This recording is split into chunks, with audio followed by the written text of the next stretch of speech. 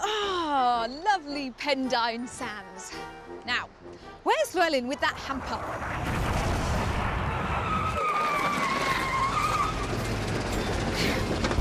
Sorry, Lise. M4 was murder.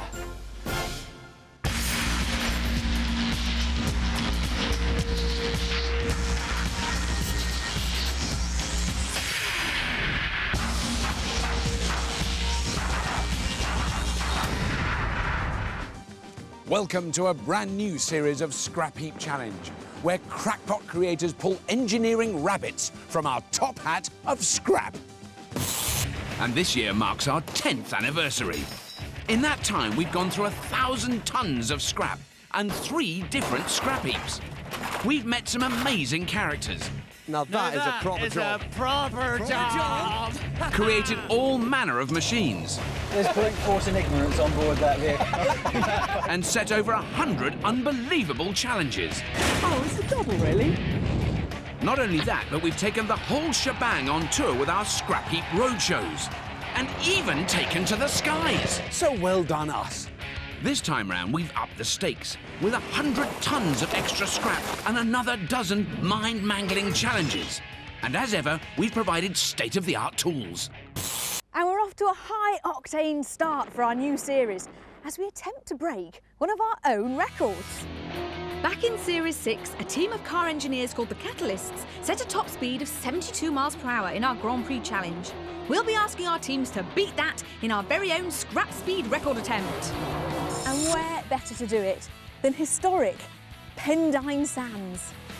The marble flat sands of Pendine have hosted record attempts since the 1800s.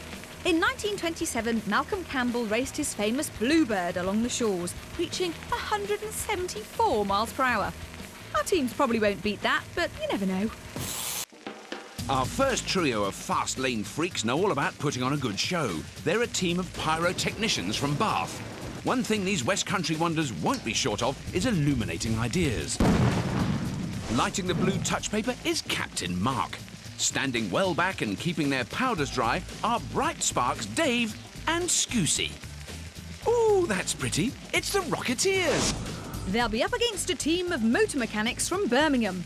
Nuts, bolts and elbow grease are a way of life for these black country bodgers. Yelling out orders and sucking through his teeth is Captain Mo.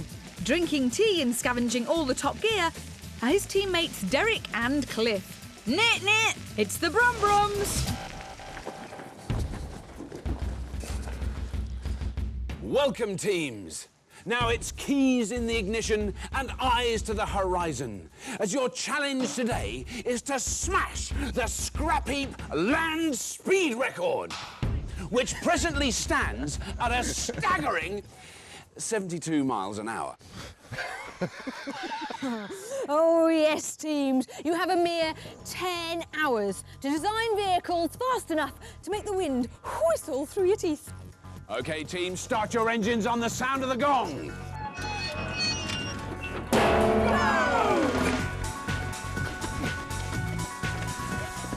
So what do you think then, guys? Land speed record, that's a good one, isn't it? Yep. What are we going to go for then? We need something with a big engine. Lightweight frame, we'll go for a rear engine, yeah? Definite. You're talking dragster? Got to be like Peter Perfect off the back of races. Yeah, definitely. Need some box steel to get a frame together. Our teams seem to have grasped the task, but they may be in need of some roadside assistance. So we've brought in the experts. Getting the Rocketeers off the launch pad is a man with over 20 years' experience building high-speed cars and dragsters. If the Rocketeers are looking for a speed boost, they've come to the right man. He's John Webster. Hi, John, I'm Mark. Hi, Mark. We've had a few ideas. Right, okay. Kind of along the right lines. Minimal frontal area for aerodynamics. Yep. If we put an aerodynamic device on it, like a wing or something, it actually generates drag. So if we can do it via a spoiler, that creates negative pressure, so it reduces drag. Keep it low to the ground. Well, expert and team seem agreed on a classic land speed vehicle. The Rocketeers have plumped for a long, sleek, lightweight chassis, powered by a front-mounted engine. In theory, the aerodynamic design is great for reducing drag, but they'll need to rely on finding a big enough engine to get them up to speed. If their power pack is too puny, it won't be a record breaker, it'll be a trip to the shops. got to break the 100-mile-an-hour mark, haven't we? Yeah, I mean, it's We've not got to. not just a task in breaking speed. It's about beating the other guys as well, isn't it? But keeping those other guys out in front is a man who runs a company prepping supercharged race cars for the track. He's gunning for pole position today, so there'll be no idling for the Brumbrums. He's Steve Howard. Hi lads, what you got? Right, what we've got is normal stretch box chassis, rear-wheel drive. Yeah, kind of along the same lines I was thinking of as well. Okay. Same layout, basically, but engine choice, go for a big engine. You're going to need it. You're going to need plenty of power there. So I was thinking along the lines of V6, probably turbocharge it. Yeah. Get some decent power there. The Brumbrums vehicle will be an altogether more brutal affair. Like their opponents, they're looking for a meaty power plant, which they'll mount on a box chassis and give it extra grunt with a turbocharger. Power won't be a problem, but with no aerodynamics, they'll need all of it to get ahead.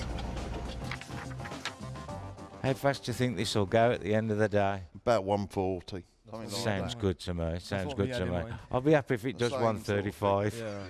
But before they can get building, our teams need a shopping list of scrap to scavenge. What we need is a donor vehicle. Suggest a subframe, Big diameter wheels. Big diameter back wheels. assembly out of a card. Engine or engines. No bling bits. Daylight's burning. Get out. Get some Come on, scrap. Dave.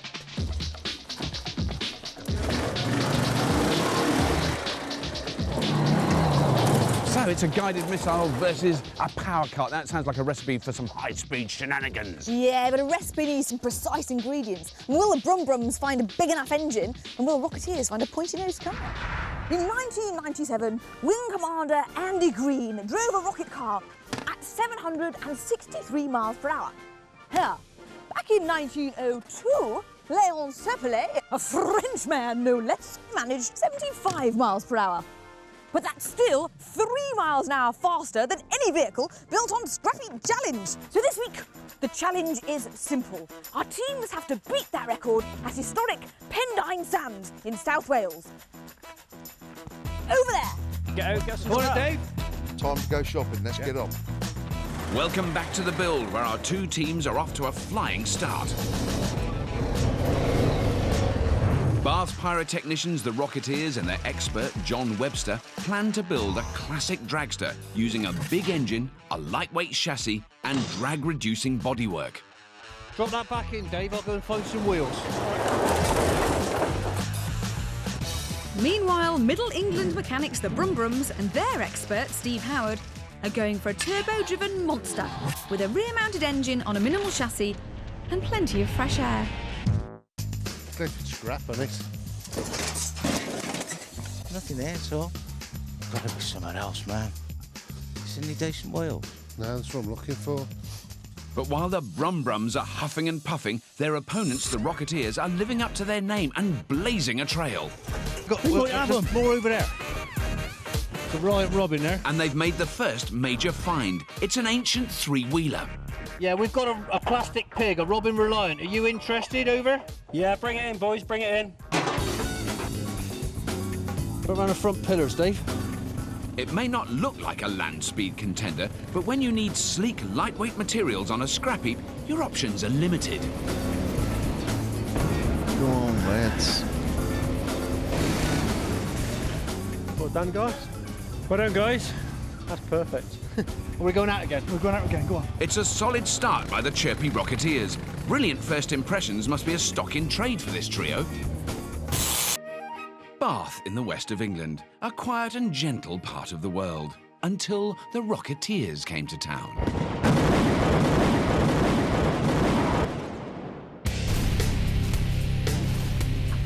Leading this happy band of pyrotechnicians is fireworks designer Mark. He shouts a lot. No one listens to him, really. No, we don't take any notice of him anyway. He's a perfectionist in everything he does. He'll be a good captain. Providing sparks of imagination is easygoing pyrotechnical plumber Dave.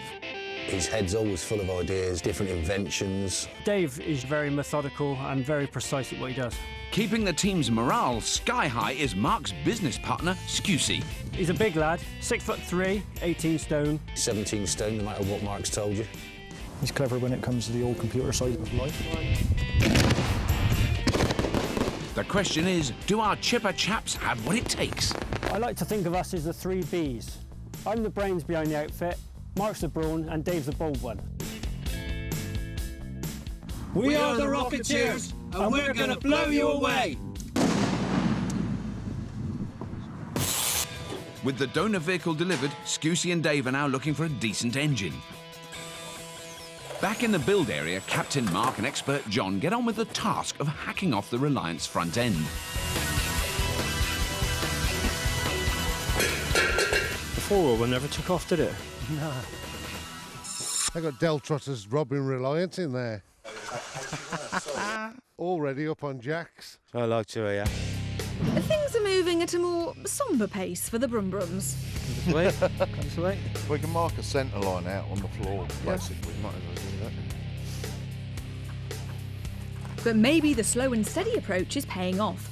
Scavengers Derek and Cliff have found a skip containing old engines, and Cliff's keen eye has spotted a possible gem. We've got a V6 here, Dad. Aye. Looks like a Ford V6, actually. What else is it? With a bit of a clean-up, this old lump could be a record breaker, and the scavengers can barely contain their excitement. I don't think it's any good, man. Well, it's skin of a rice pudding. Aye. How are we going to get it out of here? Mo, Yeah, far away. this engine's no good. It's got no compression. Bring it back anyway. Trust me. Aye. Bring it back anyway. We're going to have to shift this lot to get that out, man. We'd have to get the biggest lump in the place, wouldn't it? The Brum Brums' pessimistic outlook has somehow secured them the meatiest motor on the heap. It's not surprising because where engines are concerned, they're firing on all 6 cylinders. Somewhere in Birmingham, a group of warm-hearted car wranglers want nothing more than to make your car all better. Meet the Brum Brums. A vital cog in the Brum Brums machine is ray of sunshine and gearbox guru Derek. He knows his ins and outs on gearboxes. It's proper black country, man. I don't think you'd find a better gearbox engineer in the country. Bringing weary wisdom and that eagle eye to the team is engine specialist and all-round mechanic Cliff. When it comes to engines, he just has to hear the vehicle running and he can actually pinpoint what needs doing. Keeping his team up to spec is MOT inspector and Captain Mohammed, or Mo to his friends. I've got the gearbox specialist, I've got the engine specialist, and the construction, that's where I come in. So we've got a perfect team. All together now, lads, with feeling. We're the Brum Brums, and here we come. OK, don't strain yourselves, boys. 1, 2, 3. Good and Benny. The sunny scavengers bring back the prize, but will it pass muster with their captain and expert? Polished, Yeah. rocker cover. What do you think? There ain't a lot, is there? But it's an engine. We've got a starter line. What's that in there, Dave? Wisecracking Wurzels, the Rocketeers, have found the same engine graveyard ransacked by the Brum Brums. But after that meaty V6, all that's left is a 4-cylinder Ford. It looks like the struggle for power has already been lost. We have more goodies. But Scoosie and Dave don't seem worried, because they've spotted something the Brum Brums haven't. A camper van with a very similar engine. The same mix. Yeah, he's all right. We'll have him. It looks like the Rocketeers might have a trick up their sleeves. Hey, Rocketeers. Hi, Elise. Certainly no hanging around with you, is there? This is our dragster. Is it really? Yeah. This Look. is going to break all records. And you're going to have a massive engine in there, I'm guessing, or... Yeah, come on in, mate, over. Got a camper van, probably with a 2-litre, maybe a 2.2 engine. Yeah, bring that in, mate, over. How big is the engine he's just found? 2.2, but we might have 2 engines. We might link 2 together.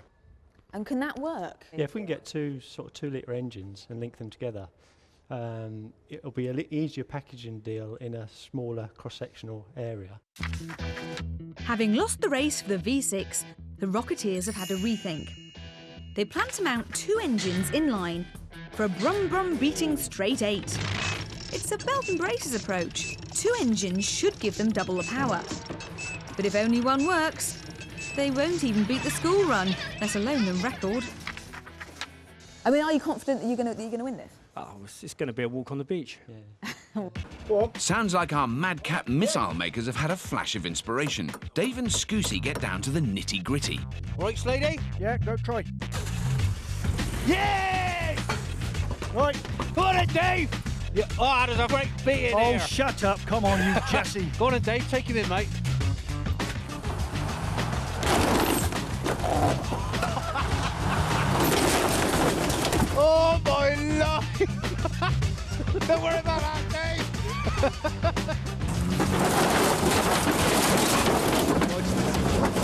Blimey, Scutey. Bit battered and torn, but look at that. What's going on then, Dave? It's the best one I could find. What happened to the back? Say again? While the Rocketeers are running out of room, in the other build area, their opponents, the Brumbrums, are stuck with a solitary engine. No. Oh, this is a nightmare. But Cliff and Derek's morose approach may be about to improve Captain Mo's mood. That's what we want. That's it. And the axle. Box, axle, leaf springs. You've got your shaft assemblies, your back brakes. These will take the weight. This upturned Volvo could be the Brumbrums' dream come true. It has a gearbox, rear axle, rear suspension and brakes all in one unit.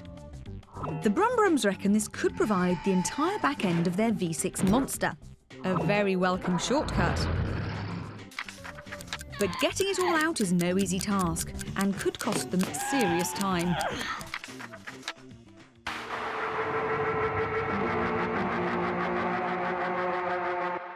Ah, Brumbrums. Very Hello. busy going on here. Now, what are you up to? Trying to remove the back axle. Trying. Trying. Axle and the gearbox. How long have you been here? 20 minutes, half an hour. Half Time flies when you're having fun. Well, look, I better let you get on. But remember, speed is of the essence in the old scrap build. The Brumbrums are hoping that using gas cutters will save them time. Oh, sugar. But the gods of scrap seem to be against them.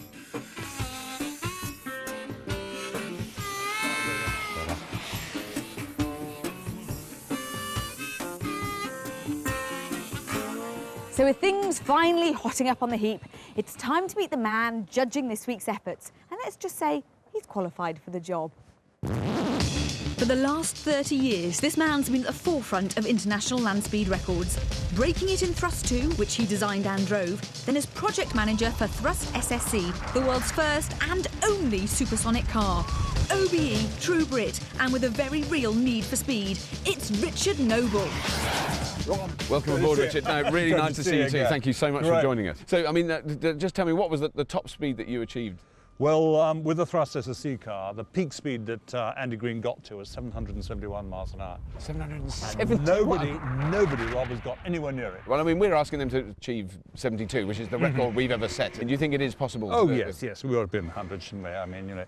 Well, they're taking quite different approaches. I mean, the Rocketeers are going for 2 engines. Now, the use of 2 engines is really interesting because what it means is that he's got a long, thin engine, and that means he can reduce the width of the car, what we call the cross-sectional area, and that has a direct effect on the aerodynamic drag. But he's going to have a lot of problems actually linking those 2 engines up, because if he doesn't get it quite right, they'll fight each other, they'll fight the coupling, few problems there. So that's an interesting one. Brumbrums, on the other hand, are going for super simple V6. Now what they've got is a good solid S6 engine there, which they're planning to turbocharge it. And that's good because everything's about power in this game. Everything. Now I realise it's very early days to say this, Richard, but I was just wondering which design really is your favourite at the moment? The Brumbrums, well, these guys basically can get the power. That's where they are. So I'm with them at the moment. You're going with the Brumbrums? Yeah. Well, I won't tell them. I don't want it to go to their heads. So our judge likes them and things are finally looking rosier. But what was meant to be an engineering shortcut has eaten up valuable build time. One way of doing it. See what's next now. What do you think to this then, Steve? Looks good. Gives us our rear suspension and rear drive. Teams, you have 6 hours remaining. 6 hours remaining, teams. Thank you. With time running out fast, West Country wags the Rocketeers have been busy finding an ex-Army Land Rover trailer with 26-inch wheels, ideal for their Del Boy dragster. John's happy enough with his new wheels, but now it's time to get serious. Right, John? Hey, Mark, what do you think of this? This is the input shaft out that other gearbox. Yep. To link the 2 engines together, what I'm proposing is if we jig the bearing support up on the flatbed. Centre it, yep. Yeah, and then we weld it. Yeah, and then once they're linked together, but this is going to be our primary drive, so if this fails, we've always still got 1 engine. 1 engine, but brilliant. It should be good, I think. The Rocketeers have already decided to combine 2 4-cylinder engines to create what's known in the trade as a straight 8. But they've reached a crucial part of the build. it's time to connect the two engines. John's hoping the link will be strong enough and straight enough to harness the dual power. Without the strength, they'll be down to a single four-cylinder. And without perfect alignment, the engines will fight each other and most likely blow. Either way, they'll be going nowhere in record time. Oh, afternoon, gents. Wow, Hi, look Rob. at that. Wow. Yeah. That's an engine, and it's coming out. Yeah. Slowly. So you got this? Is this your second? Have you got one engine already out? We've got one engine already. Right. This is our second, which we're gonna bolt the two together. But then, how do you actually join the front engine to the back engine? We've got a flangey bit. A flangey bit. A flangey bit. This is what we're looking at, hopefully. So that is basically it's this bit that will join the two engines together. Yep. Yeah, and then the two will be. Well, that looks pretty chunky and solid. That's the weak spot, though. We can't have no play in it. No. Otherwise, when we're zooming down the sands at 100 mile an hour, the engine's going to go pop. Yeah. While Dave steps up to the task of getting that crucial engine link built, Scusi and Mark have found the front axle for their dual-engined dragster. Trouble is, it's still attached to an old Austin Metro. Can you drag it back easy or not? Take a bit of work, but I can get it done, yeah. That worked. With their customary sparkle, the Rocketeers lay claim to their vehicle. But have they been too hasty in their choice? What do you think then, John? It's not exactly what I envisaged. Make the most of a bad thing. Yeah. While his team debates the merits of buying British, Dave knows his engine coupling will need more efficient engineering. German, good and tight. Elsewhere on the heap, their opponents, the Brumbrums, have been slow on the scavenge, but now they've found a bit that will definitely give them a boost. Mo, Go ahead. found a turbo on a 405 diesel. We're low on compression on this engine. We definitely need a turbo. Well, it ain't going to be a 2-minute job, Mo. But it's clever Cliff to the rescue again with another time-saving idea. Mo, Cliff? we're going to drag it out and bring it back up to the build because we think the front suspension's going to be OK, plus the steering, plus the turbo. With the arrival of that vital turbo in the Brumbrums build area, both teams have ticked all the boxes on their engine wish list. Want the whole Be thing all right. straight on? And this way we can get at the turbo as well now. Well, the teams seem to agree it's all about the power. Both teams are loaded up with engines and ready to build their beasts. Can the Brumbrums cram a V6 and a turbo into their Mad Max power cart? And can the Rocketeers finally achieve liftoff with their double-engined dragster? This man drove a car at 633 miles an hour. Then he led the team that designed and built a car that went at 763 miles an hour and broke the sound barrier. All we're asking our teams to do is break our speed record of 72 miles an hour. There's a catch, though. They've only got 10 hours to do it, and they've got to make it out of scrap. Pendine Sands, the spiritual home of British land speed record attempts, awaits our teams as they go head-to-head in a high-speed challenge. Bath firework designers, the Rocketeers, and their expert John Webster have begun building a dragster using an old Robin Reliant and not one, but two engines. Their pointy-nosed speedster is slowly taking shape, but they're still missing what many people would consider vital bits of their build. You didn't want brakes on it, John, did you? Once you go in, you ain't stopping, mate. Yeah, we can dump all that. Birmingham mechanics, the Brumbrums, and their expert Steve Howard are keeping it simple with a turbo-driven engine on a ladder chassis. A slow scavenge has given them an engine and a rear axle. The rest of their components, including the front axle and that all-important turbo, are still sitting outside their build area, inside a Peugeot 405. How you getting on, Cliff? You in? Slow, mate, slow. Wouldn't, Benny. Aye. But after much huffing and puffing, Cliff has finally disconnected his team's turbo. One turbo. A turbocharger works by using exhaust gases to power an air compressor, which forces more air back into the engine. This allows more fuel to be mixed with the air for a boost in power. But if the turbo's too big for the engine, the extra air pressure will cause the fuel to explode before it should, damaging the engine. And if it's too small, it can't compress enough air to feed the engine and simply blocks off the exhaust, causing it to lose power. Do you think it's going to be worth it, or...? Because it's only smaller, isn't it? It's tiny, isn't it? Yeah. We were hoping to be about 300 horse, but not on this size turbo. But Steve knows he's on a scrap heap, not in a showroom. Yeah, well, there's one thing moaning about. We just got to make do with what we got. Do it, mate, that's right. Over in the other build area, West Country pyromaniacs, the Rocketeers, are stripping what they need out of their old Metro. We have a throttle. Brum brum. They also need their front axle, but this is trickier. What about the hydroelastic suspension, Mark? Where's that unit? Or has that got to be disconnected?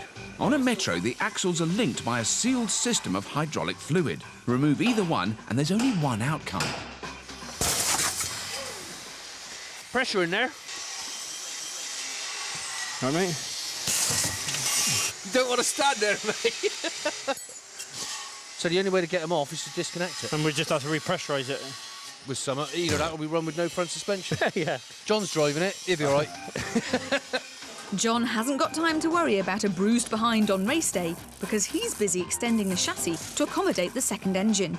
Both of them have got such a lot of complicated problems to solve. I mean, the Brum-Brums with the turbocharger, which I just thought, oh, they'll take that off that and bolt it on that. Two problems with the turbocharger. One is that basically it's taken up an enormous amount of Steve's time. The second thing is he's got a V6 to drive. That turbocharger comes off a small car, so it's going to have to work really hard and George will really boost that big 3-litre engine. Right. Could it actually work against them then? It certainly could. It certainly could. It could actually throttle the engine. Right. But then the Rocketeers lining up two engines, I just think that's... Now, this is very high-risk strategy, it really is. You've got to get both engines absolutely positioned exactly right. Otherwise, one engine will fight the other engine. And Richard knows what he's talking about. He's taken two engines to 350 miles per hour. Just recently, we did the JCB Diesel Max. Now, the interesting thing there was we used two engines. But you did? Right. Yes, so we got one at the front, one at the back. But we didn't take the risk of trying to couple the engines up. Right. So each engine has got its own 6-speed transmission. So we avoided that risk. Yes. But now, have you changed your mind at all about your favourite? Well, at the moment, basically, I'm with the Brum-Brums. I think they've got a practical and reliable solution to this. So coupling two engines was considered too risky by a world beater. Have the Rocketeers learnt the lessons of history? Oh, I'm a Rocketeers. Last time we spoke, you were going to have two engines bolt them together. Is that still happening? Yep. Yeah, we're trying to get them mated together in a way that we hope they're going to survive. So, have you had them both running? We've had one running. We know one's really good. Rocketeers, I'm really pleased to see you've still got smiles on your faces. You have got such a lot to do, though. I'm going to leave you to get on with it, and I really hope you're still smiling at the end of the day. Great. Good luck, guys. Very much. Cheers, thank you. With only one of the two engines tested, the longer Dave spends making the flange to connect them, the less time the Rocketeers will have to make sure they both work. You're getting on, Dave. Oh, lovely, mate. Next door, a slow scavenge and late start to the build have left the Brum-Brums bleakly chasing their tails. Now they've finally finished the welding of the chassis for their turbo-driven Titan, and Derek, the gearbox expert, has had an idea to help them catch up. You know, I reckon, Cliff, we make a direct feed off the back of that engine straight onto this box. Direct in? Like bump started? No, of course, less to go wrong. Too right there is, I know. Derek is suggesting that they forget about the clutch and lock their monster buggy in fifth. Locking the gearbox in top gear means a sluggish start and very poor acceleration. But ironically for this challenge, acceleration is not important. Our teams will have half a mile to get up to speed and will then be timed between 2 points. The Brum-Brums will be fine, as long as they can get off the starting block. Right, agreed if we're going to have no clutch system then. But no option, have we? I don't think we've got time to muck about with it now, have we? With their simple build now made even simpler, the Brum-Brums can concentrate on getting their front axle on. Captain Mo builds a brace to hold the springs for the suspension. There was some more box sections, couldn't we? It's only going to be doing 140. Glad I ain't driving it. That looks like a car, Steve. Look, I've got your little present. Oh, thanks, Rob. But this is really moved on. This is really changed. And you've married quite a lot of different bits together. Presumably the axle and gearbox, that's out of a different vehicle to the engine, isn't it? And they're all... Volvo to Ford, etc., etc. We've had to lose the facility of a clutch, unfortunately, so... There's no clutch at all? No, so we'll have to go for a rolling start. And what's the structure right at the very front? That's to hold the suspension towers, which we didn't initially want, but unfortunately they're there. And also holding the radiator by the looks of things. Well, if the rad goes there, I won't be able to see much. No. Sorry, if you can't see, we'll sit him up high. Right. It won't really matter. Right, I'm looking forward to seeing the finished thing. All right, see you later. See you later. Thanks, Rob. Hey, lads, we've got a seat Yeah! Despite their big lead early on, chirpy chappies the Rocketeers are now lagging and will have to get a move on if they want to finish their complicated design. Their front axle is on, but not only did it not have a standard suspension system, even its wheels are an odd fit. You right, mate? Just out. No? Just out. Just 4 mil. Right, so we've got to start hunting. 4 mil out. And there's a price to pay for getting bogged down in details. Teams, your attention please. You have 3 hours remaining. 3 hours remaining, teams. Come on, Thank you. 4 hours. I'm trying to find a socket. Get a move on! Well, if everybody put everything back where they got it from... With less than half their build time left and that second engine still to prove itself, the last thing the Rocketeers need is a late scavenge. But no wheels means no go, so Scoosy and Mark hit the heap. Too big. Nope, too big. Nope.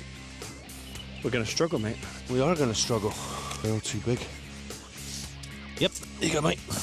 Let's give it a swirl, sir. So with one wheel down and one to go, let's take a moment to find out what driving at crazy speeds is all about. We've met Richard Noble, but what of the pilot who drove Thrust SSC straight through the sound barrier? Rob went down to Pendine Sands to meet Andy Green, quite literally the fastest man on the planet.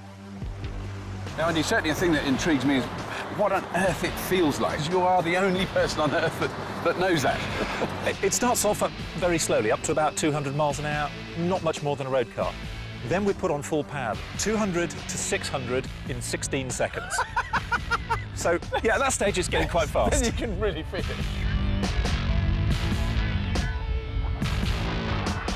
So how do you get the opportunity to drive the fastest car on the planet? When Richard decided he wasn't going to drive the car, he basically put an advert in the paper, shortlisted 16 people, a whole variety. We had some drag racers, some civilian pilots, helicopter pilots, and of course the military fast jet guys. Over a series of weeks we got down selected until eventually he finished up stuck with me. Right. And one of the unusual things about the design of the car is the fact that it's got rear wheel steering. Why is that? We had to make that choice. We had the twin engines, the intakes at the front, there is nowhere to put the steering gear. We also have 34-inch 300-pound wheels. The gyroscopic forces are so huge that you just can't turn them. We couldn't find a way of solving that problem. If you steer the rear wheels, all those problems go away. Then that just leaves me with the world's fastest forklift truck as I slide down the desert at 700 miles an hour. Now, when you see the Thrust car in the museum, it looks so sleek and it's an amazing looking thing. I mean, it's not really like the vehicles we've built. There's more of a comparison you'd think. The engines were ex-military. We bought the first 2 engines from a scrapyard. The parachutes were also, they were 20, 30 years old. They were ex-military, free-fall bomb parachutes that we then modified and put on the back of the car. There's a lot of recycled equipment in there. Scrapheap Challenge, yeah, there was a little bit of that in there.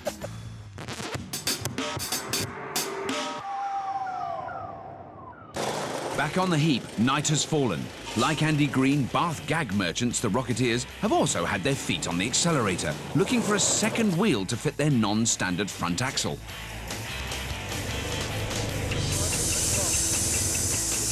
It's been a long search, but has it paid off? It's not far out, but he is out. But this is Scrapheap, so they'll have to improvise. Well, will it go on? With a hammer. Go on with a hammer. With a hammer. You'll have to use a hammer and whack it on. Next door, Midlands mechanics the Brumbrums have had a much more industrious afternoon. They've mounted their big V6 engine on the ladder chassis and the front and rear axles are both in place. The problem is the radiator, which is blocking the driver's view. No, that's going to be a pain, isn't it? It is. All right, let's relocate it to the back. To the back? Shorter hose runs, lighter weight. Yeah, fair enough. Let's find somewhere to put it at the back of the car. Yep. I've got the brackets made for it, yeah. Good.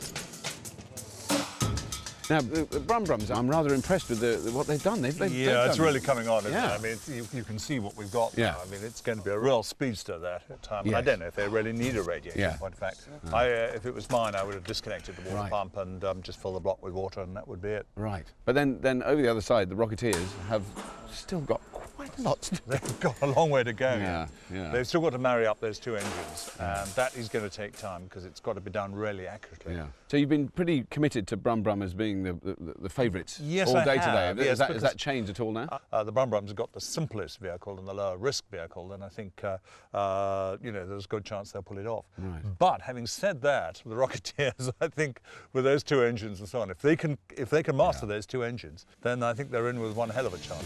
And that's exactly what they have in mind. Engine 1 is mounted on the dragster's elongated chassis. Look at that. That is Carlos Fandango, isn't it? But for every silver lining, there's a cloud. Teams, this is your 1 hour time check. You have 1 hour remaining. Get the rack. Come on, Scusey. Move it.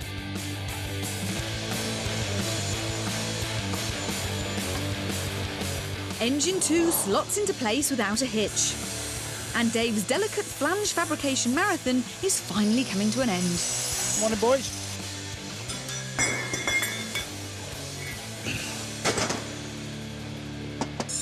Next door, it's a very different story. The build is all but complete, and the Brum Brums have the luxury of testing their seating position and discussing the best place to put their feet up. So where can we have our pedals? We can turn the pedals over the other way now. So we turn that one into throttle and that one into brake, because we can put a master cylinder straight onto that. I still can't help thinking it looks like, you know, a quite large ladder. With the seat in the middle and the wheels, and a really huge engine. Yeah. So again, I'm kind of thinking, is the power from that engine going to be so much that it's going to rip the entire chassis apart? I don't know. And no clutch. So not exactly a smooth start, probably, from the standing start. No, they have got some suspension, though, which is an advantage, yeah. At least I'll be able to see the crabs walking across the sand. John, I can't wait to see you roaring down those sands. Those Rocketeers, they're clever, you know. They've got both engines just about fitted in, and they're going to join them together. It's a scrap classic. It is a scrap classic. And everything about it is great because it's all just about going to be thrown together at the last minute. And have they tested their second engine? No. It's a scrap classic. The Rocketeers have now lined up their second engine accurately and are making sure it won't budge. I should have been a welder. And they're even turning their attention to the aerodynamic nose section to fit around their new front axle. Hey, steady. How's it going, lads? Nearly there. Nearly there. Yeah, excellent. Next door, it's just a matter of making the pedal position permanent, and for Steve to make sure they've not made the oldest of scrap heap mistakes. Hey, we're there. We've got an engine that turns over. We still need some sort of fan belt. Those use your tights, Dick. Aye? Those use your tights. We're not in Birmingham now. As the final seconds tick away, the Rocketeers have got their nose section on, but in their haste, they've left those engines unconnected and one of them untested. They've given themselves a huge amount of pressure for tinker time. OK, teams, your time is up. Switch off your engines and step away from the build area. Oh, that's good. Well done, Dave. OK, teams, you've certainly been caught speeding today, but how will you fare tomorrow? Yes, you'll need to get some rest, gentlemen. You have a testing time down at Pendine Sands, where you'll be making an historic attempt in our Scrap Speed Record Challenge. Well done, teams. Yay! Turbo's there. There's only a couple of pipes. Tinker time. 10 minutes. Job done. It's been a supercharged start to the new series, but who'll be fastest over the finish line tomorrow? Will the Brum Brums turbo-driven monster get the revs they need to win?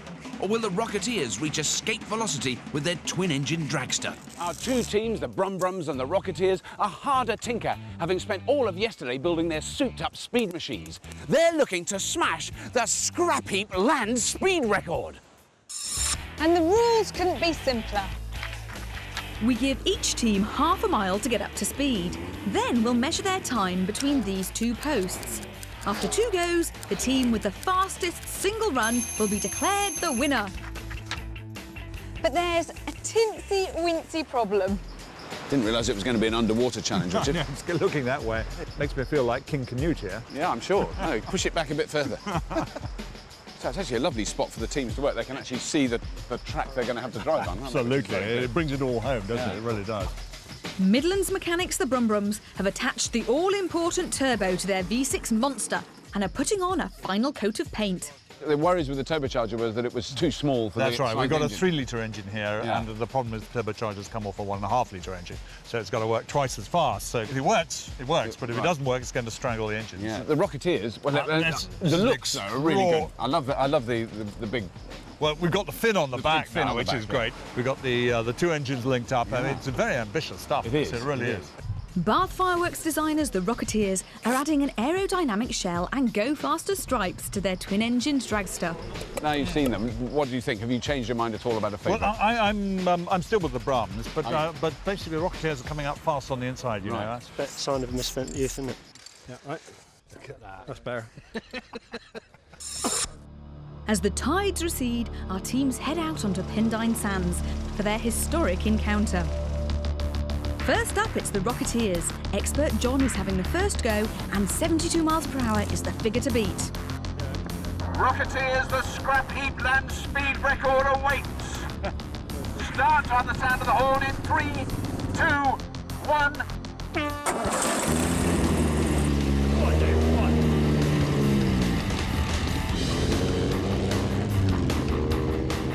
Go on, John! Go on, John! And the Rocketeers are off to a flying start. That bodywork is keeping them glued to the sand. But is it enough? Ain't revving very high. No, he's not. He's not doing 50. We've got misfires. Yeah, it's misfiring badly, isn't it? I don't think that second engine started. Lisa to Robert, what did you think of that one, over? Well, it was a very, very good start this end, but it did sound like there was a bit of a problem once he got up to a certain speed. Which explains their, I have to say, slightly disappointing speed of 44.2 miles per hour. They do need their two engines to make the full 88. They really do. Next up, it's the Brumbrums and their turbo-driven monster locked in fifth gear. Brumbrums, start on the sound of the horn! Can they beat the record of 72 miles per hour, or even the 44 set by the Rocketeers? Yes, it's going. But it's going fast. Going.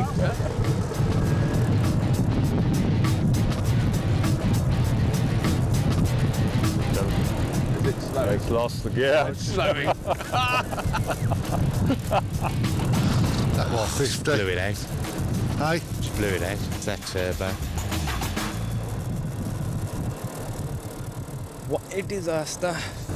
The engine was barely ticking over when it went Absolutely. past I us. think he was going for the highest possible gear. Yeah. And of course that probably meant that there wasn't enough energy going through the exhaust to drive the turbo up, and so therefore he wasn't getting the boost. Never get the boost. And he wasn't going to go any faster. So after a disappointing first run, both teams' worst fears have been confirmed. The Brumbrums' Tiddly Turbo has knocked them back to a pedestrian 29 miles per hour, while the Rocketeers' Dicky twin engines have kept them barely ahead at 44, which was a new land speed record in 1899. For their second attempt, the Rocketeers have a tough decision to make. Just chop it. Just run on the one. Get rid of it and run on the one. Losing one of their two clashing engines will free up power, but will a single four-cylinder give them enough to break the record? Mark has taken the wheel. Captain Mark of the Rocketeers, this is your chance for a moment of glory. Clear it! Dip the clutch! Sure it was the front engine? I guess it was the other engine then, John. I like the way the fin waggled, you know. If we got up and sprinted now, I think we could probably catch it. Oh, he stopped. He ain't even made it. No, that's it. Oh dear, having gone from a straight 8 to the wrong 4, the Rocketeers' dream has ended not with a bang, but with a whimper. It's the Brumbrums' final grasp at glory, and Steve makes a difficult choice of his own. We'll sort this turbo off. Cut it off. Cut it off. Take the air pipes off. Jack's got the Phillips, you know. Give me the Phillips. Whip that. Brumbrums, the Scrapheap land speed record awaits your attention. Go on the sound of the horn in 3, 2, 1. With their turbo disconnected, will their engine have enough puff to pull them past the Rocketeers and into the history books? Yes. Visor down. Go on now, it's going. Go on. Come on. Look at that. Go on. That's really going now, isn't it? The engine is free to breathe and the revs keep building. Sudden increase in revs then. Yeah, that's better. Now he's going. You got more out of That's this one. flat out. It's still building. Yeah.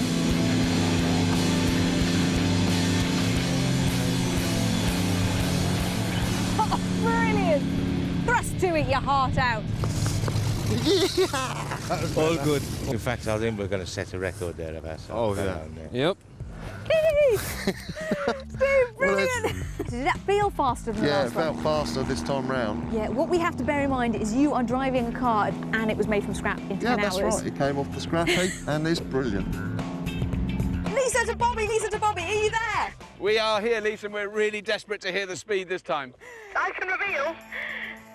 The Brum Brum's last run was a scrap speed record of 82.3 miles per hour. That's a new record. Fantastic. Ooh, that is amazing. Well, teams, in typical Pendine style, all evidence of your scrap speed attempts will soon be washed away by the oncoming tide. But today has been an historic day. And the winners today are... Brum Brum! Yay! Well done, guys. Commiserations. Get the champagne open. Go on. Cheers. Well done. Congratulations. Oh, nice. And if that got your revs redlining, then join us again next week when 2 more teams throw caution and more to the winds. We'll see you then. We go flipping crazy next week as a team of hot air balloonists from the Wirral take on a trio of aquarium builders from Weymouth in a scrap heap style shootout.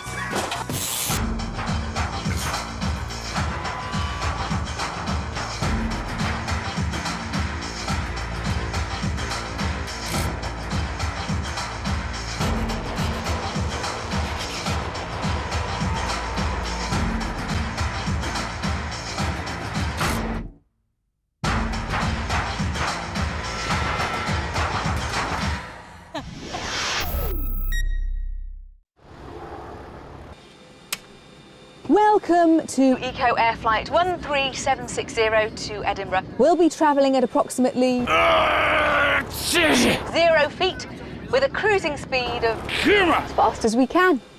Estimated journey time is about 5 weeks.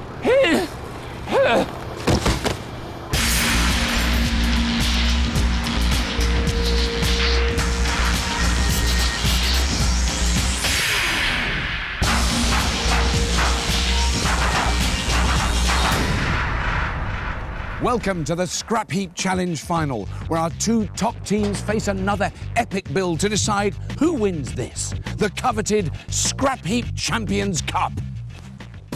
And this week, we've got a seriously heavyweight challenge. Our teams must make tugs capable of towing this massive 747 jumbo jet. It'll be no mean feat to get moving, as it weighs a hefty 155 tonnes. But it's time we got rolling and met the teams who made it all the way through to the final. Returning to the heap are a team of Blackpool's balmiest bikers. These bad boys of the north love life in the fabrication fast lane. Leader of the pack is Captain Coxey, and he's ably assisted by his mechanically minded scavengers, Grobbo and Tony. Welcome back, the Dark Riders. Also ready for battle are a team of military vehicle enthusiasts from deepest, darkest Berkshire. Having spent years playing with big boys' toys, the scrap heap's a natural fit for these heavyweight heroes. They're led by Captain Bob, who dishes out orders to loyal scavengers Paul and Check. Attention! It's the Rusty Regiment! Welcome, finalists. Now, you'll need to punch above your weight to be crowned champions of the heap, because this week's challenge is a colossus. We want you to build machines capable of pulling a jumbo jet. Let's hope that doesn't weigh heavy on your hearts, as you've just 10 hours to build your talky land tugs. Get hauling on the sound of the gong. Wait for it, teams, wait for it. Steady. Jumbo jet, eh? Tugging a jumbo jet. Any ideas? Big. Heavy. Plenty of weight. Plenty of weight's going to give us traction in it. Chuffing great engine. We need something with low enough gearing, because the problem's going to be getting it started. There's going to be a big axle then, isn't it? As much weight as we can get. I'm all right for about 10 tonne of that. As you'd expect, our finalists are brimming with ideas. But to keep them on the straight and narrow, we've brought in 2 scrap heap regulars who live for heavy haulage. Hoping to bring some discipline to the rusty regiment is a scrap heap veteran whose bodging knows no bounds. Petrol, diesel or steam, he doesn't care. The man's magic hand should make light work of this heavy metal challenge. A warm welcome back for Richard Turbo Vincent. So what have you guys been thinking then? We're thinking big engine, Correct. talky, low gear to start off with. Yeah, very heavy. low gear, all very low go. Yeah, well, we want to get a bit of speed up, I You suppose. want to get a if bit we of can. speed up, don't we? So what do we want then? A big engine? Yeah. I thought about an aircraft tugger. Well, yeah, that's... I don't think you're going to be quite that lucky, Paul. Probably we're going to have to make our own aircraft tugger. Yeah. Now, what about going along this road, little wheels on the back which steer, big wheels, big engine, big engine. Very big engine. Yeah, and then we can put a big tank on here or something, big diesel tank, and fill him up with water, hitch on the back. There we go. The Rusty Regiment's plan is to keep things super simple. They hope to find a weighty chassis and add a powerful engine and tons of ballast. That should give them plenty of traction and heaps of horsepower. But if they don't get the gearing right, they'll never leave the start line.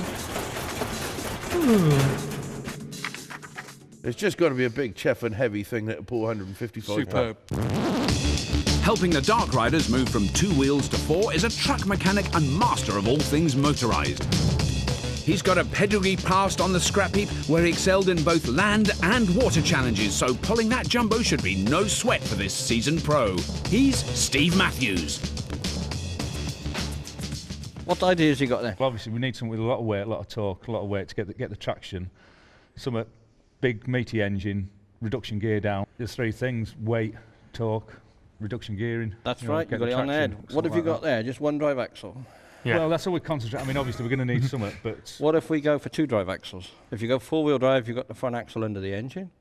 So he's got weight already. Weight on there, yeah. And the back axle you have to ballast up. Say this is your drive wheels then. We get another axle, tip him sideways, and we put an angle drive on the top, and then off your end there into your diffs here. The Dark Riders plan to convert a 2-wheel drive lorry into a 4x4. They'll connect front and back axles using a 3rd axle, mounted lengthways. This will give them lots more traction. But with a massive drive connections needed, it's a risky plan. 1 week weld, and it's all over. Whatever truck you can find out there, still with the engine in, because we won't have time to be swapping engines. No. So what do we need? Big engine. We want lots of prop shafts. Big heavy weights. A steel box for some ballast. Right, my beauties. Go. Fly. Avante. All right, let's go and get it, lads. Tooled from tat they may be, but they better have torque, because they're going to haul a 155-ton jumbo jet. And if that wasn't pressure enough, there's the Scrap Heap Champions Cup at stake. Military vehicle enthusiasts, the Rusty Regiment, and their expert Turbo want to use a heavy chassis, giving them plenty of grip, and then shoehorn in a powerful engine, hopefully giving their 2-wheel drive design a top speed advantage. As much weight as we can get. I'm all right for about 10 tonne of that. Blackpool-based bikers, the Dark Riders, and expert Steve Matthews are also thinking big. They want to turn a normal lorry into a 4x4, hoping that the extra traction will make that jumbo fly off the start line.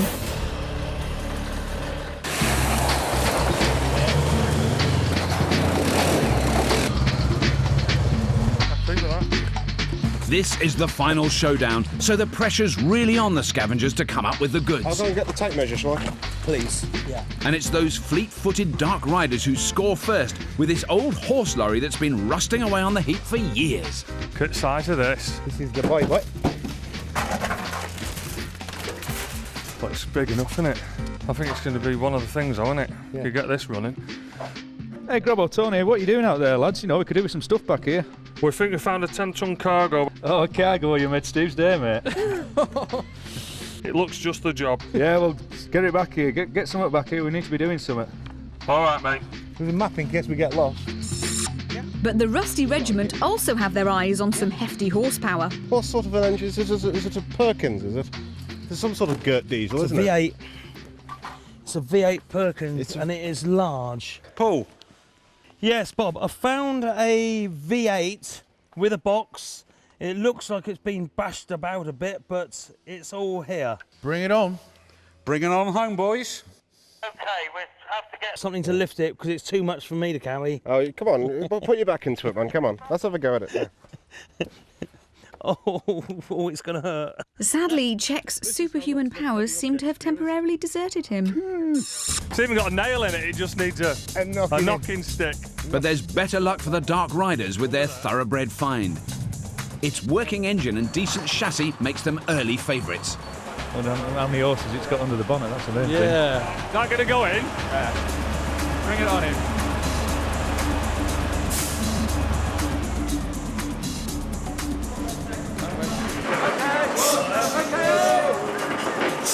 With the lorry back in record time, it looks like the boys are determined to keep up the pace they set in their previous challenges.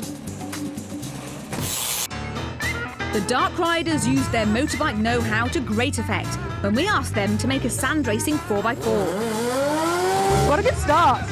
Working at full throttle, the Blackpool bikers turned out a perfect dune basher. Even finding time to psych out their opponents with a trial run. The competition doesn't start till tomorrow. And when it came to the real thing, their nimble machine made short work of the sand traps, blasting them into the semi-finals. Yes! Motorbikes and snow don't usually mix, but that didn't stop the lads sneaking one into their snow shifting machine. Mounted on the front of a 4x4, it was used to power a giant snow-munching fan. Both teams struggled to conquer the slopes on test day, but the Dark Riders machine did just enough to carry them into the final. The Dark Riders! Yeah! But how will the lads cope with their biggest challenge yet? If I pull this and you push that... Right, I think we've got it. I think it's moving. There we go. Give us a push. Where's it going to go? Keep going. Keep going. That's him. It's locks in. Is that in? I got it. Very nice. Look at the size of this thing. It suddenly looks a lot bigger once it's in here, doesn't it? Oh, yeah. It does, yeah. Big, hefty fella. The engine sounds good, so so that's a good start. What's the step-by-step process from now on? Well, basically, we've got to get the gearing right down. We've got a 130 horsepower engine here. We've got to get as maximum torque out of that, so as low a ratio. We might end up using that drive axle, but we're certainly going to swap the steer axle, so the steer axle drives as well. So you get forward, effectively? Four-wheel drive, yeah. We're thinking of using an axle long ways on. That'll give us an extra 4-to-1 ratio. Oh, what, you put an axle in that way? In that way, yeah. Right. In the middle. And then take the drive. Confused? Don't be. The boys' clever design should kill two birds with one stone. The Dark Riders want to swap the front axle from their two-wheel drive lorry for the driven axle from another vehicle. They'll transfer power through a 90-degree box to a third axle, which will give them four-wheel drive, increasing traction. The third axle's added bonus is that its differential acts as a second gearbox, reducing their gear ratio and vastly improving the torque, or turning force, at the wheels. We've got plenty of weight under the steer axle with the engine, and then it's just a matter of ballasting down the back. So then you'll then put more weight on that. Will you leave the length of the chassis as it is, or you might... We'll see. We might chop it. We might chop it. It depends on the length of the axle and drivetrain. Yeah. Right. Then we've got to get something substantial on the back to hook up to this little plane. Yes, because you don't want it. Yes, that would be embarrassing if your hook broke off. It would slightly, yeah. So while the Dark Riders gallop ahead with their horse lorry, the Rusty Regiment are left wondering what's happened to their AWOL foot soldiers. It's the worst bit, isn't it? It's the worst bit. Worst bit. Waiting for something to happen. Do you think he's going to sleep down there, Bob? Oh, he's always going to sleep down there. Wake him up then, for Christ's sake. I should go down there and kick his you know where. But they needn't worry. Paul and Czech are alive and well. Engine. They've abandoned that beefy V8 for now, and they're on the hunt for a weighty chassis. That'd work. That looks very heavy, doesn't it? And just like their opponents, they've stumbled across a piece of scrap heap history. The destroyers used the forklift's engine and hydraulic pump to power through our warship mega challenge. Lorry wheels will fit straight on that. That's a nice And now another set of scavengers are circling its carcass, determined to cram in a monster V8. A daunting task for most, but handling heavy equipment holds no fear for these boys. Military vehicle nuts, the Rusty Regiment, had to put aside their usual mode of transport when we asked them to build a powerboat. Come on, boys, keep it up. The lads had their ups and downs during the scavenge, but it all came together in the end thanks to their back-to-basics design. That'll be just dandy. Wet feet. Wonder if we got any wellies handy. And what a design it was! I think there's actually a scrap-built powerboat on the plane! Powered by a beefy V6 hearse engine, they absolutely barreled along, breaking scrap heap speed records and leaving the opposition floundering in their wake. Next up, the lads faced our deep-sea treasure hunt with a new scavenger, Czech. The build was going well until Captain Bob burnt his hand. Ow! And they struggled to overcome this setback. 3, 2, 1! But on test day, their brave, or is that insane, expert donned their scrappy air-fed diving helmet and made short work of the salvage. Come on, Rusty Regiment! Storm the clock! The boys are on a roll. Rusty Regiment! But can they make it 3 out of 3? 2'6". That engine will, I reckon, squeeze it in nicely. Morning, guys. What have you got then? What have you got? Forklift truck. You're going to lift the 747 and carry it? Sideways. It might dent it a bit. This machine weighs 5 ton, 7 ton, somewhere near that. Wow. And the more weight we can So get... you want the weight, yes. With the more weight, because we've got to pull 150 tons, you've got to have a great big, as much weight as possible. But do you think you'll add more than that? As much as possible. Right, so if you're like 10 tons, you're happy? I'd like more. That forklift's massive 7-ton weight is going to make it tough to get back to their build bay. All right, see you later, guys. Okay. chaps. Right, lean over.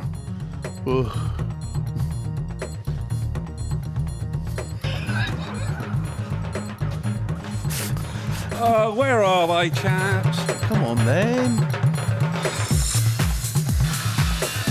But there's no time for clowning around in the Dark Riders build bay. Coxie and Steve are tearing into that lorry.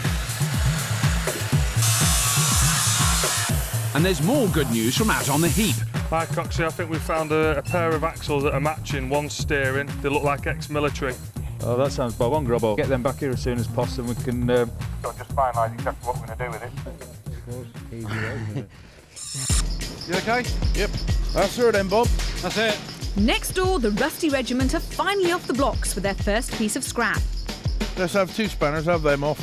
Have the inlet, have that off out the way, because that's only going to be in our way. Okay. See if I can find a bigger screwdriver.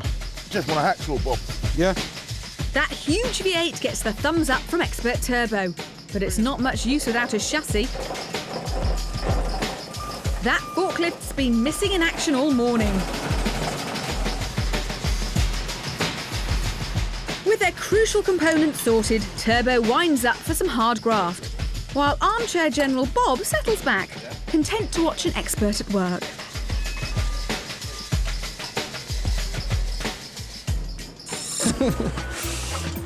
The Dark Riders are spoilt for choice on the axle front thanks to their super quick scavengers, and Steve's already picked out a favourite.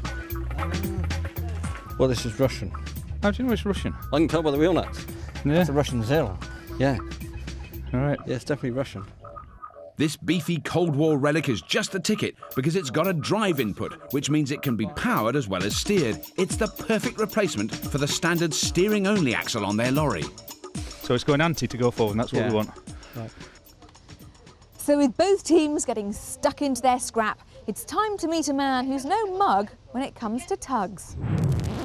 Watching over this week's challenge is a stalwart employee of Douglas Equipment, world-leading manufacturers of aircraft tugs. An industry insider who knows all about this week's 3 T's: traction, torque and towing. He's the perfect man to tell us if our teams are on track. He's Mike Doan. Welcome to Scrapheap, Mike. Very nice to have you here. Thank you very much for coming, because, you know, we don't really know what we're doing here, as you may have guessed. The first question really is, what is the absolute key ingredient that the teams need to get in order to pull a jumbo jet? The important thing is to develop traction, to have your engine power, your drive line, your gear ratio, such that you can get the pull you require. But to develop that pull, you need weight over the drive wheels. Yeah. And we're talking about pulling a 747 that weighs about 150 tons. So as a rule of thumb, to actually unstick and move the aircraft, you actually need about 4% of the aircraft's weight. Right. And allowing for wet ground conditions with the weather we have at the moment, they're going to need a vehicle that has at least 10 tons over the drive axle. Right. But one of the other crucial ingredients is actually making the wheels turn. You basically want the wheels turning slowly, but with enormous force. More force, that's right. And Rob's hit the nail on the head. Turning force, or torque, is the key to success in this week's challenge. A gearbox allows you to control the amount of torque transmitted from the engine to the wheels. The lower the gear selected, the greater the torque, which is why you choose a low gear when you're towing or going up a hill. But massive torque is no good without traction. So both teams will need plenty of heavy ballast if they're going to have any chance of towing that humongous jumbo jet. So the Dark Riders are using a back axle as a drive shaft, from what I can gather. That's right, they're going for a four-wheel drive machine and spreading the weight of the vehicle, the 10 or 12 tons that they need, over the 2 drive axles. You've then got to get the drive to both of those axles, either with a drop box or transfer box. They're going to use an axle that has an added advantage in so much that they've got an interaxle differential. So they're actually using that axle then as the transfer box. That's how they get the power to the front wheel. Indeed, that will split the power between the 2 axles, yes. Right. Yes, Right, that's a good idea. Very good idea, yes. No, I think it's a first. I don't think we've ever seen that. Excellent idea, yeah. Then over on the other side with the Rusty Regiment, they're using the forklift, which presumably was designed and built to to carry a lot of load and to move quite slowly. That gives them a more robust chassis. Having said that, it's quite a small forklift. They're putting a much bigger engine in, but it's only 2-wheel drive, so they've got to get all of that 10 or 12 tons onto that 1 drive axle, actually. So they've got a bit of a task on the small vehicle, and they're trying to put a very big engine into a very small chassis there. Now, we are used to setting our teams fairly challenging tasks, but we've never asked them to pull 150 tons along before. That's a big weight. Do you think we're asking too much? No, I think they've got the possibilities of doing it. How fast they're going to be able to pull that aircraft is another matter, actually. And now, if you had to move a 747 in a bit of a hurry, and you only had these machines to choose from, which one would you choose? I think I would probably go with the Dark Riders at the moment, and on the basis that they've got 4-wheel drive, they can spread that ballast weight out over a much bigger vehicle, actually. And it looks as though our judge has his money on the right team, because Grobbo and Tony have done it again. What you got there, lads? A box? That's looking better. Yeah. We'll do well to break that. He's 1-to-1 as well, isn't he? Yep. Yeah. Bit of ballast as well. Yeah, definitely. Yeah, we'll go for that. He's a bit big. This beefy 90-degree box completes their 4x4 jigsaw. It's a dream scavenge for the Dark Riders. I do. But it's a different story next door. You know, we have got a slight problem. The Rusty Regiment thought that ancient forklift would be a perfect home for their V8, making their build a breeze. They may have measured the forklift widthways, but there's no way that V8's going to fit lengthways. No, because I know you won't be able to fit in the engine. Expert Turbo has a drastic solution. If we could chop the tank. Well, if you come forward to this line here. No. You cut it off here, everyone's going to want to be in the same space. You won't go for a chop the tank, do you? I think that's the easiest way. Your call. You've got to work it. After their slow scavenge, a massive cut and shut job is the last thing the lads need. The regiment will have to pull out all the stops if they're going to catch their opponents. After an excellent morning's scavenge, all 4 Dark Riders are determined to tear through their task list.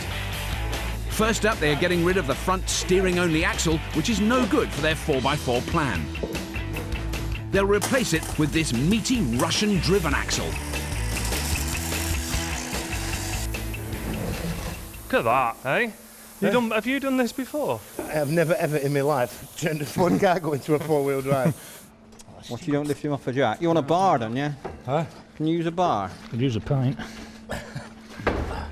If we make it solid now... Yeah, let's rigid it up. Let's make it solid. Put a piece of box in there, angle down here, angle up there. Triangle it up Same to the other stop it side. doing that. Put the steering arm on. Expert Steve makes it sound easy, but it's a massive job, and nominated welder Tony is going to have to keep his wits about him. Don't even laugh. Next door, the Rusty Regiment's forklift is still in one piece, but not for long if Scavenger Paul has his way. Right, let's go for it. Do you want to go round the other side and do that, yeah? I can't do twos. I reckon that'll fit on there. I think that will. The team's next big job is to connect that mighty V8 to the forklift's drive axle. Right, going to need to let it turn now. This single coupling will have to withstand the torque required to pull the jumbo jet. Let's offer him up, yeah? It's a bit looser, isn't it? Do you think that's going to work? I think that'll take the drive, for the amount of time we want it to take the drive. We're going to lay down some chunky old torque though, aren't we? With the forklift in half, that engine coupling is holding them up. Fortunately, Turbo didn't get his nickname by accident. Chuck. We know that goes in the gearbox. We know that boat's on the 4 boats there. Get that squared up on there and weld that on there, yeah? Yeah. Back over in the Dark Riders build bay, Tony's still getting down and dirty with the front axle. But their third axle's refusing to play ball. It's spent years out on the heap and it's rusted solid. That's what it is. You leave that there, it gives me a bit of leverage then. Alright, you ready, Tony? They've got to free that axle up because it's the central part of their complex 4x4 plan. It says to me it's stuck or something. The power from the Dark Rider's engine takes a tortuous route to get to the wheels. The lorry's gearbox is connected to a 90-degree box, which in turn is coupled to an axle mounted lengthways. The axle's differential then splits the power to the front and rear wheels, giving them 4-wheel drive and a lower gear ratio. In theory, it's a brilliant plan. But add a 155-ton jumbo into the equation, and each connection is a potential breaking point. A Rusty Regiment, Dark Riders, you have 5 hours remaining today. 5 hours. Time remaining halfway through, gentlemen. Thank you. Thank you. Well, let's crack on there, lads. The Dark Rider's day is going rapidly downhill. So, Mike, there's been a lot of activity, but there doesn't seem to be a huge amount of change. I mean, they're big, complicated builds, aren't they? They are, and they seem to basically be sticking to their original ideas. Yeah. The regiment, however, early on they were concerned as to whether there was enough room in the chassis of the forklift truck to fit the bigger engine. Yeah. So they've cut the chassis. They've got some rather large box section to lengthen the chassis. They've had a little bit of trouble sort of sorting out the spline drive. They've done quite a bit of welding on it, so the weld is going to be crucial now. That's really got to stand up and take the torque. But they seem to have that sorted. Right. It's looking good on their build at the moment, yeah. And they seem to have caught up a little bit now. Occasionally it seems there's 1 or 2 members of the team not fully occupied. Czech in particular, I mean, I think if he took one hand out of his pocket, you know, they would double their workflow, wouldn't they? Absolutely. Well, on the other side, the Dark Riders, they're all working very Yeah, I busily, think they've had a few problems. I mean, they've got the drive steer axle at the front. They're taking out the old conventional steer axle. Yeah. They've had some trouble with the third axle. That was seized, but they've managed to free Right. that. They're now trying to decide where they're going to put the right-angle drive. That does seem like far the more complicated build. I mean, Yes, that's right. In terms of the actual vehicles themselves, I mean, has your opinion changed now about their efficacy? The gear reduction is going to be critical in all of this. And getting that weight for traction is going to be very important. Yeah. So at the moment, I'm still sticking with the Dark Riders. With the Dark Riders.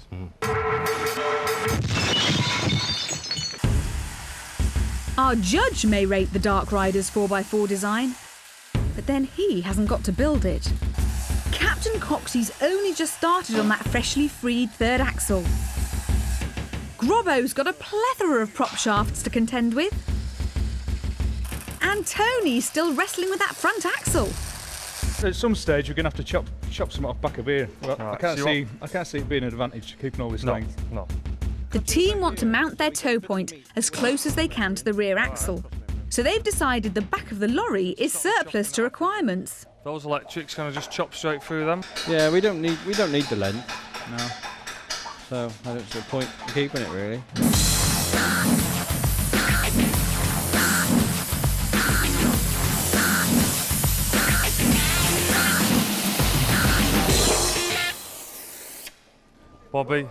Bobby does. I mean, I have a bobtailed cargo. Oh, look at that. Yeah. Oh, it's big and grubby. Big and grubby. Yeah, It's big and dirty. There's a lot to do, isn't there, guys? Oh yeah. We've never done anything of this scale, pulling that much weight. No. The weakest part is obviously the prop shafts and the axles. Yeah. Because we're putting 4 times the power through them. And then you've got your clutch problem. Yeah. Does the clutch work? Because you don't know what kind of state that's in. No. Do you? I mean, presumably it's done quite a lot of work. And it's a little bit worn, yeah. There's not a lot of calculations on the board. I mean, have you done any kind of the maths to do with the gear reduction you've got there? Oh yeah, the drag coefficient and the traction and everything else. Yeah, we've worked it all out. Yeah. It's fine. Next door, it's the moment of truth for the Rusty Regiment. I think that'll be too high. They may only have one drive connection to worry about, but their entire challenge depends upon it. We've got about 2 inches this side. No, you're going to have to go down a tad. Down a tad, yeah. Right. Gently in. Just a touch. Hang on. Whoa.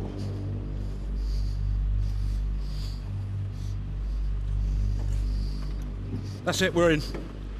The couplings are perfect fit. Yeah? Yeah. All they have to do now is to get the chassis welded back around the engine. We want to leave a little bit of weight under there. If we have 2 axle stands and put under here. Once again, the Rusty Regiment's keep it simple approach has paid off. Rusty Regiment. Hey. Hello. I'm assuming you're going to join the 2 halves together again. Yes. We're just about to do it now. Paul, is he welding up to it? Yeah. Are you awake? Yeah. Okay, so what have we got to do? We've got to put the back end on. Ends back together. Some seats, connect up the throttle, the gear linkage, and the clutch. We may have some brakes. Do you think brakes are going to be necessary? With a jumbo jet out the back.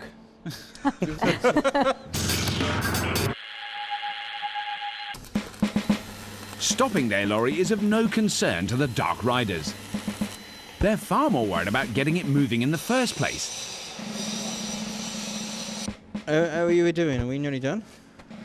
Yeah, I'm just waiting for that other end. I'm ready now. All right, yeah. But I think you're going to have to tack it on, because we've got to get this axle in now. And Steve's right to be concerned. Calling all Scrapheap Challenge finalists, this is your 2-hour call. 2 hours built 2 hours. remaining. Thank you, team. Time's gone. I wanted that in by 2 hours to go, really. Yeah. There's an hour's work fitting that on its own. Yeah. With no time left to beef up hub connections, they've got to stick the axle in and hope for the best. The Dark Riders have lost their early lead. Next door, one-man welding band Paul's got half of the forklift solid. If only his teammates were working as hard. How you doing, Jack? I'm good, man. How are you? Can I tell you tomorrow morning? What's up, mate? What's the problem? I'm waiting for my second wind to kick in. Oh, yeah, Since I about had that. 9 o'clock this morning. I had that. Right, you boys better not take offence to what I'm going to say, but we have got to get our backsides in gear, because this bit of box has got to be on there now. It should have been on there ages ago. We've got to get it up in the air. We've got to see which direction we're going. We've got to get the hitch on. Right. Yeah? Yeah. So let's really just put it up there and weld it on. It ain't got to be pretty. It ain't got to be great.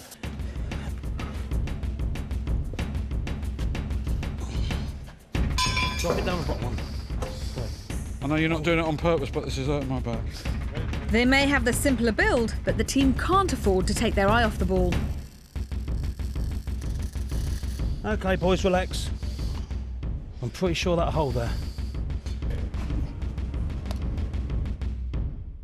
And with that forklift finally whole again, Turbo's keen to work out which way the engine turns in relation to the wheels.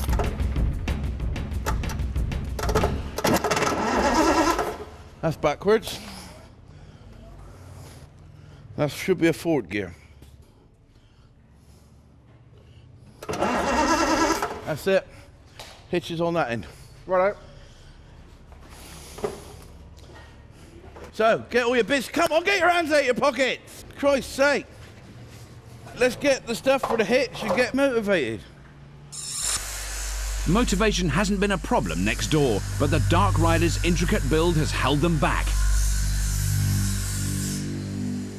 That third axle's only roughly in place, and there's a mass of drive connections that need sorting. And it soon becomes apparent there's a serious problem. We're struggling for our distances to get these props in. Yeah, definitely, definitely. I know it's a bit late in the day, but I think we're going to have to move our axle back. The Dark Riders have discovered there isn't enough room between the front and back axles for the third axle, which will send power to the wheels. The obvious solution is to move the rear axle back on the chassis. But there's nowhere to move it to, because they chopped off the rear of the lorry to accommodate their tow hitch. Yeah, well, we did so much work at the back now. We'd have to chop through chassis. We want to move it back 12 inch, really. 12 inch, yeah. Yeah, we're going to have to go for it. Let's make a decision. Right, let's get do on it. with Let's have the gas.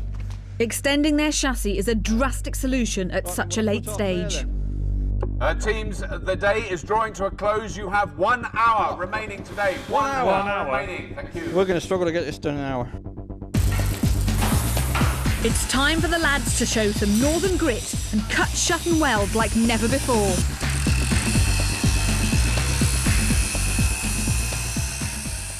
Mike, it seems to me that the evolving story is the Rusty Regiment come up with what looks like quite a reasonable machine, isn't it?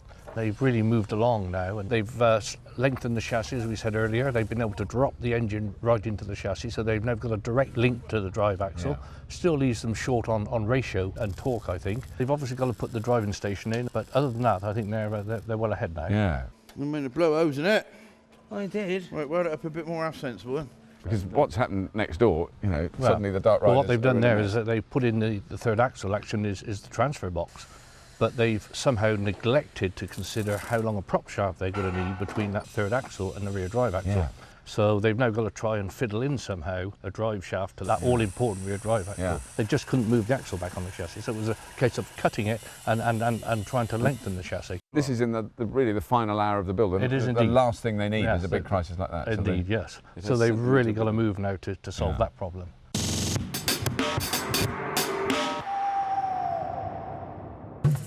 As darkness falls over the heap, both teams are pulling out all the stops to get their aircraft tugs ready for action. But it's the Dark Riders who've got it all to do. They're blitzing that chassis extension with 2 welders going flat out. But they still need to get that third axle connected and get their tow bar sorted. Next door, it looks like Turbo's Sergeant Major Act has paid off. The Rusty Regiment are finally working together as a team. With their controls completed and the radiator just going in, the end is in sight. Something's happened in the Rusty Regiment build area. I don't know what it is. I think it's some sort of bizarre chemical reaction because suddenly there's this galvanised, hard-working team. It might be Turbo's influence. Stop twittering. Stop twittering, do more stuff, yes or no? The epiphany of Turbo. Yeah. They built an amazing machine. It's nearly finished. No. All they've got to do is put the tow hitch on. Well, I wish the same could be said of the Dark Riders. I mean, the most basic textbook error of getting an incorrect tape measurement. Yeah. Brilliant. Yeah, good job. Getting there. Yeah, get there. 2 braces in there now, and we're done. And it's not one of the really complicated measurements that you need long sums with brackets on. It's like from there to there. Yeah. I've got to move on with the drawbar hitch now, Yeah. so can I leave that to you now? Yeah. That should fit now, and it's cool. Well, I mean, it even sounds like the Rusty Regiment are trying their engine. I mean, it is bizarre how they turned round in the last few hours. Got any marshmallows? Give it some. That V8's throaty roar is the icing on the cake for the Rusty Regiment, who've once again pulled it together in the last hours of the build. Next door, the Dark Riders may be done in, but at least that last coupling's done up. But such a frantic finish means they'll have a very busy tinker time. Oh, well over the odds. Yeah, I think so. absolutely. Let's give them the gong. OK, teams, your 10 hours are up, and it's time for your plane pullers to head for the departure lounge. Bring it on! Let's hope your machines will have the muscle for tomorrow's jumbo test. Well done, team. Well done. The challenge is superficially simple. They must pull this 155-ton jumbo jet from a standing start down 200 metres of runway to the finish line. The team with the fastest time will be the winners of the Scrapheap Challenge final. But before battle commences, our finalists are making full use of the traditional tinker time. Aside from the usual fiddling and fettling, both teams need to add the tons and tons of ballast that they've hand-picked from our heap.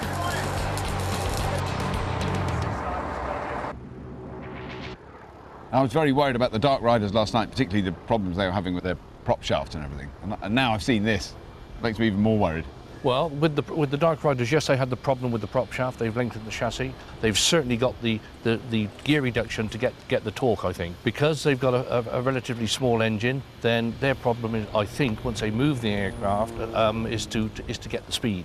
Right. If we look at the rest of the regiment, they've gone the other way. I mean, they were able to drop the engine straight in a direct couple, so there was no transfer box at the end of the day. But if they can develop the traction and get the aircraft moving, then they've got the more powerful engine. Right. And so they've got a chance of towing it at a higher speed. So but it's all about getting that aircraft moving initially. Yeah. Now, I suppose, unlike a lot of challenges we do on Scrapheap, where often the machine will start and then brake, this one is very much to do with all the strain, all the pressures in that first few seconds when they try and heave this huge monster along. Exactly. If we look at the Dark Riders, the big concern there is all those prop shafts that they've welded together. They've got to take that torque, and whether or not they are man enough for the job. They have gone for a four-wheel drive machine, so they've got a little bit better chance there compared to the two-wheel drive machine of the rest of the regiment. But having said that, they both split and welded their chassis, and if the chassis break, then we could see front half of the vehicles driving down the runway here and the aircraft left behind.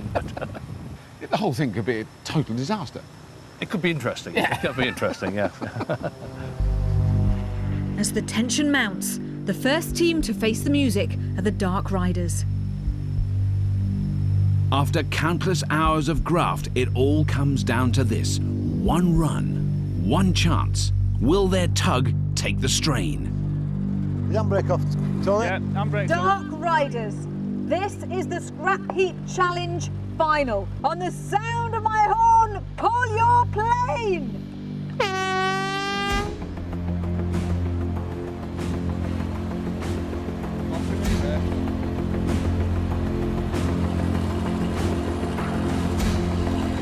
Definitely moving. That is the difficult thing, was going to be getting it moving in the first place.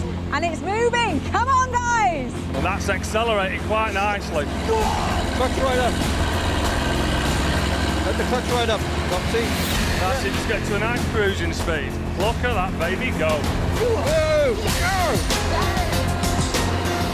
That is incredible. That is, nothing is broken. And it's faster than I thought it would be, It's actually going a bit, you can really see it moving,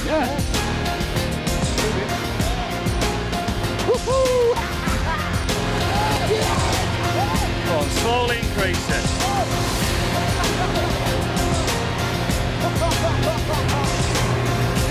So that is probably as fast as they can go now, but I mean, that's a very decent speed. It is a decent speed. That is pretty impressive, I have to say. 155 tons of jumbo jet being pulled by a machine built on a scrap heap. I'm impressed. We're going to do this! So they obviously have enough weight on for traction. Yeah. They've certainly got the torque there, and the gear reduction. Very impressive. Very impressive indeed, yeah. Because they've got no brakes, so we're just hoping it will stop. Dark Riders, you've got to be pleased with that. Oh, magic. Brilliant. That'll do. That one. That'll do. That was exactly what you were looking for, wasn't That's it? what we wanted, yeah. Exactly what we're supposed to do. 6 gear, that. How fast do you think you went? Well, 3 miles an hour. In our first run of the day, the Dark Riders gave it their best shot, setting a blistering time of 1 minute 34 seconds. But have they done enough to win the Scrapheap Challenge final? Rusty Regiment. Any nerves there, Captain Bob? A little bit, but we're confident. You are brimming with confidence. That's what we like to see. Turbo? Well, I think there's a fair chance. Nice colour green, isn't it? It's a beautiful green. It's looking fantastic. You're all hooked up. Do your very best. I'll see you after. It's going to sound very noisy. It's going to sound noisy. Do you think you'll be able to cope with that, Paul? I would have thought. Yeah, you got your earplugs. Nice one, guys. You only get one shot at this, so give it your very best one. I'll see you afterwards. Well done. Thank you.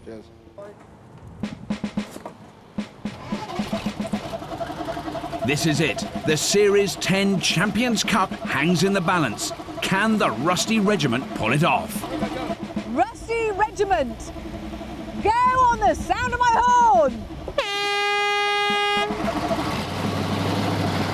It's a slow and steady start for the regiment.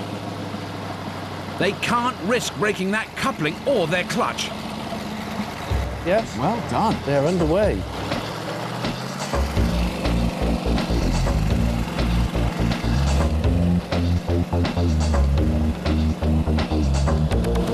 With that enormous plane on the move, it's time to give it some real welly. There's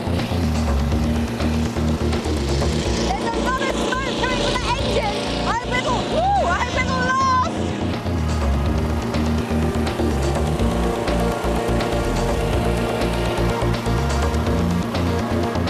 Speed is there. Doing it really, really well. That is incredible. Yeah, and it's quite smooth as well. Very smooth. Yeah.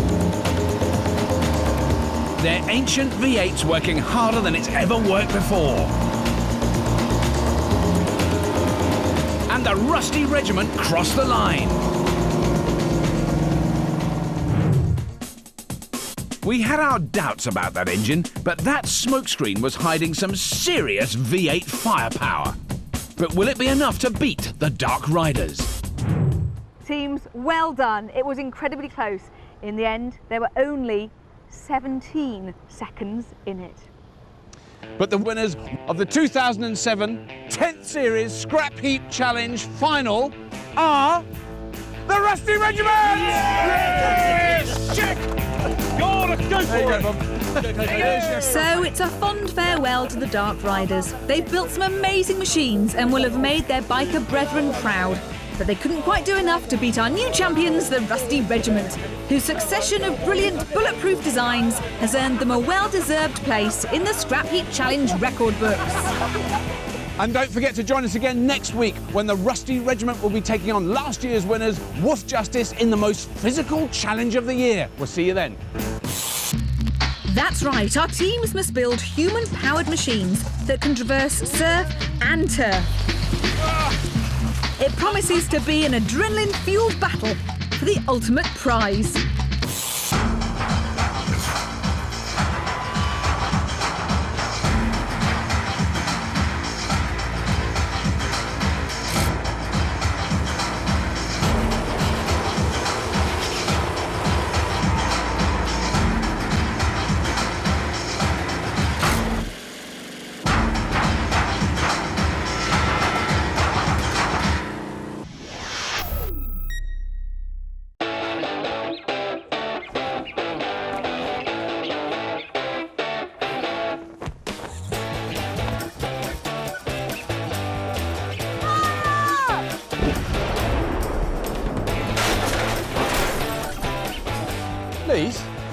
Lise, have you seen my scooter?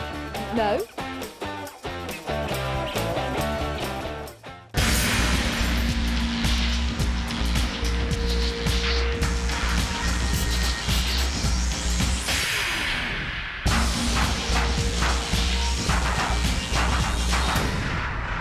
Welcome to Scrapheap Challenge, the show that demands two teams mix brains with brawn to fabricate the outrageous from just this.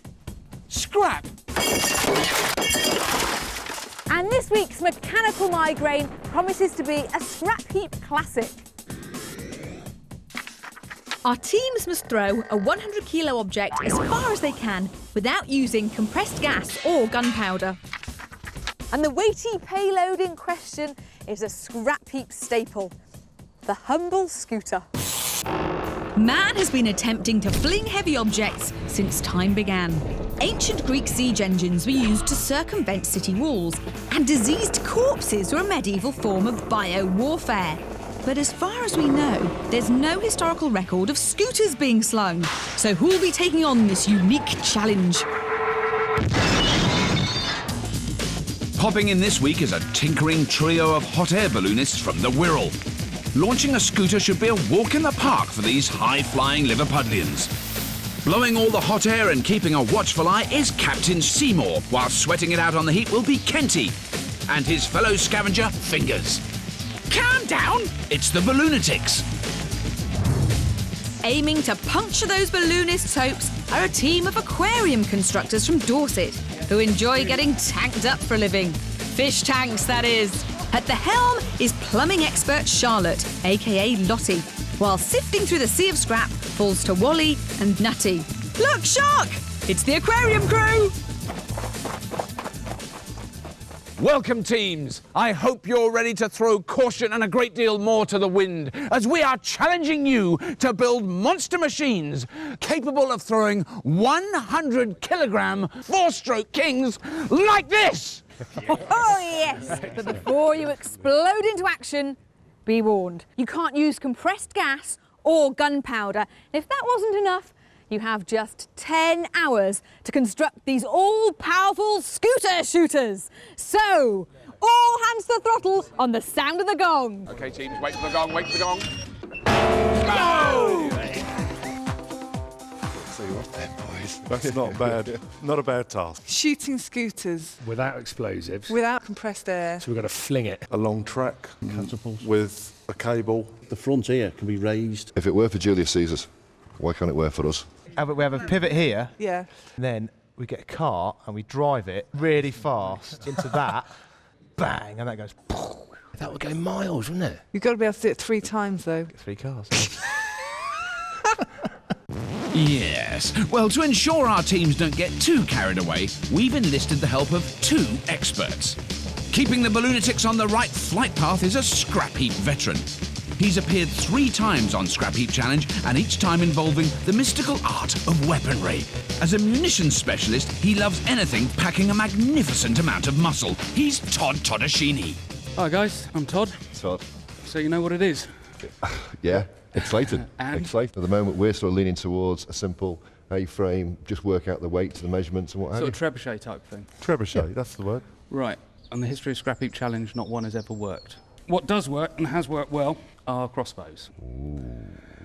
Now, if you imagine a normal crossbow, you've got a bow up here, and you've got the stock down here. For that, you need a whopping big spring. Now, you're not going to find springs that big, so we can do something a bit like that. A string between the 2 tips of the arms. Made of what material? What are you thinking? Got a bit of steel cable or something like that. If we then attach some springs. What, we're talking suspension springs? Off Suspension four-wheel drive? springs. Bigger than that, I think we want lorry ones.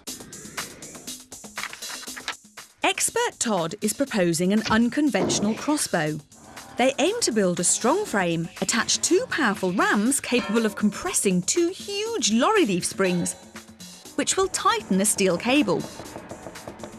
It'll certainly have the muscle, but will the machine be beefy enough to take all those stresses and strains? I would love to test shoot this at the end of the day. Yeah, we'll go with that. Joining the aquarium crew is another Scrapheap old hand. He appeared on the first ever series, and 10 years on, he hasn't changed a bit. A pyrotechnic coordinator who'll ignite any idea requiring a colossal force, he's Don Mansfield. Hi. Hi. I'm your expert for the day. What are you looking at doing? Well, we've got a chain flinger. Or some volunteer driving a car off a cliff, it looks like, does it? Yeah, that was you in there. Oh, I thought it might be, yeah, on the 3rd attempt. Yeah. From my point of view, a trebuchet-based concept is the thing we're looking at. Right, okay. The problem we have is that what we're lobbing, scooter, is actually quite heavy. So if we're going to do something like that, we'd be really up against it, getting the weight heavy enough. I could sit in it. What I'm going to suggest is that we do a modern angle on an old idea. Okay. Rather than trying to sling it over the top, we're actually going to just use the weight to not throw it, but launch it. Turning 2,000 years of history on its head, the aquarium crew aim to construct an underarm trebuchet. They plan to build 2 tall A-frames, find a large steel container to fill with heavy ballast, and attach an arm. But get their calculations wrong. And which way will it go? Nobody knows. Using the trebuchet idea, we're just bringing it up to date. Underarm fling. An underarm trebuchet. It's a girly throw. Before our scavengers can go anywhere, they'll need a shopping list of scrap. First on my critical list, I want stuff for the arms. Cross pieces. A couple of leaf springs, yeah? We need something with bearings. Things like a car axle. So you need to get out there and get hunting. Go get it now. Off you go.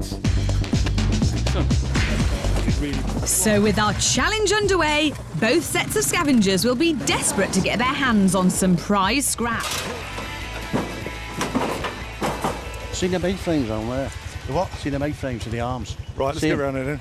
And it's those hot air balloonists from the Wirral who lay claim to the first find. Just stand it up so it doesn't go past. What are you doing with it now? Kenty and Fingers are hoping to save a lot of fabrication time by using these old, heavy scaffold supports as the arms to their huge crossbow. I'm out of breath. It's the run that done me in. Yeah, you there, Stu? Yeah, go ahead, Pete. Yes, Stu, we found some what look like 15, maybe 16-foot A-frames. They're made up of 2-inch, maybe 3-inch diameter bar. Too heavy. Yeah, experts confirming it. It's going to be too heavy for us. It's a letdown for these Scouse scavengers. But it'll take a lot more than that to deflate these boys. The Balloonatics are a team of hot air balloonists from the Wirral. Certainly no basket cases, especially with Captain Stewart, a.k.a. Seymour, at the helm.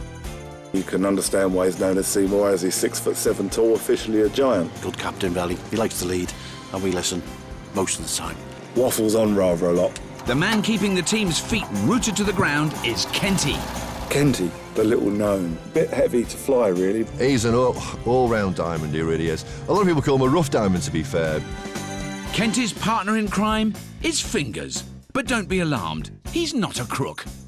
He's a classical pianist, but he's one of these guys where you give him a bag full of widgets and say, make me a rally car. He'd make it. Don't ask him any questions about railways unless you've got about an hour or so to spare. And Captain Seymour has confidence in his 2 scavengers. They know what they've got to do, and they know the time constraints we're against, but I'll be watching the clock, don't you, Fred? We're the Balloonatics. And we're going to blow the opposition sky high.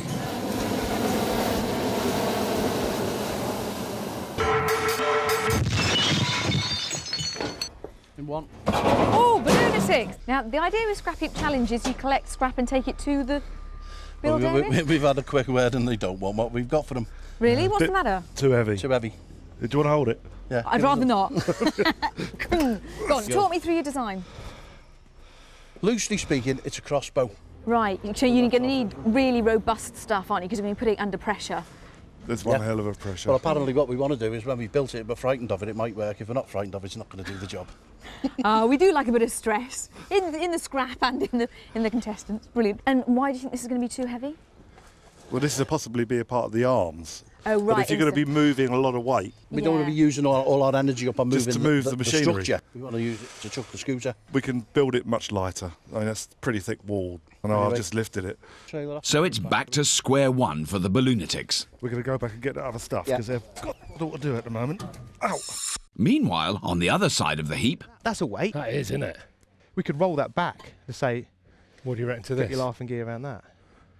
The aquarium crew have spotted a heavy steel tube, an ideal counterweight, if of course they can get it out. That is hell of a weight, mate. We'll give it to them for an option, can't we? Sure. Yeah. You can always bring it back. So as they reel in their first catch of the day, let's see what these guys get up to when they're not fishing around on the heap. Hang on, we're coming through. The aquarium crew are a team of fish tank builders from Weymouth who are used to working under pressure. Heading up the team is Captain Charlotte. Charlotte's good fun at a party. Charlotte's a plumber by trade. She's hands-on girl. But why choose such a profession? Something I could do with my hands, on my own. That came out wrong. John, a.k.a. Nutty, should make an ideal scavenger. John has got unfeasibly large hands. Very knowledgeable as well. Always makes you feel a bit thick. Well, me, anyway. But Paul, a.k.a. Wally, does have his uses. Paul's a funny man. He'll be the one that keeps us going with stories and jokes. So what do they think of their chances on the heap? We'll win, absolutely, yeah. Yeah, I'm sure we will. Hope to be finalists. What, the whole thing? No. Don't stand a chance. And maybe Captain Charlotte has a point. We're teaming with talent, and we're skilled to the gills. Right. We're teaming with talent. We're skilled to the gills, teaming with talent. We're the aquarium crew. Oh, bloody hell, Charlotte. I reckon if you could get enough steel You could in there, fill that. cement Okay. mixer would be handy. We'll just fill it full of cement. Even though that steel tube is safely back at base, Captain and Expert have nothing to do. Hello, Charlotte. Hello, my lover. Right, lover. We found a big... like trailer. Do you think it's worth bringing in? Yeah, we reckon, yeah. It's got an axle on it as well. Brilliant. Bring it in then. Do you want to just have a quick feel of this down here, Paul? Because we mean you might be able to pull it up and over. Scavengers Wally and Nutty think the axle to this old agricultural trailer could be sturdy enough to support their heavy counterweight. We'll lift that up over there. So as the aquarium crew move into second gear, all is quiet in the Balloonatics build bay. Zero scrap and nothing to do is taking its toll on Expert Todd. What the hell were we talking about? Talking about a new idea for the beam, or the arm. We were going to lay out on the floor. We were going to mark out, and he said, "No, I've got another brighter idea." And it's not just Todd who's drawing a blank.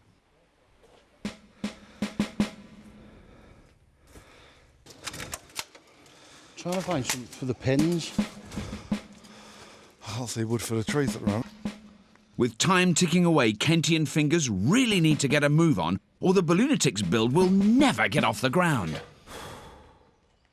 Right, so we've got some steel. We need more steel, John, don't we? Yeah, We need some a lot more plate. steel. I think we need to have a look down here, mate. Yeah. By contrast, the aquarium crew are having no problems locating vital scrap. Got a good bit of angle round there.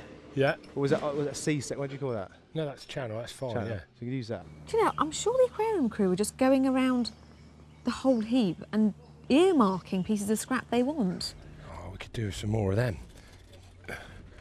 We'll have them. They're rushing around the heap, sort of going, yeah, we'll like that and that and that. And there's nothing in the build there at all. I feel useless. Hello. So Captain and Expert, Drinking tea? well, they're having tea. It's nice. They can have a little chat and, you know, get to know each other, which is good, and that's part of team morale. It But is, They but- probably do need some metal. Right, John. Blissfully unaware of Charlotte's growing impatience, Nutty and Wally think these familiar-looking scaffold supports could be perfect for their underarm trebuchet. Good find. That's, yeah. Spot on, mate. Charlotte, we've got the A-frame part. Okay, so where's that trailer? The trailer's out in the yard. We just got a bit knackered pushing about, to be perfectly honest with you. Okay, so basically you've got loads of stuff. It's all going to be coming back soon. Yeah, we got that. We got loads. Dom's going to be over the moon. He's going to give you a big kiss. Brilliant. Great. See you soon then. Having deja vu. I'm sure I said see you soon about an hour ago.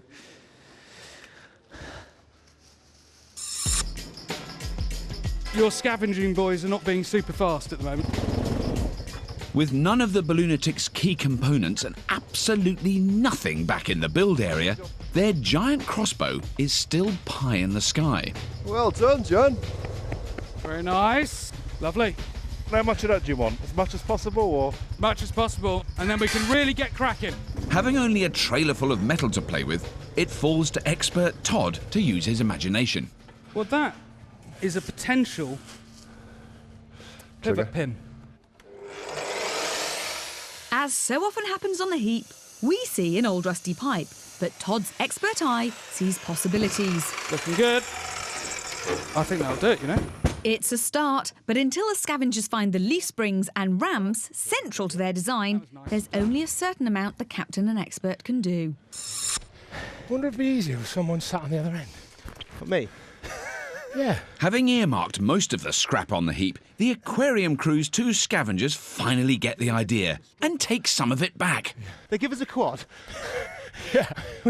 Can we go through there, John? Oh, can you go straight on, eh? Yeah. Come on! Yes! There's not one light bit about this, John. When you said trailer, I was worried Yeah. that the hubs may not be man enough for the That's what we job, were but thinking. these are. Do you reckon it's up for it? Well, We thought that. We haven't done hard for a certainly while. these have got. I mean, this is like one of these heavy-duty industrial type tyres. So, you know.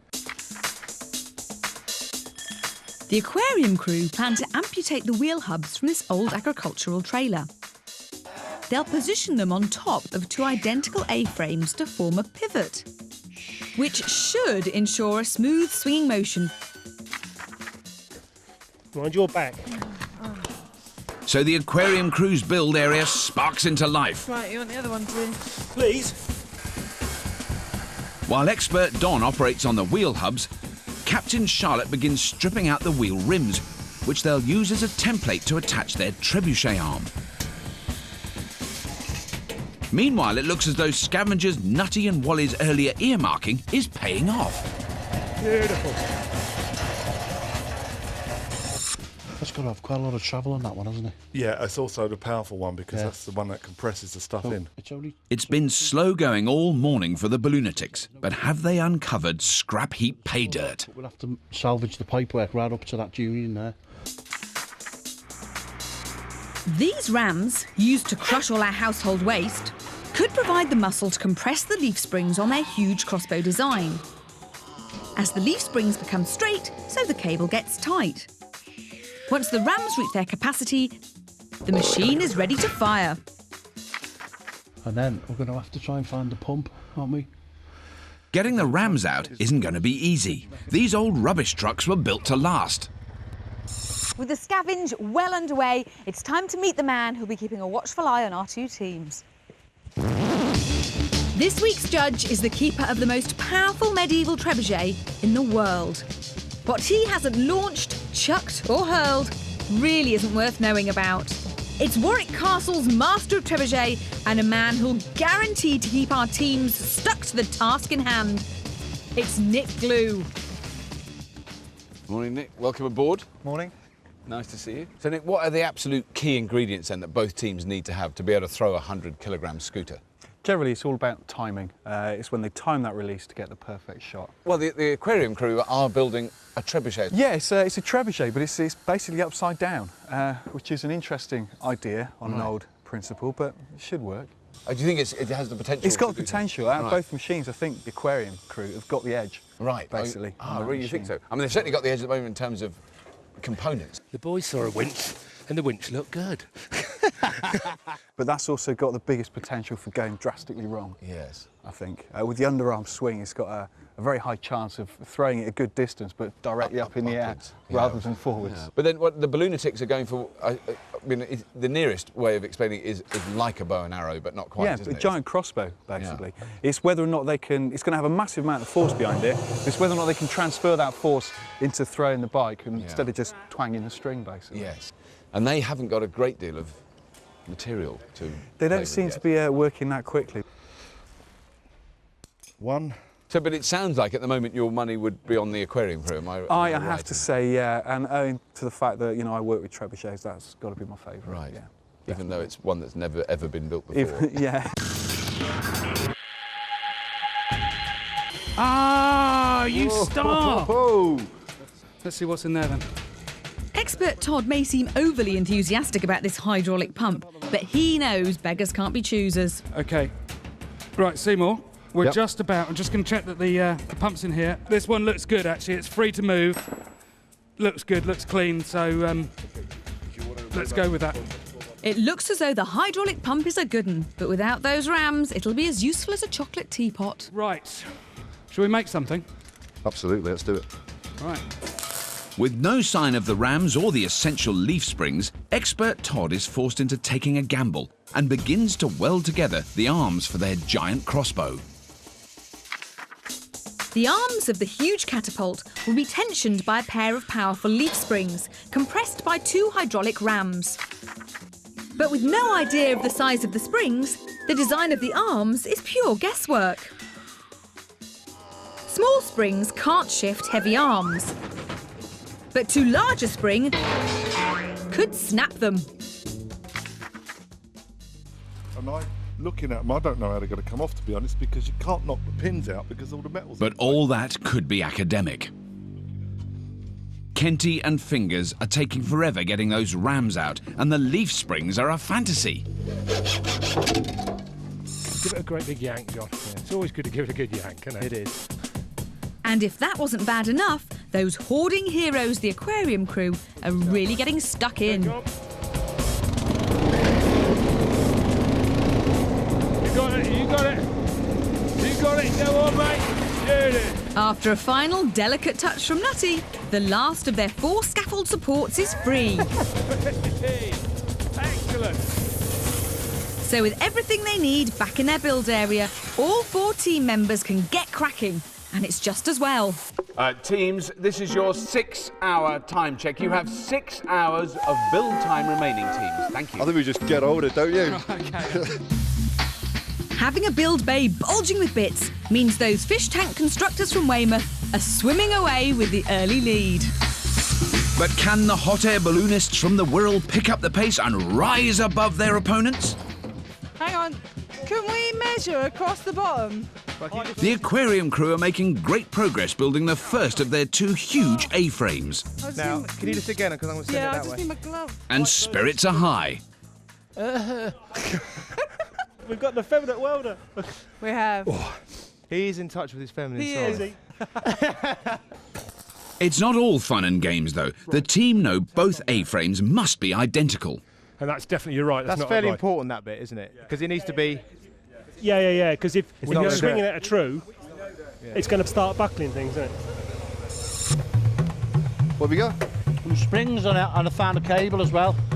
They're looking very nice. Okay. After experiencing a turbulent morning, could it be clear skies ahead for the Balloonatics? Oh, they're a bit scary when you look at them in real life, aren't they? Very. It looks as though the old truck leaf springs are just the job for their huge crossbow. What, he did too big? No, we need it all. They're just big. I just don't want to send the boys back out there again. No. Finally, the Balloonatics build can get underway. But with nothing resembling a siege engine in any build area, we've asked our judge to shed some light on the team's designs. I'm really impressed with the models. I mean, particularly the aquarium crew's one. I knew what the idea was, and I'd seen the drawings, but I couldn't quite picture it. This really does explain it. A couple of little models really show how they work. This one is basically the aquarium crew's design. Yeah. It's designed to throw big items, so it's ideal for this job. But there are a couple of little problems with it. So that's the scooter at the back. This there. is a scooter at the back. You've now got the weight in the air, and it's all about the timing of the release of the scooter. Oh, yeah, that was good. Well, yeah, it went a distance, but the wrong way. The wrong way. They can always take the first shot, and then if all goes badly, just turn it round. Yes. The next one, though, is the Balloonatics. Right. What they're relying on is not a counterweight. They're actually relying on a torsion, or tension, rather, from these. What these will be is basically leaf springs. But the problem that I can see happening is possibly as you bend this back, the arms aren't going to take that amount of force, and they're just going to fold in. Yeah. Then also, it's also, again, how the string catches the bike. But as you see it flipping. Yeah, that flipped up the then, end. didn't it? Yeah. And that's basically interfering with it getting a nice free run. Yes. If this does work, though, it's going to be a fantastic piece of engineering, it has to be said. Right. So our judge is clearly impressed with the Balloonatics design. But it'll be a long time before their machine resembles his model. Fortunately, they've got their noses to the grindstone. Okay, job's good. Okay. 4.8, 4.9. Right. Next door, the sheer enormity of the aquarium crew's build is causing some serious head scratching. That's 5 metres there. But that far out on the old 4870. It's not too dreadful, is it? 13 centimetres. This A-frame will be just one side of their underarm trebuchet, but Scavenger Nutty has concerns. But the angle needs to be set, because these are twisted all over the place. I reckon these will twist enough to take that out, you know. They'll just have to hope their calculations measure up when it comes to fixing the machine together. Teams, just to keep you in the loop, you have 4 hours remaining. 4 hours build time remaining today. Thank you. We're definitely coming back tomorrow. Oh, trying to give us heart. With those huge leaf springs to work around, constructing the framework for the Balloonatics' giant crossbow is a relatively simple matter. And it's not long before it starts to take shape. If I grab the bottom end down there, can you three just sort of shuffle this forward just so we can get that back bar in? Yeah, okay, so we're coming this way, a foot. We're coming in. Yeah. Are you good? That's it. Just so you know, guys, I think you're doing real well. We're getting some good stuff together here. It's coming on quickly now. You know what we're doing, don't you? By contrast, in the aquarium crew's build area, progress is slow. you want to knock the arm together then? Because the arm's really important. No. The arm is half an hour, tops. Do you reckon? Once we work out the measurements, honestly. We can work out the measurements, though, can't we? 'Cause That's what I'm saying now. It's 4.5 drop, and I think we need to possibly allow 400 mil. Okay. A traditional trebuchet has a long throwing arm and a shorter weight arm, the ideal ratio being 4:1.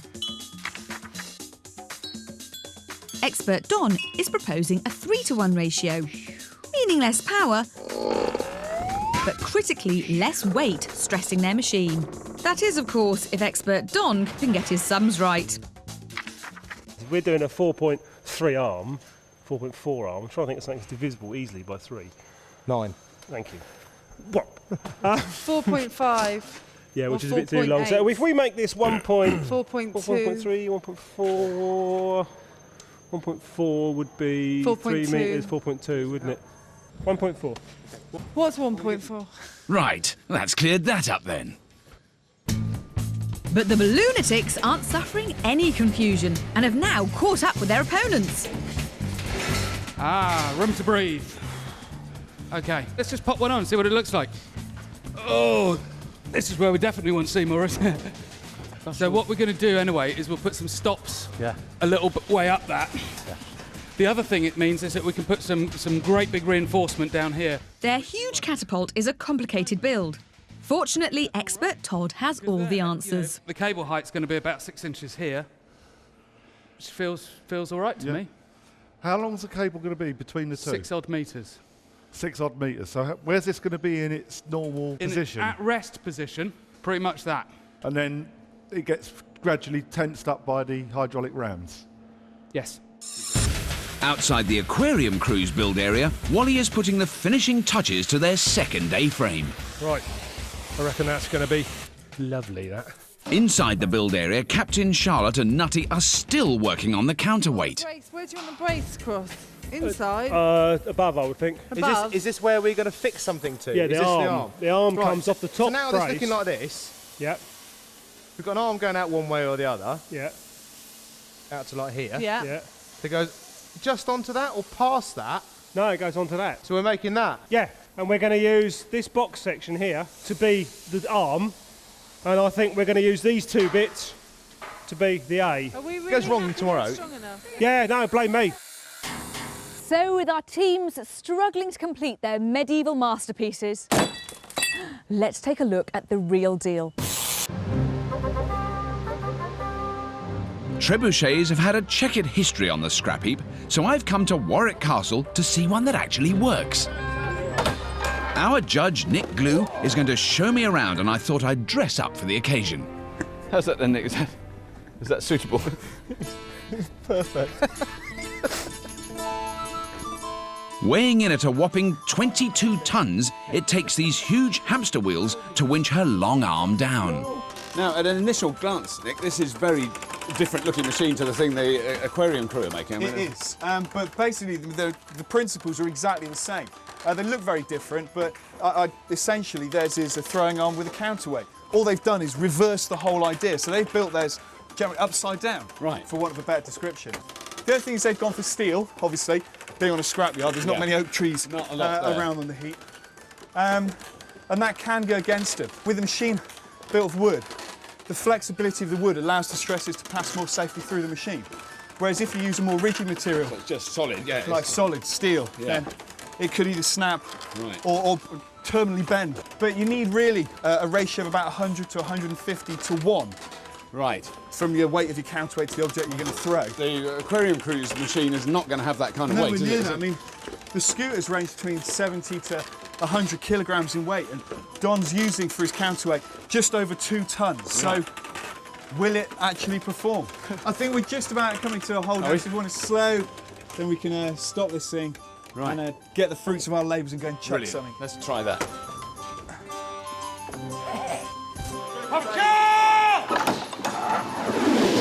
There she goes! Absolutely fantastic! The biggest trebuchet in the world!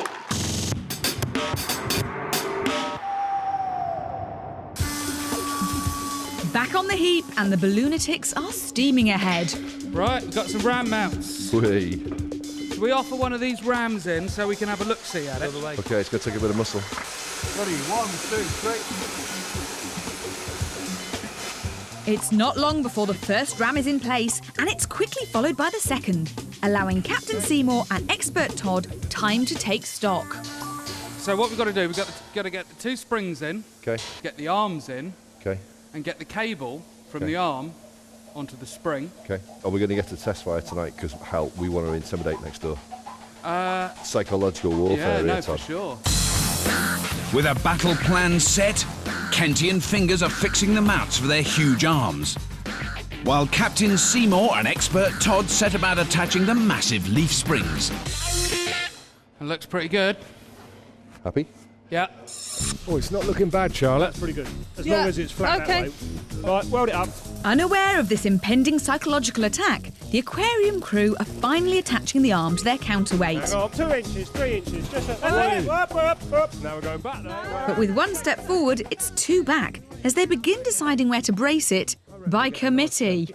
I'm just thinking thinking on on there, there. we can get it there and there. That distance there. What do you reckon, Charlotte? I reckon, Middle of the drum? yeah, at least. The size of the radius. You've still got loads of strength. Yeah. These constant discussions are costing them valuable time late in the game. OK, teams, this is your 1 hour call. You have 1 hour, 60 minutes of build time remaining. Thank you. That's no good. Woohoo! So what are we going to do for the rest of the 55 minutes? No idea. Cup of tea, anybody? But refreshments are a distant fantasy for the aquarium crew. With only minutes left, they've still got a lot to do before attaching that trebuchet arm. By contrast, the Balloonatics are on the home straight, having only finer fettling left to complete. Now, the aquarium crew have got to work like mad for this last little bit, haven't they? Because that build is so huge. It is. It's a big build. And at first they seem to be taking the lead, but now they seem to have dropped behind a bit, so they're going to have to put a right bit of work in for the last to get that thing up right. Yes. So we just have to trust that all the bits that they've made fit together. Yeah, they should do. But also, it sounds like the Balloonatics might do a test firing tonight as well. Yeah, they've been threatening one if they can get the machine together. And, you know, depending on how that comes about and, you know, whether the machine stays together and it all works well, then that, you know, could heavily swing in their favour. Yes. Could change everything. For a start, let's not stand in the way when they do it.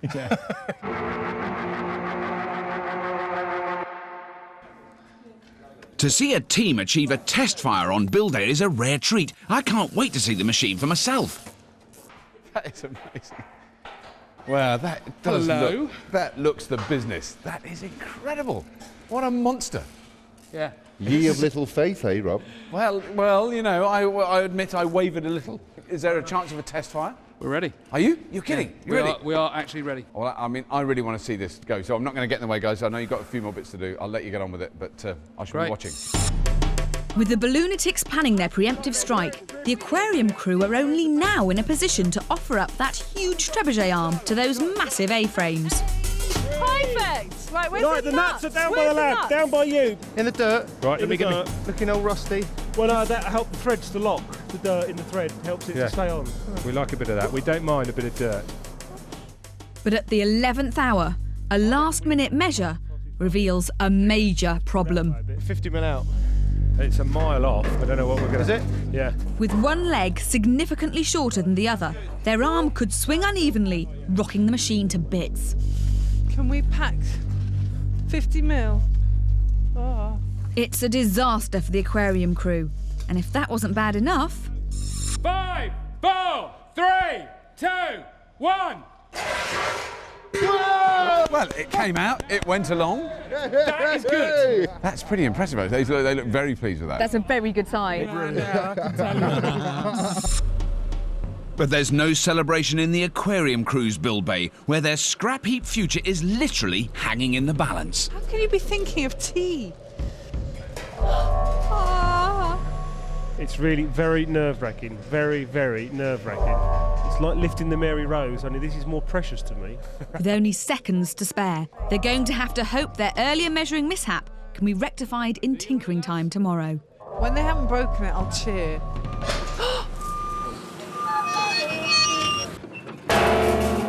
OK, teams, your time is up! Oh, yes, teams. But if you thought that was tough, tomorrow is the true test, when we see just how far your siege machines can sling a scooter. Well done, teams. In just 10 hours, our two teams have built machines which would make our medieval ancestors marvel. But will it be the Ballonatics and their highly strung crossbows shooting the breeze? Or can the aquarium crew's unconventional trebuchet call the shots? After an excellent build, the Ballonatics have only the finer details to think about, whilst the aquarium crew are now having to knuckle down to try and fix their wonky leg. Well, Nick, now we're here. For a start, the trebuchet looked absolutely huge in the yard. It's sort of slightly dwarfed by the size of the quarry, isn't it? It doesn't look quite as big, but it's still an impressive piece of kit. It is. Although I will say, now seeing it in daylight, been looking at that arm, and it does hold some concern as to whether that arm's going to take the amount of pressure it's going to be under. I mean, I'm assuming that they're tying the scooter to the very long bit at the end. To the tip on the end of the arm, yeah. Which is going to take an enormous amount of a shock massive and amount weight, of force, isn't it? yeah. But I think that's a problem for both teams. Yes. Both of their arms, all their arms are going to be in a lot of strain, so it's down to how well they've done those welds. Yes. Of course, the one thing we did see last night was a test firing by the Ballonatics, which I thought was pretty impressive, at super low pressure. It looked good, but what they've got to remember is last night they just shot a section of iron bar, and today they're shooting a scooter, and the weight and the size and the aerodynamics are going to be completely different. Yes. So now you've been firmly behind the aquarium crew for the whole build. I mean, have you changed your mind now you've seen it here? I still got to go with the aquarium crew because theirs is the better design, but that arm still causes a lot of concern. Right. You know, it's quite a weak arm, so it's only got to do 3 shots though, so if it holds up. Yes. So the judge is worried about their arm, and they've spent all morning patching up that leg. Is the aquarium crew's trebuchet up to the job? Right. How far do you think it's going to go? End of the ramp, I reckon. End of the ramp. 40, 50 yards. I reckon we're going to get 30 yards out of this. It just depends in what direction. Aquarium crew, get ready to shoot your scooter on the sound of the horn in 3, 2, 1. Here we go. Oh, hang on. Oh no, that's a classic problem. The trigger's stuck. No. Oh. Here we go.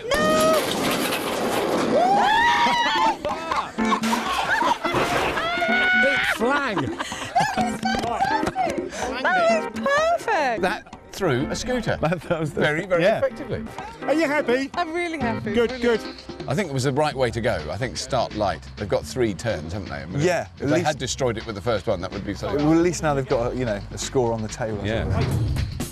After initial trigger trouble, the aquarium crew's scooter flew straight into the quarry, showing their patched-up leg is doing the job. But will it be enough to beat the Ballonatics' pumped-up crossbow? What's it looking like, Seymour? Just coming up straight now. About straight. The Ballonatics are almost ready. Can feel the tension in the air and in the cable. Ballonatics, I know there's a lot of strain in that machine. Let's fly some scooters on the sound of the horn in 3, 2, 1. Come on, Ballonatics! No. That, I think, is classifiable as a classic scrap heap moment. It's not worked, has it? It hasn't worked. What happened? Not enough jackage. Not enough jackage. Simply just didn't have enough oomph to get it over the edge. Yeah. It's a disappointment for the Ballonatics. Not giving their machine enough power allowed the scooter to slide off its rails, crashing into the arms of their crossbow. Next to shoot from our chalky ocky are those fish tank constructors from Weymouth. OK, aquarium crew, this is the big test, the big weight, the second shot. Go on the sound of the horn in 3, 2, 1. Go. With more weight on board, expectations are high.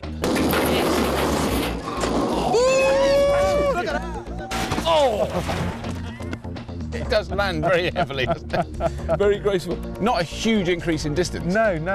Lisa to Robert, the scooter hasn't gone as far as I thought it would. No, from where we were, it looked like it went higher. The team are thinking perhaps if they make the rope on the front shorter, then more energy will transfer into the scooter and not actually flick it up, but flick it out.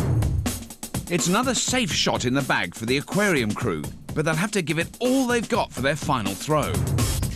That's because the Balloonatics are back, and this time they mean business. I think it's in danger of destroying the whole machine if they crank it anymore. Balloonatics, seems like a pretty good time to pull that trigger. Go on the sound of the horn in 3, 2, 1. Hey!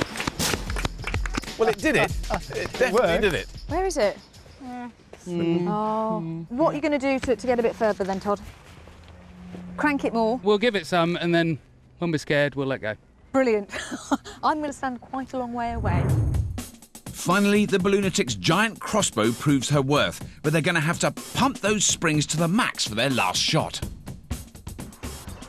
Also asking the ultimate question of their machine are those fish tank builders from Weymouth, who've stuffed their machine with every bit of metal they could find. Aquarium crew, the weight is waiting at the top of that arm. This is your third and final fling. Let that scooter go on the sound of the horn in 3, 2, 1. Go on, John.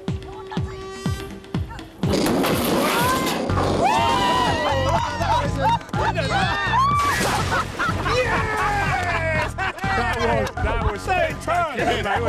Well done. That was good. We did it. We did it. No, I mean it's not quite double the distance, but it's no, but they've stuck another 7 or 8 metres on. Yeah, that's really good. How much fun was that? It looked fantastic. It was quite fun. Yeah, I've got to say, there's some Balloonatics over there looking a little bit worried. After all that cunning, Their faces have gone the same colour as their overalls. The gamble has paid off for the aquarium crew. The best shot of the day so far. It went miles. It's not moving. But it's not over yet. Just one good shot could mean victory for the Balloonatics. And with all mechanical sympathy gone, they're pumping up those rams as high as they dare. If the thing explodes, it's going to be messy. I'm certainly going to run. Hydraulic leak, get ready to bang. Okay. Quickly. Get ready. Fire, Balloonatics! Fire!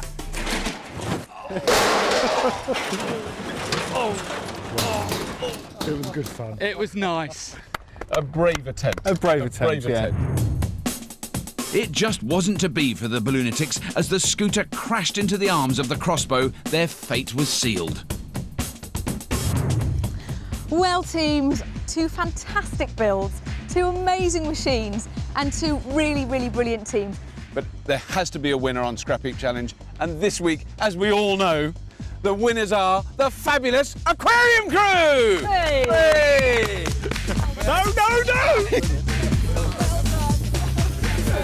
And if shooting scooters got you hot under the collar, then join us next week for some more conventional two-wheel fun. See you then. There'll be high-speed thrills and high-speed spills as a team of model makers take on a trio of breakdown technicians in a battle to build super bikes.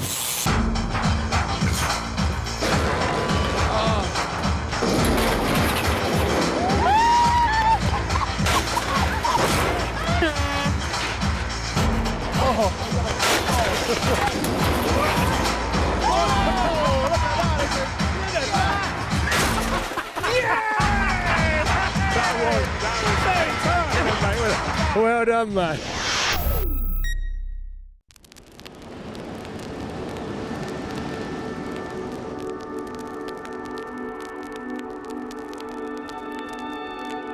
If only there was a way through this damn snow.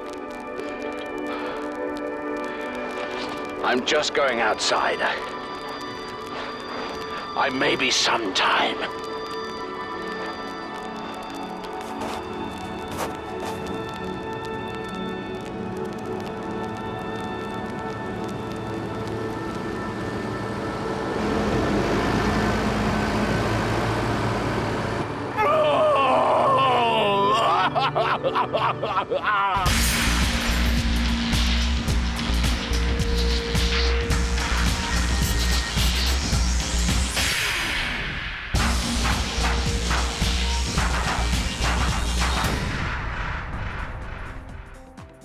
Welcome to Scrapheap Challenge, the show which demands 2 teams build metallic monsters from our mountains of scrap.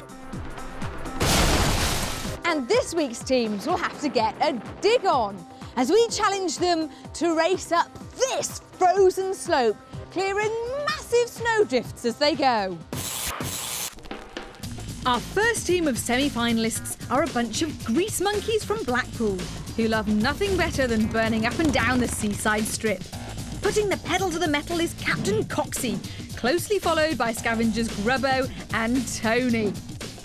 Hoping to leave the competition for dust, they are the Dark Riders.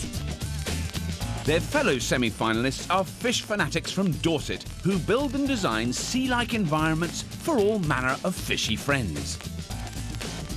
Keeping the boys in line is Captain Lottie, ably assisted by scavengers Nutty and Wally.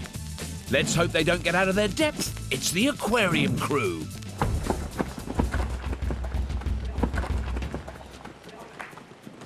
Welcome to the semi-final teams. You've done well to get this far, but I hope you don't lose your cool as you face your toughest challenge yet. Teams, you must build hill climbing snow shifting machines. It's no joke, teams, as you have only 10 hours to do it, starting on the sound of the gong. Wait for it, teams, wait for it, you know the drill. Hang on. Go! Go!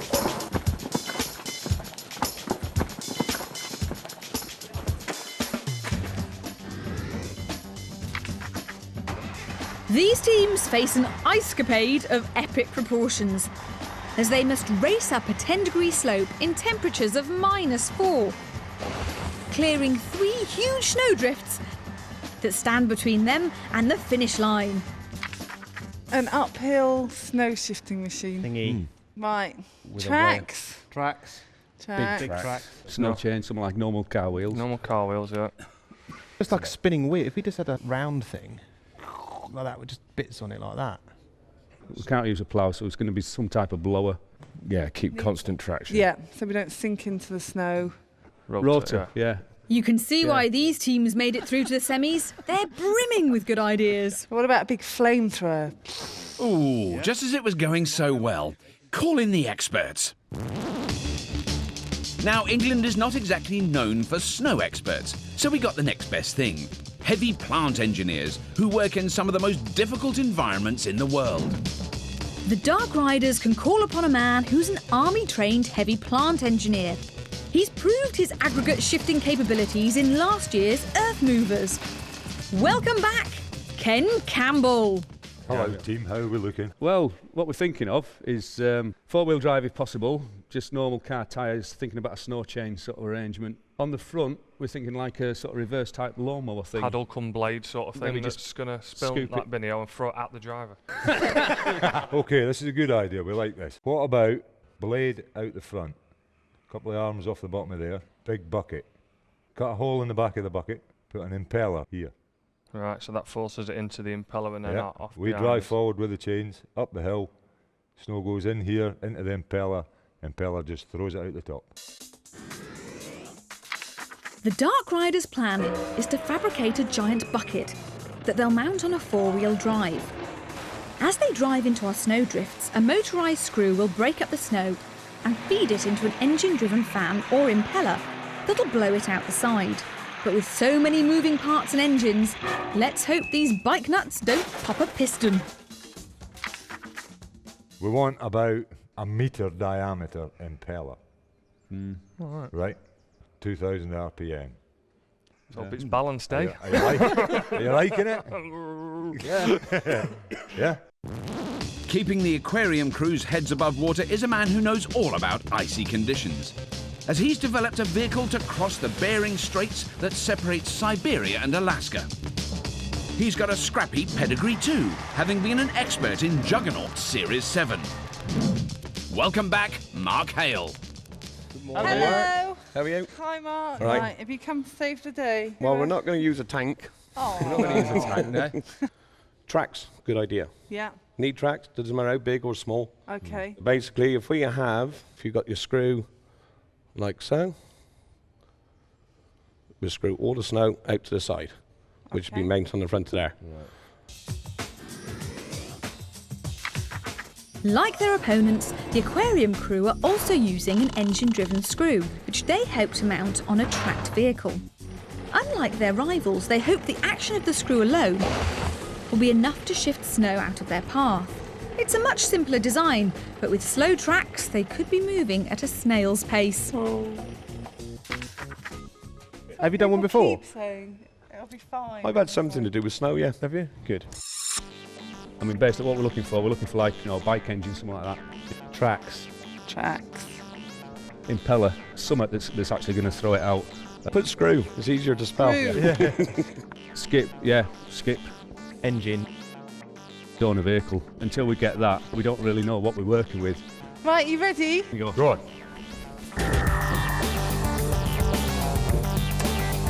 With a place in the final at stake, both teams will be keen to get their hands on the best scrap.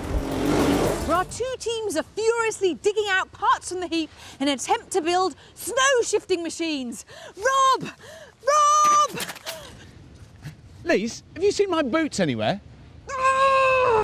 Fish fans, the aquarium crew and their expert Mark are on the hunt for a tracked vehicle to give added traction on the slippery slope. They plan to break up and move snow with an engine-driven screw. There must be something on this heap somewhere. Bike nuts, the dark riders and their expert Ken plan to build a giant shovel with a motorised screw to break up snow and a fan to blow it away. They want to mount it all on a four-wheel drive vehicle. So it's four-wheel drive against tracks.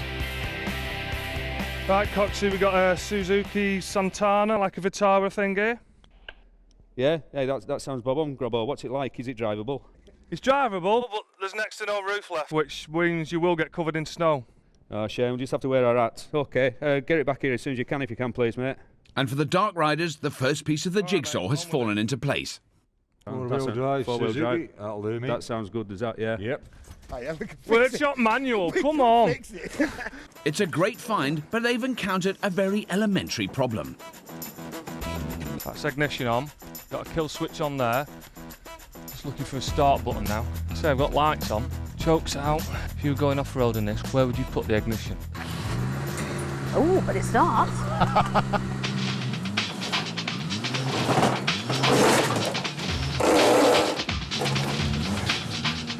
No, he's not going to drive it off. I mean, I think there's off-road capabilities, but this is off-air. You know, I mean, it's just hanging there on bits of metal. Right. Dark Riders, welcome back to the heap. Hello. You don't believe in hanging around, do you? No. So, you've got it in there. You found, clearly, a 4x4. Yep. Was that top of your shopping list on the scavengers? Pretty much, yeah. So, it nearly drove out, but not quite. Yes, I could see Tony trying to drive it out in what Natural wasn't instinct. quite the safest looking position, I have to say. He is dispensable. We've got 4 of him. Okay, so you've got 4x4 was top of your shopping list. Yeah. What else do you need, and what's your design? And then a motorbike and some sort of ducting, cum skip. And steel. So and all sorts. All sorts. Right. Do you think this is going to be more difficult than your last build? Yes. Yes. Because we ain't got a clue what we're doing. These motorbike madmen from Blackpool may not have a clue about snow shifters, but you'll be guaranteed they'll rise to the challenge, like they did in their last appearance on the heap, when they used all their bike botching experience to fabricate an ultra-lightweight, super-fast dune buggy. The Dark Riders! That in the end left the happy campers with sand in their faces.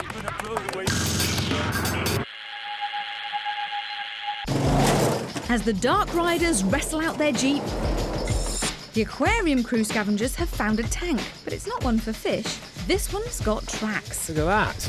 What do you reckon, John? Well, it's tracks. What sort of conditions are it in? It's a little bit knackered. But that rusty old lump of machinery is well past its use-by date. Wally and Natty will have to pick up the pace if they want to keep up with their rivals, the Dark Riders. But this team are good under pressure. Perfect! Right, where's Right, the nuts are down by the lad, down by you. As they proved in their first challenge when they made a giant scooter shooter that surpassed everyone's expectations.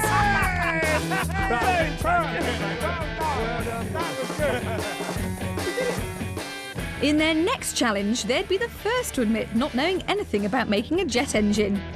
This is the bit that stops the whole engine melting. Right, okay. That's the whole guts of the engine. That's the whole guts, and I'm building it. Yes. but a bit of due diligence and following their experts' orders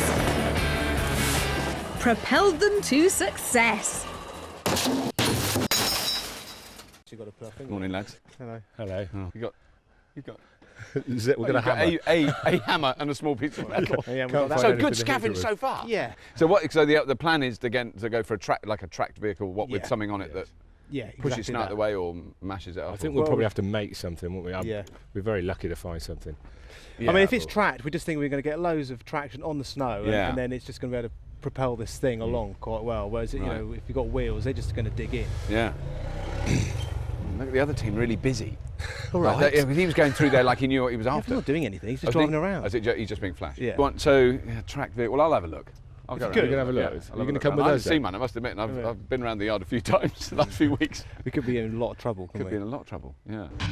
Spurred on, Wally and Nutty continue their scavenge, and it seems a discovery could be just around the corner. What you found, Paul? I found a great big auger. Which looks about right, doesn't it? I think we'll knock this bearing off here and just full of it. What's the light out of end? I'll tell you what, I haven't looked. It's an old beet harvester that contains an auger and drive cogs that would be perfect for breaking and moving snow. That could be really useful. Yeah, and these to cogs, drive it. Yeah. So we'll take all of those, yeah? Should we take it But out they'll this need way? to get it out quick. As their opponents, the Dark Riders, have already got their four-wheel drive back to the build bay. You've got a workshop manual, just in case you don't know anything about them. That's great. That Jeep is just one of the 3 engines they need. So next on the shopping list is something to power their giant fan. What's that goes in it? I don't know what it weighs, but it... Don't think this one's going to start, is it? 1, 2, 3, 4. No. Whoa! Right, do you want to push this back? Yeah. Well, I'll push it. It's only there. Battling with it for a bit. They took Yeah, I've pushed plenty of backs in my time. Hey! Hey! Looks good. That's 2 major build parts to the Dark Riders. And to the aquarium crew, well, none. It's not pulling out? No, it's not pulling out, no. Lottie to Wally. We really need the donor vehicle sharpish. OK, then we could do with a breather. We'll leave the auger and we'll try and find a donor vehicle. If there is a vehicle with tracks, big or small, doesn't matter. It will And save us a lot of work. Ideal. Something with tracks. Big or small, doesn't matter. OK, then big's always better though, isn't it? Instead of tracks, the aquarium crew scavengers come across something very big and blue. No, it's not a whale. It's an engine from a Sherpa van. There's a big pile. That could be just right to power their snow shifting screw. Right, let's get this thing out.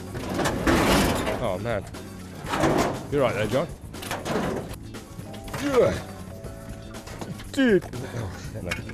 2, 3. 2, 3. Oh. Yeah, after their last build, which is a very lightweight jet engine, I think this is proving to be a little bit more heavy metal. Whilst the aquarium crew struggle with that giant engine that'll be mounted on a tracked vehicle, they've yet to find. The Dark Riders are going from strength to strength. They found an old filing cabinet that'll act as a shovel for their snowblower. And then a screw which they hope can break up the snow at the front of the shovel. Oh, perfect. Will that do? That'll do. There's enough straight bits on it, isn't there? Next, Super Scavenger Grobbo finds an old wheel that'll form the base for their snow-blowing fan. Well, we could just chop this off, chop the bolts off and use the disc in the middle. That saves us half hour, doesn't it? And not to be outdone, scavenging partner Tony finds an oil drum to act as a housing for the fan. With all the parts back at the build bay, marvellous. That's the kiddie. Let's take some time to understand how their design works. The Dark Rider's complicated build uses a whopping 3 engines. The first one drives a screw that breaks up snow. The second engine is the motorbike that they'll mount on the front of their Jeep to drive their snow-shifting fan. And the third is in the Jeep that'll transport the whole kit and caboodle up the snowy slope. But with 3 engines, as you can imagine, things are 3 times more likely to go wrong. The Dark Riders have accelerated well into the lead. I could see a little bit of a track. But the aquarium crew are having a little bit of luck of their own. It's dinky. It is dinky, isn't it? And the emphasis is on the word little. I'm wrong, yeah. No. So the aquarium crew have found their tracked vehicle at last. Tiny. They really think they're going to get up a 10-degree hill with that. Aquarium crew, I'm worried. I think it might be a bit small. You said size didn't matter. You know, I said small or big. Well, small. Well, I was hoping That's we were small. hoping for bigger, but yeah, Sorry? we were hoping for bigger, but that is very. So the screw that Stay you on was the after just now, is it bigger than this? Yeah, 5 times the width. Well, if that's what we've got to work with, we'll work with it. It'll be fine. So you happy with this? Good fun having a go. Do you know isn't what? I'm over the moon. Aren't we good?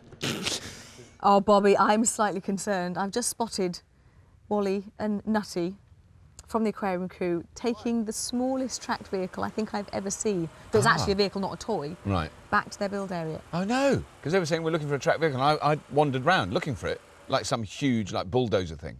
Very small. I think it's some kind of gardening implement. But if the mound's like that, yeah, and that's got to go through it, they'll get traction from it if they just want to carry some conifers. I suppose you could plant in the snow, couldn't you? Yeah, they might need some help with some reindeers pulling it. They're never going to get them on that and going up the snow. Oh, so it's really not big. It's like a tracked wheelbarrow thing. It's that big. Oh no. It's tiny. Absolutely tiny. Next door, I mean, certainly Kent and Coxie seem to be quite happy about the design. Because I know when I spoke to them on when they were scavenging, their scavengers, to Tony and Grobbo, they were talking about one engine to deal with that, to actually do the fan, the whizzy fan, and then another one to power some kind of sort of I don't know, a sort of scoop to scoop it out of the way. Plate, stick it on there. Which I can't help feeling is maybe overcomplicating things. So they've 3 engines. Yeah. Engine in there, because they've got the Jeep, haven't they? They've got the little Jeep thing. Yeah. 3 engines. Yeah, 3 engines bound to be reliable on Scrapheap. You know, you can just sit back and relax and let the engines do the work. Yes. I've got a funny feeling that by the end of today, that maybe not how their design will end up. The Dark Riders love nothing more than fixing their hogs. But getting that old 80s racer started seems to be giving these bike nuts a bit of bother. That's been cut, that's snapped or something. This is your fuel pipe, yeah? That's the fuel pipe, pretty I sure would of say it. so.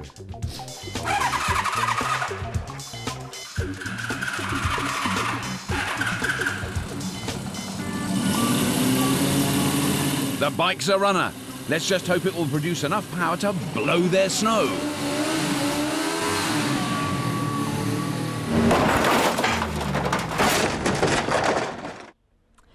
England's not exactly known for its snow-capped mountains, so he travelled all the way to Bonnie, Scotland to find this week's judge.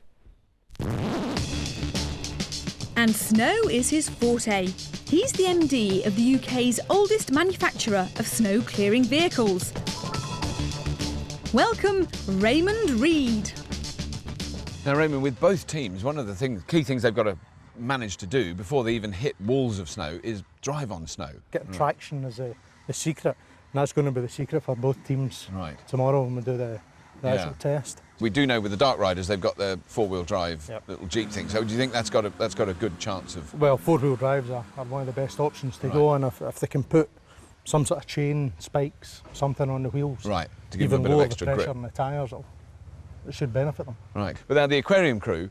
It was great. When they were talking about tracked vehicles, I had all these visions of like enormous Caterpillar tractors, and they've taken in really what looks like a baby little sort of toy machine, isn't it? This worries me slightly, just the size of it, considering it's got to push the snowblower. I'm not sure if the horsepower's there.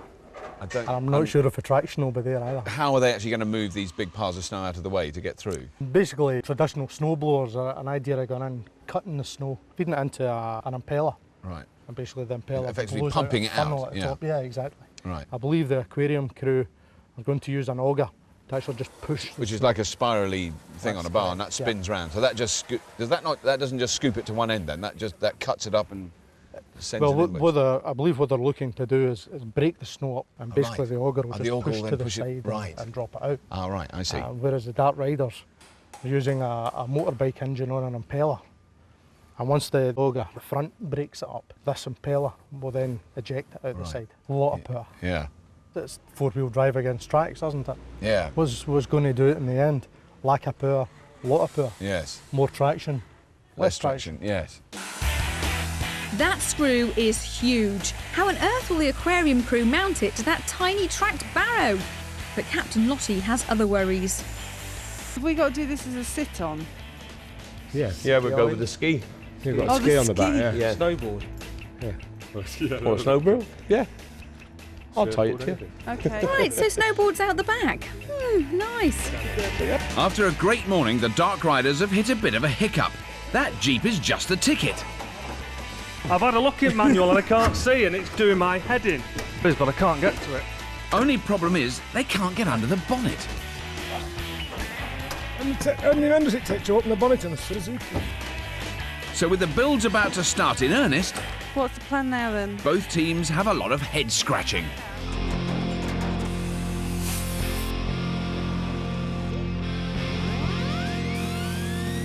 It's a tricky build for this semi-final, as our two top teams try to build super snow-shifting machines like this. I think we got a throttle stuck there. Fish tank fabricators, the aquarium crew, and their expert Mark want to move snow using an engine-driven screw, all mounted on top of a tiny motorised barrow to make a tracked snow mower. Right, watch that clutch cable. Just pull the clutch housing out the way. Bike Nuts, the Dark Riders, and their expert Ken plan to throw snow with their motorbike-driven fan to make a 4x4 snowblower. Gonna have a look, see if that's straight enough. Apart from the minor hiccup of not being able to open the bonnet of their Jeep, the Dark Riders have made incredible progress. They've mounted their bike onto the front of the Jeep, and Captain Tony has worked out where the fan's drive shaft will be attached to the bike. Take that out so it'll go on fully, and then bolt that on, and then that'll just have to be welded onto that. As the Dark Riders plan becomes reality, Unbelievable. aquarium crew scavenger Wally is just considering a change of plan.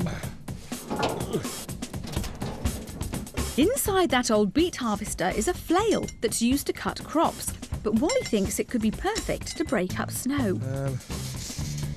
So we need as many of them as we can get off. Ugh.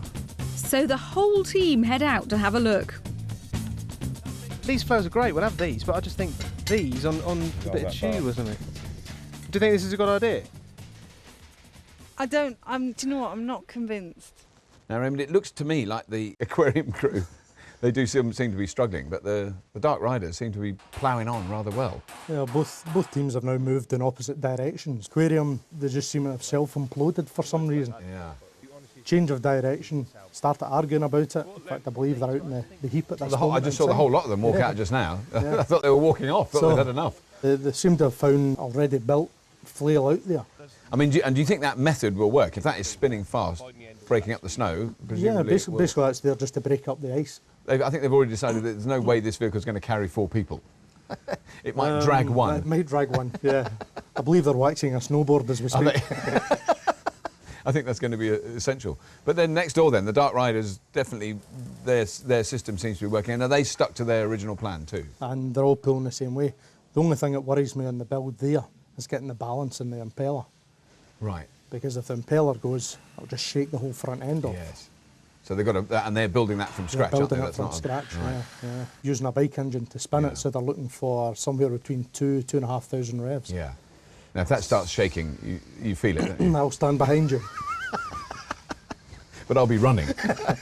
So, like the flails uncovered at the front. They should be building, but the aquarium crew are still out on the heap, discussing whether to use the flail or the screw. Are we going for this? Well, I guess so.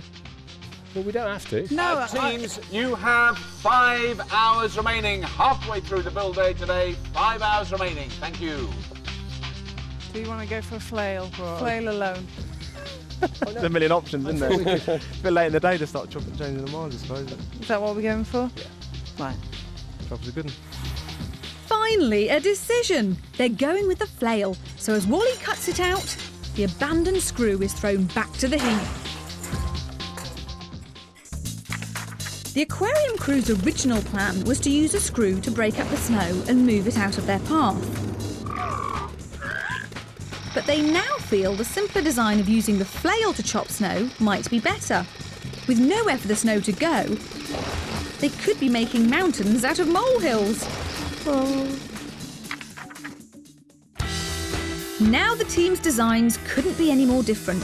It's the fish fans' snow flail versus Bike Nuts' auger. But the aquarium crew will have to get a move on if they want to catch up with the Dark Riders, who are racing through their build. Scavenger Tony is making good progress fabricating a snow-shifting fan. And Grubbo may not look like your typical office worker, but he's making easy work of turning that filing cabinet into a snow shovel.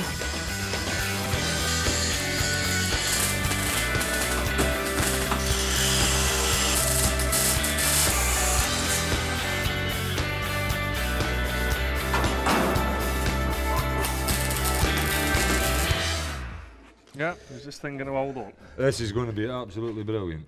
Is it? Well, it will be, yeah. It will be when we're finished. Afternoon, lads. Afternoon. Lovely job you got there. Motorbike on the front of a Jeep. Yeah. Fantastic.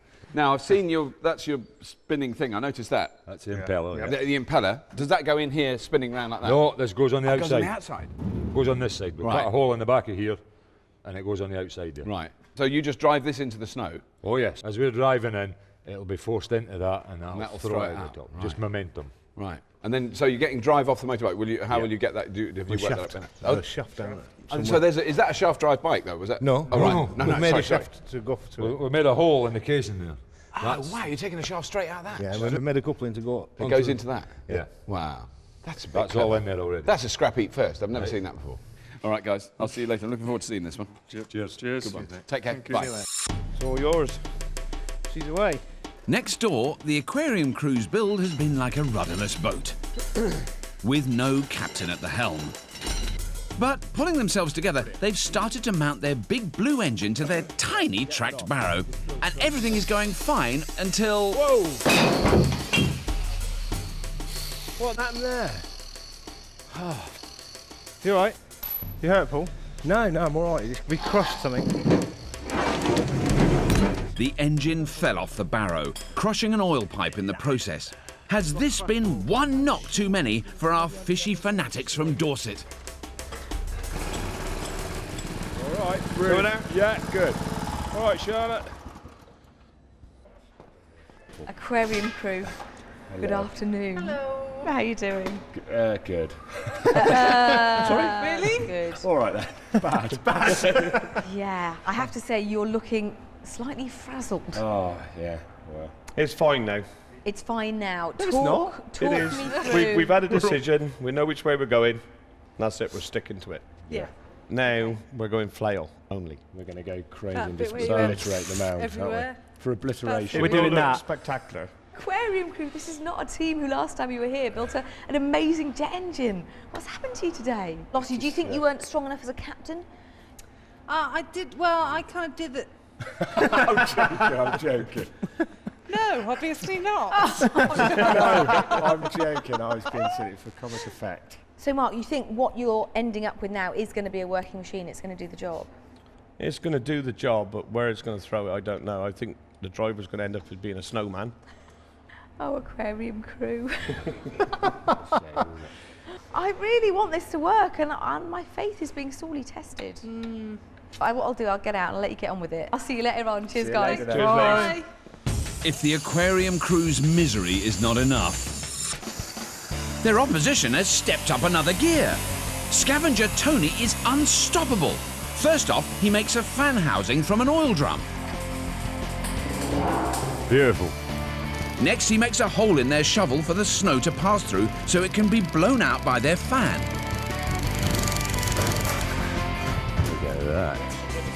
And then he marks out where the fan's drive shaft will connect to the shovel. One of those. Good old precision engineering at its best. But not everything is going to plan. This auger's not going terribly well. I'm not happy with this. Ken thinks their screw is too puny to break up snow. Luckily, Captain Coxey has an idea. What are you after? Well, couldn't help noticing you've got this lovely Hackabee. This mighty fine big screw there. If you're planning to use it. Can't say, really. No. It's going to cost you a working vehicle. Yeah. A working vehicle? Yeah. You spotted one down the yard, you can have it with pleasure. Really? No, take it away. Yeah, it's you fine. can have that one. Yeah. Smashing, thank you.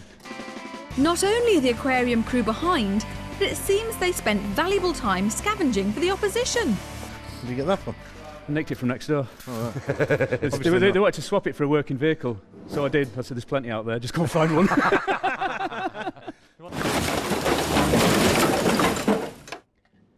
Teams, your attention please. Good news all round. You've got 2 hours remaining. Yes, 2 hours. 2 hours?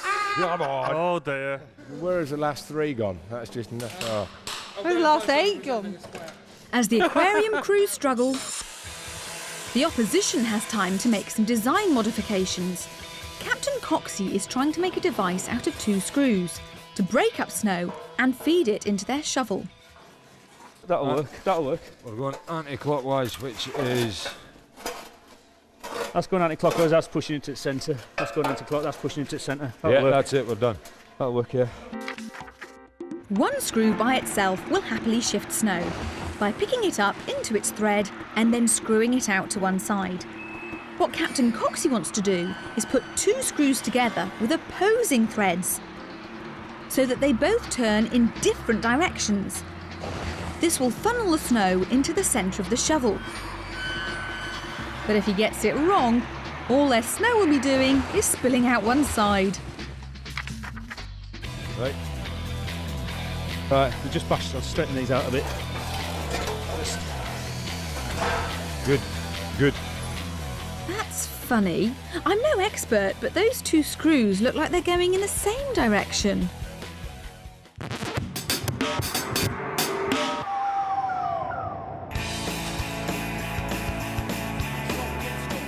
As night falls on the heap, time is short for the aquarium crew. But luckily, the simplicity of their new design, the flail, means they're in with a shout.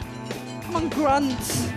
And now, with Captain Lottie back in control, it's all action stations.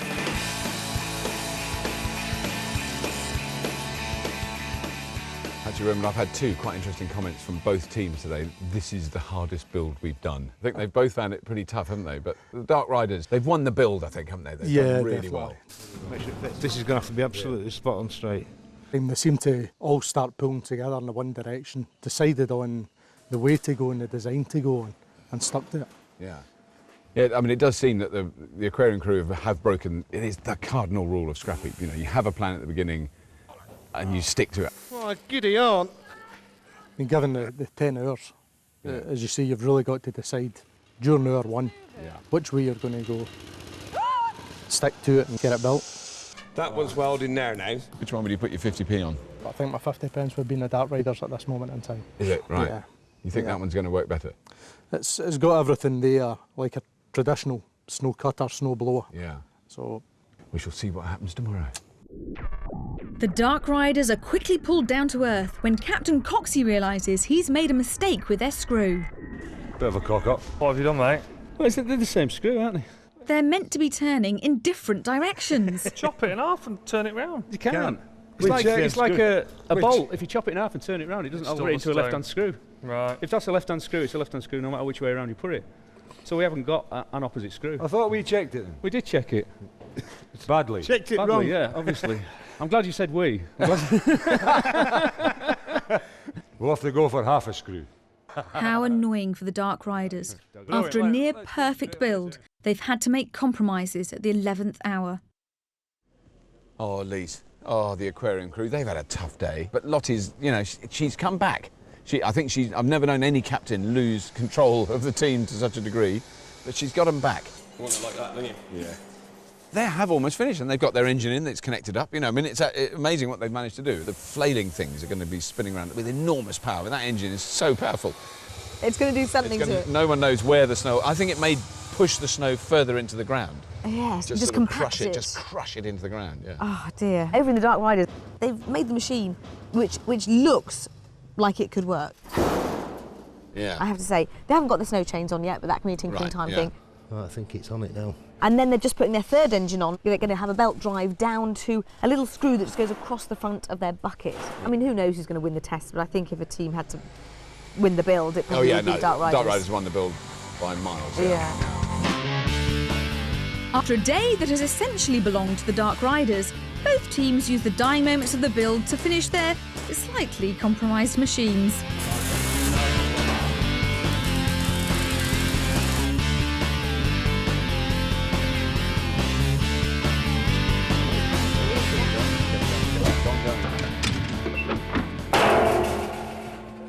Okay, teams, your time is up, and work on your snow-shifting machines must now end. Well done, guys. Well done. Well done. Let's hope your machines don't freeze under pressure, because tomorrow they'll be racing on real snow in temperatures of less than 4 degrees centigrade. Well done, teams. You got there in the end. Well done, teams. Well done, teams. A difficult build. Thank Cheers, love. Our teams have managed to make 2 super snow-shifting machines for this semi-final, but they really have to make the most of their tinker time, as they still have loads to do.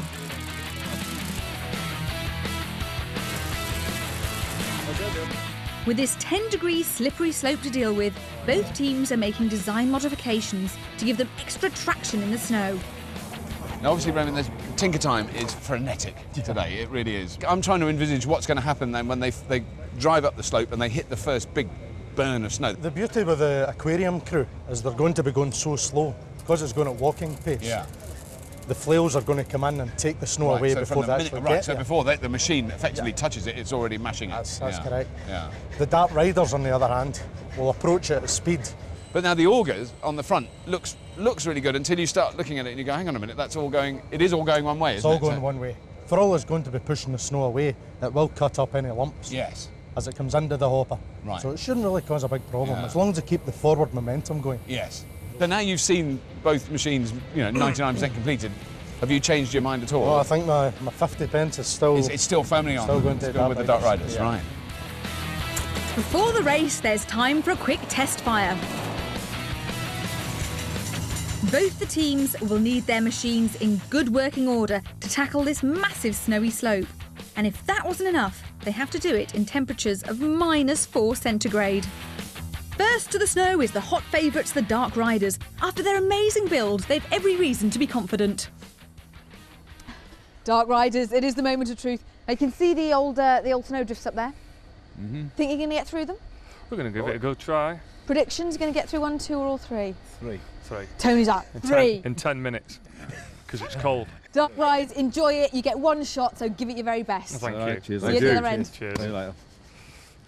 Dark Riders, you're 1 run up the hill away from reaching the final. Don't blow your chances.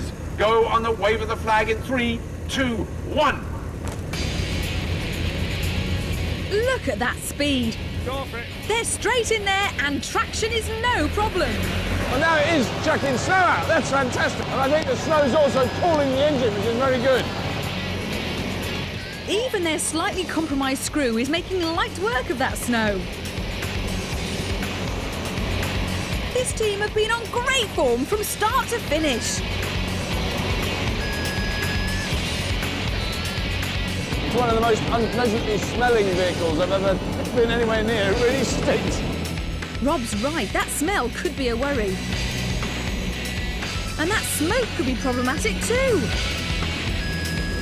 Very clutch out. Very clutch out. Clutch is burnt out. Oh no, that smell was the clutch going on their Jeep. As a last gasp, they have just enough power for 1 last push. Go for it, Rob, go on.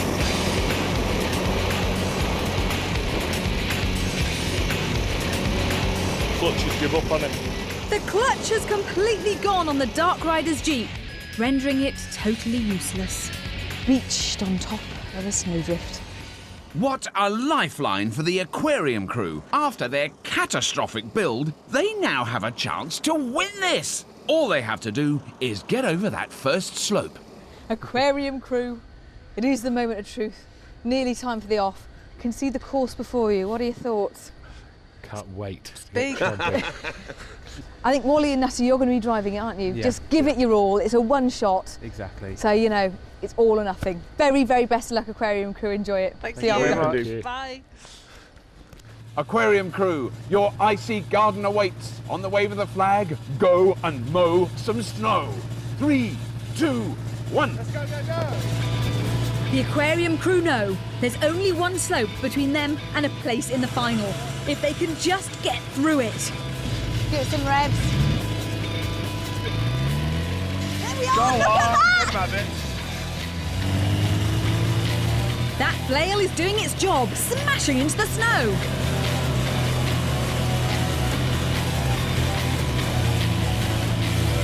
Now they're working their way through it slowly, aren't they? They are getting there.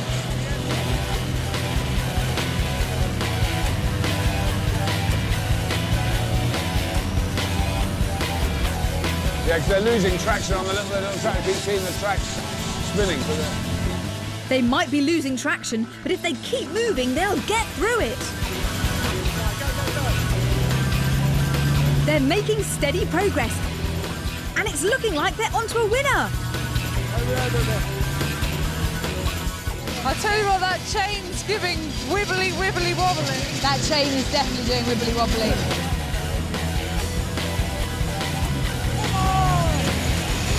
Oh, hey. That's the end of that. It's a serious chain reaction to something. That was. Oh. Chain reaction. Oh no, it's a classic scrap heap technical failure. The chain has snapped, and it's all over for the aquarium crew. Oh well. Fair play to them, they give it a good go. Oh, Wally. We're nearly through that. Today, snow has proved just what a tough customer it is. But our teams made 2 valiant attempts. Hot favourites, the Dark Riders, were looking good until they fried their clutch. Making way for underdogs, the aquarium crew, to have a real chance at getting a place in the final. And it was all looking, oh, so good. Until Lady Luck turned her back and their chain snapped. That's the end of that. Well, teams, I think it's fair to say that wasn't the most successful test we've ever done. But to be fair to both teams, none of you lost your senses of humour. You were good sports about it all, and you both tried incredibly hard. And at the end, there were literally a couple of inches in it. But the winner of the uphill snow clearing challenge and the team that are going on to the Scrapheap finals are the Dark Riders!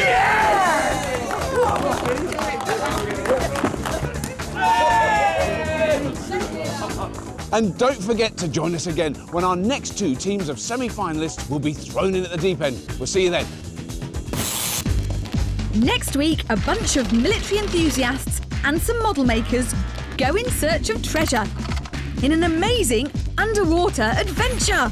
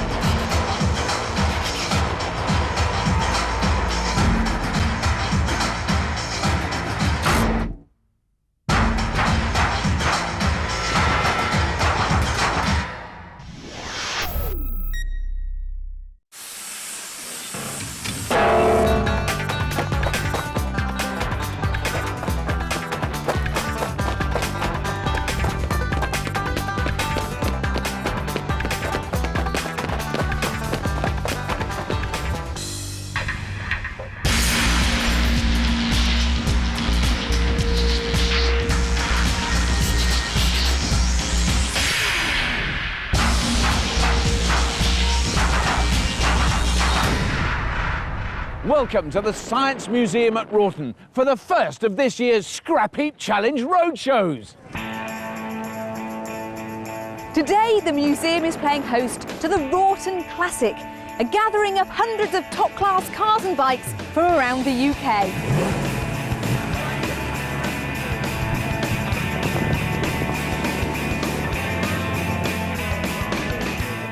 And it's here that we've gathered 16 teams of backyard bodgers to take part in a high-speed race where engines have been replaced by ingenuity.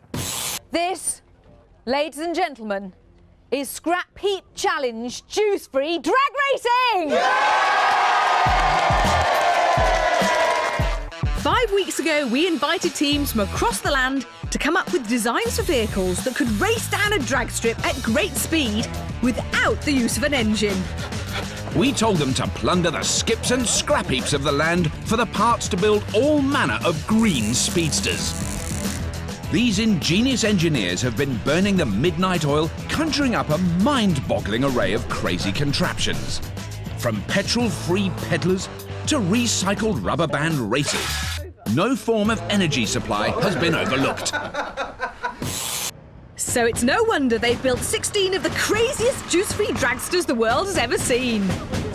And now they're here.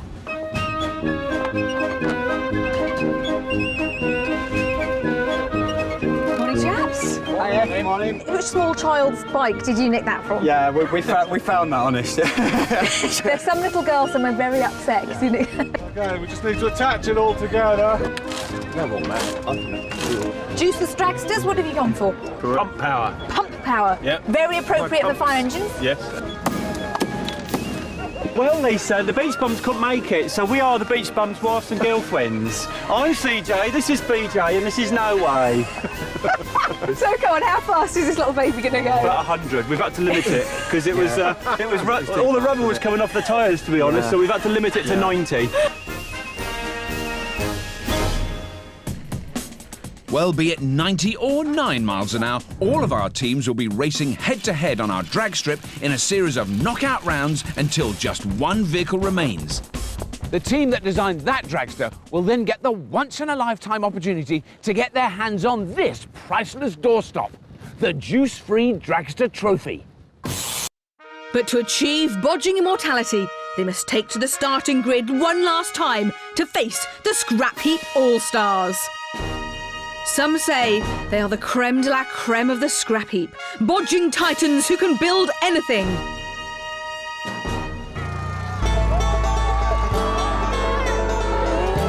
In truth, the All-Stars, in their various guises, have a rather unimpressive record in previous road shows. Have played 3. We've got a technical glitch here, I don't know if that mag's working. Lost 3. It's not looking good for the All-Stars. So who will be attempting to redeem the good name of the heap? Leading this illustrious lineup is the biggest, and let's be honest, the only superstar of the heap. This madcap farmer and captain of the barley pickers has been ever present in the All-Stars run of defeats. We be here! Surely it's only a coincidence. He's Andy Barnes. Team member 2 is big in name, big in stature, and big in ideas. Renowned for his harebrained designs whilst leading the cops and bodgers, you could always rely on him to come up with an eccentric solution to a challenge. He's Big Andy. And completing the dream team is a force of engineering nature. No task is too daunting, and when the going gets rough, he doesn't mince his words. Just calm down. Not the time. In fact, he's so tough, they named a wall after him. He's Hadrian Spooner. Yesterday, the latest All-Star lineup were bundled into the back of a van and brought to the scrap heap to face one of their toughest tasks yet. That's it, rubber job. Welcome, All-Stars. You have been chosen as the epitome of engineering man. Tough, ingenious, and most important of all, free at the weekends. But underneath those tough man exteriors, we know that you're eco-friendly softies. So it's time to kick off your size 16 carbon footprints and offset your passion for petrol with a little bit of pedal power. Oh yes, All-Stars. Teams from across the UK have been constructing juice-free dragsters. You have just 10 hours to make them green with envy. Go on the sound of the gong. Wait for it, teams. You know the drill. Yes, go!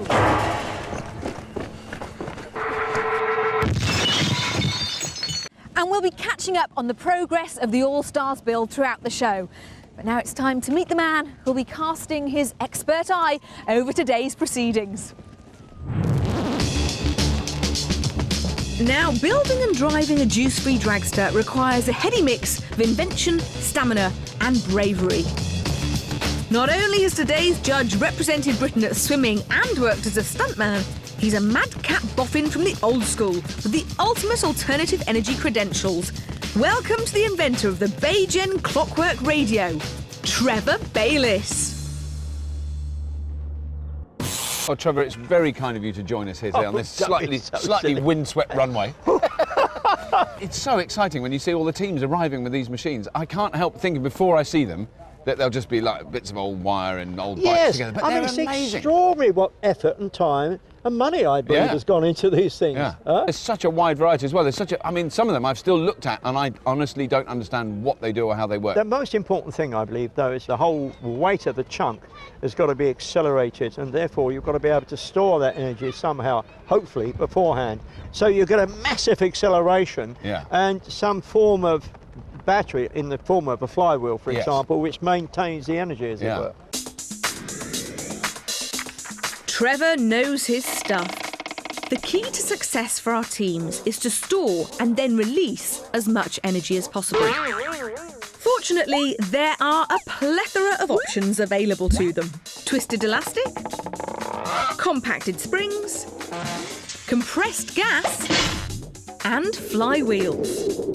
Of course, some teams may decide not to store any energy, preferring to rely on their trusty arms and legs. The great thing I love about the road shows, though, is there's absolutely no way of predicting what's going to happen. The first two teams are ready to go, so we're ready for round one. This is going to be fun. Too right, Trevor. The stands are full. Let's get on with it. OK, teams, get ready to go on the green light. It's sudden death in the eliminator round, which will cut our 16 teams down to 8 quarter-finalists. There's an amazing variety of vehicles taking part, from the sublime to the ridiculous. And unusually for Scrapheap, there's not an engine in sight. Hey, I tell you what. Instead, our teams have shown great ingenuity in their use of salvaged springs, binned bungee, and cast-off compressors. Plus all manner of muscle-powered machines.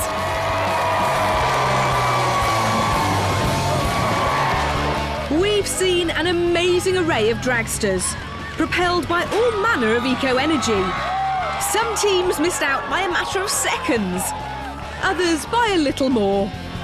But now only 8 teams remain. They are Winch Perfect, the Extinguishers, the Three Fallers, the Awesome Threesome, the Marchwood Marauders, the Beach Bums, the Flywheelers, and finally the Lawnatics.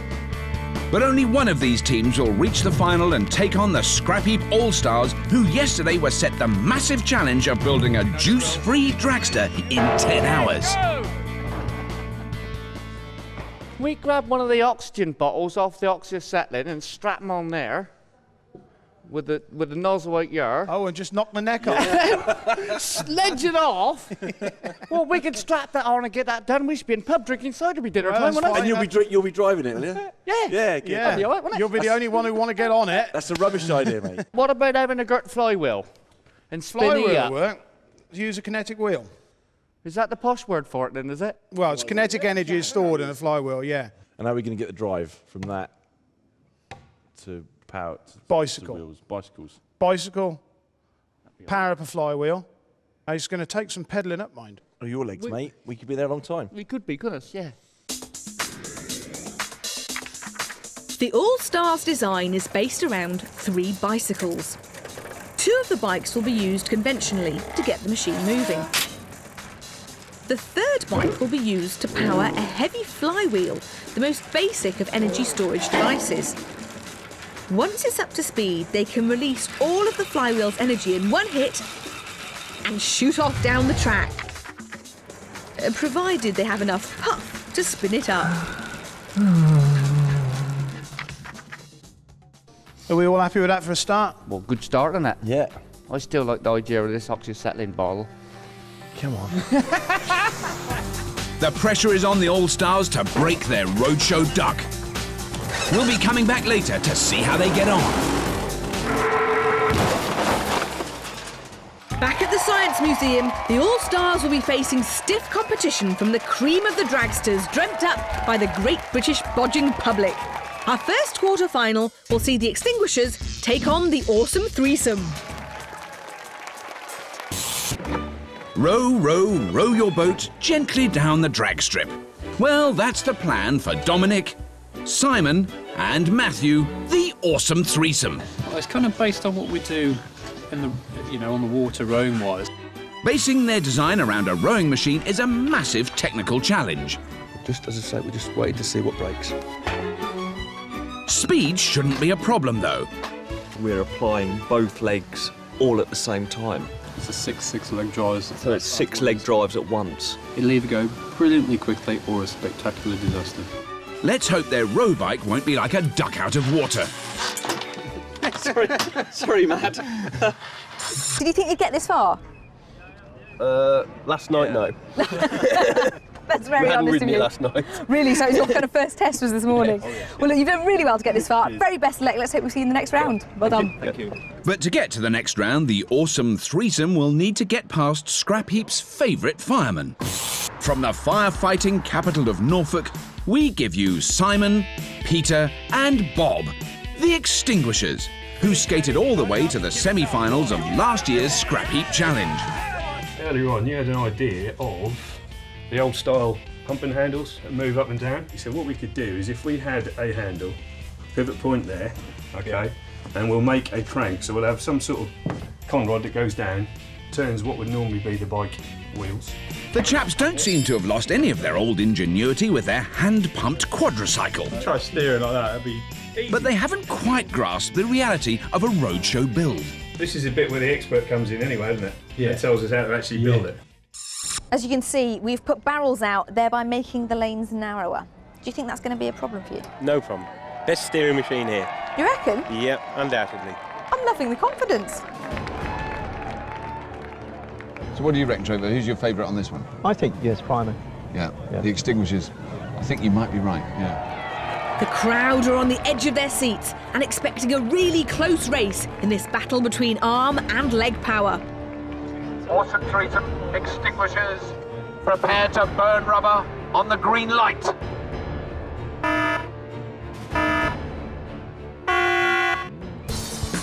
And they're off! They're neck and neck off the start line. But the fireman's pump power is no match for the rowers, and the Awesome Threesome are pulling away. At least the Extinguishers are keeping the fevered crowd nice and cool.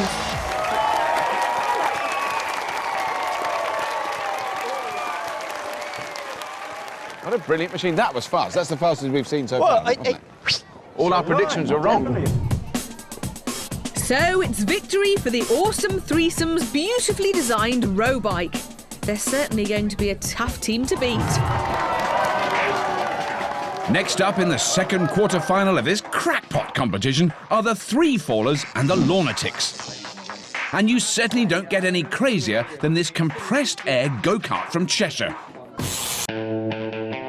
It's the brainchild of Colin, Paul and Dan, the Lunatics. So named because whilst most people drive cars or motorbikes, this team's preferred mode of transport is a lawnmower. Racing around a field of one of these is balmy. Fun, riding a motorbike's ridiculous, but these are just completely insane. Though not as insane as their harebrained idea for a compressed air dragster. We've got obviously a push bike, and this is a two-piston compressor. So you've got air in and air out on here. This whole compressor is going to charge the red air tank on the floor, and the red air tank is going to drive the larger engine. Fingers crossed. What could possibly go wrong? Yeah, gears going to work. Colin, you're going to be riding it. I'm pilot again, yeah. Good stuff. The man who's brave / stupid enough to going, what's that, 3 inches off the ground with his feet on a compressed air tank. Yeah. Rather you than me, mate, but very best of luck. I'll see you on the other side. See you later. Yeah. Thank you. The Lunatics' opponents aren't used to being that close to the ground.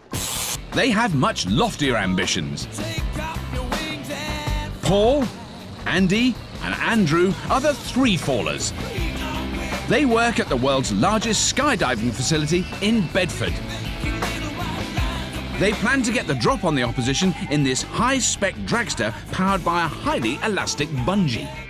We expand these bungee cords the length of the car, creating a couple of tons worth of force, and the power is then converted through a gear ratio to the wheels.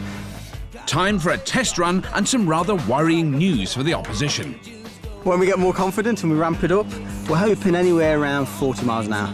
40 miles an hour? Oh, let's see it in action.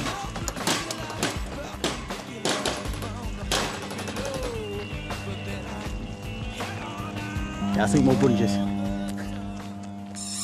I'm not a gambling girl, but I've got to say if I was, the money might be on you. But, you know, it's Scrapheap, anything can happen. Enjoy it, very best of luck. Thanks a lot. I'll see you on the other side. Thank you. Cheers.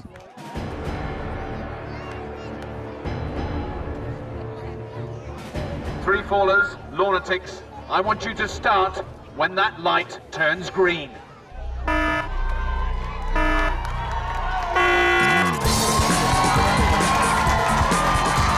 Oh, yes! The three fallers fly off the blocks and swoop into the lead. And the lunatics, well, they look a little bit short of puff as they're mown down by the opposition. They haven't quite got there yet. Nearly. Yes! They did it. With all these precision machines on display, it's easy to forget that our All-Stars had just 10 hours to design and build their contraption. Back at the heap, the Scrapheap's finest have clearly lost none of their sparkle, which is just as well. Their flywheel, pedal-powered hybrid is going to take some scavenging. First on the list is a multitude of bike parts, though none of this lot will be fit for the Tour de France. Here, we cracked it! We can go home now. Are you on a bike? Has it got brakes, Barnes? No, no brakes!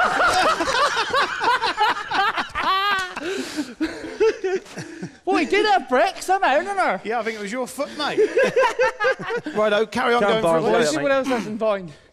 Of course, pedals and chains are only half of the jigsaw. Hadrian, me old son. Andy's just found the proper job. He's found exactly what we want. How do you know it's exactly what we want? Yeah, 100% sure it is a hell of a job, this. This is a proper agricultural job, this is. For those of you who don't speak country, Andy has found a flywheel. He got a girt rim on him, and he's exactly what he wants. I knows tis. I can fill it in me water. And Hadrian is very pleased. Tidy. Just as a battery stores electrical current, a flywheel does the same job mechanically. It's basically a very heavy metal disc, which takes a huge amount of force to spin, but once it's spinning, is very hard to stop due to its weight. In the case of the All-Stars, they'll be able to pedal their flywheel up to speed prior to the start of the race. Once the race is underway and the two All-Stars pedalling the traditional bikes begin to tire, they'll be able to transfer all the energy from the flywheel to their axle, giving them a turbo boost. Well, if we start messing about with it, we could break that.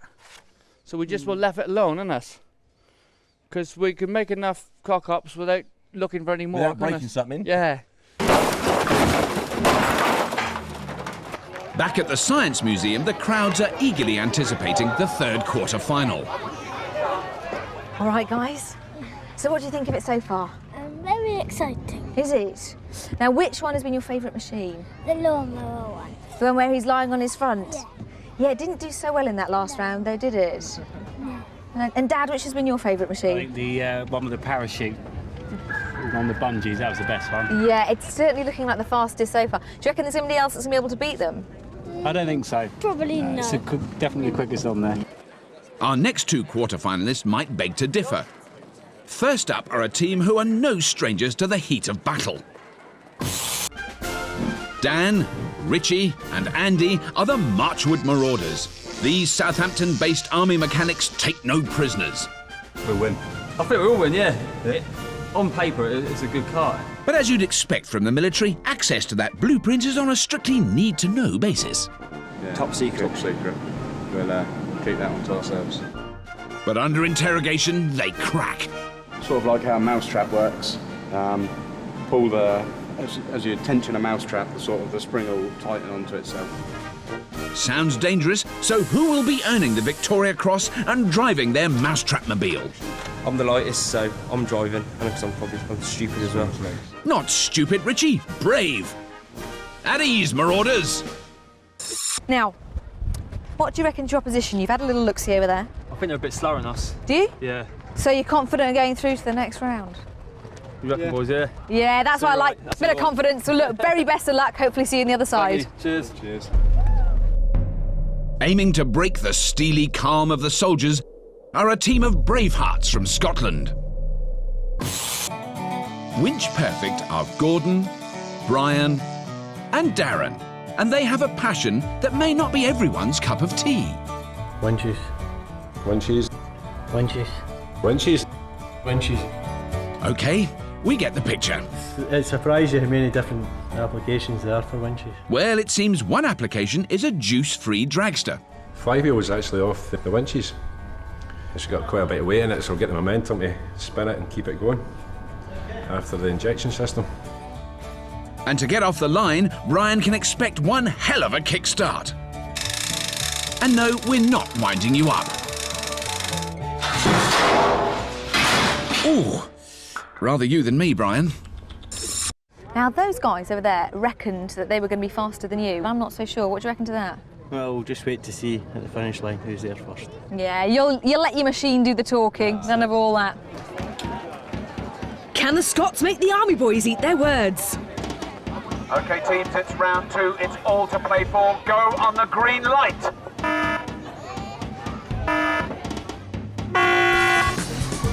They're off, and the Marauders' mousetrap has launched them into the lead. Good start. Yeah, oh. Yeah, he's not quite got it. No. Winch Perfect are looking anything but. That kickstart was more of a gentle shove.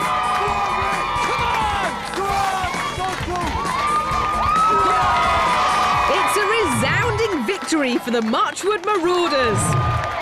And if that got the crowd excited, the decibels are about to go through the roof. The All-Stars are here. And their adoring public don't seem to have noticed a lineup change. All-Stars! All-Stars! All-Stars! All-Stars!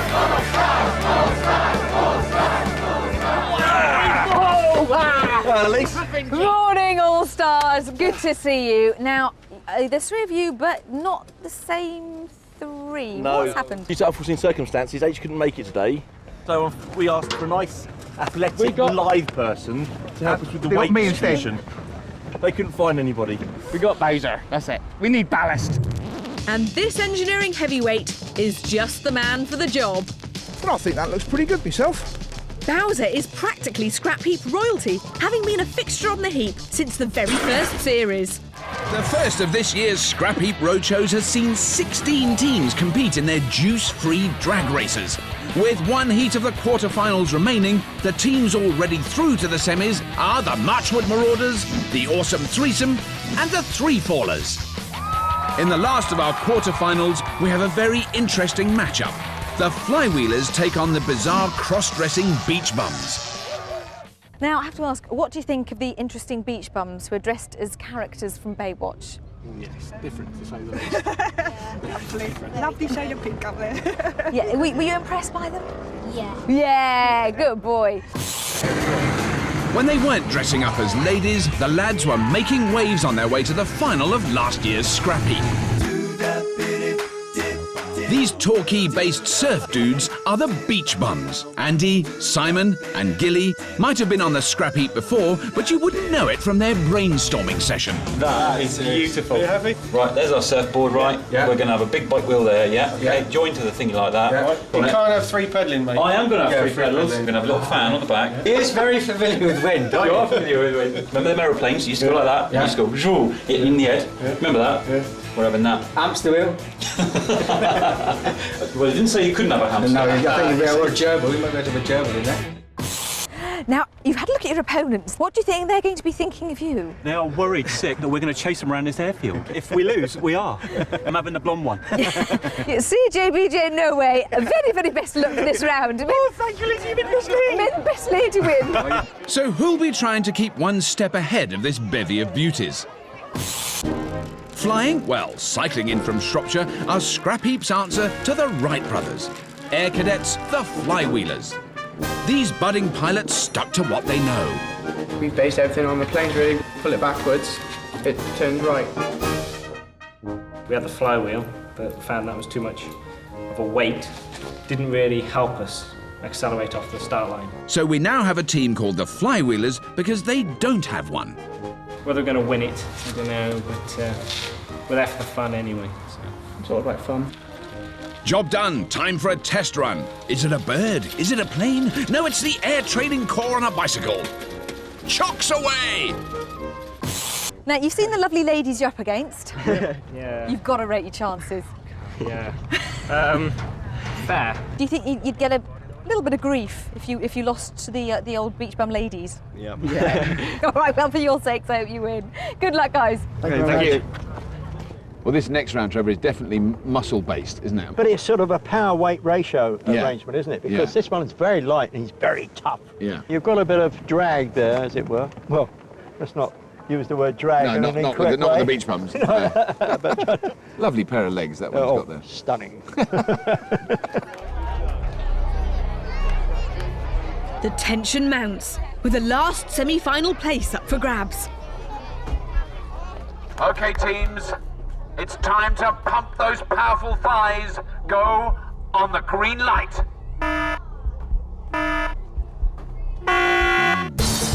Oh, they're off. They're neck and neck, and both teams are pedalling furiously. Speed of it. My word. But it looks like 4 legs are better than 2. God, you forgot your makeup bag! The Flywheelers escaped the clutches of the beach bums. Bad luck, ladies. That was your fault. That was your fault. We're down to our last 4 teams in our knockout competition to find out who will be up against the Scrapheap All-Stars. Now, these guys had just 10 hours to build their vehicle. Here's how they got on. Here we cracked it. We can go After a shaky start, It's got brakes, Barnes. No brakes. the All-Stars have scavenged most of the key components for their juice-free dragster. Now comes the hard part. That's our basic layout that we've got to achieve. Yeah. Well, we've got to try and work out where we actually need everything, haven't we? Their speed machine is going to be pedal-powered with a flywheel turbocharger. But mounting the antique flywheel isn't as simple as they'd hoped. Yeah, it's going to be a big bearing to go around there, isn't it? What a nuisance. Oh, darn.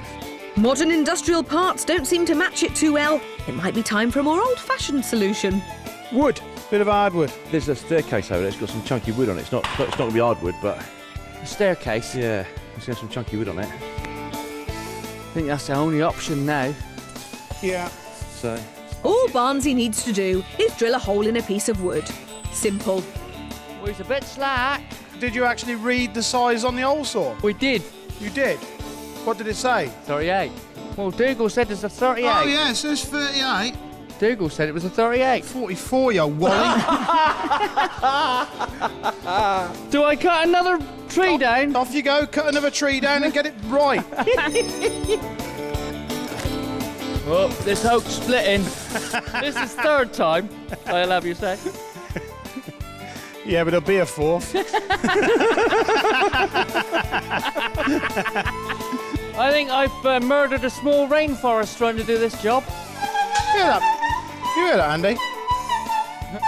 That's Barnes's wallet. With Barnsley's carpentry marathon complete, the All-Stars dragster is starting to take shape. On You're there. going to be about like that. If we go Yeah. sit a bit further forward. Yeah, so you're all right with that? Yeah. It's all coming on in age. Look at that. Something's happening, Nearly mate. done. How much more have you got to get? Is there still quite a few bits?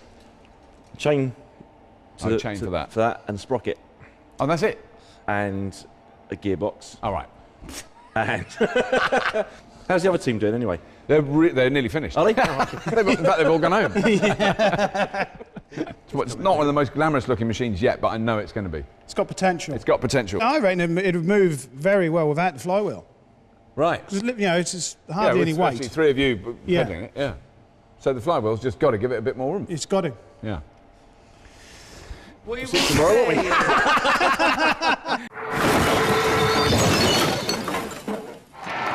Back at the roadshow, it's semi-final time, and we've upped the ante and added a chicane. As the remaining 4 teams tinker with their human-powered speedsters, the All-Stars are checking out the opposition. Good luck to you. See you in the final. Yeah, hopefully. See you there. Going head-to-head in the first semi-final are the awesome threesome in their row bike against Army Engineers, the Marchwood Marauders Mousetrap Motor. Have you got a favourite for this, do you think? I think the oarsman. The awesome threesome? I think so. That machine is beautifully made, isn't it? I mean, that's really clever. When you examine it, you see the number of gears. Yeah, and the chains and all. Yeah. They've done a tremendous job on it. Incredible job. Marchwood Marauders, awesome threesome, go on the green light. And they're off. Wow, that initial speed is amazing. Look at that! It's an amazing start for the Marauders. The oarsmen have it all to do. He's going, oh, they can't catch him. Can they catch him? They're gaining, but it's not enough. We've got it wrong again, We've got it wrong again. We've done it again. Why did you invite me? It's so embarrassing. Oh, God. Now, I might have been seeing things wrong, but it seemed to me that you'd lost power. We did. We had a chain come off, and that was it. That sunk our ship, really. Are you very sad? Well, a bit, but we've had a great day's racing. We've had a couple of good races, and the atmosphere here is excellent. So. Yeah, and no shame going out in the semi-final. You've done well. Not at all. Awesome threesome. Thank you so much. You've been fab. Thank you. Well done. Our second semi-final features a very lofty lineup. Skydivers, the Three Fallers, are up against Air Cadets, the Flywheelers, in a battle of bungee versus bike. No, careful what you say. No, I don't want to say anything. I don't want to predict anything, because, you know, I don't want to... Every time we've guessed which team's going to win, we've blown it for them. Yeah, well, I'll tell you what, right, cut my throat if I'm wrong. This one here. You reckon the Three Fallers have got it? I think they've got a very good chance. Yeah. I think you're probably right. Oh, yeah. It's a beautiful machine. Yeah. Three Fallers, Flywheelers, when that light goes green, it only means one thing. Let's do it. Oh, look at God, that acceleration! Wow! Oh, they've broken a chain. They've broken a chain. What a shame. What a shame.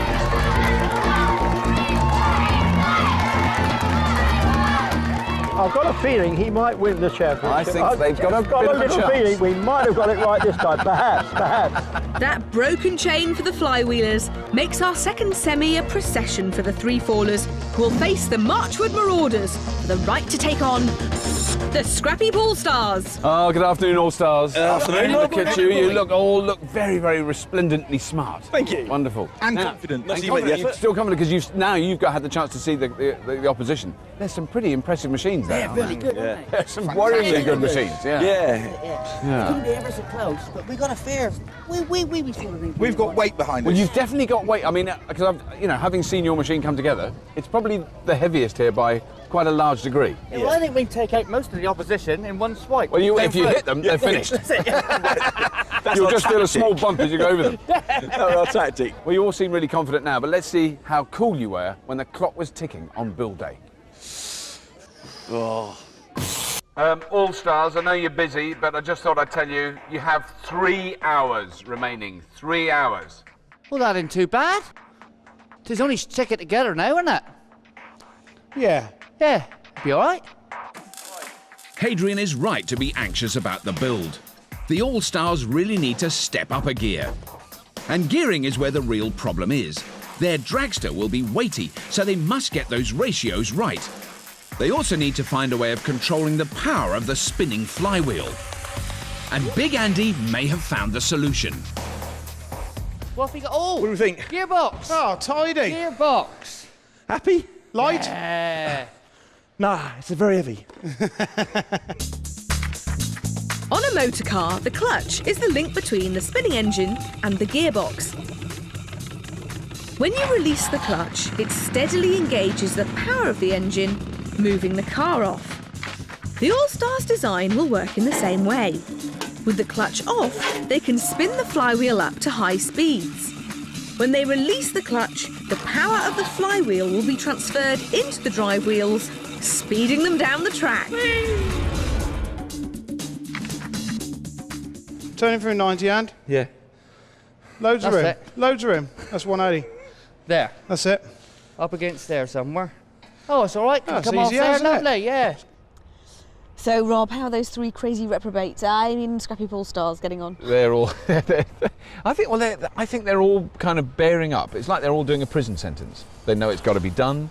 They've got to get through it, you know, and they're kind of putting their best foot forward because there's no engines, and you can see it's really wearing on them. I mean, that is worrying that they're going to be moving this entire heavy structure just from pedal power. Yeah. I think what we've got to convince them of is that the flywheel is like the equivalent of a nitrous kit on a V8. See, if we can talk them into believing that, that's their kind of supercharger. Yeah, they'll press the button and... Yeah. It's not quite a nitro kit, but the flywheel has put a smile on Barnes's face. That's with no grace. And with the gearbox attached, they'll be able to transfer all that power to the wheels. Hopefully that's 27 mil now. If it is, I'm really good. Of course, to get off the line, they'll be relying on pedal power. But unfortunately, Big Andy has based the seating positions on his own giant frame. They weren't proper welded up, mine. Now Go hell, I can't reach the pedals, man! We're just one race away from finding out which team will take on the Scrapheap All-Stars. And whilst the Three Fallers and the Marchwood Marauders get ready to race, the All-Stars are taking an opportunity to bribe a bit of support from the crowd. They'll need every last bit of backing. Both our finalists have top-drawer dragsters. The Marauders machine enjoys a quick getaway courtesy of a mousetrap-inspired spring, which spins their wheels up to a furious speed. After their turbo start, they can rely on a bit of pedal power to get them across the line. The Three Fallers design relies on the stored energy of bungee cord stretched along the length of their vehicle. It gives them great acceleration, but after a short burst, the energy is spent. So we might have a bit of bad news for them. Oh dear. So Trevor, now we've just extended the course by 20 metres. Yeah. And that is, I think, is going to affect things. The Marauders have got pedal power to keep them going, haven't they? I mean, they've got that amazing initial acceleration, but they can keep going, whereas the Three Fallers have got that phenomenal initial burst of energy, but then that's it. Yes, but they've still got their momentum. For me, and this is where I'll get it wrong again, I think this... You think the Three Fallers have got it? I think so. So, who'll win this battle between Sky High Tech and military muscle? Three Fallers, Marauders, you know the drill. When that light is green, you've got to let them go. And they're off. Wow, that is close though. Close. Good. Look at that speed. The Three Fallers have got their noses in front, but have they got enough twang to last the course? Well, look at him pedaling. He's pedaling like mad.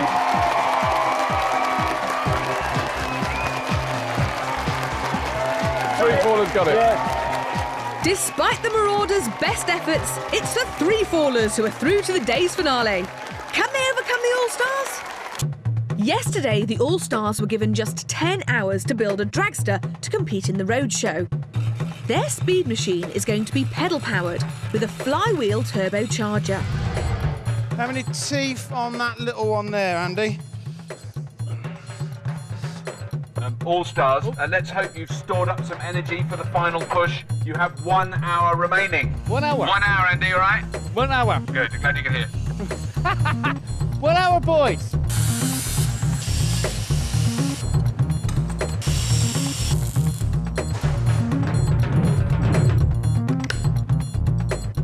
they're getting on now. I mean, most of it seems to be on them, and the flywheel's on the gearboxes, on the all that stuff. Looks amazing. I mean, they've done it really well. Yeah, it is beautifully Very made. tidy, isn't it? Yeah, really good. And it is just a case of connecting it up. So it's got to come off of here, put the sprocket on there somewhere, Yeah. back onto this one here. And then it's just a drive for the bicycle, which I suppose really we need to get in here somewhere, don't we?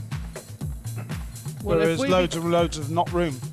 It's one of those ones where you say, it's almost there, what have we got left to do? Oh yeah, we're nearly there. All we've got to do is, well, we've got to connect all the chain drives to that. We've got to connect the drive to the flywheel. We've got to put in some steering. We've got to maybe do some brakes. Don't even bother with the brakes. We've got to do, you know, and then there's a massive list. You actually have two chains, in fact. Yeah. One that one and one going down there. So we can use the whole forks of the pipe. Yeah, yeah. Use the whole thing. All we need to do is drop another gear down. Is drop onto another there. gear in the middle of the lock. That's a brilliant idea. Yeah. I mean, it makes it more apparent, doesn't it, the 10 hours now, because all the other teams they're competing against have as much time as they can muster. I mean, no matter which way you look at it, it is very hard to expect the All-Stars to do something to compete with that in 10 hours. I'd love it if they would. I'd love it if they could actually manage to pull one out the bag, particularly as they've built a machine which is so far outside their field of expertise. Yeah, Sort of... well, we'll see tomorrow. I've got loads of energy, mate. I'm bouncing. Look at me.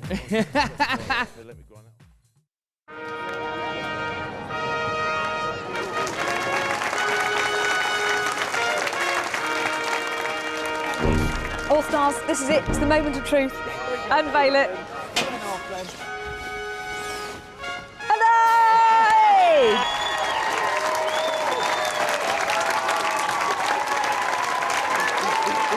It's finished. It's done. It's a bit heavy, isn't it? It does look a bit heavy, if I'm absolutely honest.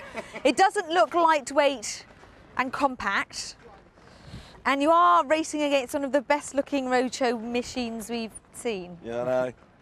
It is, however, a thing of beauty and a joy forever. It is a thing of beauty, it's joy forever, and you had 10 hours to build it out of scrap, and for that we are grateful. Guys, do your very best. See you on the other side. See you later. A passionate crowd are getting behind their heroes, and the All-Stars are going to need all the support they can get, as they'll be up against the outstanding three-fallers. Three-fallers, this is your big challenge. This is what you've fought all day to achieve. The chance to go against the All-Stars.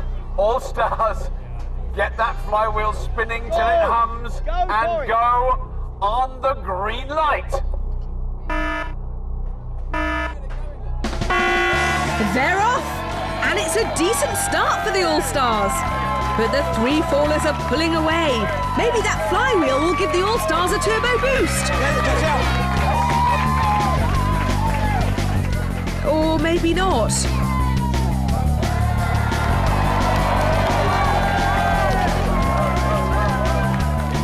I don't know that can fairly be called a race. It certainly was a stroll for the ultra-modern three-fallers, who'll be crowned roadshow champions if they win the next race. Whilst the All-Stars need to squeeze some extra oomph out of their agricultural dinosaur. When was that one made? About 1926? It predates the steam age. Yeah, I think so, yeah. But once it gets going... Yeah, once it gets going. But it just needs a lot of getting going. It's do or die time for the All-Stars. Remember, it's the best of three, so they must win this race to stay in the competition. What can the Heat's finest possibly do to save their reputation? All-Stars, three-fallers, this is it. I go! No, wait! Now they've gone! They've resorted to cheating! Instant disqualification adds insult to injury as the All-Stars sink to a new all-time low. Look at that! Rocketing ahead! And despite the illegal head start, the three-fallers still beat them. Oh, the shame of it all. No, it's score marks though. Hey, what fun! Well, teams, if there's one thing we've proved today, it's that making dragsters without engines is very difficult. But the winners today of this fantastic roadshow are, without any question, without any hesitation, the fantastic three-fallers. And you deserve 3 bottles and a trophy!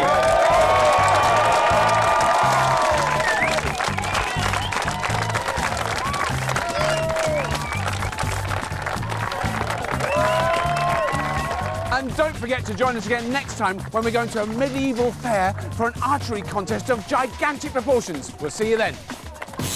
There'll be medieval mayhem aplenty as the roadshow's bravest archers twang their bows and launch their impressively large arrows at a series of fiendishly tough targets. The prize? Another chance to take on the Scrapheap All-Stars.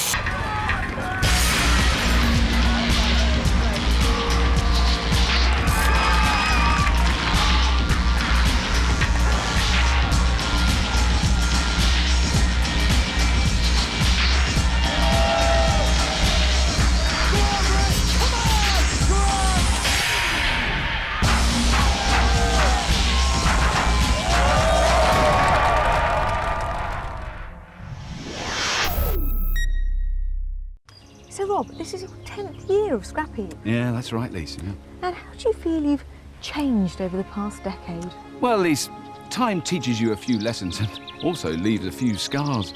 You know, as a man grows older, I also think he grows a little wiser. You know, I think, Lise, I have finally grown up.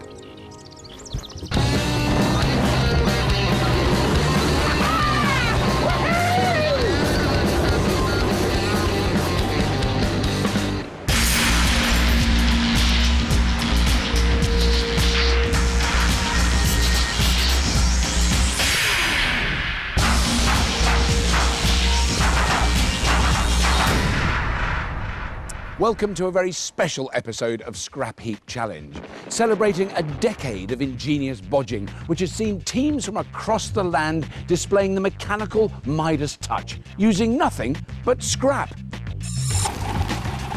In our very first episode, we asked 2 teams to build hovercraft. The results were pitiful at best.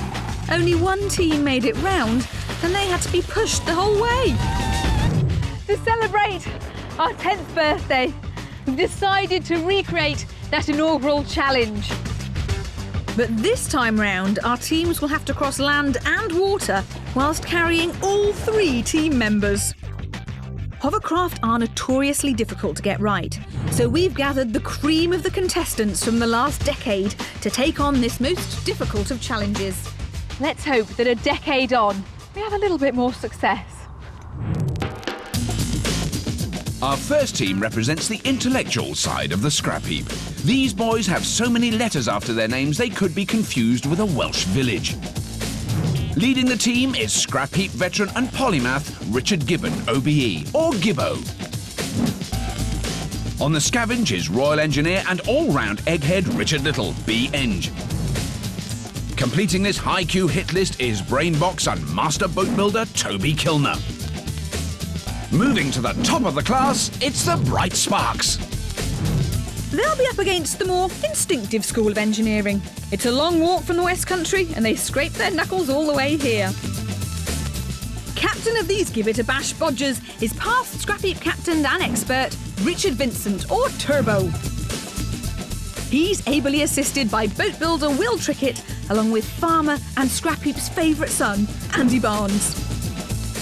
At the back of the bus, it's the Grunts. Welcome, teams. Now, you have been chosen for your brawn and brains because we have a very special challenge for you today. Your considerable task is to fabricate craft capable of terraqueous perambulation. What? Grunts, that means build an hovercraft. Oh, yes, teams. You have just 10 hours to make your air-cushioned inventions both land and seaworthy. Slide off at the sound of the gong. Wait for it, guys, wait for it. No, wait! Go!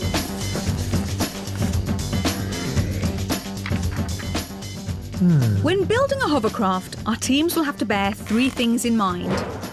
Power, to help them up and along. Lightweight materials, to keep their weight down. And most importantly, some sort of skirt to hold an air cushion.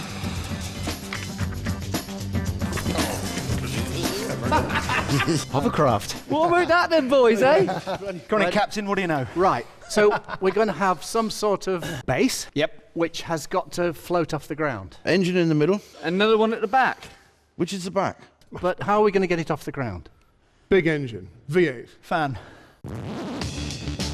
Well, our teams seem more or less clued up, which is just as well, because this week there are no experts to help them. Confession time, Toby. Come on. Oh, I'm 17.5 stone, which is 107 kilos. I'm around the 16, but we're about 100 kilos. By the time we stick an engine and fan, we're looking at 500 kilograms. Yes, we Quite are. a bit. We're happy to go with a single engine and get away from the twin engine, because obviously we're possibly reducing weight as well. So wooden construction, if we can find enough wood out there, would be ideal. And we want some sort of a skirt. Lots of little skirts. Lots of little skirts. The Bright Sparks are doing it by the book. They're planning a classic hovercraft. A lightweight hull will support a single engine, providing both upward lift and forward thrust. Air will be channelled down to a segmented skirt made up of lots of bags sewn together. It's great in theory, but they're relying on finding light materials and a small but powerful engine. If their engine is too small, all the Bright Sparks theories will be academic. We're going to have to do a lot of sewing if we're going to have to make these bags. So we're looking at 96. You're going to be sewing for quite some time. The Grunts plan involves less brainwork and more bodging. We'll bang our engine in here. Yeah. With a girt fan on the bottom one. Yeah. And on the outside we will put our cushions. On the back here somewhere, driving another girt fan. So what we're saying, that's going to be the motorbike engine on the back there then, Andy, is it? Well, you want a bit more power that way, won't us? Yeah. It's going to have Plenty of revs, won't it? Yeah, Plenty of revs. Quite pokey. The Grunts are going for a boat-shaped hull.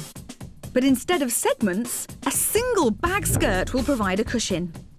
They're using one engine for lift and another for directional thrust. It's a simple approach and should make for an easy build. But two engines means there's twice as much to go wrong. So all we got to do is blow down here, pull up the skirt, rev the nuts off with it, one and off us goes. Yeah. But before our brainiacs and boneheads can get building, they need a list of scrap to scavenge. What can we use for a boaty-shaped thing? High-top van roof? What size of car? 1.2, somewhere around there. We'll go for a lawnmower. Wood. Some fans. Skirt material. Anything that they might want. Yeah. Absolutely. Off you go, boys. Good luck. Go on then.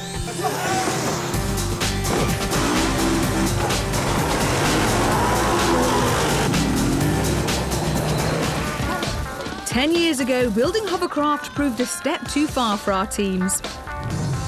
Let's hope our hand-picked Scrapheap veterans can do better this time around. In the brainy corner, Bright Sparks, Toby, Richard and Gibbo are opting for a classic design, using a lightweight hull and a single engine for both lift and thrust, with segmented skirts to get them off the ground. At the back of the class, Grunts Andy, Trickett and Turbo are going for a floaty, moving vehicle with two engines, a van roof and a bag skirt. And it's first blood to the Bright Sparks. It does turn. Hell of a belt on it as well. Richard has made a discovery. Geriatric, this is Junior. Hello, Geriatric. Over. Zimmer receiving. We have a 16 horsepower lawnmower rotary engine. It's not enough power for what we ultimately want, but let's have it for now. Over. This'll be all right. Way! That sounds interesting.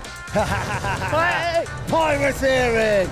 Oh, hold on. I've just seen the opposition and they've got a car. But cunning Richard thinks he knows what the opposition want. Now, we might be able to do a bit of a trade on this. See if you can head them off at the pass. But we'll meet you there. Okay.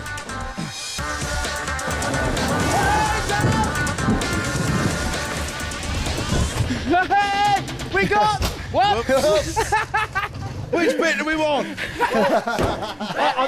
Does there seem to be a little bit of trouble here? Yeah, no trouble at all. It's just that we found this lovely 16 horsepower lawnmower engine. Yeah. And you've got a car, and I think that might do our build a little bit better, and the lawnmower might help you out. What do you reckon? I think we should just get on with it a minute. Yeah. Just see what happens, because there's other things that they might get of ours, and then we'll be in a strong position for ours. Round one to the Grunts. The racy car engine has been claimed. And the Bright Sparks have to make do with a 16 horsepower wooden spoon. Hello bright sparks. Welcome back to the heap. Very kind. So talk me through your design. How are you going to make your hovercraft? We're aiming to have a single engine, so we need quite a powerful engine to do the thrust and the lift. I did see a little contretemps going on outside their build area. What was that all about? Well, we were hoping they'd use old beaten up lawnmowers. Is that ideal for what you want? Not for the design that we've gone with, so the car will be the better one. So we're just finding a few more things they might want and then possibly do a bit of bartering later. You're not normally out here on the heap, are you? You're normally in the build areas as an expert or a captain. Yes. It's pretty stressful, I can tell you. Is it? And I have a feeling the other boys are much better than we are. Yeah. Well, Toby may well be right. This is not a team of hands-on grease monkeys. But that doesn't stop them being world-class contestants. Richard Gibbon, OBE, was the chief engineer at the National Railway Museum. He's the man we call on as expert or judge whenever there's steam involved. But in today's star-studded challenge, captain will have to do.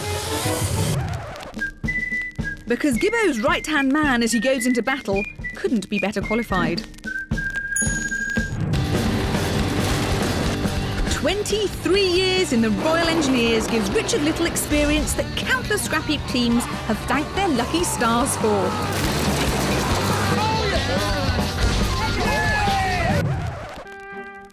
Toby Kilner has a brain so sharp that it has to be kept in oil to protect the public. very kind. He lit up the 5th series of Scrapheap Challenge as captain of the ever-popular Boat Boys. As a team, they'll be looking to pass with flying colours today. For they are the Bright Sparks.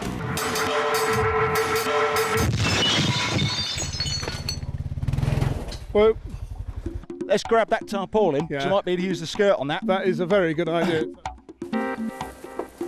For Richard and Toby, there are opportunities everywhere. There's enough truck canvas here to make skirts for their hovercraft. This is useless, this one. Ribs in it. Taking it. Yeah. And there may be enough left over to trade for an engine. And they need to get moving because their opponents, the grunts, have stepped up a gear. Trickett, what are we going to look for? Propellers? If it looks like it's good for hovercraft, I think we'll have it. What about this for a hull then, Trickett?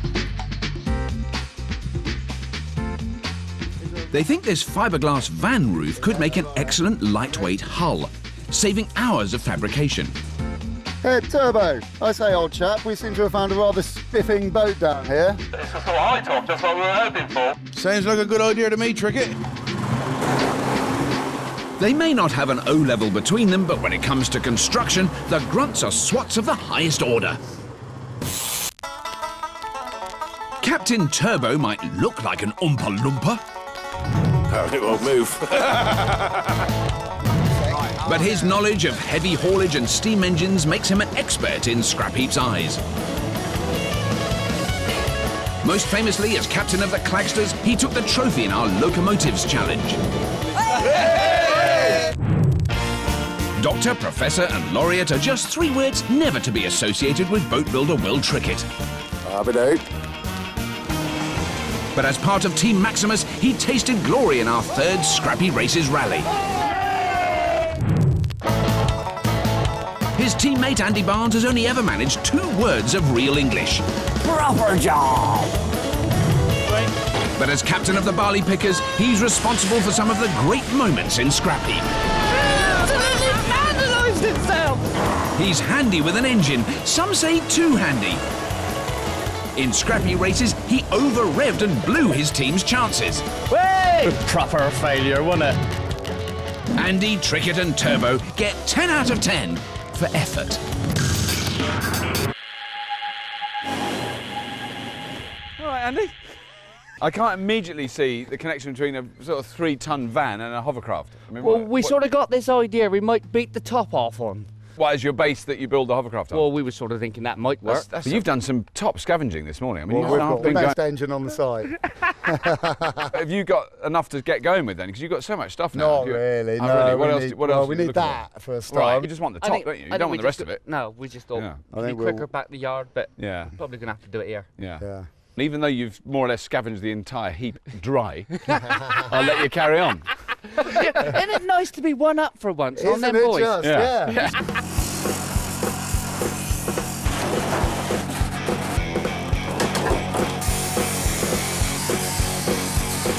As that lightweight roof comes off, it looks a lot heavier than before. Well, that's torn it. Their brainy opponents have spotted an opportunity, and a deal could well be on the cards. Water leak at the rear. I tell you what, if we give these boys a hand moving this fan back, I think we might be able to take this off them. Yeah? How does that sound? I reckon that sounds good to me. So you reckon that's all right then? Did I hear a cry for help then? Yeah, you did. Yeah, so you boys having fun? Toby felt rather at home on it. But don't for a moment think the Bright Sparks are acting out of kindness. They've merely let their opponents do the grunt work. Thank you, Toby. Cheers then, boys. Thank you, Rich. That's okay. I love it when a plan comes together. Not only do they get the engine, but that van's walls are packed with wooden panels. They're not called the Bright Sparks for nothing. Turbo. How you doing? All right, you come to pick my your car up? car, yeah. It only remains for Gibbo to pick up the motor. Richard, you are now the proud owner of a Peugeot 205. Good man. The Briggs and Stratton's yours. We'll come round and get it in a minute. You do. Happy motoring. But why is Turbo smirking? Flat out in reverse. Come on, give us some style. Turbo, he couldn't. No, he wouldn't, surely. Would he? Come on, Richard, show us what you're made of. Come on, let's go. Yeah.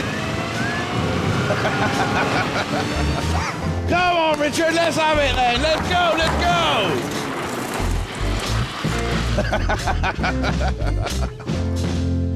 So with our boneheads and our brain boxes both scavenging away, it's time to meet the man who puts the craft into hovercraft. This man has worked with hovercraft since he was a boy. He's the founder of the Hovercraft Museum and secretary of the Hovercraft Society. For 5 years, he taught people how to fly them.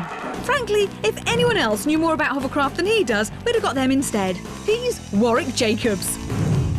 Hello. Hello, Warwick. Very nice of you to join us today, because I think we really need as much help as we can get on this one. How it works. How do hovercrafts work? Well, it's not rocket science. This is a hover hockey table. Right. If we put some air on, right, as we got here now, this puck starts floating on a cushion of air. So it removes all the friction that it was having before. It's totally. And if you increase the surface area that's getting air, we can carry a load as well.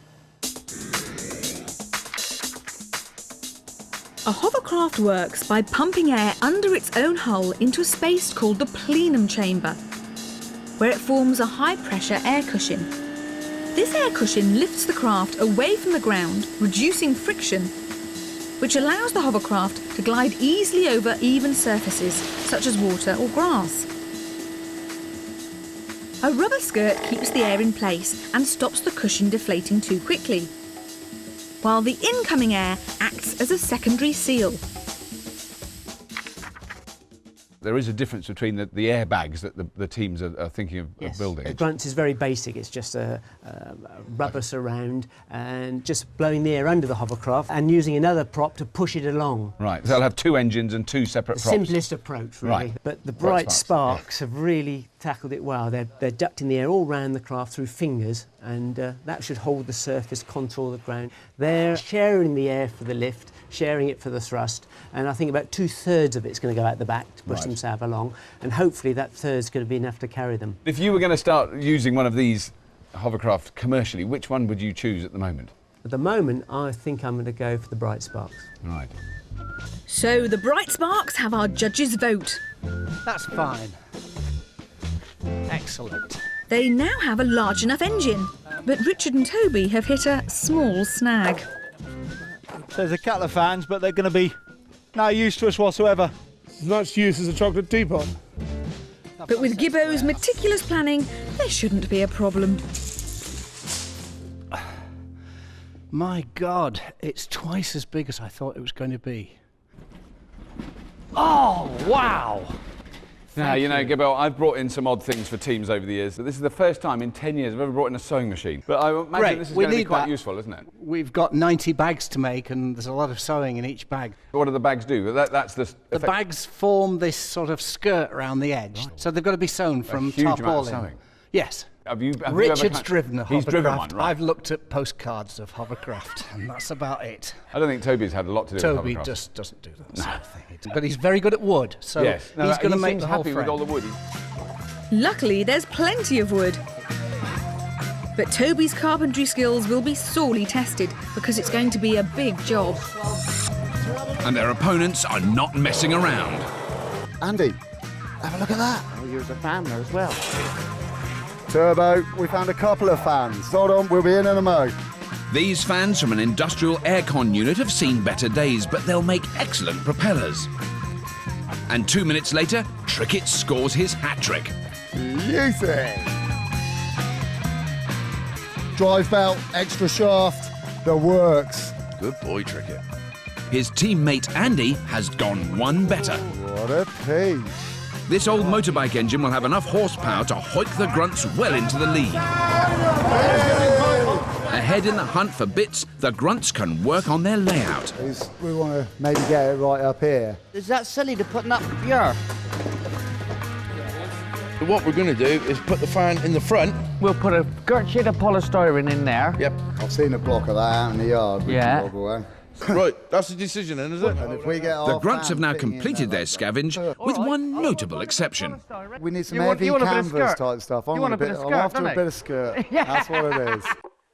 Bright sparks, grunts, this is your 7-hour call. 7 hours, teams, that's all. 7 hours. Bright Spark Gibbo is stripping his team's engine, but not quickly enough for Richard. You're not got the engine out yet? It's something he knows all about, in theory. I've just cut everything. You've cut? No. First rule of disconnection, never cut anything. But with the added pressure of time, Richard has to forget about the rules and get on with his own work. I'm just going to work out a template for these bags. OK. Richard's plans for the airbags could all be hot air. Because the grunts have all the propellers. And out on the scavenge, Trickett has sniffed out a large source of tarpaulin. In the last place the grunts should be looking. You know what they got in their shed? What's that? They got a massive pile of canvas. A plan is forming. It's got to be a fair swap, isn't it? To get enough canvas for their skirts, the grunts will have to offer the one thing they know the opposition haven't got. There you go. That's what you boys need. So we want all of that lot. Yep. And we want that lump of aluminium that I know you've got. Cue some hard bargaining, West Country style. Oh, no, yeah. And a deal is reached. Cheers, guys. Okay. You have a nice day now. Let's hope you lose. Our team members are building giant hovercraft that will race over land and water whilst carrying all 3 team members. Tutored triumvirate, the Bright Sparks, are playing it by the textbook, with a single engine and segmented skirts. Having scavenged a car engine, a fan and sprocket, plywood panels and some tarpaulin, they now have everything they need. Right, go for it. But their complex design is labour-intensive, and they've got to get cracking. Tricky trio the grunts are building a hovering machine with a lightweight hull, 2 engines and a bag skirt. The scavenge turned up a van roof, several fans and some truck canvas. I'm on my way. What you got there? This is what we want. Oh, Andy, look at that. But a large polystyrene block has inspired them. Where's the fan? We just got to decide how deep we want it, don't we? With a bit of welding wire and a car battery, it could make a lovely cowling for the fan. I ain't never done much of this before, have you? No, I don't think I have.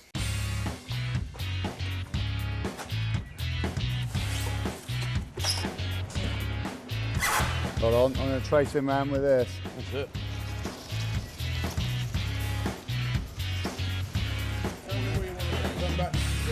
It's either a pure genius or an absolute madman that can draw a perfect circle. My side ain't coming out too bad. That's it. Yeah. Next door, they're certainly genius at work. Or is it all chalk and talk? That's 500. So that's the 30 degrees. That's 300. Yep. Richard has made up a template for the hovercraft skirt. 2 to 1. In a hovercraft, air entering the skirt is directed down and inward to provide lift. Richard has designed several bags that will sit next to each other, like segments in an orange. Holes cut in the bags will spread the air evenly throughout the skirt. So there's less chance of it leaking out all at once over bumpy terrain. It's a proven theory and should keep the bright sparks afloat on test day.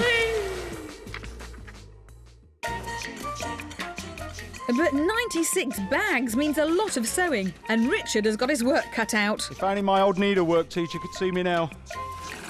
Fortunately, the modern army prepares its men for every eventuality. Ooh, senior! Perfect. Air comes in, down, round, and blows out through. Billows out there. Top end there.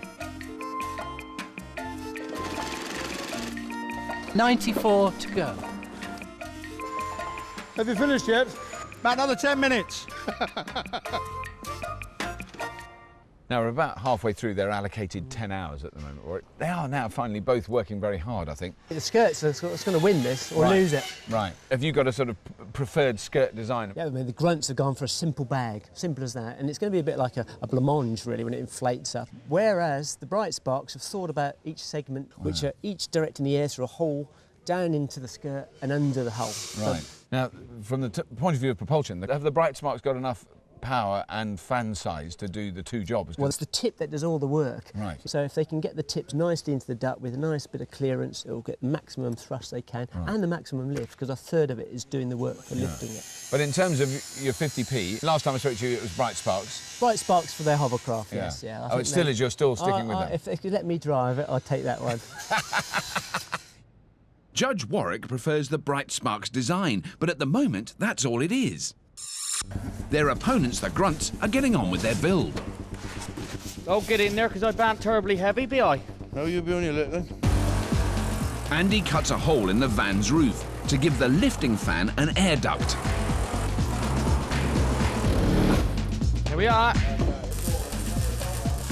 Turbo has welded a mount for the front engine to sit on and is now turning his attention to the second engine, giving the grunts their thrust. Here we go, Tricky. This is what we can do then, isn't it? Well, if we have one of those flanges on there, short bit of shaft. And that'll get us 8 inches away from there. Yeah. Perfect. Afternoon, Turbo. Hello, Robert. Oh, this looks like a ship. And I'm presuming some sort of fan goes in there. Well, we're going to put one engine with a fan on in there, which will fill our airbag up. Right. We've got the other engine there, which is a motorbike engine, which is going to drive our propulsion forward. Right. We are pretty much on the way. We know where we're going now. Right. But how will the air get all? Are you going to sort of feed it because they sort of? No, it'll feed It'll itself. feed itself, will it? No, it'll feed itself, Ren, because it's fixed on the top and fixed on the bottom, so it'll completely fill up like a sausage. Forcing air into Turbo's sealed sausage means it won't be a hovercraft, but a dinghy. However, cutting holes at the rear of the sausage will allow air into the space beneath the hull. The build-up of pressure will create an air cushion, turning the dinghy into a hovercraft. This should allow the grunts to float away gently, even with Turbo on board. Oh. The other problem, I suppose you've got, vaguely, is time. Time is a little bit up against us at the moment, I must say. Yeah. But being farmers like we are, we can leave the harvest to the last moment, that's right. And it's probably normally raining when we do that, so... For the bright sparks, time's a bigger issue. Richard has started his sewing marathon, but is already getting distracted. Senior! Come on then, what do you want me to do? Let's stop the yapping, let's get on with the job. Toby's wooden hull is ready for its outriggers, which will hold the skirts and contain the air cushion. You just need to be ½ an inch taller, don't you, on that one? Teams, your attention, please. You have 4 hours remaining today. 4 hours. Thank you. Piece of cake. You're having a giraffe. With the clock ticking, Richard is speed welding the sprocket for his engine. But it's a job that can't be rushed. OK, stop there. And now it needs correcting. It looks like trying a shortcut has backfired, and Gibbo's not happy. Okay. Don't take it off again. I've got to, mate. There's nothing I can do about it. It's got to be perfect. For the grunts, doing things by eye is second nature. Well, that's enough. Turbo is welding a mount for the rear engine. Yeah, that's good enough. That's good enough. And Trickett is making his version of a hovercraft skirt. And now it's time to put their efforts to the test. That pull out, that behind. He might run. Hello, Grunts. Hello. Oh, hello, Lisa, my lover. How are we getting on? I'm fine. How are you getting on? More to the point. Oh, we're getting on all right. So you've got your first engine here, blowing downwards. It's going to fill the skirt up to give you some lift. Are you happy you got this fan going the right way? We have. No, I put it in. We were about to try it in a minute. Oh dear. Right, I'm going to move away. I'm going to cross everything. Yeah, I reckon you should give him some. There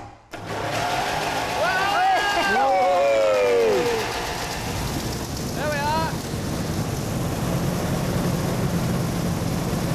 It's got too much oil in it, that's why. He'll rev a lot harder than that. I wonder. Yeah. He'll rev twice as much as that. Anyway, it turns over. Now, you're all very laid back, like it's all fine, but I know. So come on, let's be realistic. What have we got left to do? We've got to get the back engine mounted and running, and we've just got to finish up off the skirts. Okay. Turbo and Andy get on with it, the only way they know how.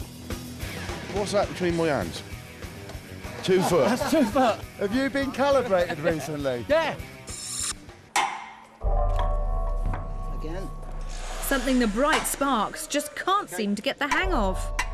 No, she's broken again. Oh dear, it's a pain this, isn't it? As the Bright Sparks' giant brains go into meltdown, let's take a closer look at what they're trying to build. The hovercraft was invented in 1956 by Christopher Cockerell, and early models had solid hulls.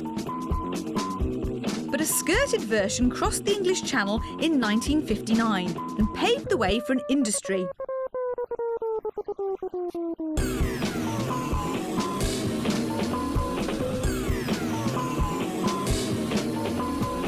The Model T of the hovercraft world was the SRN6. This workhorse found success worldwide with coast guards, passenger services, and even the military.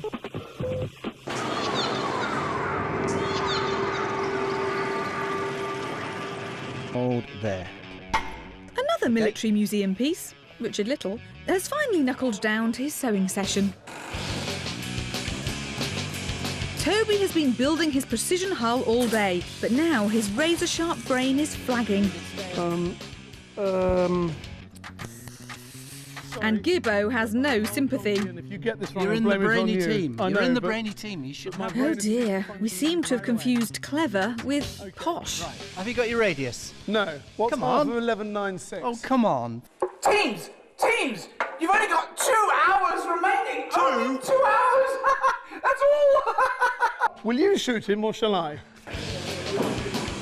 It's a wake-up call for the Bright Sparks. They need to get their fingers out.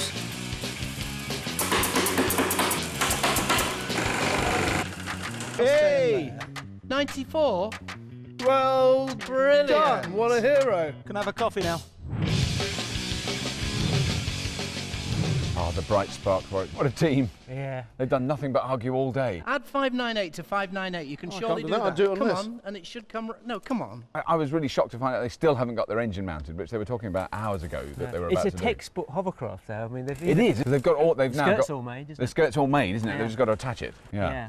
Which And sounds keep it complicated to me. If there's 96 separate bags, that 96 means of them. 96 separate fixings, Yeah. which is quite a lot to Yeah. do. But you know, in contrast, the grunts. Do you think their skirt's going to work? It might work on land, it might not work on water. Ah, really? They're different vessels when you Yeah. change surfaces.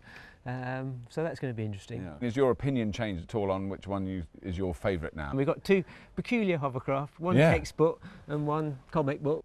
You've been sticking with the Bright Sparks Yeah. all day, pretty consistently. Yeah, if they can finish it and get it all done, they've got probably the best chance. But on getting a craft finished, it could be the grunts. Go with the grunts now, Joel. I'll Give go them- with the give them a grunts. break, just for this time.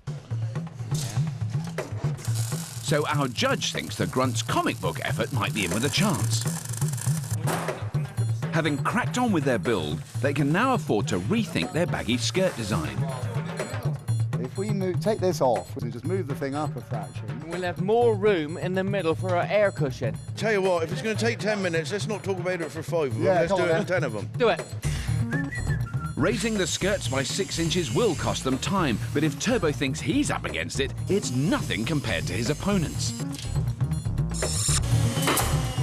Richard's getting his bags attached to his team's hovercraft, but the pressure is starting to tell on Captain Gibbo. Richard, calm down. Take a step backwards, mate. Take a Everything step I back. do, you say, if I were you, I wouldn't do it that way. Yeah, well, okay, I'm looking at a more practical way of doing things. Teams, I really can't believe it. I can't believe you've only got 1 hour remaining. 1 hour's build time, that's all there is. I can't believe it myself. I can't understand what the panic's about. With an hour to go, both teams are working in earnest. Oh, Lisa, the grunts. I think they misread the whole notion of skirts. No, it's not a skirt. That's a full-length ball gown. It is, isn't it? I tell you what, this is getting to look like a proper job now, isn't it? And Turbo's managed to get some big, heavy welding in on their engine at the back, because, you know, they just haven't had enough welding to do, poor fellas. Come on, Barnesy, bring her on. I think it's probably fair to say that the grunts have had a more pleasurable experience. Yeah. Next door at the Bright Sparks, we're talking haute couture on their skirts. Mate, that looks incredible. Okay, lower her down a little bit. The engine's on, they're happy it works. And very importantly, they've got to put the cowling on the back so it directs the air down, so it actually inflates the skirts. Right. So I mean, they still have got a lot to do. I think it's going to be absolutely superb. And have they stopped arguing? Because I know Toby had, probably lost his mind earlier on. Probably before he got here, though, to be fair.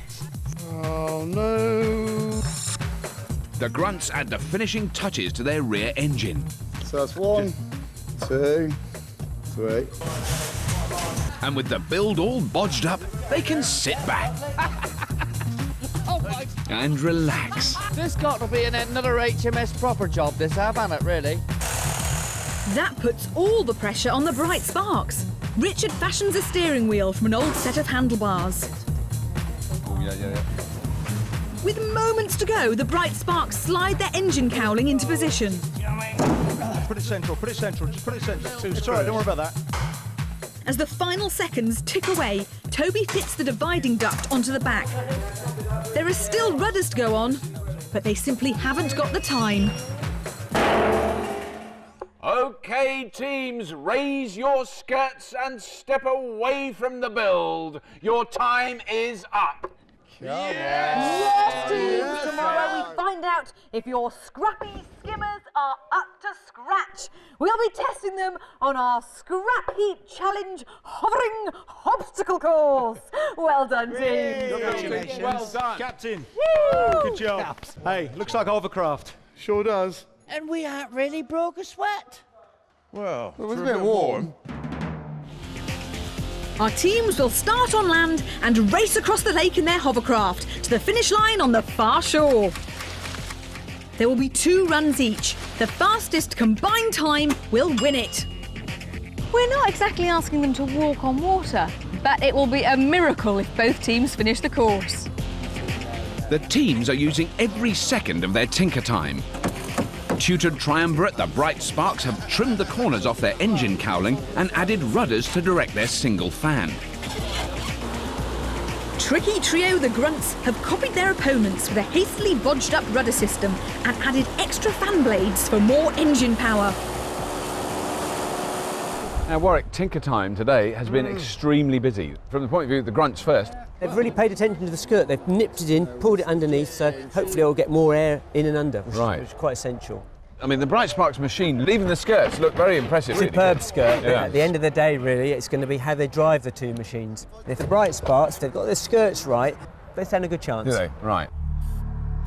Although their hovercraft are designed for 3, in the interests of health and safety, both teams will carry just 2 team members on their first run. Bright Sparks. Yes. How did you decide on the 2 men you were putting in? Ballast. It gives us a bit more trim, shall we say, around the boat. Well, look, guys, it's a beautifully made craft. Thank you. Let's hope it performs as well on the water as it looks good on land. Thank you.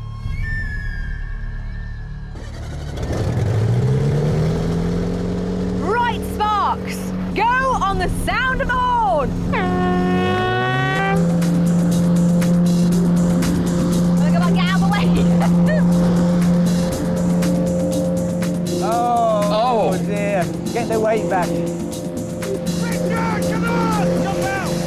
With a helping hand from Captain Gibbo, the bright sparks are soon afloat. They're going, they are going. If Toby's got to get the balance right.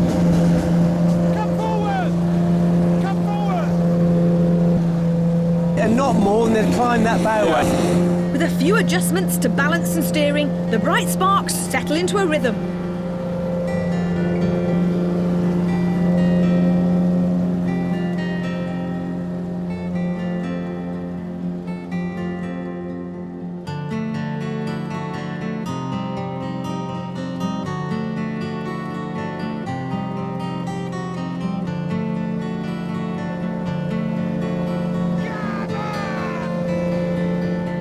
One's out. Whoa!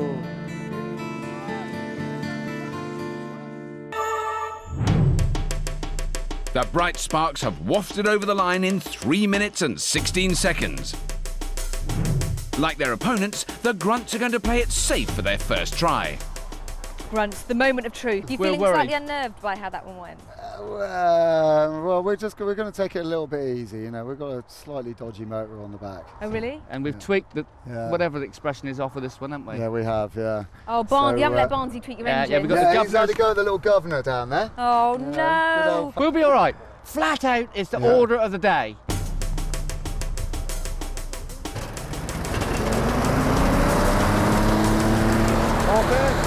Grunts! Go on, horn!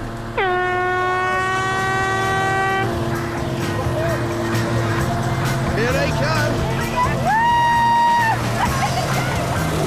Well, look at that. Look at that! That is really a surprise. That's almost over its bowway. Yeah. The grunt's over-revving engine is keeping them afloat. Or is it? I think that's the front engine. That's the front end. That's Barnesy tinkering. Oh no! She'll be there. There's a lot of smoke. Oh my goodness! If Andy's engine blows now, the grunts are in for an early bath. Well, I love the fact that Barnes isn't the slightest bit concerned, standing right over what effectively is a burning engine. With their pistons begging for mercy, Trickett and Andy limp over the finish line. Yeah, Yay! Well done. A time of 3 minutes and 56 seconds puts them 38 seconds behind their opponents. For their second and final run, the Bright Sparks are putting all their eggheads in one basket. Bright sparks, go on the sound of the horn. 3, 2, 1.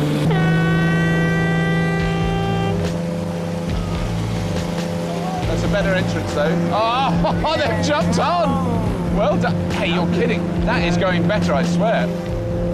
But with 3 men on board, the craft is floundering badly. Richard is wrestling with the controls just to keep them on course.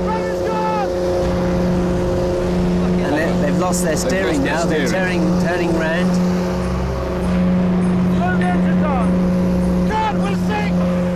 It's a disaster. The steering cable has snapped and the Bright Sparks are out of control. I think they're doing the best thing. Keep it going. Perhaps they're doing a synchronised ballet now for us.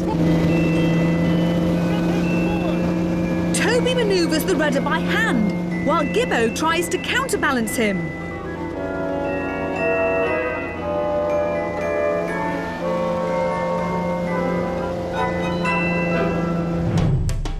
It's a great crossing, but that dying swan impression slowed them down. The Bright Sparks have a combined time of 5 minutes and 18 seconds. It's the grunts' final attempt. To win, they'll really have to rag it, but that engine is already under incredible strain. It's no bother. Get on your hover. Go on the sound of my horn. Come on, Grant. Now, I don't quite know who's in that. Looks like Turbo running alongside. He's jumped in. Oh, dear. Not quite such an impressive entry into the lake as last time, I think it's fair to say.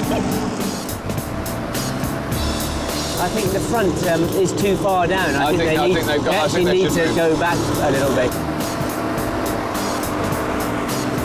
Turbo is providing solid ballast. Now we've got some air coming out the front. Yeah. Yes, and it is going faster, isn't it? Yeah. and it looks like the extra weight has actually worked in their favour.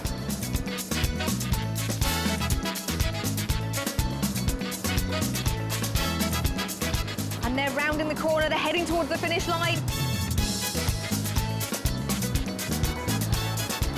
The engine is packing up, but they're so close it hardly matters. I've no idea who's won. I've got not a clue. What a way to celebrate 10 years of Scrapheap! But who'll come out on top? Well, teams, earlier on I said it would be a miracle if both teams completed the course. Well, you have proved that miracles do in fact happen. There was just 1 minute 16 between the total times for the 4 runs. The winners are in fact the grunts! Oh!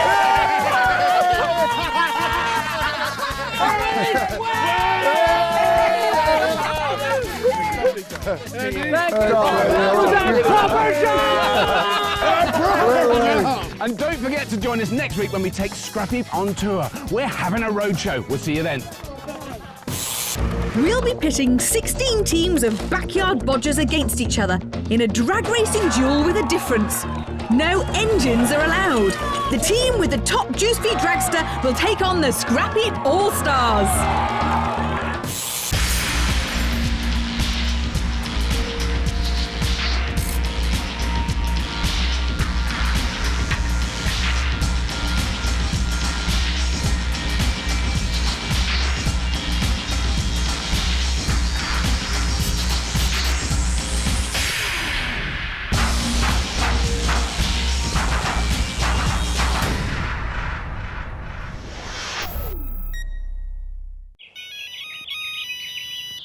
Hello, Rob. Ah, Lisa, did you find my special watch? Yes, I've got it right here. Oh, thank heavens. Do you know, I think that silly old watch means more to me than almost anything else. You will look after it for me, won't you?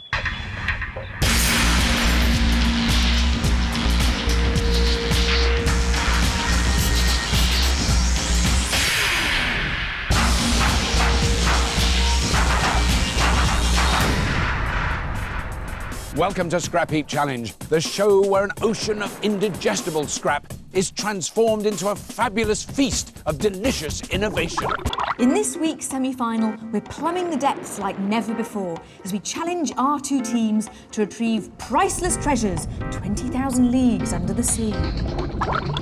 Well, all right, they're only 6 metres down.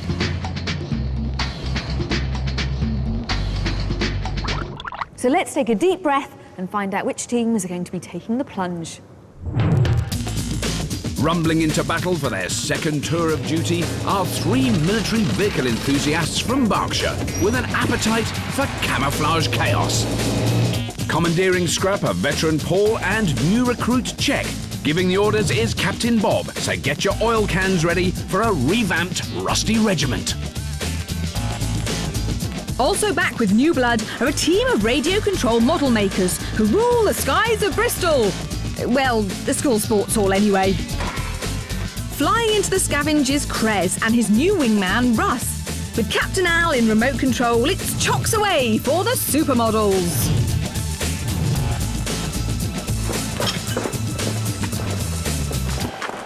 Now listen here, you land-lubbing layabouts. Some thieving bilge rat has plundered my best galleon and sent her treasure overboard. So, my task for thee be to dive to the depths and bring back my booty. Har, har, har. What he's trying to say is that for this semi-final challenge, we want you to build underwater salvage machines. Oh, that's cool. And you have just 10 hours to make them. So unsheathe your cutlasses. Har. And go on the sound of the gong.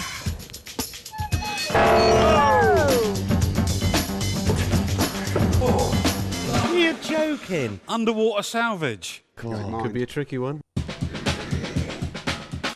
Krez is correct. With our 3 treasures 6 metres underwater and weighing 15, 30 and 45 kilos, and each a very different and awkward shape, our teams will need to think before they sink. think we start off with something that floats. What do you think? A boat, yeah? We've got to make something to sit in, 4 people. Some barrels, ideally, do you reckon? Yeah. And then some sort of rig. And the other option is one of us dive down and actually pick up the object from the sea. Like a grappling hook type thing? Maybe something that actually... One of them? Yeah. 20 feet down is a long way. It's too diving bell, then. Don't fancy it. Mate. We need an expert. Working underwater is no picnic, so we brought in a pair of marine salvage supremos to help keep our teams shipshape. Helping the supermodels get their heads around water is a Scotsman whose family firm adapt construction tools to help retrieve treasures and trinkets from the deep. Please welcome on board expert Paddy Crawford. Mate, I'm Alex. How you doing? Good to meet you, Paddy. How you doing, boys? Let's go here. Well, we've just got the basics, basically, you know, really. We've got a winch going on, some sort of thing to claw it with a nice some sort of grappling effect going on, and some form of propulsion to get us to and from the shores. No, that looks perfect. I mean, excellent. We've just got to make sure that it's going to be big enough and that we can open and close it. It's our two things. So. What about winching it out? Are you thinking motorised winch or no, hand? I think hand, just keep it nice and simple. So I think hand like we could use maybe car hubs. The boys' experience is showing with their expert just having to tweak their simple design. They want to build a pontoon onto which they'll mount a crane. From here, they'll lower a grab that will clinch the treasure before winching it back to the surface. It should be stable and strong, but... just as with Fairground favourite, the toy grabbing claw, holding on to your prize can prove very frustrating. Stowing away with the rusty regiment is a Geordie diver who made it his mission to salvage Donald Campbell's Bluebird wreck from the murky depths of Coniston Water. So our little scrappy sea will be a cinch for fearless expert Bill Smith. I mean, if you've got awkward shapes, what's the best thing in the world to pick them up with? Your hands. Your hands. I said a diving bell, but they laughed at me. Well, it's not the worst idea. No. You sort of got some sort of hat thing that you can put on, you can breathe in and you can... Well, it's just a diving bell, isn't it? Then you've got to go down. But if it stops there, you've got total mobility then. Yeah? If you're pumping air to the diver, and the diver's got spare air, you can always take a bag and blow it. The Rusties may have been half joking about the diving helmet, but Bill thinks their idea might just hold water. Or should I say air? If there's an object here, you don't have to position the boat over the top of it. You can follow the diver about, and if this object then emerges here, you've just got to get it with a boat hook. The plan is for someone to go overboard wearing a homemade diving helmet, breathing air supplied from a boat above. He'll attach airbags to the booty and send it to the surface, but they'll need to retrieve it fast, otherwise it could be returned to sender.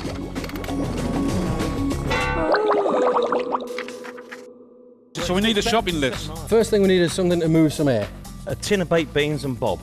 Yep, that'll do. For the boat, piping of some sort, or drums. We're going to need something I can stick my head in, dumpy gas bottle or something we can blow one end off it. Oh yeah, we need a few pulleys, don't we? Something with 2 rollers on it or something, you know, like, so an engineering block. And see if you can find some neoprene rubber. Any sort of steel framing, but as long as try and keep it lightweight as possible. Yeah. Clock's ticking, lad. Let's go for it, eh? Right, go on! That's it. Come on. So it's all-terrain anchors away, but which crew will salvage a place in the final? We've challenged our semi-finalists to retrieve 3 trickily shaped treasures from our 6-metre deep mini-ocean, and they've plumped for very different solutions. Bristol's supermodels and their Scottish expert Paddy agreed on a remote control contraption. So they're building a big raft that will support a crane and grab to pluck the prizes to the surface. In contrast, Berkshire's Rusty Regiment and their Geordie expert Bill are taking the plunge. One of them will wear a homemade diving helmet and breathe air pumped down from a boat above. Airbags will do the lifting. Oh yeah, they're tin biscuits down there. Is that what's going on? Gas bottle. Have you found something? It's way too soon for a tea break, and with new recruits on both teams, the scavenge starts brightly. Do you think we'll be needing this? I hope not, mate. It's small. Well, I liked it.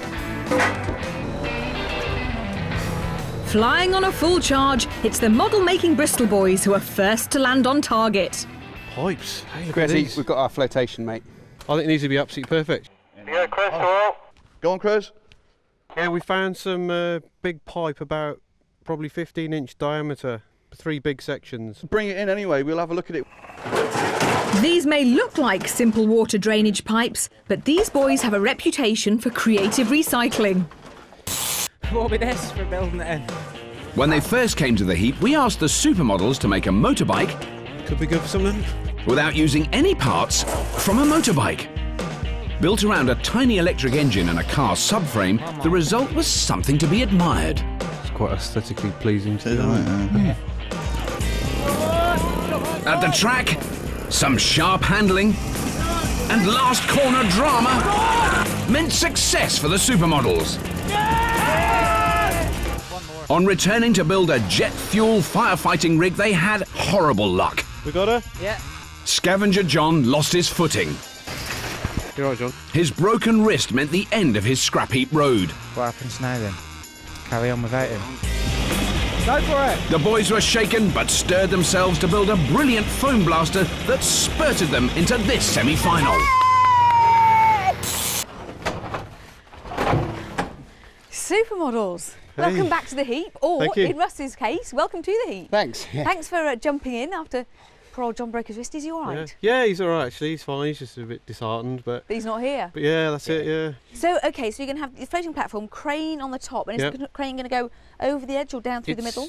Through the middle. Yeah, we're basically building a platform square with a hole in the centre. Okay. And we're going to go down through the centre and work from the middle. So. Well, look, I'll get out of the way, let you get on. See you later, guys. Thanks.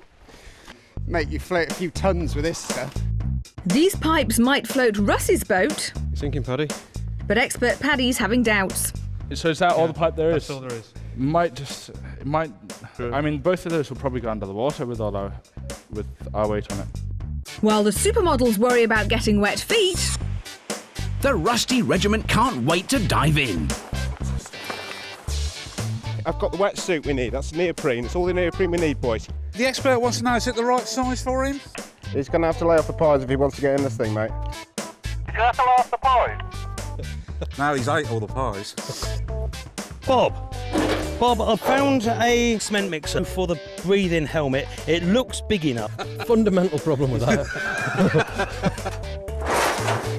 Paul may need new glasses, but Czech zoomed in on a little beauty. On me head. It's an old propane gas bottle, just about right to fit a rusty head. Chuck it. I'll take that back to the boys. You got a gas bottle, did you say? Yes, I've got a gas bottle and we got the neoprene suit, and I'll bring it back now. Then you can get off your backside, stop drinking tea and do some work for once. Can you bring a beer back with you? A less than dynamic work rate was a strong feature of the Rusty Regiment's last visit. Oh, toilets. Come on, boys. we challenged the weekend warriors to make a boat built for speed. What we got was the slowest scavenge in scrap history. Just trying to work out how long, roughly how long you're going to be. As long as it takes. We can't do any quicker than that. But these boys are no fools, and they kept their boat simple. At the test lake, their creation carved past the opposition. But since that stunning victory, heavyweight scavenger Mario has been under the weather and has stepped down from the team. With Czech in as a sub, they're in the semis and scavenging well. Look what I got you. And you've got to wear that on your head. yeah, watch. That gas bottle needs an air supply. We can't be that lucky. That's not going to work, is it? And keen-nosed Czech has sniffed out an electric compressor. But that gives the Rusties a power problem. We can't have an electric one. With the test taking place on water, with its highly conductive properties, running 240 volts out to the Rusty's electric air compressor could produce a rather shocking result. So they'll need to find another way to power their compressor's pump, and cheeky new recruit Czech has come up trumps. That looks good. All right, isn't it? Wee engine. Oh, that's nice. Nice little engine. That's very nice. So this engine's going to do what? It's going to drive what? Well, what we're going to do is we've got this little air compressor at the moment, but it's electric powered, and we don't want the electricity in the water because it's a bit horrid. Is that going to compress enough air to pump down a tube to a diver underwater? Expert says yes. Expert says yes. The expert says yes. Just as well as an expert, really, isn't it? Absolutely. So then, and that goes down into what? Not just into his mouth, then it goes into some sort of... No, a propane gas bottle. Yeah. And he puts it on top of his head. Yes, there's going to be less teams desperate to have a go in this particular challenge. I'll see you later on, guys. They're sending a man into the briny deep with an old gas bottle on his head. I'm glad that safety is coming first. We've got a marker, I think we can mark it round. Of course, safety does come first, which means that as the only qualified diver in his team, it'll have to be Expert Bill that wears the diving helmet. Diver 1 calling topside. It's been a slick start for the Rusties. It's a treat. Oh, that's a good bit. But it needs to be when the opposition's the supermodels. I reckon if we get Alex to sit on it, it'll straighten out. The super scavengers are having a ball as they bring in box section, angle iron and lightweight girders galore. Get your iron! Get your iron! Even the captain and expert have chipped in, finding use for a piece of airport luggage loader. We could use this for our pivot for our A-frame. Yeah. If we just knock the two rollers off, we can just mount these two bearings onto a flat bar or something. It'd be quite simple. I love it, Lisa, when we get to this stage in the build, you know, there's two teams here that actually know what they're doing, know how to do it, get on with it. I mean, the scavenging for the supermodels, I mean, there's tons of stuff in that build. They're a bit short of pulleys. They need a lot of pulleys, and they've got one bent wheel and a bit of rust at the moment. I think rust double pulley. It's interesting, one thing with both teams have new members. Obviously the supermodels have got rust because John broke his wrist. That looks nice. Definitely have that. And it's really changed the dynamics of the team. Yeah. I think they're really kind of almost more enthusiastic and almost have more to prove because they're new team members. Yes, so and the new team, I mean, Czech is just, well, I mean, he's slightly bonkers. Is he? In the nicest possible way. He's absolutely bananas, and he's very, very excited about being in the team. The excitement is more focused in the supermodel sanctuary as their raft takes shape. No, it's perfect. It should be strong enough. Yeah. Take the weight. Hey guys. And the scavengers have hit the pulley jackpot. What do you think? We're a bit concerned they might be a bit heavy. Oh, that's the boy. Those pulley blocks may be low-tech, but they're a crucial find because it's these that will boost the power of the supermodel's grab. Oh, that's awesome. Well done, guys. Pulleys are a way of giving ropes gears. Each time a rope is passed between the two pulley blocks, it shares the load it has to bear. So, 3 loops means a 1/6 of the effort, making the winch winder feel 6 times stronger. Paddy wastes no time stripping those pulleys apart, so he can start on the super's grab. Even though it's only that grab the boys are sending to the bottom, any time a challenge involves deep water, we have to be on full danger alert. So we've brought in one of the most experienced salvage and diving experts in the business to be this week's judge. Keeping a highly trained eye on our two teams is an ex-Navy diver who once held the world record for a simulated dive in a compression chamber. He's judged a diving challenge before in the early days of Scrapheap, so it's great to welcome back Dr. John Bevan. Welcome aboard, John. It's been a long time, hasn't it? 8 years. Gosh, goodness me. But now, what I love about this particular challenge is, we just said, there's stuff at the bottom of a lot of water, you've got to get it back. And they've gone for completely different approaches. Oh, that's the one, isn't it? That's it. The supermodels certainly seem to have rushed ahead in terms of the equipment they've got in there. They've got a lot of stuff. No, they've got sort of grown-up Meccano bits to put together, quite heavy-duty engineering there. It's fairly straightforward, whereas the Rusty Regiment, with their diving equipment, that's a bit more fiddly, a bit more technical. Far too big.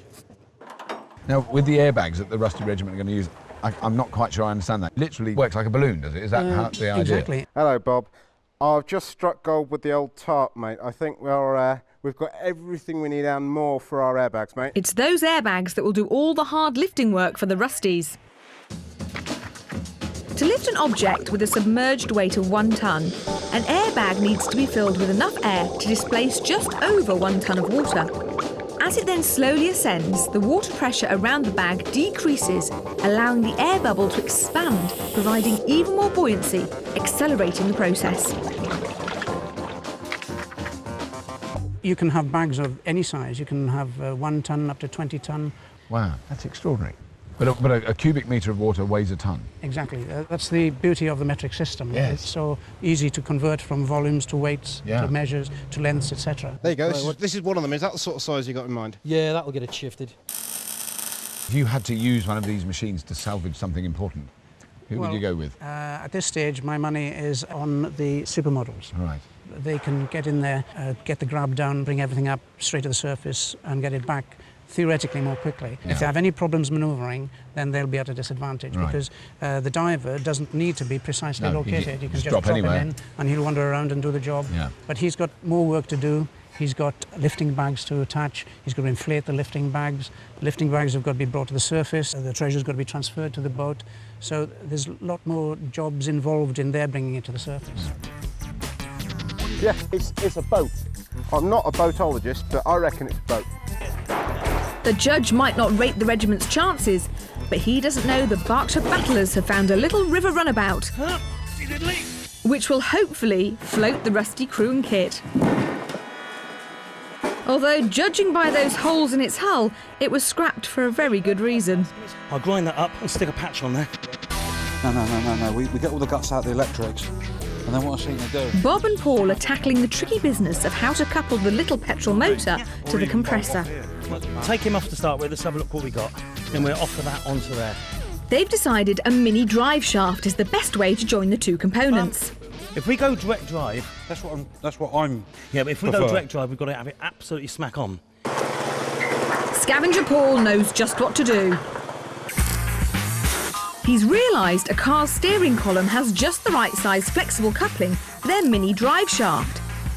And after a brief and fiery attack with the gas axe, the superheated car part is recovered. Don't mess that one up. Ow! I said don't mess that one up. You wouldn't know it from his teammates' chuckles, but poor Bob has a nasty burn on his fingers. So it's off to see the scrap medic. Oh, pain. Now it seems Bob's pain may be in vain, as expert Bill's got a better idea for joining the engine to the compressor. I'll be tempted to get a pulley that'll go on there. We can put a weld on it so it won't come off. And we've already got a pulley on that one. We've got a frame on here. We can put a couple of bits of box on, stand it on the top. And we're in business. I've got to look for a pulley. Find a little pulley and a short belt. Right, we'll see you soon. You won't. We're better. We're running out of time. Go on, get your finger out. So a man down, and now an unscheduled redesign means Paul is back on the scavenge. Can't get at anything. They'll be hoping their opponents are in similar disarray. Ow!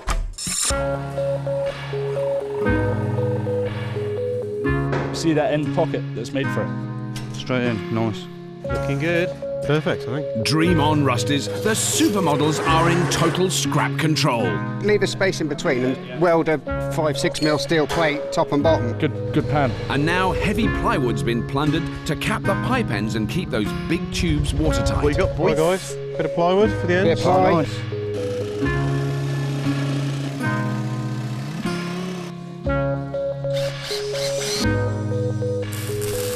Supermodels!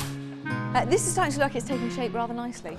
Yeah, it's getting there. Yeah. Do you think you can have enough flotation to keep that afloat? Paddy's done the maths. Yeah, I'm pretty confident we should have around 2 tons of buoyancy. Do you think your team are all right, expert? Yeah, no, I'm delighted. I mean, young, energetic guys. I mean, what more could you ask for? Got all the parts here, and we've just got to put them together now. Happy, smiling supermodels. It's good to see. Thank you. Cheers guys.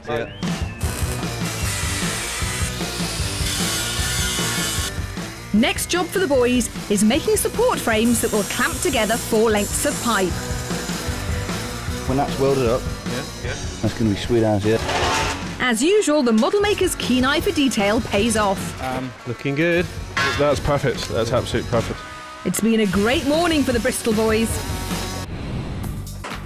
But not for their opposition. Can they take a deep breath and get back on board? Diver one. Hello there. Or will the supermodels send them home? Yeah, that's easy. And our semi-finalists have plumped for wet and dry ways to retrieve these trinkets from the bottom of our 6-metre deep blue sea. Pontoon action. The high-flying supermodels from Bristol and Paddy, their Scots expert, are building a big raft that will support a crane and grab that should get a grip and keep them dry. Really good, guys. That looks awesome. like a lot of buoyancy going on there. So far, not a cut or a nut is out of place. They've even started to relax. Safety trousers. Their opponents, Army Truck Petrolheads the Rusty Regiment, are sending their expert build to the bottom. It's good enough. You get seasick in that. With air supplied from a boat, Bill will be diving in a bodged-up helmet, with airbags doing the lifting. But it's been a tough morning, and now the regiment have ground to a halt. Tough stuff, this.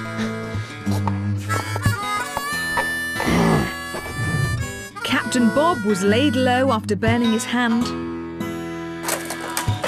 And Paul's struggling to find pulleys for their compressor's drive. I'm not a happy bunny.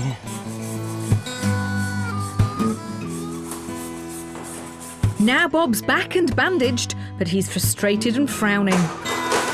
We just need the pulley. I don't know who's sourcing what. And I can't put any weight on it. I can't grip it, get it. Just, you know. But there is some good news to lift Bob's gloom. Grab an end, Paul. Paul scavenged an air reservoir for filling the lifting bags, but it's big and makes that boat look even smaller, posing yet more questions. I don't think that rolls.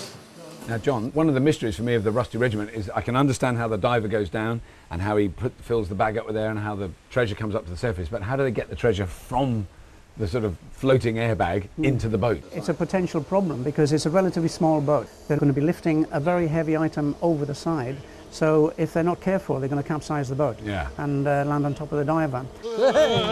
Break out the flares. The supermodels, they're doing very well. Right. The boat itself, I was a bit concerned about the boat from the point of view of enough buoyancy there. So they've doubled up on the tubes, I'm glad to say, and it is now looking structurally strong as well as sufficiently buoyant.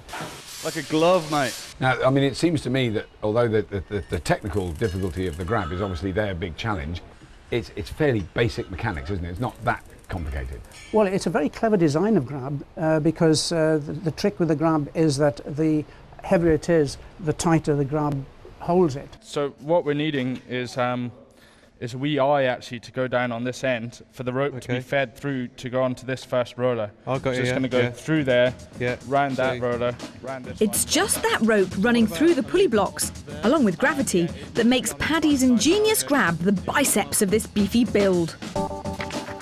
When the control rope is slackened, the grab's own weight will open up the arms. When the target's in position, tightening the control rope will pull the pulley blocks together, with the stiff steel links forcing the arms shut. Then as it's raised, the weight of the load adds extra tightness back through the steels, tightening the control rope, locking the grab shut.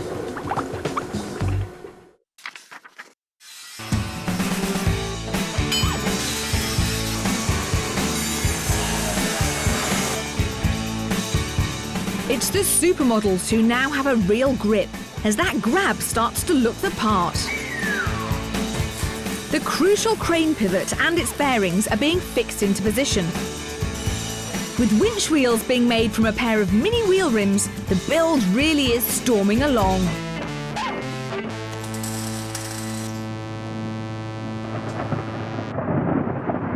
We can just weld a bit wee flat. Is that thunder?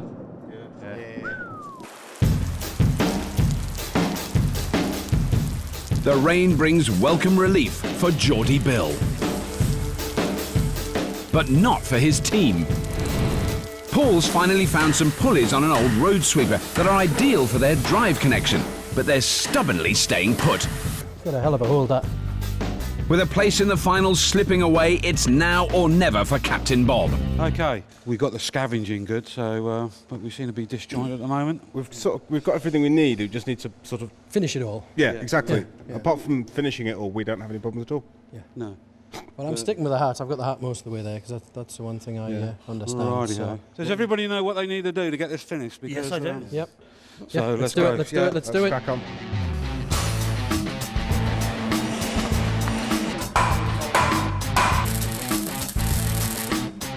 That's got to be drilled out then. Yeah, that's what I mean. That's what It may have burnt his fingers, but with no pulleys scavenged, Bob is giving the mini drive shaft a second chance. So he sets about engineering a union between engine and compressor.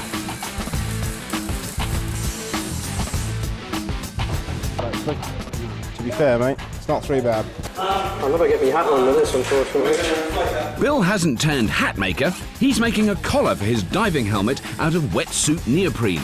That's crucial to making the helmet work well underwater. If Bill goes underwater wearing just an upturned gas bottle, the moment he tilts his head to look up or down, the air will start leaking out rapidly, letting water in. So he's adding 2 metal collars, which will sandwich a layer of neoprene. This will allow air to leak out, but little or no water to leak in. Ah, perfect. You look like a mad monk. He is.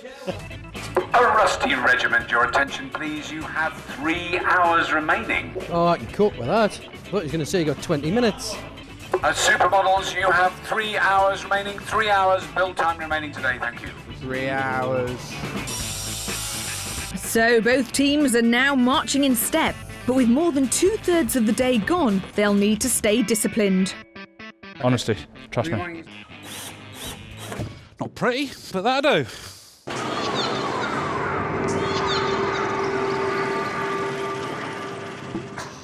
Now that is technically underwater salvage, but real underwater salvage is often done at depths of hundreds of meters with zero visibility in freezing temperatures, which sounds like a lot of fun, but is not everyone's cup of tea. Perhaps that's why there's some very nifty new machines that can save you the bother. OK, so it's not exactly the North Sea, but this lovely clear water is perfect for me to see an underwater robot in action. And James Douglas, who's this man here, has brought one along to show me. Hi, James. Welcome to Scrapheap. Hello, Lisa. Now, what are we going to throw into the pool for the robot to pick up? Well, how about your watch? OK. I think. There you go. This better work. This may look like a wind-up, but James is confident because he's brought along one of the latest underwater ROVs, or remotely operated vehicles, to rescue my watch from the wet, and he's letting me drive. Right, so if I turn this silver dial... Yeah, if you rotate the silver dial, the vehicle will descend and ascend. OK, that's using the propeller in the middle there. That's right, that's the vertical thruster. And then the joystick in your right hand will make the vehicle go in whichever direction you want. Oh, yes. So wherever you move the joystick, the thrusters will push the vehicle. I mean, how big do these get? Because that's quite a little compact one. Do they get much bigger than this? Yeah, they come about the size of a transit van, and they run out at about $3 or $4 million. And they're very capable. They go to about 2,000 or 3,000 meters down. Not as easy as it looks. Ah, and we've got the camera on the end there, which right, corresponds now, if we get this right, there's your watch. Oh, yeah. So we're going to try and hook the watch up. We're going to try and pick the watch up with the manipulator. OK. Just very, very gently. Right, forward a bit. Yeah. Forward, forward. Oh, that's well done. James Bond. That's very good. Right, if you just close the manipulator. Woo! There you go. You've got your watch. All you have to do now is bring the vehicle back to the surface.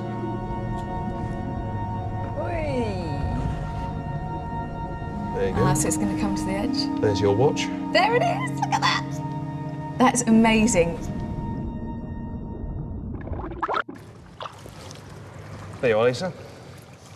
And it's still working. Very lucky. Let's hope the teams can do as well.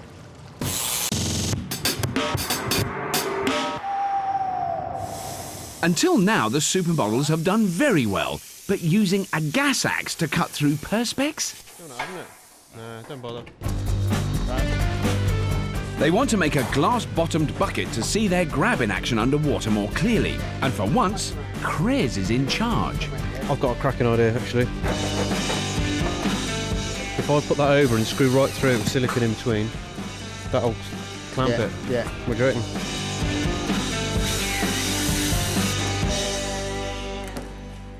Now, John, the supermodels do seem to be doing very well. They seem to be on time for the build. It looks like they're going to finish well within the time. Yeah, not only that, they seem to be able to build fancy accessories like their glass-bottom bucket. Oh, that's right, yes. Looking down there, that looks great. That's a lovely little twist, that. Yeah. You know, nice little accessory. Not bad. the Supermodels machine is looking very, very solid. I mean, it's got to be quite heavy even before they pull anything out of the water. It's a massive piece of engineering that. It is grown up Meccano. They've really beefed it up. Very rigid, It's a solid job. It'd be interesting if they can get it out of the door. And also the big grappling hook, because I think I envisaged a thing that was sort of like this size, you know, like a little thing, but it's huge. I'm just a shade worried about the geometry. When I look at it, I think, well, will it actually grab something or will it slide out? On the other side, though, the actual diving helmet itself that Bill's been making is beautiful, isn't it? I mean, that looks amazing. That's going to be a real bit. I think that's going to look really good as well. Do you feel confident that the Bill is safe down at the bottom with that helmet on? Is he going to be all right, yes. do you think? Yes, he's going to test it, obviously, before he dives in anger, so to speak. The way they've got the air delivery system is rigged now is very good. They've got 2 separate sources of air, one for himself and a separate one for the airbags.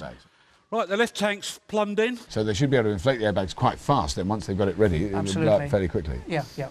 That's the last of the airbags, boys. Hey! Now, earlier this morning, and I asked you which team you'd like to use to recover valuable treasure. I think you were going with the Supermodels then. Have you changed your mind at all? Now that I've seen their grab, the geometry isn't exactly what I was expecting, so I have some concerns about that, but I still think they have the edge. I think that's pretty good, actually, boys.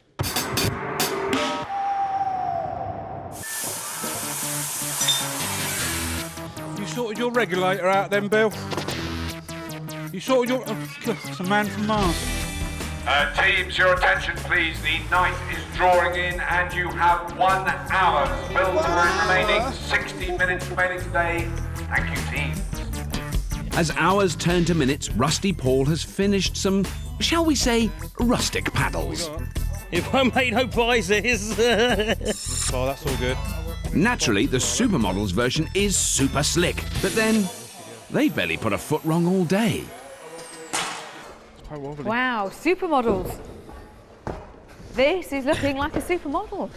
It certainly is, yeah, it's coming on. It's getting there. So basically, you've got all the parts together. Yeah. You just need to just put the jigsaw together and that's it. Yeah. Do you reckon you don't have much time left? You're going to have time to have a little go with this before the end of the night? So. In fact, actually, we're looking for someone or something to lift up, maybe volunteering. Crares, you know, normally more than happy, but unfortunately, I've promised Robert I'll go and have a chat with him about you later on. Yeah. Maybe tomorrow. All right then. 6mm little washers, just like penny washers. So it's just details now for the Supermodels. But there are rather more crucial concerns about the Rusty's retrieval system. Now, have you discussed as a team how you get the treasure from the ocean's depths into the boat? I go, ha lads, get it over. Get it over. What I love is the fact that it looks like one of the cleanest builds we've had, and yet you've managed to get completely filthy. I can't resist it. That air supply for the helmet is almost ready to test. With pipes and valves connected, Bob fires up the compressor. Yeah, just one thing, if you consider that the exhaust's very close to the inlet. Bill's right to be concerned. The Rusties need a decent exhaust to get those poisonous fumes away from their air intake. But the Supers are getting their grab threaded with ropes and ready to test. You need some more. The Supermodels this week really have been super. Yeah. You know, they've worked beautifully together. I mean, like a well-tuned orchestra playing Beethoven's Fifth Symphony. Well, over the other side, over there with the old Rusties, they have done it. I mean, actually, they've done a really nice job. You know, for all the Against all the odds. Yeah. With seconds to go, the Supers try out their mighty grab. We're going to go for this conventional grab? Yeah, let's go for this.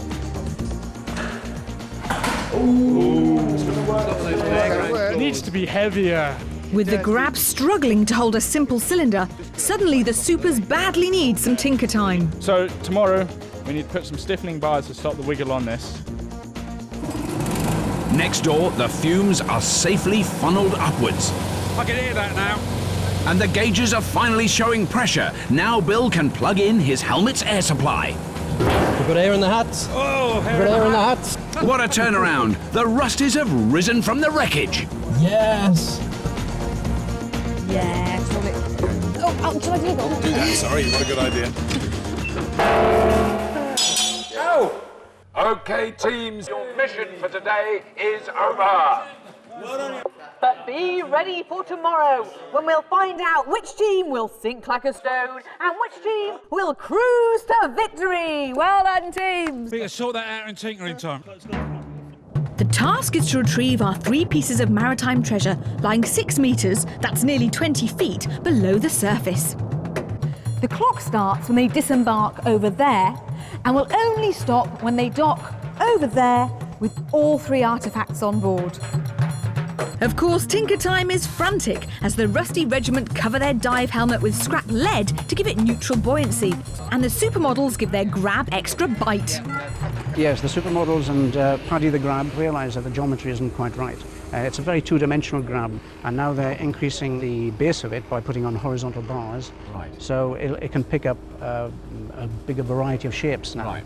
The lightest one, the urn, yes, sort of looks like it shouldn't be that hard for them. I think the cannon barrel, I would say, gives them a little bit more of a... That's going to be a real tough one. Yes. And that could just slide out every time they try to grab it, if they get it wrong. Yeah. Now, with the wheel being the heaviest thing, the airbags are going to be under their maximum strain, aren't they, lifting that? Well, yes, there's no shortage of air with this compressor. That'll pop to the surface, but once it's on the surface, it just needs relatively small leaks in the airbag, right, and it loses buoyancy and just come down again. It should be very annoying, particularly if you're standing underneath. It's dangerous. First to go are the supermodels. After an almost faultless build, can the boys from Bristol make it 3 wins in a row and take their place in the final? And Rob and the judge will see how they do from their brilliant underwater window. Suddenly, John, it looks rather deep. Yes, when you're standing at the top, you can't really tell the depth, can you? Supermodels, get ready to make a grab for scrap heap glory. 3, 2, 1. And they're off. Oh, look, actually, it's quite scary, the giant grab coming down. Yeah. Wow, look at that. Not wasting any time. No. What are we doing on the depth? What are we seeing? I think we're still okay. Yeah. Right, go on, guys. Latch it on. What would we like height-wise, do you reckon? Yeah, no. Your side? No, just Chris, you go. Now they're closing the grab. They're closing the grab. Come on, guys, close the grab. Guys, I think we've got it. Got it. Okay, take it careful. Take it careful. Watch those brakes. Put your paddles down, minute. Fantastic! Paddy's already got the hang of the grab and it's working like a dream. Hopefully. Or it's bent it in. There we go. Well done, guys. Right. Lisa to Robert, they have their first piece of treasure on board. I just want to tell you, I'm really glad I'm not a fish seeing that giant hook grappler coming through the water. It does look quite scary from down here. Both forward. Okay, you ready to drop? Yeah, both forward, bit more. It's like a fun fair, isn't it? All right, they've got it. What are we seeing? Got something. Are you all right? Yeah, Got a hand? pretty heavy. Got a hand? Oh no, the giant jaws have got greedy. They only want the barrel. You don't want that. Just get the barrel. Hang on. You all right, mate? Yeah. I think we've got it. Slip back and slip Oh, the cannon's out. Ah, that was the problem. Look at that. That was exactly the fear. That was exactly what you said. Just calm down, boys. Yeah. Let's just leave it. Yeah. This modified grab is much better than their first model. That's working. Oh yes, perfect. The supermodels are keeping cool. It looks like a brilliant recovery. I think we've got it. Yeah. Now, is it going to stay in there? Yes, I think they've got it this time. Oh, that's brilliant. Mind you, it's got to get out of the water. It could all go wrong. Yeah, go a bit more. Right, you let your slack. Let your slack. Oh, got it. That's amazing. Watch your head a bit, Russ. Yeah. Okay. We couldn't have done better, really. No. On the second attempt. Yes. Yeah. Right, whoa. They're back on track. Now there's just the wheel to go, which should be straightforward. We need to go to the left a bit, but parallel to the left, really. It's taking their time getting into position with this one. Yeah. Is it on top of the Keep going. No, it's next to it. Russ, go on, keep going. They're having problems lining it up over that last piece of treasure. And shimmy us over to the other bank, Russ, sideways, like. I think that's an official nautical term, to shimmy. Okay, we'll spin around on you, Russ. Keep going. We're going to be sideways on, but it doesn't matter. The supermodels are definitely finding that cumbersome raft hard to handle, but they're getting closer. I'd lower now. Yeah. Stop it. Right, get on the paddles. They've got it! Now it's just a sprint to the finish. Come on! Woo! And they're back! Stop the clock! Well done, supermodel. Good one. Well done, guys. The supermodel's winch and grab system was awesome, but they did have problems, especially manoeuvring into position. Even so, the clock stopped with a terrific time of just 7 minutes and 32 seconds. So as brave diver Bill dons his gas bottle helmet, it's the Rusty Regiment's turn to try and book a berth in the final. Rusty Regiment, it's time to bag your booty from the bottom. 3, 2, 1! Oh, there he is, there he is. There's Diver Bill. This, I think, is the only colour gas helmet in the world. He's had to put a lot of lead, as you can see. To hold it on, because there's nothing actually strapping it to his body, is it? It's just the weight of it holding it down. It's 20 kilos of lead just to keep it on his head. Right. And now he's got the first airbag connected already. That is fast. Oh, yes. But now he's giving him a tug. There it goes. This should happen quickly. Wow. There it goes. Whoa! Bob, get your hook. Right, they've got their grappling hook. Yeah, this is interesting because they're doing two jobs at the same time now. One, yeah, he's already ready with the next bag, isn't he? Yep. Lisa to Robert, Lisa to Robert.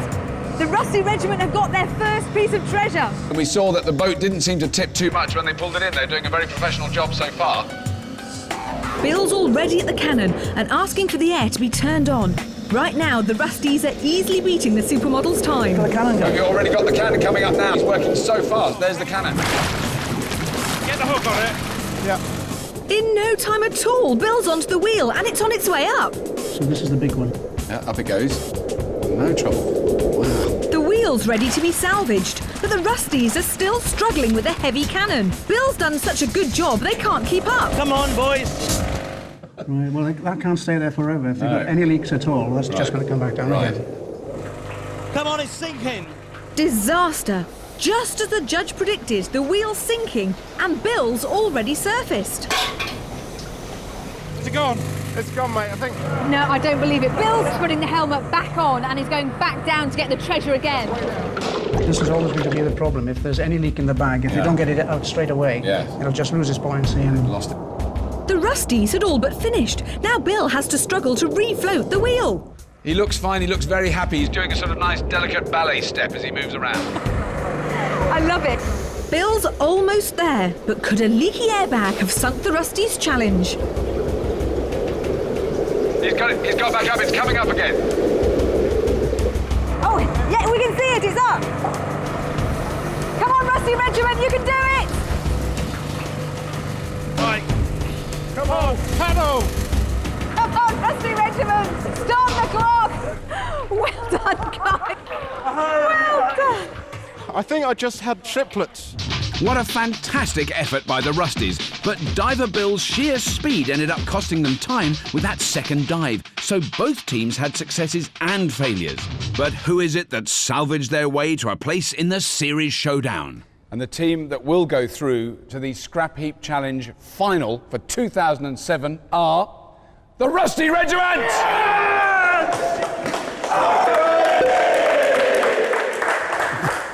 And if that whetted your appetite, then join us again next week for a drag race of quite awesome proportions. We'll see you then.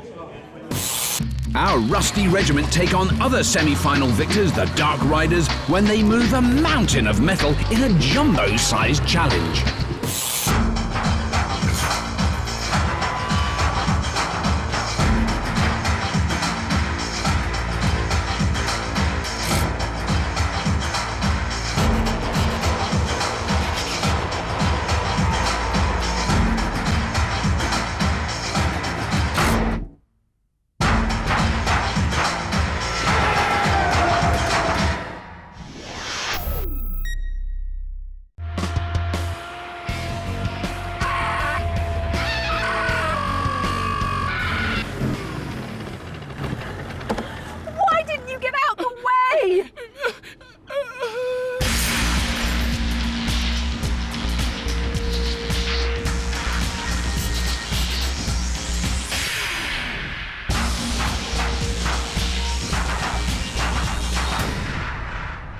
Welcome to Scrapheap Challenge, the show which asks two teams to construct the confounding using a whole heap of scrap. And this week's bodging bonanza is a real scrap heap treat. Our teams must build super swift vehicles capable of racing over our very own desert dunes. Sand is notoriously difficult to drive on, as it's incredibly difficult to achieve grip, especially uphill.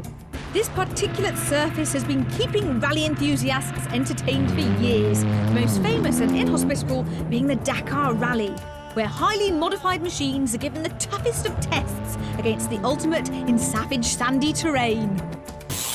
So our teams are going to have to whip up a sandstorm of scrap if they're going to have any hope of winning what promises to be an uphill battle. First up is a tinkering trio of campervan enthusiasts from Bridgewater, a bouncy bunch who love souping up and sleeping in vans. Keeping the team on the right track is Captain Ricky, while sweating it out on the heap will be Ian and his fellow scavenger Paul. Smile! It's the Happy Campers! Hoping to darken their spirits is a team of motorbike enthusiasts from Blackpool, who take great pleasure in ripping up its promenade. Leading these two-wheel misfits falls to Captain Coxey, while hunting out on the heap will be Tony and Grobbo. Kiss me quick, it's the Dark Riders. Welcome, teams. Today's challenge requires you to rally round. You must construct a vehicle capable of racing over the toughest of arid terrains, sand dunes. Oh yes, so with a line firmly drawn in the sand, you'll have just 10 pretty hours to construct your dune bashers. Get motoring on the sound of the gong. Wait for it, wait for it. Yeah. Ooh.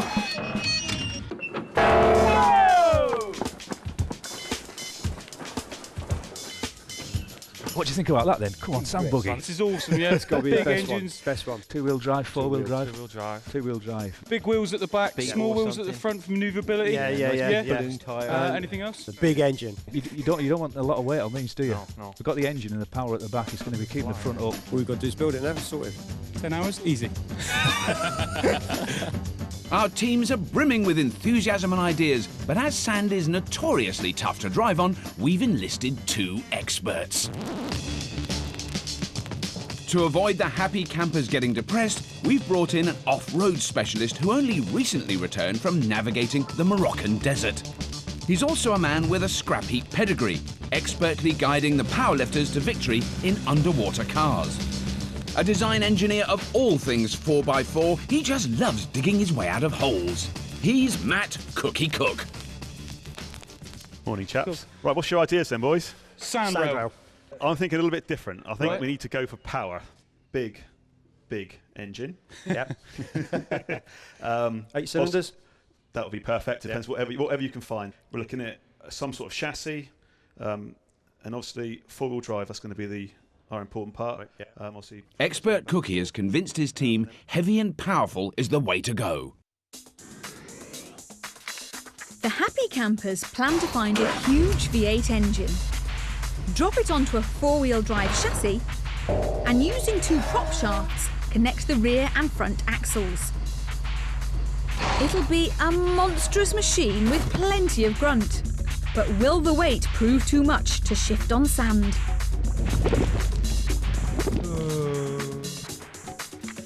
All depends on what engine we get, basically. The bigger the engine, the bigger the vehicle. Yep.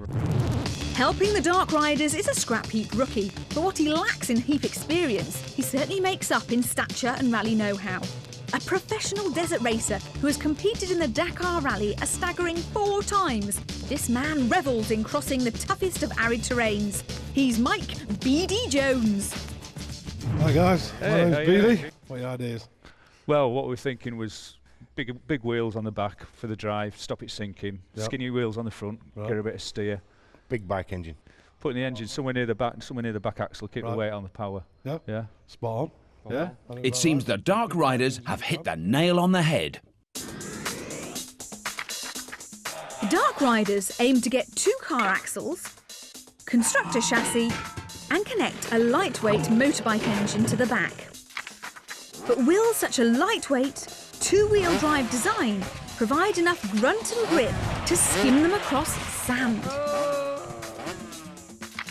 got to keep the weight down. That's it, yeah. Absolutely. Yeah, as light as possible. We've got to work on the weight. Before our scavengers can go anywhere, they'll need scrap. Big bike engine. Big bike engines first. Yeah. Big engine. Yep. Nice big V8, lots of grunt. Small front end with everything together all as one. The chassis and running gear. Yes, that'll four-wheel drive. Yeah, four-wheel drive. Back end wants to be something like that, small, light, independent, preferably. Tyres. We'll have to see what's out there. And 2 comfy seats, I think. Oh, definitely, yeah. Comfy seat. Most important part is going to be that engine. You know what we're up against today? Come on, just go for it. Go on, get it, lads. Come on. Let's go, boys. Go on. Go on, Tony, give it some berries. For over 30 years, this 10,000 kilometre rally, which crosses the Sahara Desert, remains motorsport's harshest test of endurance and daring. Over 500 drivers tackle this uncompromising surface in a battle of nature versus man and machine. And this week's challenge promises to be just as gruelling, as each team need to build dune bashers fit to drive across our very own Scrapheap Sahara.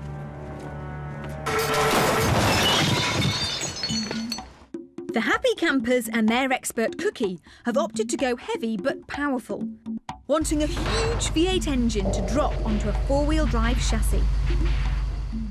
While the Dark Riders and their expert Beady are going light, aiming to build a 2-wheel drive buggy powered by a nimble motorbike engine.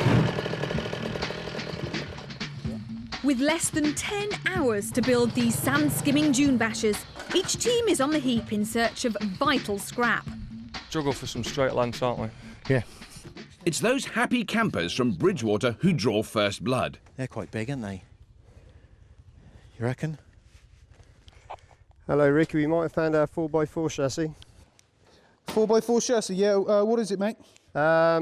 It's not a Rover, but it's, I'd say it's probably Japanese, but it's literally... Ian and Paul believe this old chassis could be just a job for their heavy but powerful 4-wheel drive design. I think we better have this one in there because he's got good rich mud terrains on it as well, all 4 of them. Let's get the engine and gearbox in first. Can we definitely have the engine and gearbox in first? Yeah. Leave the chassis. That's going to dictate what the rest of the car is going to be like. So we need to get the engine and gearbox first, really. Did you get that, mate? Right. Okay, then, mate. Their enthusiasm has got the better of them this time, but it'll take a lot more than that to lower the mood of these boys.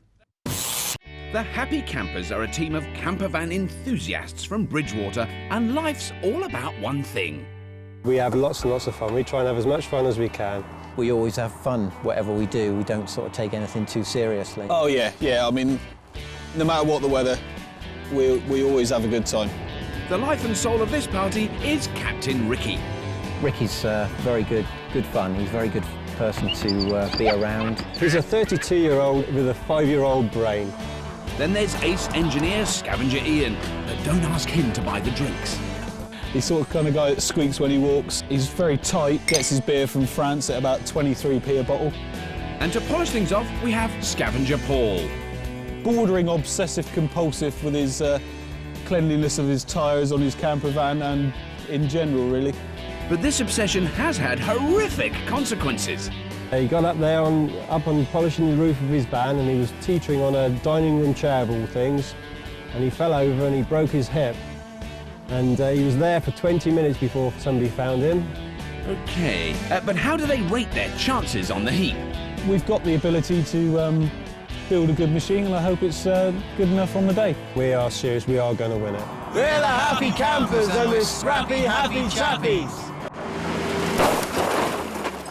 You reckon?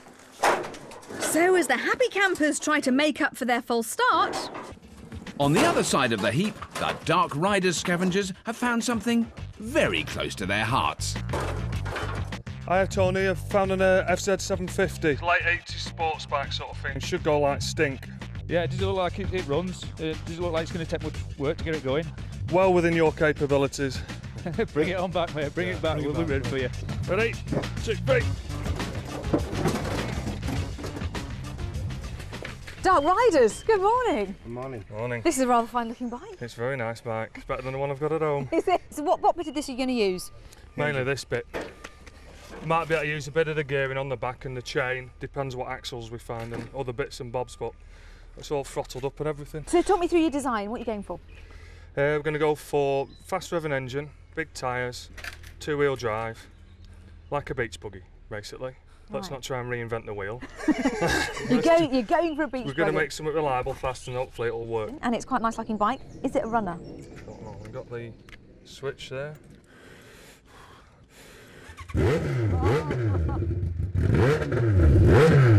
That'll be a yes! That sounds a runner, yeah. What a good start.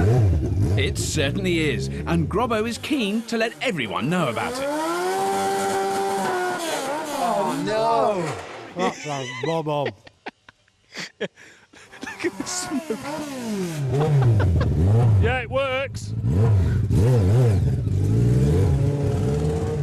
Something tells me these boys like making an impression, and burning rubber is only the half of it. Spot on, well done. The Dark Riders are a team of motorbike enthusiasts from Blackpool who are determined to hold up their loud and proud reputation. We have got a certain reputation to keep up. If we go out in the first one, we'll let him back us down. Keeping the team in order falls to Captain Coxey. I'd like to think Coxey's going to bring a bit of calm and a bit of intelligence to the team, should I say. He might be a bit finicky with a tape measure, but we'll have to take that off him. Going mental for metal out on the heap will be Scavenger Grobbo.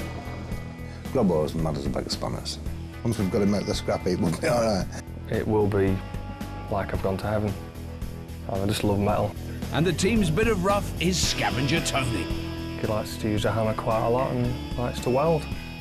What can you ask of a man? So what will it take to keep their biker dignity? We've got to win at least a couple of them, if not right to the end. We're going to be in the grand final. I'm positive I can feel it in my chest. We're determined that we're not going to let the side down. We're going to go out there and we're going to put a good name for the bikers and show them what we're all about. We're the Dark Riders and we're going to ride off with a trophy.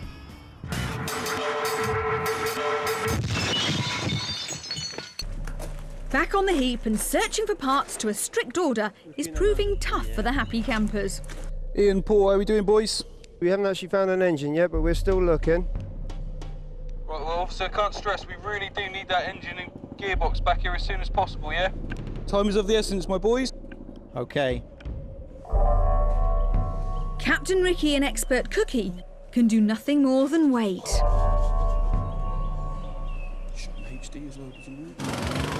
By contrast, those biker boys from Blackpool are having no problem locating prize scrap. Coxey, we found some right big tyres. Say that again, Grub. Found some right big tyres and wheels off what looks like a Chevy Blazer. Yeah, how big are they? What's the tread like on them and that? Ideal for what we want. There's something about the energy of this team that makes me think could go far. These all-terrain tyres could have what it takes to skim their two-wheel drive buggy swiftly across sand. What do you reckon? Right tread. Yeah. Bob on for the desert. Might be a little bit big, but we'll get them and we'll see. There's nothing else out there these will have to do. At least we can run them at really low pressure. Yeah.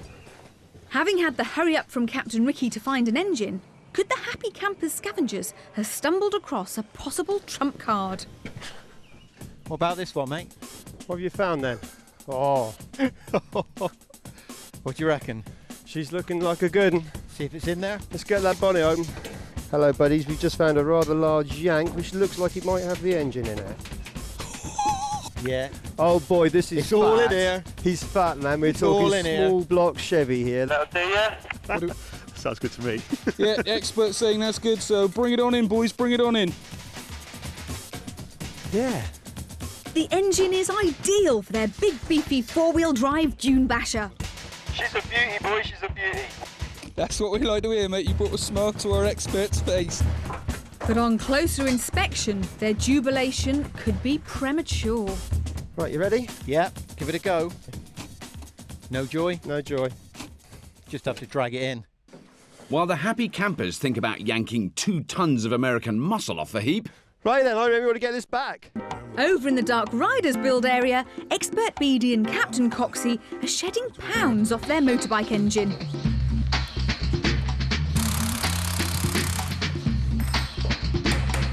Big hammer.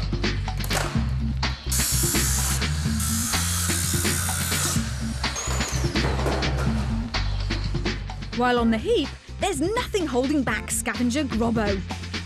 Bingo. He's spotted a beaten-up four-wheel drive car, but it's not the vehicle he's interested in.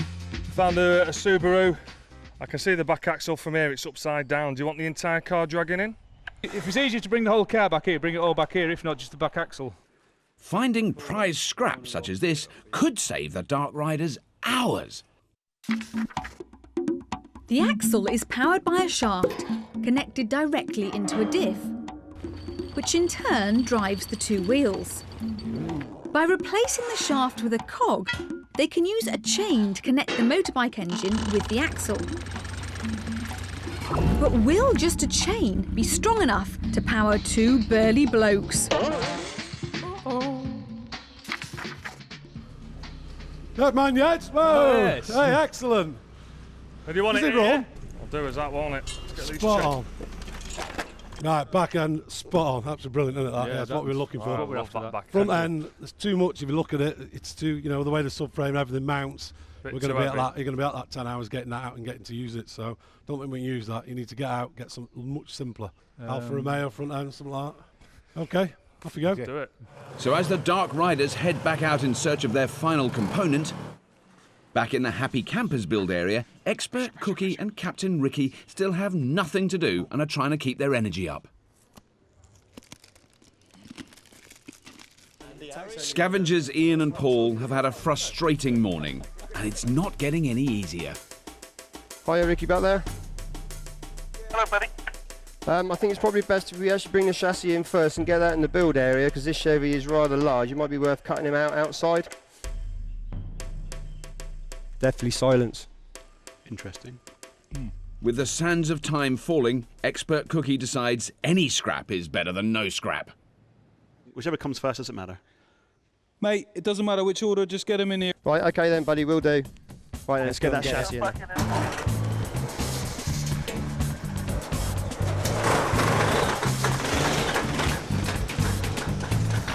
Hey! Look at that. Brilliant, boys, brilliant. Get Well past done, boys. there. Spot on. You boys want to get the Chevy? Is that your Yeah, plan? yeah, Or is it on its way? my plan is to get the Chevy in Yeah, there. you get the Chevy and we'll take care of this one. With both teams navigating our mechanical dunes of scrap, let's meet this week's judge. Overseeing our team's efforts is a man who not only builds his own desert rally vehicles, but can lay claim to having raced in and completed no less than 9 Dakar rallies. He promises to keep both our teams' building dreams on the straight and narrow. It's our very own Sandman, Paul Round. Well done, Paul. Blimey, that's not bad for an old man, is it? Well done. Nice to have you on board. There's been two very different approaches with our two teams. Yeah, we got the big boys, like the Dark Riders. The big lads are going for a little bike, a little thing, lightweight, which is like sort of contradictory to the guys. And we've got these Happy Campers with a huge engine and a great big thing, and they're all small guys. Yeah, yeah. I'd have thought one of the sort of crucial things that they've got to get right is the tyres. Surely that's very important. I mean, if you have the wrong tyres on sand, you're not going to go anywhere. Yeah, well, tyres do make a lot of difference, and really you want the lightest vehicle you can get with as much torque in the engine, not necessarily, say, power. Right. Because the sand is extremely sort of power sapping. Yeah. And if you're just giving it loads of power and you're just chucking the sand behind it, again, Right. you're not going forward. So you kind of want your wheels to continually Just keep going turn, and but keep not going. but not spin out of control. That's it. Right. Once you start spinning, it tends to go down quicker than just forward. become a digger. So have you got a favourite though? Because I have to, you know, you can change your mind later when you see the bells develop. But from the basic design we've got now, The Dark Riders, I see them struggling a bit. I like the idea, I like the concept, I like what they're doing, but I don't really think the motorcycle engine is going to have enough power to do the do what they weight wanna and do. the guys. The Happy Campers are going to come out on tops at the moment.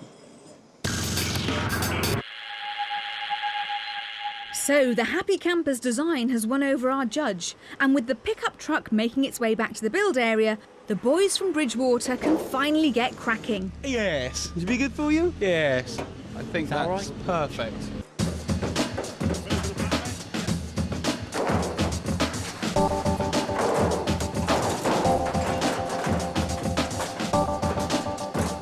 But getting out such a large lump isn't going to be easy, and time is not on their side.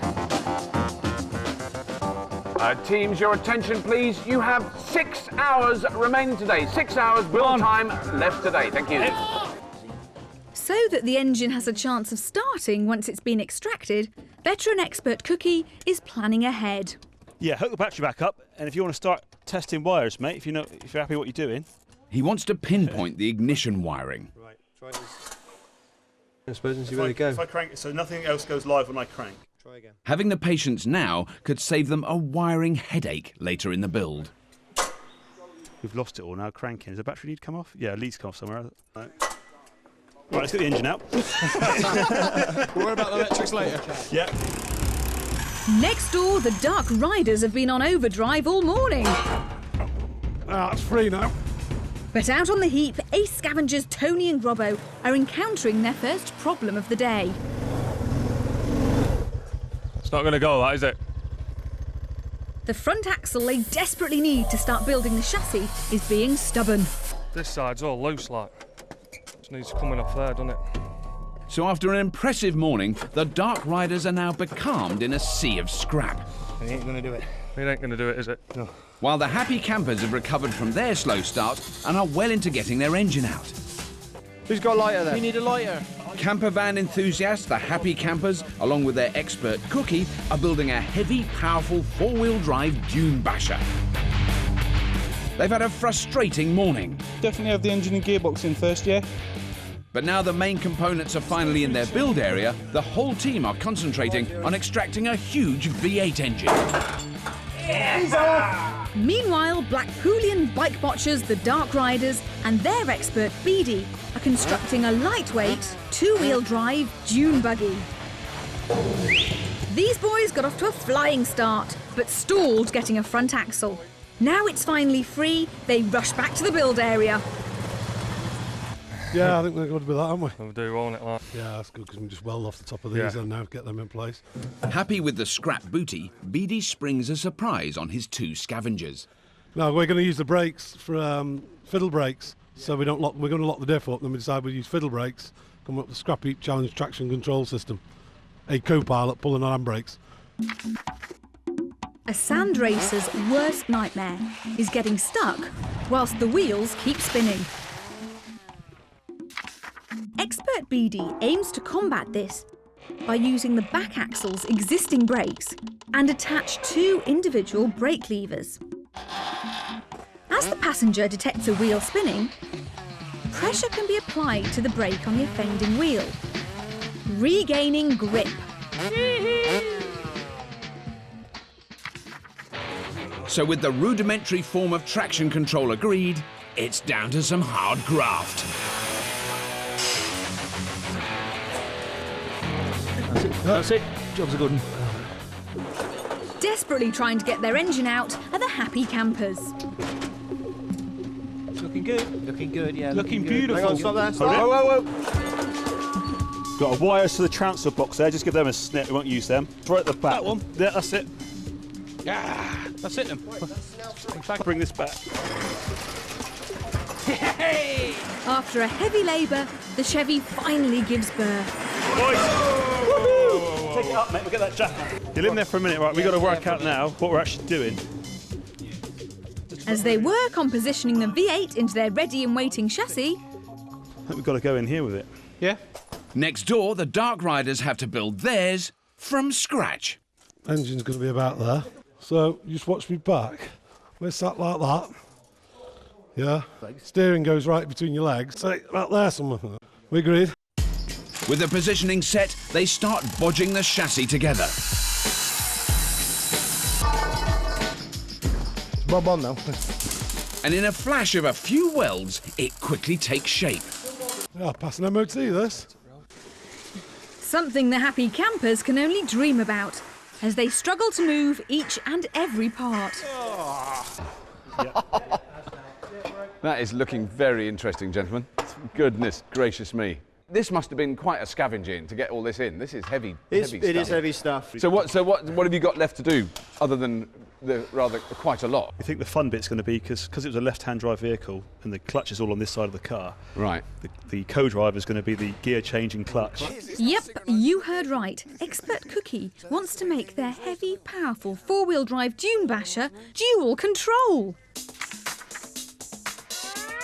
As the engine is American, the clutch and accelerator are on the left-hand side, but the chassis steering and brakes are on the right. So, the driver will have control of the throttle, steering and brakes, while the passenger does the clutch and gears. Any hint of a communicational breakdown could spell disaster. And to make it even more awkward, you're going to have to change gear with your right hand as well, which is a little bit unusual. It is for us lefties, because we normally like that way. Yeah. I think that's going to be the least of your problems. The Dark Riders are storming ahead, now fitting the controls and stripping any excess weight, Grobbo style. No indicators, lads. But once the steering wheel is fitted, Expert Beady isn't impressed. It's a bit, I think it's a bit open. You want to lean it back a bit. You look like you're driving a bus. Putting it right, though, takes seconds. Look like a proper racing driver. So, as the Dark Riders tick jobs off their to-do list, next door, it's a totally different story. I think the most important part, like you're going to say, is clutch. Yeah, seat box. Seats. Yep. Steering. Yep. That's quite a lot then, isn't it, really? It is a lot, but now it's assembly, and it'll come together quicker than you'd ever imagine. We certainly hope so, buddy. We certainly hope so. Cookie believes the Happy Campers build has turned a corner. But what does our judge think? Well, both teams are very busy, but they're at very different stages, aren't they, in their build? It seems to me the Dark Riders are sort of leaping ahead. Yeah, I'd say the Dark Riders are well ahead at the moment because, like, the Dark Riders have got the steering wheel in place and it works. Right. They've tested the engine and that works. They've got the brakes and everything. That is alarmingly ahead. Because, I mean, at the moment, the Happy Campers have got a big chassis with lots of holes in it. They've got an engine that isn't joined on. They've got no seats. They've got no steering. They've got no control system. Yes. And I haven't heard that engine actually working yet. Well, that's a big drawback. I mean, they might go and then where are you from that? Spend 5 hours getting it going. Yeah, because you seem to be favouring the Dark Riders a little bit. I like what the Dark Riders are doing. I think they're ahead on the build, but I still think that the Happy Campers are going to come through in the end, so long as they finish the build on time. So our judge's loyalty with the Happy Campers isn't wavering, even though it's the Dark Riders who are riding away with it. Up to feet, up!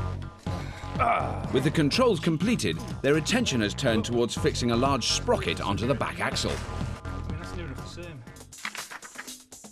They're aiming to wrap a chain from a small sprocket on the engine down to a large sprocket on the back axle to provide the drive they need.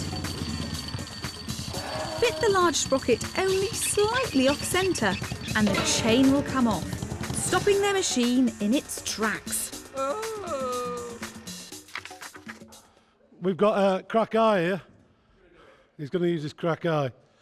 Luckily, the boys from Blackpool have just the tool for such a job. Tony's eye. But as Tony places the cog, there's a problem. It's a bit out on that, isn't it? Yeah, but how far out is it? What a mil there, look, that's about the highest there. Do you want to just give it a tap? See what, go on, just give it a bit of a tap. No, hit it. After gentle persuasion, it's precision engineering, Dark Riders style. I don't think we're going to get much better, are we, really? Think about it. Not for what we're doing. Bracket eye engineering. Having finally attached their engine in position, the Happy Campers are now sorting out their controls. We do need brakes, I think. Yeah. It'd be silly not to. Yeah. But before they get carried away, there's a more important issue. Plate on there. Happy Campers. Now, this humongous engine is in. Is it a runner? Not yet. All I would say is try it as soon as you can. I mean, you know, I don't want to tell you how to do your build. It's not kind of, you know, my business, but page 1 of the scrap textbook does say get your engine started as soon as you can. Experts on it. Thank you. All right, see you later, guys. Cheers, thanks. Lisa's reminder does the trick, and everyone's attention turns towards getting the engine running. Does somebody want to drop the radiator in just so we can get some water in it? We're on it now. Yep, right, okay. This goes in earth. That goes in the module. Back of the fuse. The decision not to pinpoint the wiring loom on the ignition switch earlier has come back to haunt them. That was the earth that we cut off the body, wasn't it? Yes, that was the earth that we cut off the body. That So as the happy campers build teeters on a knife edge, Let's find out what happened when I sent Rob to meet our judge Paul Round to find out what makes a Dakar car, well, a Dakar car.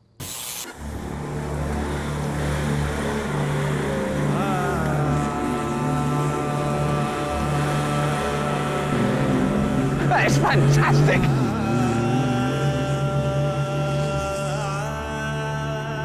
That was amazing. You would not do that in a Chelsea tractor, let's be honest. Not much chance of that, they'll drop to bits. Is there anything specialised about the actual engine itself? Is that a... Well, we're running at 220 horsepower. Right. Which and about 440 newton meters of torque, which is it's not bad. So we actually look like detuned. Right, so it's actually it actually could be more powerful. You've actually pulled it back a bit. Yeah, we're a lot lower for Dakar kind of racing. And also, presumably, you've got to be able to go a long way on one tank of fuel. And when you're in the middle of the desert, you don't want to run out, do you? No, that's it. Yeah, got to do something about like 500 miles on one tank of fuel. Right. Across a desert where you tend to use like probably another third more fuel than you would in a normal road. Right. It is possible, though, to get stuck in the sand. I mean, what do you do then? Because I brought this just in case. Yeah, we don't tend to use things like that. We've got a nice, easy jacking system. Wow.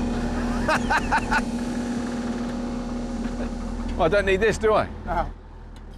So what are the kind of key things, then, that the teams need to keep in mind when they're driving on soft sand? Why don't you get in? I'll show you. Oh, brilliant. There we go. Yeah, we go for keeping momentum on the hard stuff. Yeah. So when you get to the soft stuff, you're already moving and take it steady. Drop up, drop off, keep Right, but then you just let it kind of flow down then, you don't need to keep hovering it. Right. It looked like we were just going to drive straight into that slam and stop, and it just went straight up. Amazing. Yeah.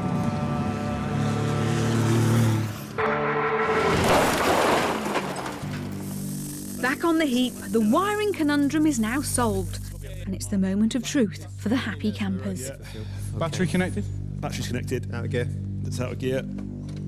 Checks over? Checks over. Right, okay. fingers crossed, let's go for it. Try it. Cross our fingers as well, Bob.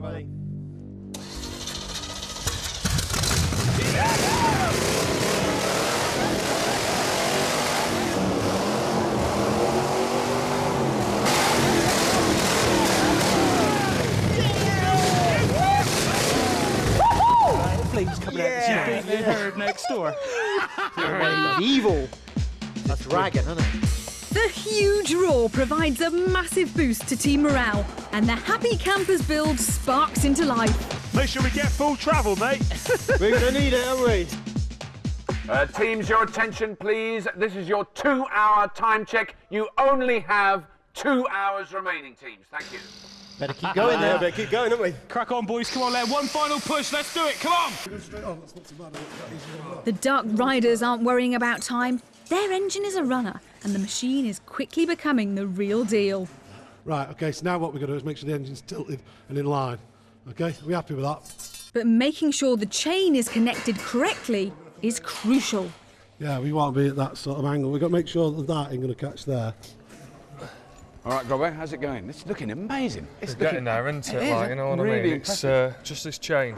Because it's lining that up is so crucial. We've got some little sliding blocks so we can put plenty of tension on it, and we might even put a guard around it so it can't actually go anywhere. Because it's also the strain it's under is so different from a motorbike, isn't it? I mean, that's but you know, it's a good chain. It doesn't have to last forever, does it? No.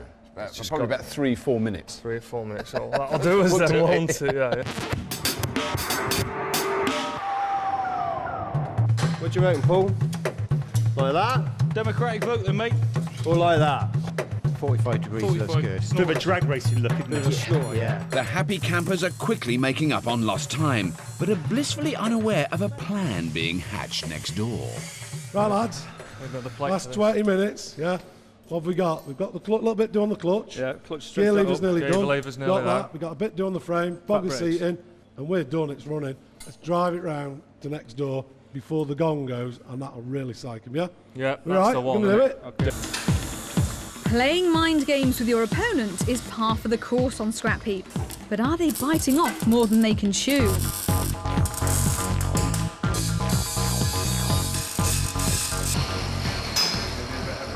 Paul, I think we've got two pretty remarkable teams with us today. They have both done an amazing job, haven't they? I've got to agree. I mean, both of them, fantastic bit of work. 10 hours to do what they've done is brilliant. Now, the Dark Riders machine, now it's all put together, suddenly their engine looks a lot smaller than I remember. Yeah, but if it goes half as well as it looks, they'll win hands down. Right. But I've got to say, the engine in that Happy Campers Yeah. camper van, yeah, it's going to be fabulous. Is that? That's going to go. It's going to be really good. If you had to choose one of these to go to do, one short leg of the Dakar Rally, which one would you choose? I'd go for the Happy Campers. Right. I'm afraid. Yeah. The Happy Campers build is finally paying off. They have a machine which looks like a real contender. While over in the Dark Riders build area, intimidating their rivals is looking doubtful. Well, guys, we've got to get this going now. Hold on, let me get it. We're nearly there. We're close now, Lise. It's not long. Virtually no time. Oh my word! Can you believe it? The Dark Riders! Well, they're not supposed to... Yeah, the competition doesn't start till tomorrow. Amazingly, in the dying seconds of the build, they've managed to pull off a scrap heap miracle. Beautiful, look at it. It properly worked. Oh.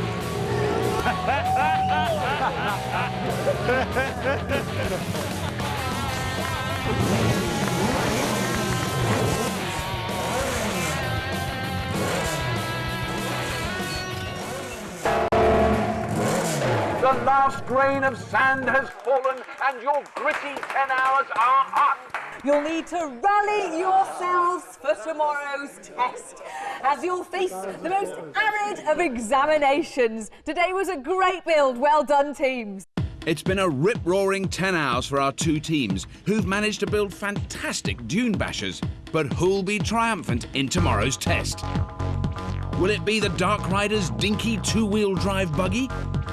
Or the Happy Campers' huge four-wheel drive V8? Each team will have 2 attempts to pick their way through our sandy chicanes. The team that records the fastest single run will win. Both machines are looking in fine fettle, but each team has the statutory 1 hour of tinkering time, and it's not being wasted. Well, there we are, Paul. This is the big day. Now you've seen the course. It's actually slightly more extreme than I thought. Yeah, I think it's going to be quite difficult for some of them. You've got some tight twists, some pretty soft sand. Yeah.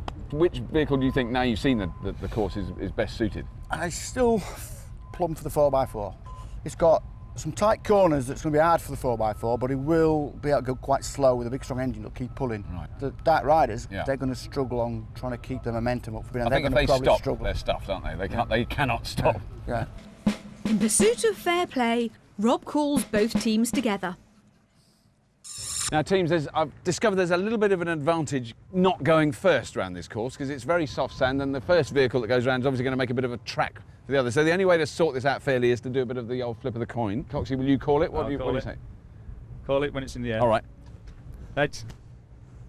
Heads it is. Heads it is. We'll go second. You'll go second. Oh, sorry, guys. Now, of course, Happy Campers, you lost the toss, which is why you ended up going first. Do you think that's a big disadvantage? Not a massive disadvantage. It would be nicer to go second, but we're not going to complain about it. We're just going to get out there and do it. Happy Campers, the soft dunes await your sweet caress. Go on the sound of the horn in 3, 2, 1. The Happy Campers get off to a flying start. Reverse. Forward. The communication between the two drivers is working really well. So that is very soft sand, they're just sinking right down. That soft sand is really bogging them down. Get the digger in! Come on, get it out! Oh no, they're trying to go backwards. Forward!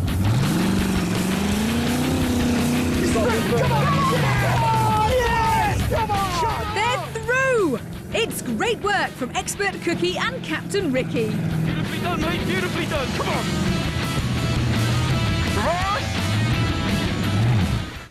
Oh no, they've stalled! Oh, that wasn't so good. Come on! Miss reverse.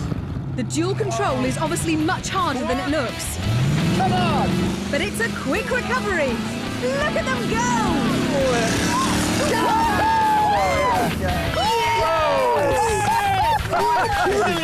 That was a pretty fast. That was a pretty fast run, considering all the little. Yeah. They still did it pretty well. Lisa to Robert, that looked pretty spectacular from where I was standing. It was absolutely stupendous, Lisa, and I think we can safely say for the first time we genuinely had a scrap heap built vehicle that caught air. We had all 4 wheels in the air as they went over the finish line. Very spectacular. And what's even more spectacular is they did it in a time of 1 minute and 19 seconds. Yes! But the Dark Riders have got it all to do now. After initially getting bogged down in soft sand, they then stalled at the bottom, but an amazing recovery means a line has been firmly drawn in the sand. Dark Riders, the light sand is quaking in fear. Go on the sound of the horn in 3, 2, 1. Tony and Captain Coxey get off to a roaring start.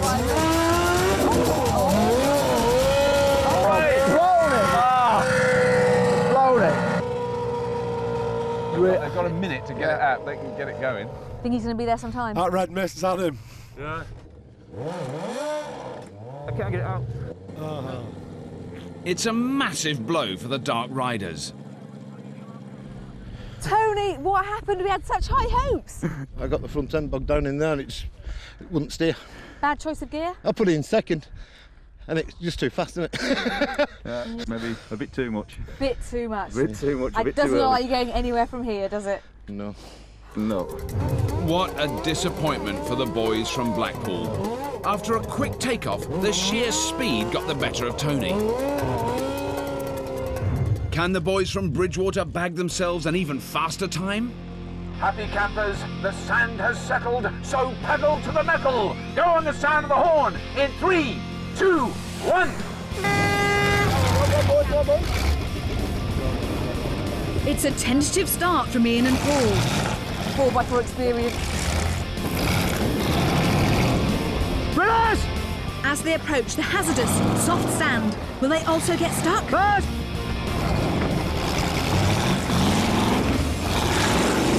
No, they're through! Come on! Going, keep going, keep going. Yeah. Going for it, man. Expert Cookie and Captain Ricky stalled on this part of the course. Can Ian and Paul get round in one go?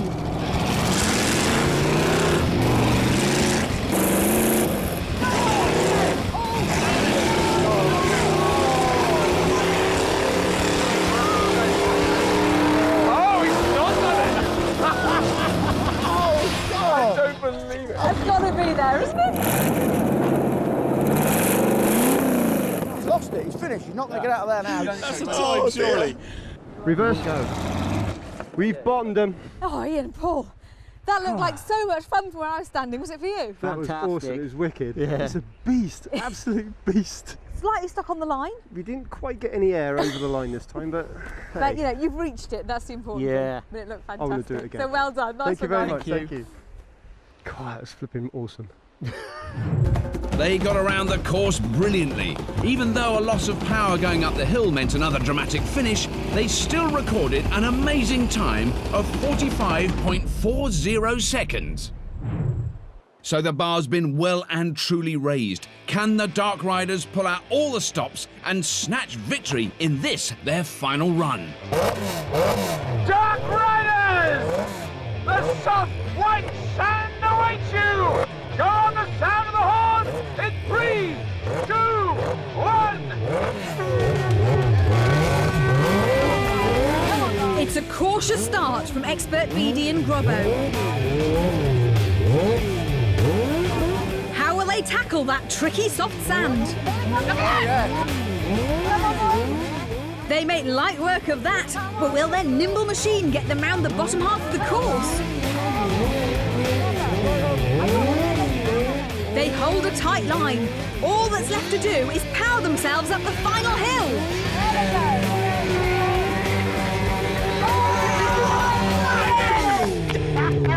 Yes! Should have done a bigger loop. A bigger loop, you could have got a bit more speed. That was fabulous. It's a textbook bashing of dunes from the Dark Riders. Who gave it everything to get up the final hill? But will it be enough?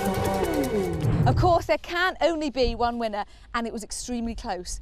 The end, there was only 8 seconds in it. But the winner of this week's challenge is without doubt the Dark Riders! And if seeing vehicles in sandy terrain made you a little dry, well, join us next week when I guarantee we will quench your thirst. See you then. It's going to be wet and wild when Somerset's fastest farmers tackle these tank tinkerers from Berkshire in a waterborne challenge that promises to be the ultimate splash and dash.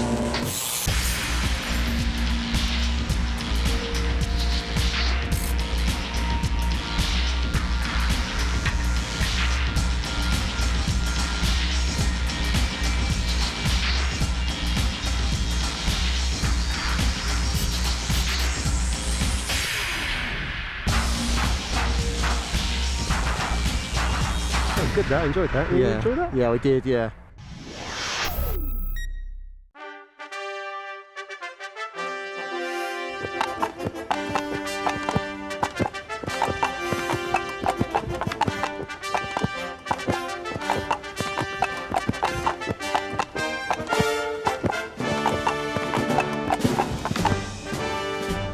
Whoa!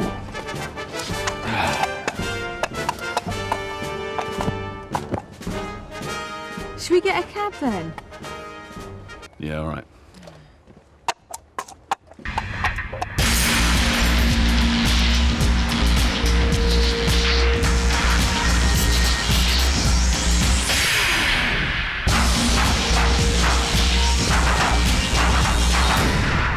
Welcome to Bodelwyddan Castle in North Wales for the second of this year's Scrapheap Challenge roadshows. Knights of this period would have ridden stallions. Today we've travelled back in time to the age of chivalry as the castle hosts a festival that recreates the sights, sounds and smells of medieval Britain. The reason we're using a boat like this... Thousands of people have travelled here today to relive history amongst a wonderful array of medieval traders and craftsmen, whilst reenactors from across Europe battle it out in the grounds of the castle. Would you have liked to have been a footman there?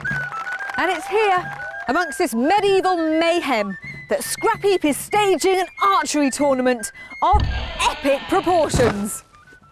For the last 5 weeks, 16 teams from across the land have been designing and building colossal contraptions. All of them capable of launching 4-foot-long arrows. If we can get it off launch ramp, I'll be quite happy. For this tricky test of mechanical metal and medieval marksmanship, our teams have spent every waking hour turning piles of old junk into a mind-boggling array of machines. We hope it sort of goes bang as opposed to exploding. They've built crossbows, spring cannons, motorised launchers and, well, I'm not entirely sure how you describe some of them. Toilets are underrated as far as archery is concerned. And now it's time to separate the Robin Hoods from the Robin Reliance.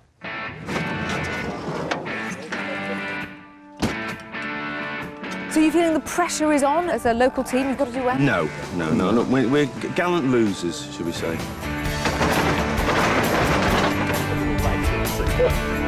We came by train. Hang on, you bought your entire machine and yourselves by train? That's correct. Wow. And are you very confident? We're going to win. That's what I like to see. Come on, Scotland! Bit of Scottish confidence. The rules couldn't be simpler. The roadshow's finest archers must twang their bows and fire their impressively large quarrel at a series of fiendishly tough targets until there's only one team remaining. This final team then faces one last Herculean task to win the prize of all prizes, the holy grail of bodging brilliance, the Scrapheap Golden Arrow. To return to the Shires with this magnificent trophy, they must beat the Scrapheap All-Stars. It's not really gold, is it? Nah. I didn't think so. But who are the All-Stars? They're a dream team featuring 3 of the greatest contestants of all time.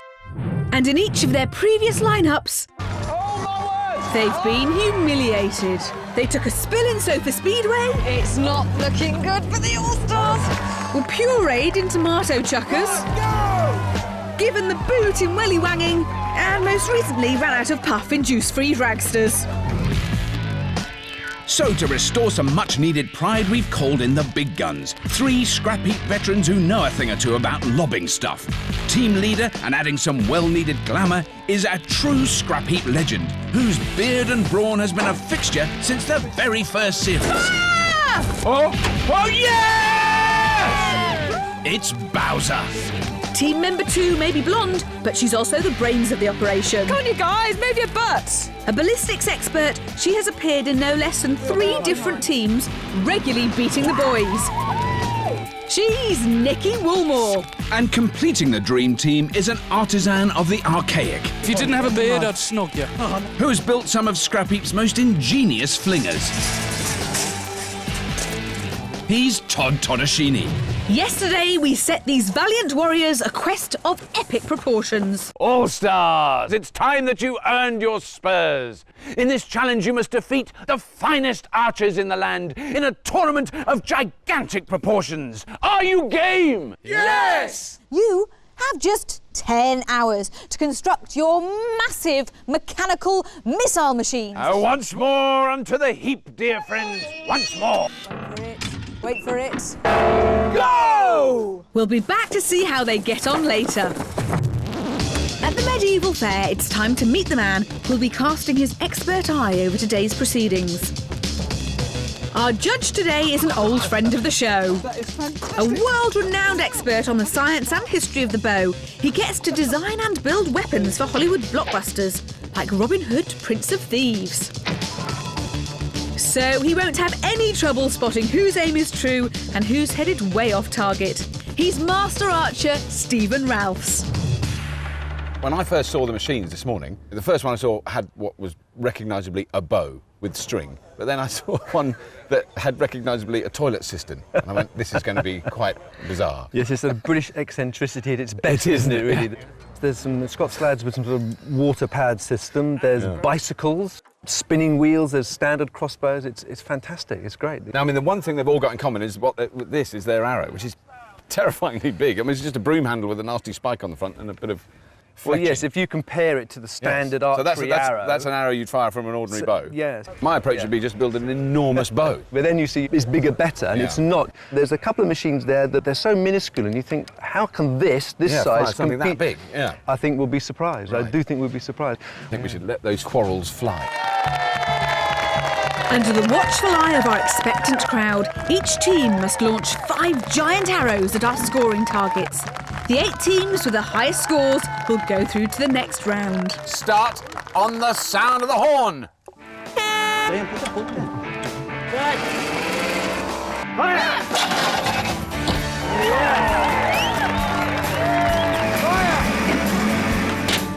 As the first salvos of broom handles begin to rain down on our targets, it's clear that every possible type of arrow-flinging contraption has been constructed by our teams. Look at that. With understandably mixed results. I don't think this is the most accurate round we've ever had. Crossbows in all shapes and sizes are firing it out. It's not only hit the target, it's almost gone through it. Against an array of springs, wheels and water rockets. That's the big one. The big daddy. Loose!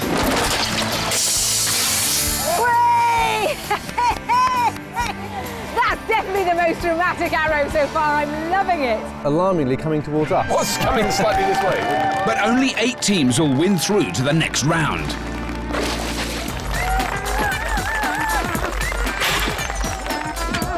The qualifying round has pitted teams from the 4 corners of Britain against one another. For Scotland! Scotland. And they've been merrily bombarding our targets using all manner of archaic apparatus. OK, teams, thank you very much. Well done. And now that the final giant arrow has been flung, only 8 teams remain in the competition to see who'll take on the Scrapheap All-Stars in the grand final. They are the Paintball Terriers, the Steel Peddlers, the Data Detectives, the Robot Warriors, the Ballistics, the Mersey Mechanics, the It Men, and the 3 Circuiteers. Our team's next challenge is much tougher. They must take part in our royal hunt. They have just 7 giant arrows to bag themselves a stag and a boar before they can take aim and pile up the points on our bullseye target. The 2 teams with the highest scores will go through to the next round. Now, Steve, round 2 already we can see very, very different challenge for all the teams, really. There's 2 balloons, so we've got movement left to right now. So as before, they had to adjust for their trajectory, up or down. Now they're doing up, down, and left and right. This could probably favour the more robust machines. So the lighter machines maybe won't have the advantage here. Right. Now, is there any sort of particular machines that really caught your eye? I mean, certainly some of them have caught mine. Without a doubt. I mean, the IT team, I just love the look of the machine, you know, with the bicycle tyres, and it does work. You don't expect it to work, and it works. There was definitely one I expected to see an arrow fall out of the front of it and drop. No, it went really well. The first 2 went over the target. Did fantastic design. They've definitely got the range, haven't they? Our judges' favourites are an unlikely set of warriors. Tucked away in Hull, immersed in the world of computers, Mike, Ian and Mark are the It Men. And their weapon of choice for this contract is really interesting. The whole device is powered by a lawnmower engine, drives the wheels so that they're contra-rotating, which allows an arrow to be pulled through and race along the channel. It's shot out the front and travels about 150 metres. But will it launch a broom handle with deadly accuracy? I'm not sure. No, I am sure. It will work, definitely. Bicycle weapons always have at least 1 weak link. I'm very nervous about the chains on this, very nervous indeed. Sadly, it's their engine that lets them down. Luckily, before the big day, they found a more reliable power source. Ian on a bicycle. It Men. So you're through to the next round. Now, it's a really interesting machine. It doesn't really look like any of the others. What do you think the hardest thing was in the first round to get right? Judging distance and speed. Distance. One human power is quite a difficult thing to judge distance.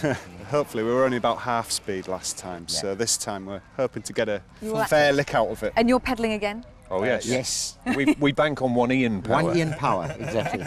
While the It Men rely on 1 Ian power, our next team follow the motto 1 for all and all for one.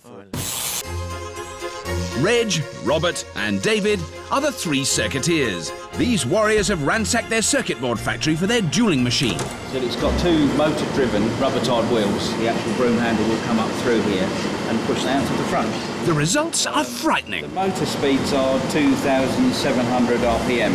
If they reached full speed, they would leave here at 90 kilometres an hour. 90 kilometres an hour, that's fantastic, but there's some bad news. We haven't been able to check on accuracy. No need to worry about that, unless you live next door. IT Men, 3 Circuiteers, this is your chance to get through to the semi-final. Go on the sound of the horn. The competition proper is underway. This is incredible. I love this machine. It's an amazing machine. I love it. But it does work beautifully, you know, it's amazing. How do the Circuiteers match up? Yes! How someone had. It's first blood to the Circuiteers.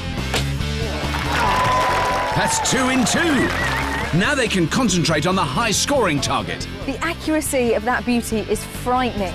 But the It Men are still without a strike. I've got up to 30, stepping on the frame. Is the head on the IT bike, is that their sight? I think that must be it. Secret weapon. Go! Go! Yes! Take that! Good shot, the IT team. They need more strikes, though, and they're running out of arrows. OK, get ready. This time. Come on, Ian. Say when. Go. Go. Oh! Oh, they've had a misfire. Misfire. Came out the side. Stop. Dropped. It's a disaster for the It Men. And to rub salt in their wounds, the Circuiteers are hitting targets for fun. They're piling on the points. It's the It Men's final arrow. Really feeling for the chap in chainmail who's having to do the cycling. Must be exhausted. Go. Yes! Yes! Their pride is restored, but it's all in vain. They were no match for the Circuiteers' super sharpshooter. What fantastic teams! Give them a big round of applause.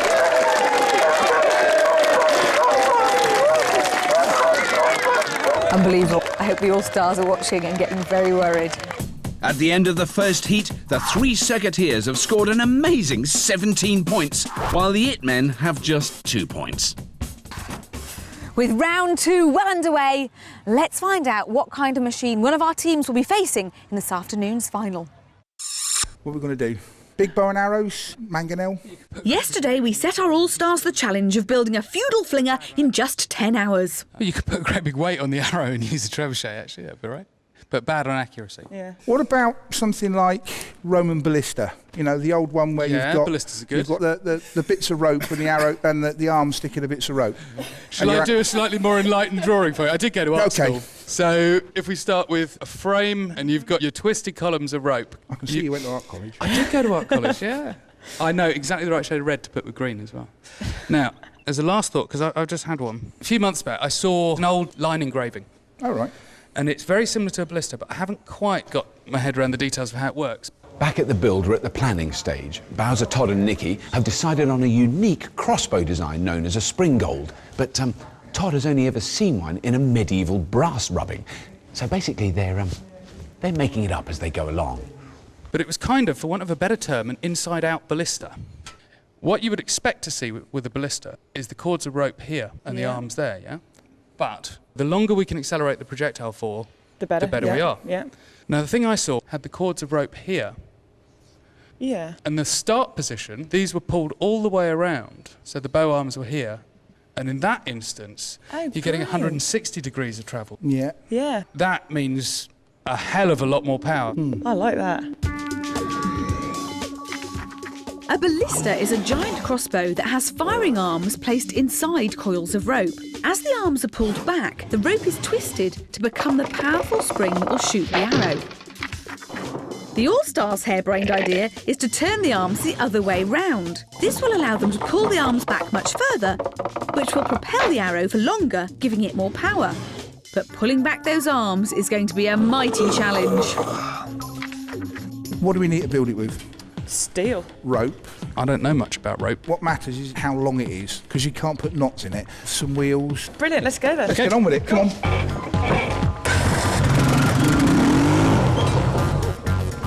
Hang on, Nicky. You got something? This stuff, do. Whilst Todd scales up his design, Bowser and Nicky begin combing the heap for steel to build their ballista frame. Well, it's only heavy for you. I know.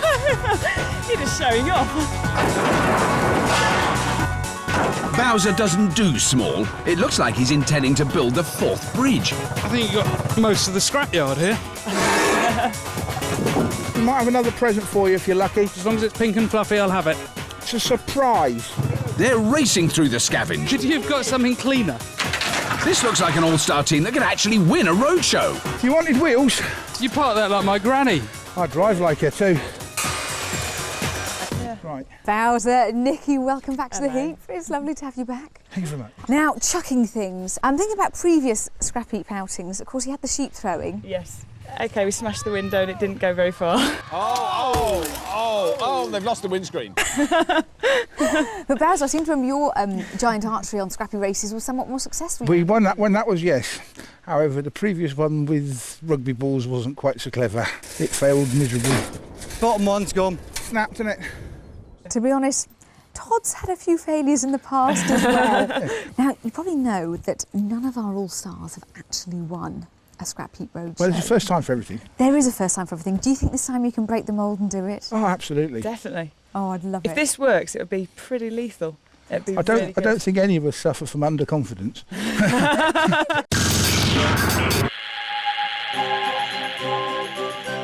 Back at the medieval festival, it's time for a chat with 2 men who make the art of shooting an arrow look easy. Steve and Mark are world champion longbowmen. Morning, gentlemen. God, look at that. This is the proper stuff, because, I mean, we've got all these teams making these weird machines, but I think these are beautiful. Basically, this is the longbow of old, really. Right. It's designed for one purpose, and that's to kill people. Yes. I mean, it's a weapon of war, It is, isn't it? yeah. Do you want to try that one? Go. I'll have a quick go. But well, if you draw it, don't let go of the snap. No, I won't.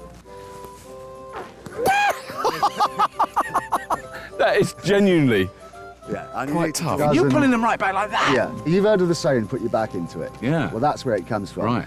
If you can manage to pull the bow up to where your nose is, at that point you stop pulling and you just rotate your shoulder and use all your back muscles in your shoulder. So you're pulling back that last you're bit. transferring all the weight onto your back, and your back's much stronger than your arms will ever be. So. And then but the people who were bowmen trained, from pretty early age, though, didn't they? Yeah, they start from 6 or 7, but when they had to practice by law, it was from 14 to 65 every Sunday. Wow. So, I mean, the only person who was exempt was the clergyman, but he had to be there in case you killed somebody. Right. I don't think we'd get away with it. No, there may be some health and safety issues nowadays. Although we are in Wales, and tomorrow it's legal for me to kill one before 12 o'clock. Is that right? Yeah. I should be heading off. With that bit of worrying news, we better get on with the competition. Next on the firing field are a team from Carlisle, who will certainly remain calm in the heat of battle. These guys are at their happiest when they're under fire. Stuart, James and Paul are the paintball terriers, and they plan to swap paint pellets for giant arrows by supersizing their airgun technology. Lift you off your feet. That should work, man. I've got 100% worth of thing. Yeah, I'm definitely working on job. So did Welsh, you were. Their idea is to compress enough air to fire their arrow using a giant syringe, but it's less medical and more mental. Basic principle of just hitting it as hard and as fast as we can without smashing the machine to bits in the process. Yeah, ready, steady. Let's go. Fantastic. So, paintball terriers, you made it through to the next round, which you've got to be pleased about. Do you think this is going to suit your machine better, or is it going to be harder? It should do now, yeah. Because we've got more accuracy with this type of machine, obviously, yeah. I think it should be quite easy. Famous last words. Best of luck. I really hope you get through. Thank you. Right. Okay, cheers. Thank you. Firing with them are a team of knights from Sheffield who are used to riding more modern steeds. The steel peddlers are true knights of the off-road. They are Chris, Andrew and David. And they're mixing this modern technology with a bit of medieval for their crossbow design. Yeah, I found the best wood for making bow is hickory wood. It takes some pulling back on the back. To pull back their not particularly flexible bow, they're putting their faith in pedal power. So we've got Andrew on the day. This will be Andrew's position. Pedal it back. When we get back to the set point, probably let Andrew get off the back at that point and retreat to a safe distance. I'll be wearing full body armour on the day. Well, at least he'll look the part on his charger. Start firing on the sound of the horn. Go. Perfect opening for the paintball terriers. They couldn't have asked for more. The paintballers already have the second balloon in their sights. On 3, yeah. Once they've burst it, they're on to the high-scoring target. That's beautiful aiming. I mean, they're aiming that perfectly, aren't they? Oh, no. The peddlers are having a torrid time. They've got the range, but not the accuracy. Fire! Oh, don't believe it! Oh. One under, one over. They've got to pull one out of the bag. Fire! Don't believe it! Oh, and they missed. They've missed again. Come on, guys, let's get one in. Let's pop that balloon. Their final arrow bags them a stag, but it's far too late to outscore the paintball terriers.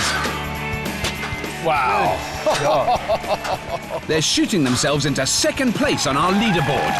That's it, teams. Thank you very much. Paintball terriers and steel peddlers. Give them a big round of applause, ladies and gentlemen. Thank you.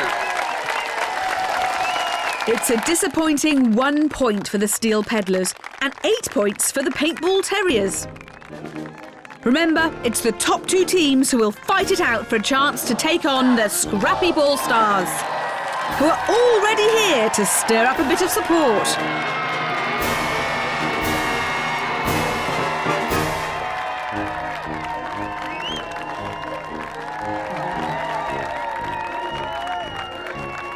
Now, you've eyed up the competition. Yeah. Are there any teams you're particularly worried about? I think in the first round we were looking at the Circuiteers.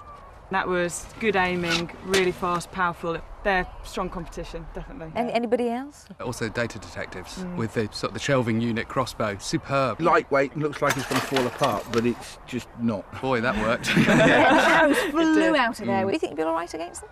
Definitely. We were really confident. I mean, we've got enough to do it. Yeah. Definitely. All-Stars with confidence in their machine, yes! The crowds are gathering to sample the atmosphere of medieval life and watch our battle of the barbed broom handle. You join us halfway through the second round, after which we'll be left with 2 teams shooting it out for a chance to take on the Scrapheap All-Stars. Next on the firing line is a small but serious challenger from Sussex.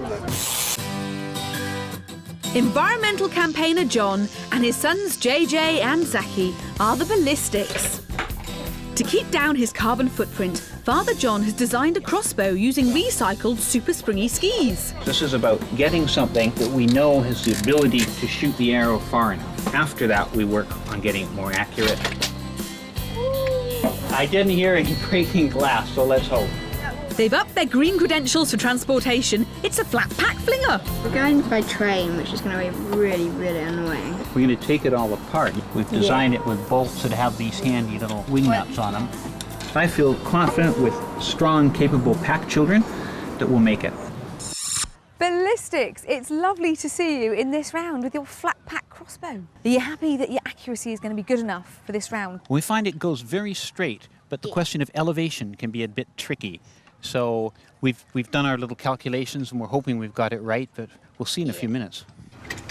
Fine-tuning their spring thing for the upcoming round are Richie and Emma, the Mersey mechanics. Joined by fellow mechanic Andy for the build, these Scouse shooters have done something no other team has ever managed before. They've built a spring launch shooter that looks exactly like their drawing. Should we, shouldn't we? Yeah, we are going to win. We've already won, haven't we? The proof is in the pudding. Let's just fire it. I'll tell you, don't hit my box. We'll have to make that safer. Both teams must beat a score of 8 to get in the top 2 placings. They need to hit both balloons first and then get at least 2 good scores on the targets. Go for gold on the sound of the horn. Good one, JJ. Well done. A perfect start for the Ballistics. Their design might be lightweight, but it's really accurate. Oh, yes. Lovely shot. Amazing. The youngsters are already onto the high-score target. Ready? Fire. For the Mersey mechanics, aiming is more hit and miss. 100%. Well, the spring thing, as we know, is very hard to aim. Fire. Oh, what a shame. Fire. Yeah! He looks really pleased with that. She lives. But with only 2 arrows remaining, it's all too late for the mechanics. Oh, that side did awfully. Turn it this way. Very serious aim calibration going on here, look.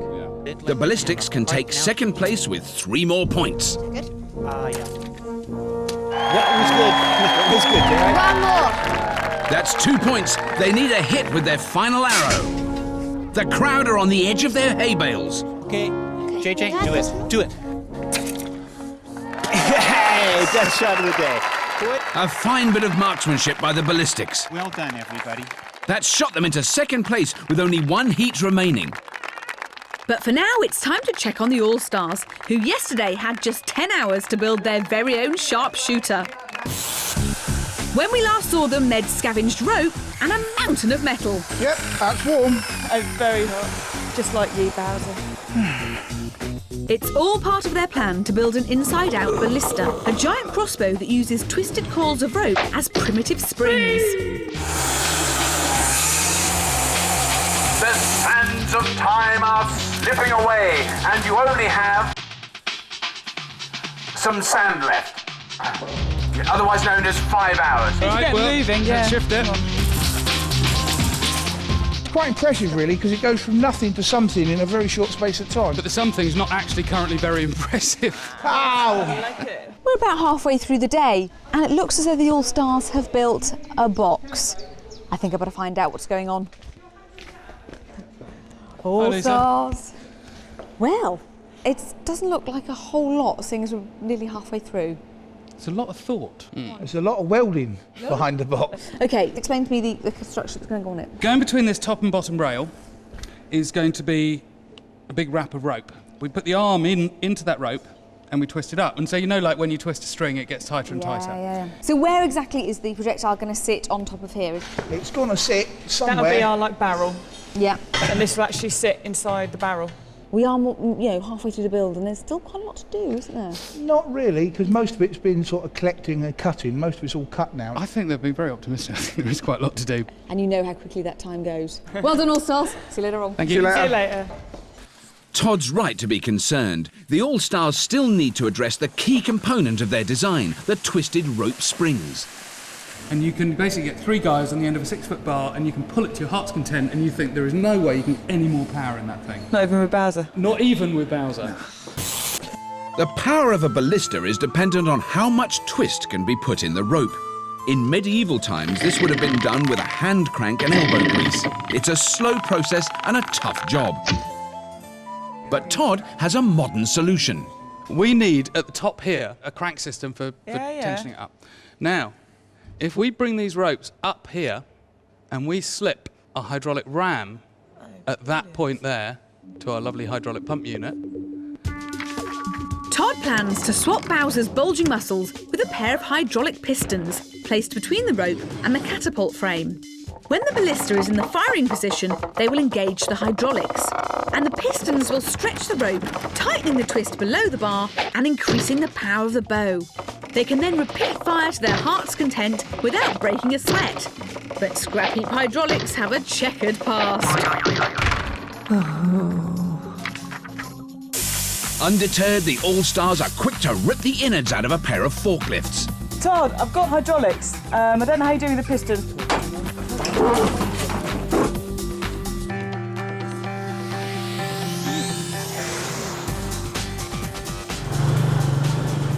Oh, we've got the hoses. I've got the hoses. Excellent. I've come bearing gifts. Oh, brilliant. They're pretty good. Confidence is high, but which team will their inside-out ballista have to beat?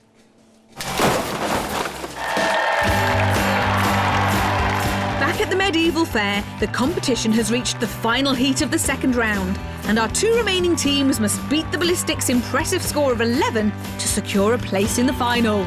Our men of the cloth are not usually in the habit of launching projectiles. These holy hurlers are actually computer forensic experts.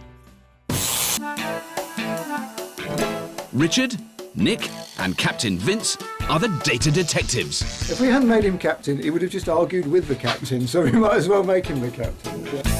Their original plan was to build a giant spud gun, but it was a bum steer. Right, so if I'm acting like a spring... Yeah. It doesn't really. It doesn't really. It was back to the drawing board for the detectives. We need something that's going to give energy into it. I'm kind of thinking of a spring. Springs I know quite well, motorcycle fork springs. Fortunately, as cyber sleuths, they're used to a bit of problem solving. Their last-minute solution is a spring-loaded catapult made from an old shelving unit. Data detectives, you did brilliantly in the first round. Are you happy with your first round performance? Fantastic. Yep. Be even better this round, obviously. And it's easy to redirect and re-aim and so on? Yeah, and fairly light to move up and down. Elevation's not a problem. Up against our mild-mannered monks are a far more warlike team. Alan, Mike and David are the robot warriors. A futuristic fighting family from Leicester. We're a bunch of roboteers who spend most of our time fighting robots, then trying to smash each other to pieces. Well, I suppose it's one way to resolve family disputes. And it's their robots that have inspired their design. The machine's called Nightmare, which is after one of our robots. It works by feeding the broom handle in the back. These 2 wheels spin fast and launch it out the front. Sounds impressive. This could be the Terminator of the competition. With 2 excellent-looking machines, we're hoping for a really close encounter. Go on the sound of the horn. Fire! Oh, we've had balloon release, but not puncture. Fire! Oh no, it's a disastrous start for the robot warriors. Whoa! Right through the middle. First arrow, first balloon. Beautifully done. Ready? Okay, fire. Data detectives are bang on target. You ready? The robot warriors have found their sights. With all the balloons popped, it's down to a shootout on the high-scoring targets. Wow, look at that! In the goal. In the goal. Fire! The robot warriors have got to be pleased with that. But they're down to their last arrow. They need another bullseye to take second place. Right, I'm ready when you are. Fire! That was so close. A valiant effort. Back on yours a bit, Richard. The pressure is really on the data detectives now. They need 5 points from 2 arrows. Okay, balanced is good. Maybe dressing in the monk's habit with the idea that you have God on your side. Well, it could be. Divine intervention. They're saying a prayer. Oh, yes! Wow. Yes, that's the red. So now they're equal. Now it's equal pegging. The monks just need to hit anywhere on the target. Oh, yes! Yes! Very good. That last divine dart brings a hotly competed round 2 to an end. And in the battle to see who'll take on the All-Stars, it's the data detectives who join the 3 circuiteers in the final. Our all-comers have, of course, had several weeks to perfect their medieval missile launchers. But what about the All-Stars, who've only had 10 hours on a scrap heap?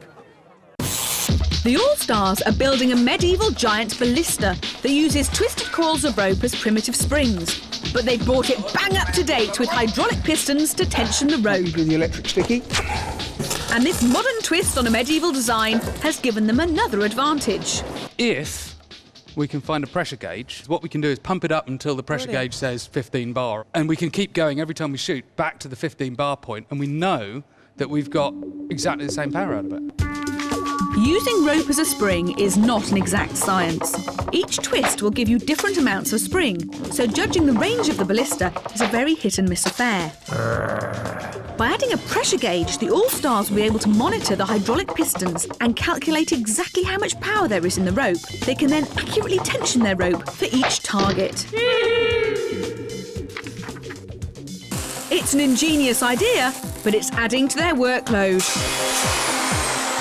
Do you reckon stick it straight above it like that? Well, it's scrap heap. Nothing's ever seen a right angle.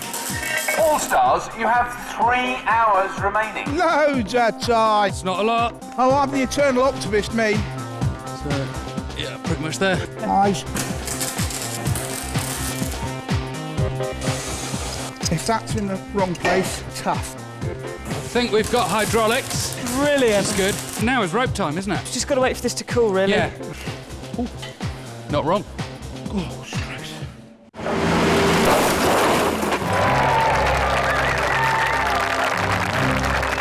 We're just 1 round away from finding out which team will face the All-Stars in the final, and the nerves are beginning to show.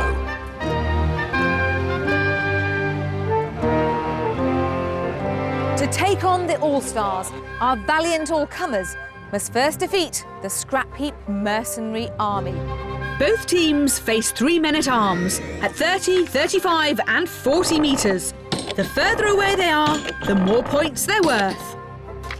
And must hit each target before the next one is revealed. The highest scoring team wins.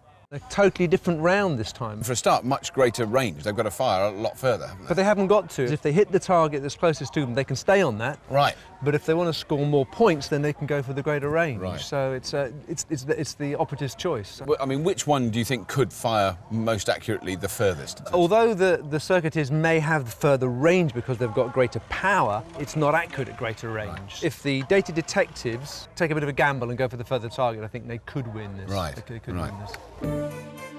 Data detectives, 3 circuiteers. The winner of this round goes on to face the All-Stars. The first targets are up. Oh, very close, very close. Wow! First shot hit the target. The second target is now up. Bring it down. And the circuiteers are going for it. Yep, fire.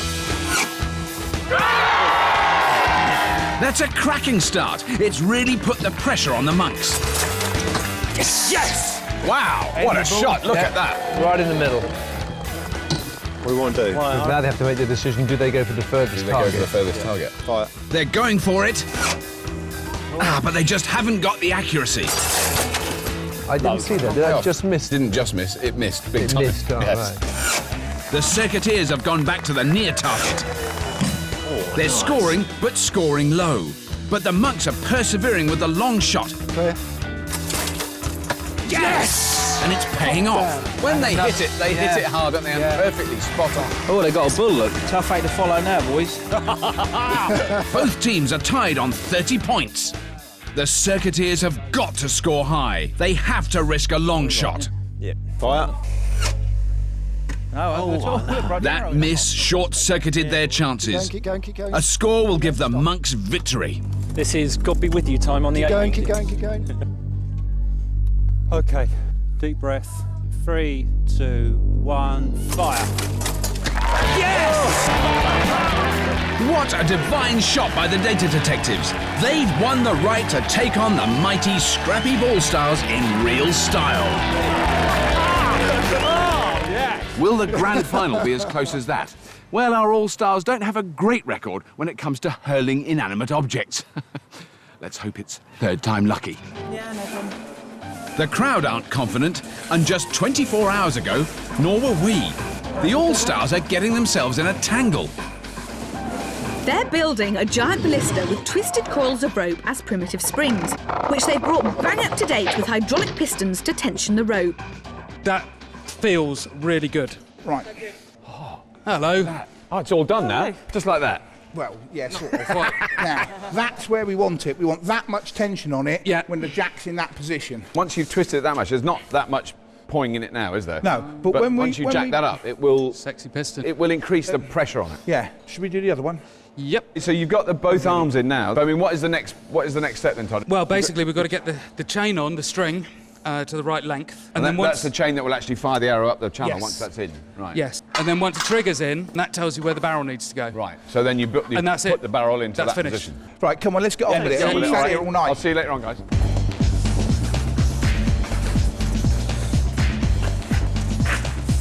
So it's actually a bit high, that one.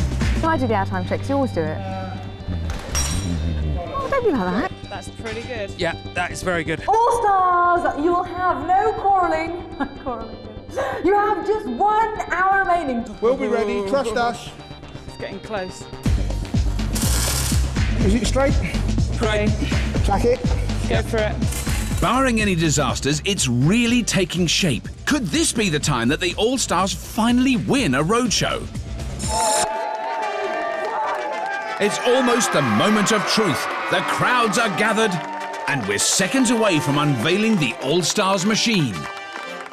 Congratulations for getting this far. You have won the right to meet the All-Stars, so well done. We just want to know what's underneath there. It's big, it's built out of steel, so it's powerful. Exactly. I can see some gas timber over there. contraption against the steel behemoth.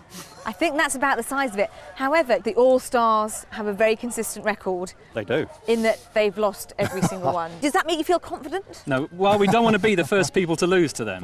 That'd be really, we do really not sad. want to break this record of theirs. To avoid defeat, they will have to work for their points. They must first hit 2 men-at-arms. Only then can they pile on the points by peppering the dastardly Dark Knight in his castle. All-Stars, you've seen who your opposition is. Do you still think that your machine can beat them? Yes. Definitely. Really? Yes. Oh, fantastic. So go on, get round and rip it off so we can have a look at it. Let's do it. Here it comes. Wow. Right, look at the size of that. We don't build anything small. Are you ready to light up? Light up? Light up. Oh. Never expect half measures with the All-Stars. That looks pretty impressive. Maybe this time you can do it. Cheers, Lise. What's peculiar is they're effectively a very similar type of machine, aren't they? Yeah, one works as a mechanical spring and the other one's working on the old twisted rope. So is there anything in the All-Stars design that might be a problem? I mean, they've fired it once or twice, you know. Well, exactly, it's untested, and I just think that the data detectives have been practicing all day. Yeah. I think I'd put 50 of your pounds on the data detectives. That's very generous of you. OK, this is it, the grand final. I'm feeling all nervous. Go on the sound of the horn. Good luck, guys. Get ready to fire. Fire. Oh! That'll do. It's first blood to the data detectives. The All-Stars have their work cut out. Should we put a little bit more oomph into it? OK, get ready to fire. Yes! That went straight through the target. The All-Stars have found their range. We're doing fine. They've only hit the first one. Oh, that was just short for the monks. A bit more, guys. Let's go for that. Another strike for the All-Stars.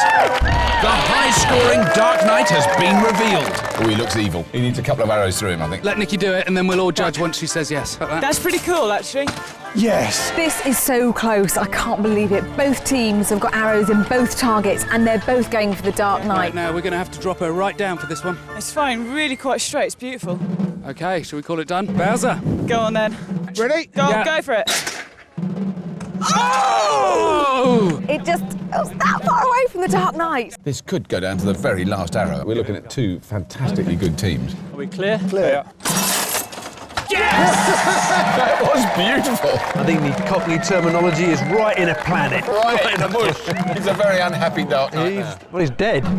Firing! The All-Stars have got their sights in. There's only 5 points in it. No pressure. It's all right. We've got as many arrows as them left. Oh. Firing! Yes! I daren't let myself hope that this could possibly be the roadshow the All-Stars win. Last 2 arrows, and we've got to get in. That looks good. Each team has 1 arrow left. If the data detectives hit and the All-Stars miss, the data detectives win and vice versa. 3, 2, 1. What a shot! The monks are ahead by 5 points. This is it. It all comes down to the All-Stars' final arrow. If they hit the Dark Knight, they'll win. We all ready? Yeah, on you. Go on. Firing! Fire! Firing!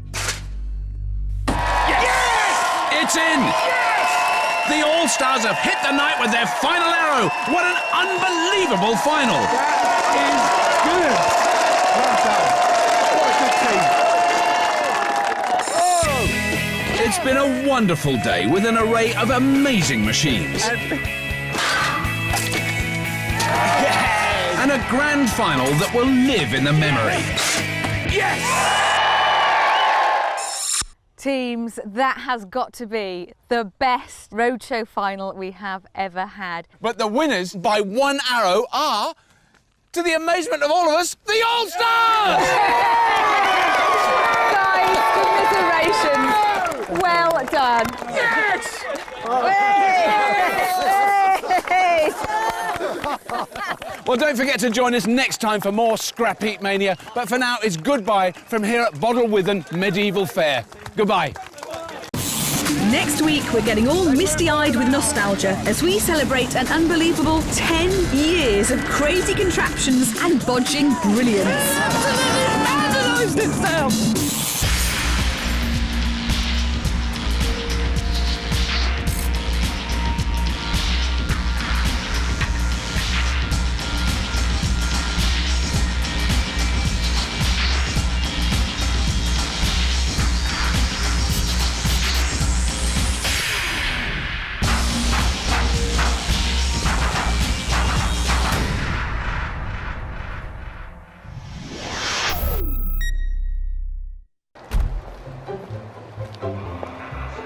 Darling, I do hope I haven't made you late.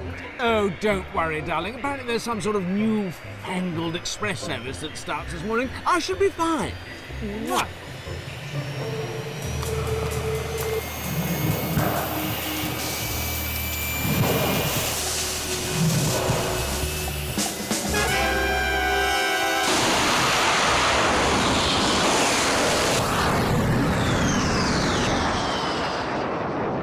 That'll be the non-stopping service then.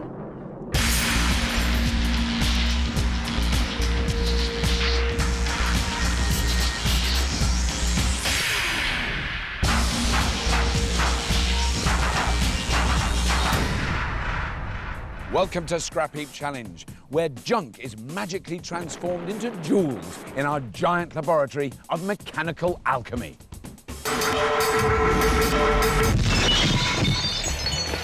This week, we're running on rails as our teams build sleds to go as fast as they can on our special test track. But these won't be any ordinary trains. The twist is we're not allowing them to send power to their wheels. That means they'll need to find an alternative path for propulsion. For this Daredevil challenge, we've taken inspiration from the awesome supersonic rocket sleds that were pioneered by the US Air Force as a way of testing equipment and people to breaking point. So let's see who'll be getting these rails red hot.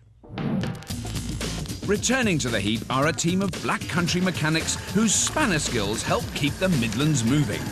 Scavenging is delivered by Derek, who'll be sharing the quad with Cliff. Keeping control is Captain Mo. So let's big it up for Birmingham's Brumbrums. Also back for seconds are a team of aquarium builders from Weymouth. Whether it's a pool for a porpoise or a tank for a turtle, they can make it. Diving into the scavenge is Wally, with watertight support from Nutty. With leadership courtesy of Lottie, it's a pleasure to welcome back the aquarium crew. Welcome, teams. Now, I'm sure you all love the railways, the rhythms, the romance, the relaxation. Well, you can forget all that, because we want you to build skin-stretchingly fast super rail sleds. Rail sleds? Brilliant. But it's your brains that'll be stretched first, because you're strictly forbidden from putting drive through to the rails. If that wasn't enough, you have just 10 tiny hours to pull it off. Okay, teams, buckle up and go on the sound of the gong. Go! What do they mean by rail sledge? It's a tricky one. So there's no drive to the wheels. What is it all about? I don't know. Normally, by far the easiest way to get going would be to send drive to the sled's axles. But this week, it doesn't matter if it's chain and sprockets, friction drive, or good old prop shafts. They're all banned. As the teams can't power their wheels, we've decided to help out by putting a pair of rails in each build bay to help them run true on our test track. It's got to be something to push it along, doesn't it? Push a great big rocket. I don't know how to build a rocket. I know how to smash the end of an oxyacetylene bottle. That'd be safe. Wind power. Propeller. Oh, compressed air and water. Oh, what, like the rocket out of the pop bottle? A giant one of them. It's either got to be propeller powered or jet powered, I think. Pretty jet propulsion would be nice. Can we not just throw it? With traditional driven wheels off the agenda, our teams have never needed the hired help more. That's why we've called in two titans of Tinkerdom. The Aquarium Crew's challenge is bolstered by an ex-race car mechanic who likes to make a lot of hot air. His pride and joy is his jet-powered granny car that does a hair-whitening 60 miles an hour. So clear the supermarket aisles for expert Nick Haywood. Morning. I'm your expert. I'm Nick. Lottie. Right then, guys. What have you come up with? Well, we came up with a knocking the top off an acetylene bottle. You can sit on it and have a go at that one. What about burning fuel to create energy? Well, none of us knows anything about rockets. What about jet engine? Like yeah, it. Know loads about it. Yeah? Loads about it. I've got a rough idea of what we could do, yeah. Brilliant. How does it work? Suck a load of air in at the front, burn a load of fuel, throw the whole lot out the back as fast as we can. Fantastic. With a huge almighty afterburner on the back. Yeah. Get a lot more power out of it that way. Yep, you heard right. They're going to build a jet engine out of scrap. Once they've got the lightest possible rolling chassis, the aquarium crew are going to mount the simplest possible jet engine. This will be a set of tubes in which compressed air and fuel is mixed and burned. The exhaust then exits with such force that it sends them flying forwards.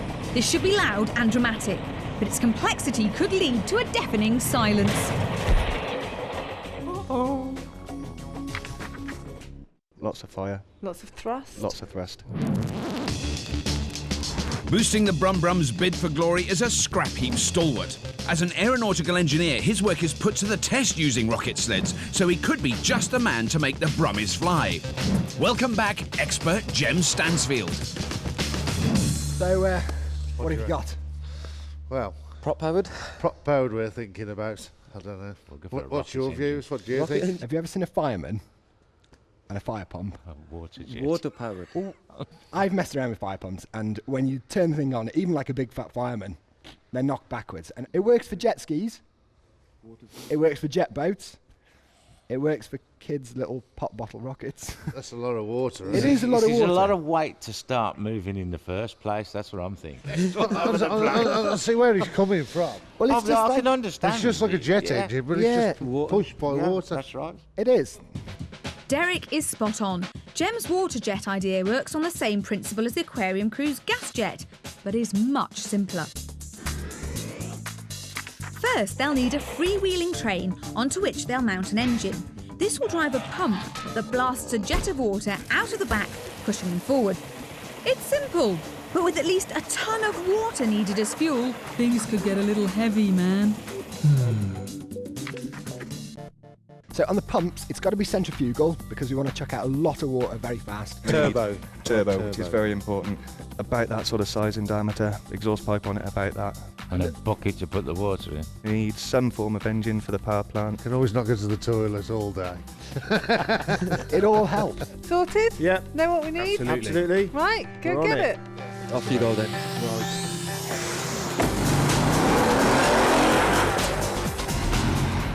That's a pump. Hey, come and have a look at this. What's this? Oh, lovely jobblies. Just what we wanted. Looks like those Brum Brum boys have actually found train wheels, Lise. It's a bit quick. Isn't it? I don't think they were as quick as that last time they were here. They weren't vroom vrooms, were they? No, they were hardly brum brums. They were more chug chugs last time. In round one, we challenged the two teams to break the Scrapheap land speed record. What we got was a new low in how to go slow. Cliff scrap on it. Nothing there at all. It's any decent oil. No, that's what I'm looking for. Luckily, they woke up and actually finished making their Scrapheap speed record machine with time to spare. However, on their first run at Pendine Sands, they were almost overtaken by the tide. It's that turbo. Cut it off. But emergency modifications set the horses free. And a new Scrapheap land speed record gave them victory. What you got for us then? Oh, we found a cracking pump. Get rid of them off there, quick. They do any lightweight ones of these. Guys, I've got to go. It seems the momentum is still with the Brummy speedsters. Go on, Dick. I need a lift, mate. And that old fire pump should put plenty of power into their water jet. Do you want to pull the quad up? That looks nice. That's very light. Yes, lovely and light. So what, you'll have to get an engine that powers that? Yeah. And then that will pump water, what, that you just squirt water out the back of it? Squirt water out the back. And it will be squirting it out at some pressure then, presumably, some force. Bit like rocket power, but with Right, water. with water. That's the theory. Is that the theory? That's the theory. All right, guys, well, I'll let you get on. You've got plenty to do. Okay, cheers, Rob. Well, you know, I built one of those rockets that you pump up with air and the water and it goes boom, and it went really high. That was a very small plastic bottle, not a huge 3.5-ton train. But never mind, I'm sure it'll work. Be nice if the sun comes out now. So the Brummies are upbeat. But no one gets excited by scrap quite like the aquarium crew. It's Christmas on the heap, isn't it? You reckon on that? Yeah. That's fantastic, isn't it?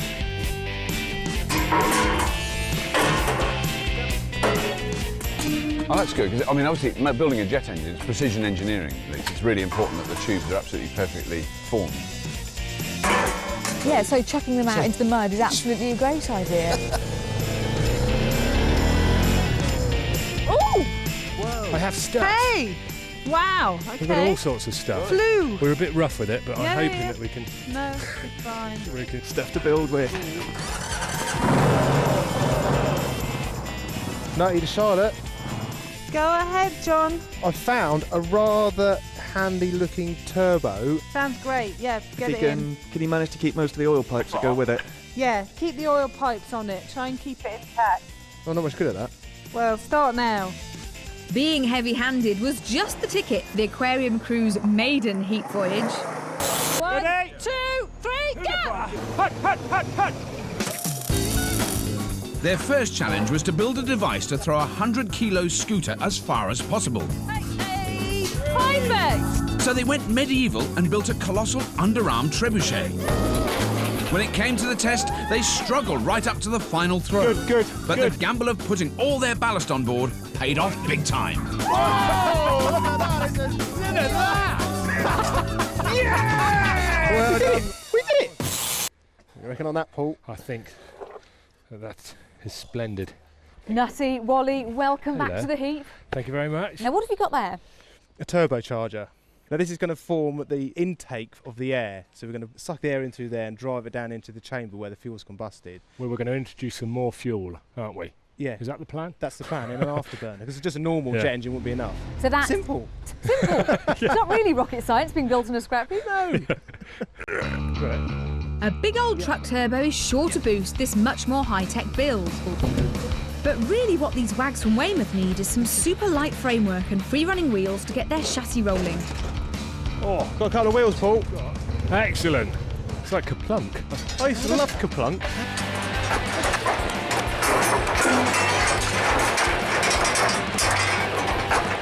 Mate, they're lovely. As light as you like, those. Really nice. Fantastic. We need more of those. 2 more of those. Or something similar anyway. Oh, there's some more wheels. Ah, the Brum Brums already have a full set. But for Devious Derek, it's simply the more the merrier. £10 each for them wheels, No, mate. we're not selling them wheels. Oh, we've got the other... They really want them, don't they? We've got the other two. No, we're not selling them. Arm wrestle on the back. No, come on, let's know. No, we'll... Hold on, Eric. Can I just take it? Oh, John! John, there's a big fella! Cliff! Mo, can you look up for some box sections? You got that one? That's what we're looking for now. It's just the deck's having war out here at the moment, having a set of wheels. Fair enough then. No! Oh man, where's their trolley? I'll get something else. The wheels may be lost, but Wally has managed to retreat home with a few scavenged morsels. We're on a right old fracas out there. You what? We've been wrestling and all sorts. Have you been wrestling? Yeah. Got a switch show, look. That'd be handy. Old truck filter or something. Ideal. Fantastic. Definitely. And we've got one pump there and John's just taken another one out. Brilliant. Is that okay? It'll do. 1 pump, 1 engine. Right, 2 wheels. And a bit of steel. So now that the aquarium crew have the main components for their jet engine, perhaps we can start to understand just how it'll work. That big turbo will start the process. It compresses loads of air into a specially designed combustion chamber, which is also being fed kerosene fuel. This mix is ignited and explodes. The resulting pressure escapes back through the turbo and into the afterburner. Here things get really exciting when even more fuel is added to the hot exhaust gas. If everything's just right, the mixture explodes ferociously, creating loads of that all-important thrust.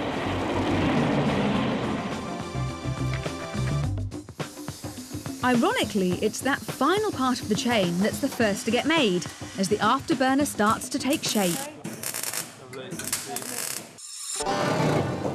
What a beauty. What do I say? You stay with that engine, don't let them near it.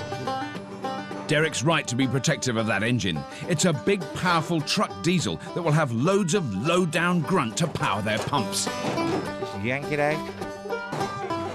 Go on, son.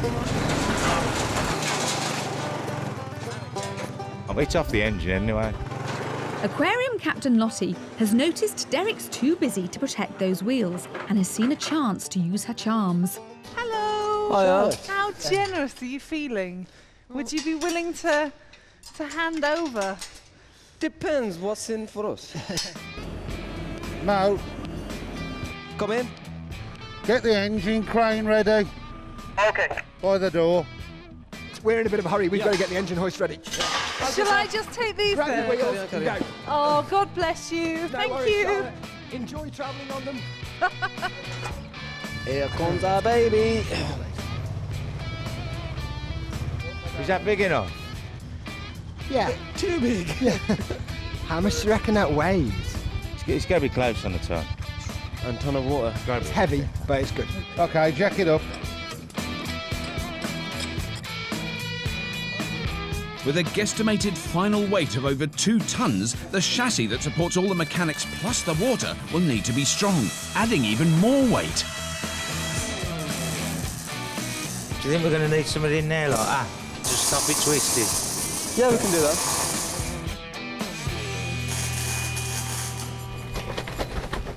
Oh, nasty. What a lovely day. Oh, dear, dear, dear. Oh, those Brum Brums are on the case today. Perhaps being from Birmingham, they like the rain. I think this weather, you know, they think we're in the West Midlands, we're all right now. He's like a proper engineer, you know? It does look like we're heading for a scrap classic, though. We've got extremely simple, you know, huge tank of water with big pumps, squirts water out, goes along track, versus really, really complicated, difficult builds. Yes. I mean, light, precision engineering. Yeah. But to be fair to them, if they do manage to pull it off, potentially. could literally be a rocket train that we just see some smoke and off it goes like a bullet. What do you reckon on that? Cool. What have you got? A ready-made framelit, ready-made trolley. It's heavier than I thought, that. What a result for the aquarium crew. That light D trailer will save them valuable chassis building time. You notice I've left the mud guards on just to look nice. Yeah. But with that complex jet engine build ahead, they'll need it. What do you reckon, Nick? Can you see yourself on that? It's got jet written all over it. All this talk of jets and propulsion is enough to boggle anyone's mind. So we need to talk to someone who can really put us in the picture.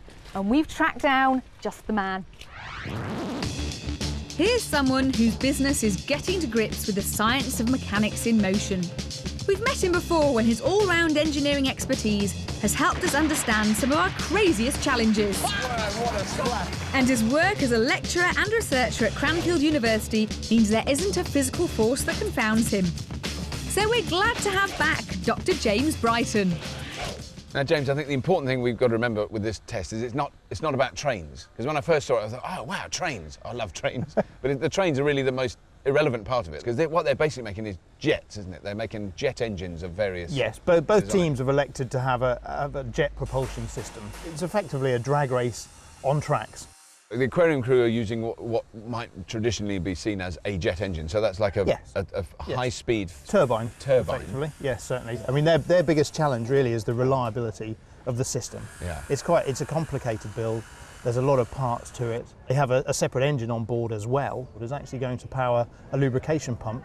Right. Because a turbo's central shaft spins incredibly fast. Right. And they also need power the electrics to get the thing going, and a pump for the fuel as well, I believe. So there's quite a lot of reliability issues, I think we would say, with that one. Weight is a key issue for both of them, and really each team needs to try and minimise the weight as far as possible, which of course makes you laugh when you look at the Brum solution and carrying all the water that they need. But of course, with their solution, the weight decreases as it gets down the track. Ah, because they're using up the water, it's right. converting the mass into energy as it effectively... So if they can get moving, they're just going to keep moving faster, aren't they? Yes. Because the weight's going down all the time they move. Yes. That's going to be some weight, isn't it? Proper weight. So at this stage of the game, just say you had to put your 50p on one team. I'd go for the aquarium crew at this stage. You would? Purely because they can make theirs so much lighter. That helps with all the other resistances. Assuming all the other systems work and they get the thrust that they're expecting to get, then of course, you know, they're onto an advantage.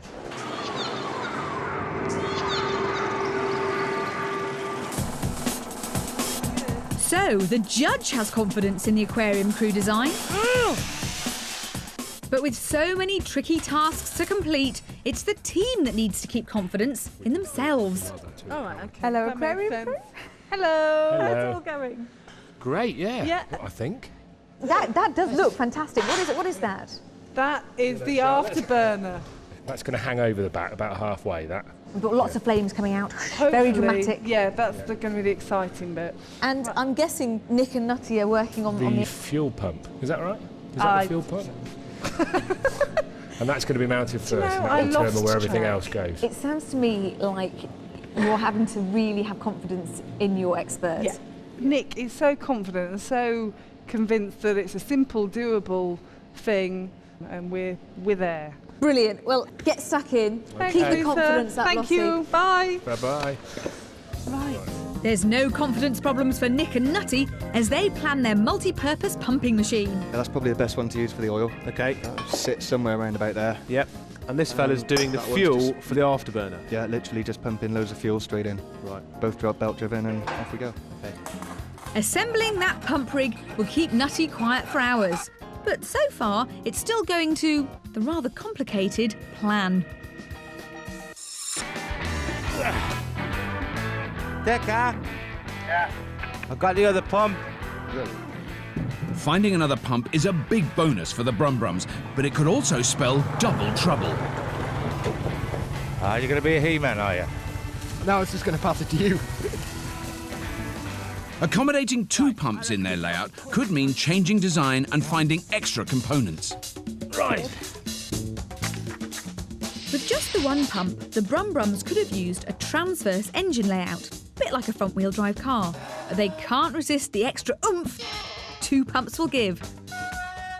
The problem is they now need a transfer box or differential to split the drive in two.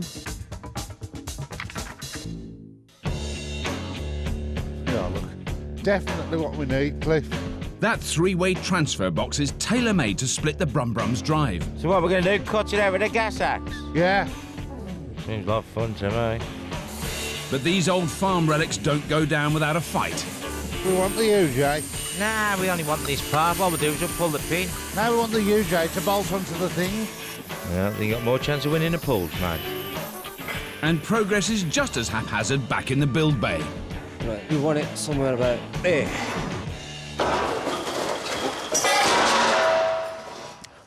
That weren't very nice, was it?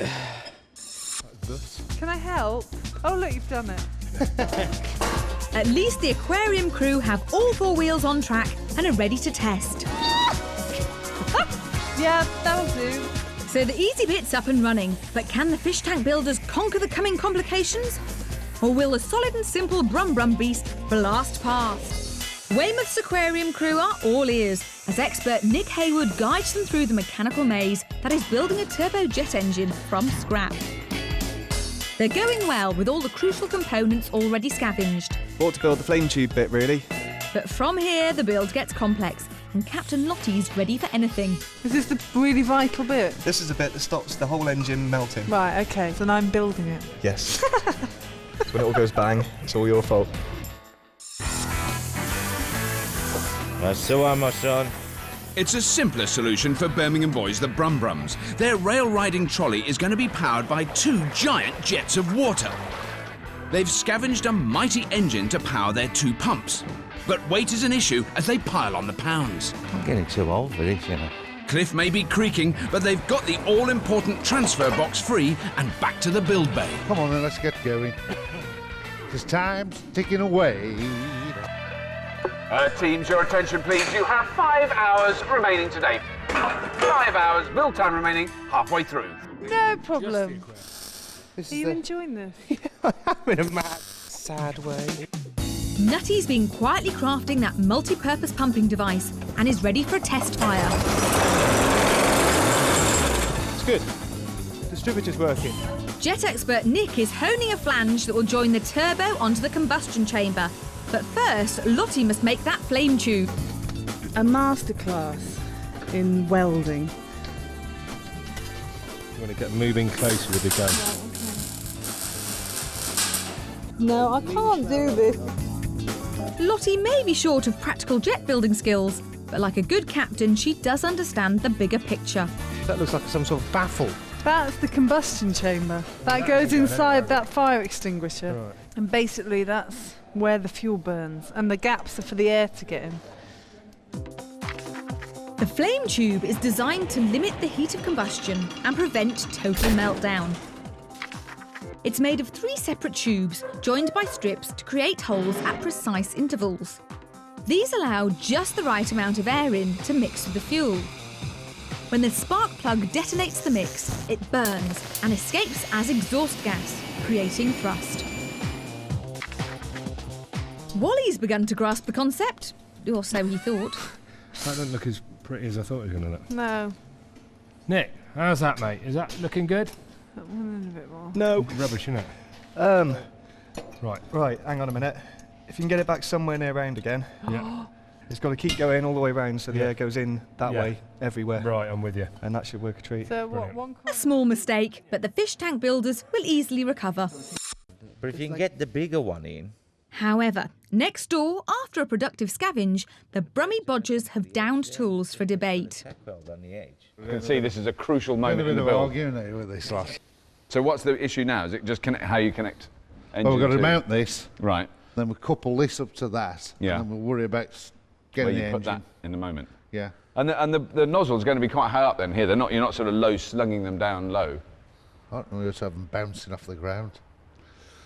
I don't think that makes any difference. Yeah, because I'm wondering whether if you squirt it against something, does it not give you any more thrust? Force off the ground. Don't think it works like that, does it? I mean, unless it gets like dead close. Yes. That's what I say, if we have them jetted towards the ground, the force of it hitting the ground, then it's going to push it, cause movement. Forward. That's what I was thinking. I don't. Well, thing is, if we angle it down, got him going now. If we angle it down, firstly we're losing some of our thrust because it's trying to lift the whole weight of it, as opposed to pushing it along. No, I'm not He's quite right, mate. You're all right. Neither am I. Aye. He is quite right. Any force moving in one direction is going to have an equal force in the opposite direction. I don't understand, but go on. Derek would do well to listen to Cliff. After all, he was quoting one of the great pioneers of science. Jet propulsion, whether it's using water or gas, relies on what the great Isaac Newton called the law of reciprocal action. You can experience this if you sit on a wheeled chair on a smooth floor. Then, by throwing a heavy weight one way, you'll find you move with equal force in the opposite direction. This is Newton's third law of physics. We're getting nowhere. Oh, well, we need to suss this here. How are we going to weld it? For now, it's the law of build action that has to be obeyed. 3 universal joints are needed to connect the transfer box from the engine to the 2 pumps, and they'll need to be strong. Proper piss, that is. Now, James, we're just over halfway through the build, and it looks like they're pretty neck and neck. I can't see that one team is way ahead. Well, the Brum Brums, now they've got their engine in a relatively small frame, still don't have a tank, they still don't have the nozzles, and of course the nozzle is a key part of their design. Whereby I believe that the aquarium crew have probably got most of what they need, barring small items, sort of thing that can be scavenged from anywhere, really. But the Brum Brums may get a wonderful surprise when it actually moves, if it actually moves. I mean, that's the... I'm sure it will move. You think it will? I'm absolutely convinced it will move, And I think we're going to have to put some sort of lever on there, as long as you can sit in the front and just about reach it. The aquarium crew, of course, has a huge plumbing nightmare, in that they've got to make up all the flanges and the pipe work in order to join all the various components together. And what about your 50p? Is it still safely with the aquarium crew, James? No, I think it's moved slightly across at the moment, purely because of the Brum Brums machine is by far the simpler. So you think we'll get movement through water squirtage? Certainly, yeah. I wish I could convince the team.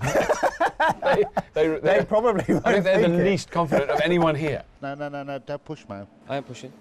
As the Brummies battle to mount their first pump, their expert Jem is struggling to cope with his team's lack of faith. No, not across, diagonal. Diagonal.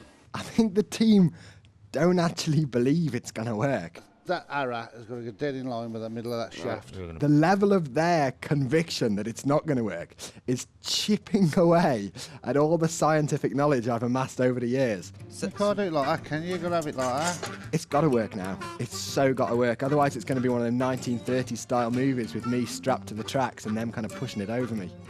I don't want that to happen. Look how far it's out. Miles out, man. What a stupid big hammer. Derek's hit it with a hammer approach to engineering can be effective, but he's a big man, and those are scrap heap welds. Nah, he bust the shaft. Splitting it, mate. Oh dear, Derek. Wheel out the welder.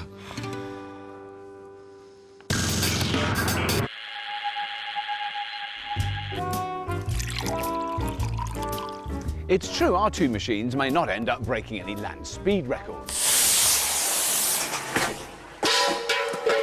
But if you do want to see some of the most fearsome and fantastically fast vehicles ever to exist on Earth, then railway test tracks are the places to look. I think I might need a top-up, barman.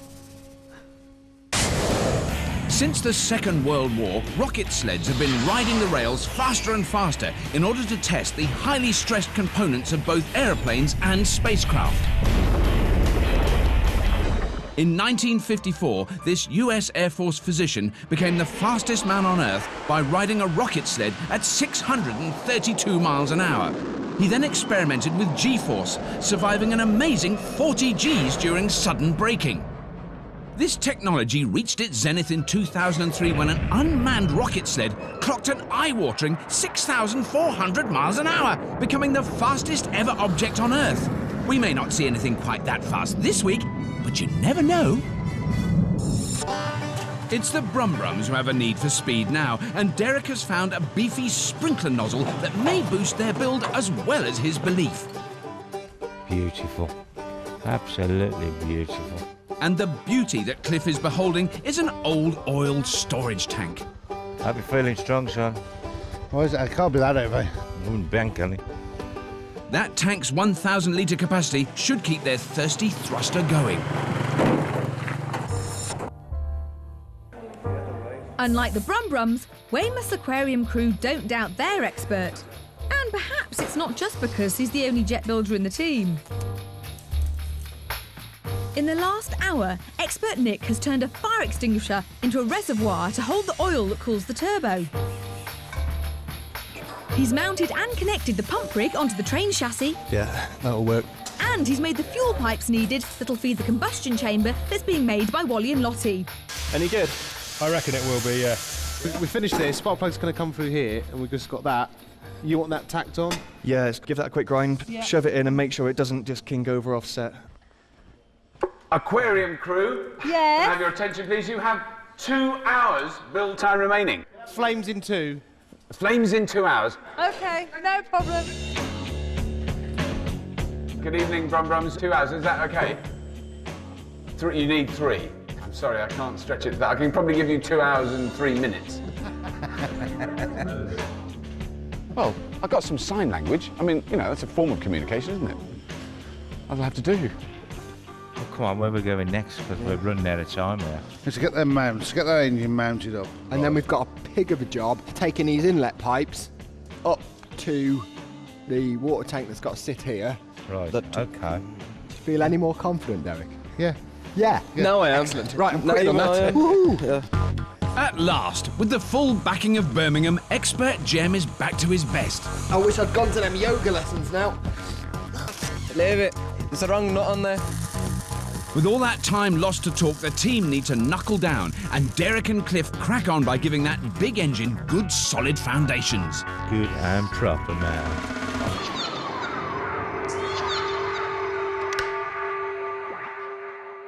Now, so far today, James, you've had your 50p on the aquarium crew, and then you very subtly switched it over to the Brumbrums. Of course. Is it still with the Brumbrums now? No, it's now gone back once again, I'm afraid, to the aquarium crew. It's a very mobile coin. It is, but of course progress has been somewhat variable throughout the day. That is true, yeah. Beautiful thing. It's a beautiful thing. We're on, I think. The aquarium crew's build is inherently a more performance-related design. It is very lightweight, so therefore they don't need the same thrust to get the same performance as the Brumbrums need. The amount of thrust for the Brumbrums has got to be, you know, up to 747 standards to get it rolling. Yeah, it's got to be considerably more than the other team. Are we at the same height, Cliff? No, I got a great big gap in it for some unknown reason. The Brumbrums may have lost the support of the judge, but they do have supports in place for the water tank. Yeah, if it just dropped on here, that'd be fine. That's sound, then. The Black Country boys are on a roll as they reap the rewards of a simple design.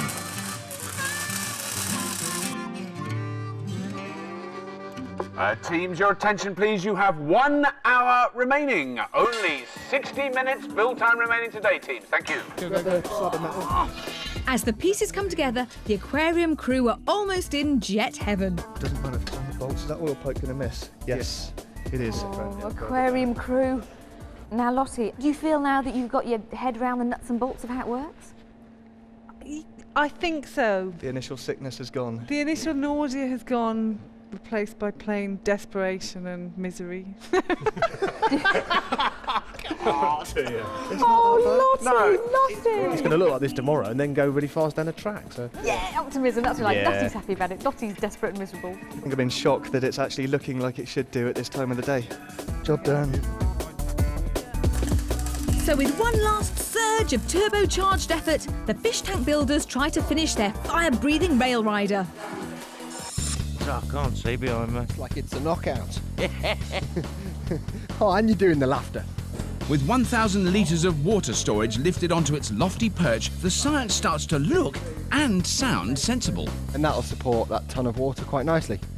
Then that ton of water will drop into that pump, and then that pump will send it backwards, and the whole train will go forwards, fast. Oh, Lise, the Brumbrums, it's chitty, squirt. Mo, can you grab the other end of that? G-jump on the track, let's see how fast it rolls. It's going to weigh 2 tons. It's a No. machine that weighs 2 tons when it's loaded up. My goodness. It's colossal. But I mean, you can push it along, it moves along with your finger. It's very, very little pressure to move it. That takes nothing to move it. Absolutely nothing to move it. In a weird way, I'm desperate for the aquarium crews to work. If we put the afterburner on the back of it between us then, and get that on. Lottie is in turns desperate and unhappy and miserable, and in the next turn, no, it'll be fine, it'll be fine. I'm happy, I'm ecstatic. Assuming that both machines work, this test is going to be extremely wet and very noisy. Yeah, great. That goes over there, I think. Spinning like rain. Where does that go? Just stick it on anywhere, it really doesn't matter, it doesn't have to look neat. I don't know why, I think that'll deliver more power. Be enough to get it moving. Counts, Yeah, every bit counts. As the clock counts down, the Brum-Brums plumb in the pipes to feed water to their pumps, and the nozzles go into position. That's it, literally 90 to that. For the aquarium crew, it's the first part they built that's the final piece of the jigsaw, as they connect the mighty afterburner. Look at that. That is as happy as a Happy thing on a happy day. Power down, please, teams. Your time is now up. Tomorrow we unveil the Scrapheap Challenge high-speed test facility, where your sleds will be unleashed in all their jet-powered glory. Well done, team. Well done, That is very, very special, in the nicest possible special way. It does at least look like something. What a day of contrasts. One team high on trust, the other deep in doubt. But both have built machines to be proud of. Will the aquarium crew blow hot or cold when their super light jet sprinter rides the rails? Or will the Brum-Brums rain on their parade with 2 heavy-duty jets of H2O? For our test, the teams will begin at the start station, then rocket off up the 300-metre track before stopping the clock at the finish. Of course, it's the fastest time that wins, but before they can dream of rail track triumph, both teams have to perform some major tweaks to their machines. The mechanics from Birmingham, the Brum-Brums, are upgrading the main water feed pipes and have fitted some very popular brakes. Look at our ideas. I don't think you're really going to need your brakes. I think you should just give it to us. Ooh. Time will tell, love. Their opponents, West Country fish tank makers the aquarium crew, have been making their fire-breathing jet a little safer. It is hard to imagine, James, how you could give 2 teams the same challenge and they come up with machines this different. Completely different they look like from different planets, different cultures. Because I've noticed there's some discussion of brakes this morning. Yes, yes. And I assume that was just to save them at the other end, but it doesn't sound like that's the It's case. certainly partly to save them at the other end, of course, but also you can hold the vehicle on the line on the brakes, right, build up the thrust, and then let the brakes off so that you're actually accelerating under maximum thrust. Right. What we're going to do is put a stopper and a bungee, keep it off. Somewhere there, something like that. And with the Brum-Brums, it's quite interesting because the water will run through the pump all the time. So once they've turned the valves on, the water's just coming out, just dribbling out like anyway, a tap. Right. So the solution they've come up with is to put bungs in the end of the nozzles. Right. And then when they let the clutch out, it'll basically spit those out. Right. And then shoot off, which is quite good, actually. So they spit the bung right at the beginning? Spit the bung. Finish with the roller. Well, it looks the part, if nothing else. Now, your 50p, I've got a sneaking suspicion it's still with the aquarium crew, am I right on that? My money's certainly with them. If they can get that afterburner lit, it will go down the track really quite swiftly, I think. Brum-Brums, this is definitely one of the craziest machines that's been made on Scrapheap Challenge. Mo, is it going to go? Oh yeah, we spent more time debating. It's going to happen. I've just got to remember not to press the brake until right at the end. Hold the throttle down as far as it'll go. And hold on tight. Yeah. As the Brum-Brums load up with 1 ton of water, the belief begins to flow. Come on then, boys, we're losing water. Nah, that ain't nothing, that ain't losing water. The time has come for the Brummy Bowser to deliver as expert Jem primes her pumps. Sounds like they're building up pressure now. Engine's loading up. It's really working hard, isn't it? You can really hear it. OK, Brum-Brums, ready, steady!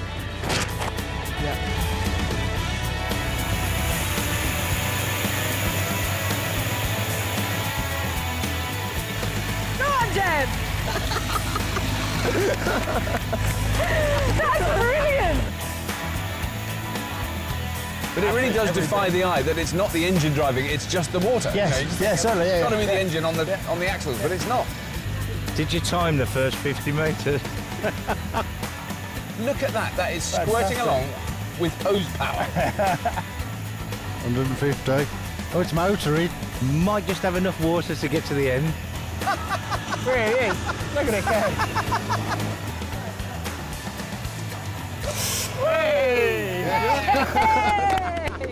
Well done. It just defies the eye, doesn't it? You think that cannot be moving along because there's water squirting out the back, and it really was. It was great that they had just the right amount of water on, really. Yes. Because I mean, that they were running for the whole length of the run. It was squirting all the way, perfect, wasn't it? Can't believe how that's gone. There's a lot of power actually for them. Lot of power. Robert Talisa, did you see that squirting baby go? It's fantastic. It looked like a proper mad scrap machine. I loved it. It was a slow start for the soggy speedster, but then its perfectly tuned nozzles and pumps washed away all the doubts, and their time of 47 seconds will take some beating. By the aquarium crew. Oh, aquarium crew, this is it. Are you all jet set? Yes. Raring to go? Yeah. Definitely. Do you have every faith in your expert? Oh yeah, I do. I'm a bit frightened about starting it, to be honest. Really? Yeah. What's the worry with starting it? Well, it's just got lots of hot stuff and flames and... That could be quite dangerous if you're on the wrong place. Yeah, We're going to run these two over and he's going to get blown up by the chamber straddling It could be the last time you see us in one piece. Yeah, please come back in one piece. As they steel themselves for their run, could this be the moment that Weymouth's fish tank fraternity finally joins the jet set? Well, I've got to admit, James, I'm a little bit tense. Right, this engine's going on. It's a classic scrap moment where this either could be the most dramatically staggering piece of high-speed engineering, or something will come along here with some smoke coming out at 1 mile an hour. That's it.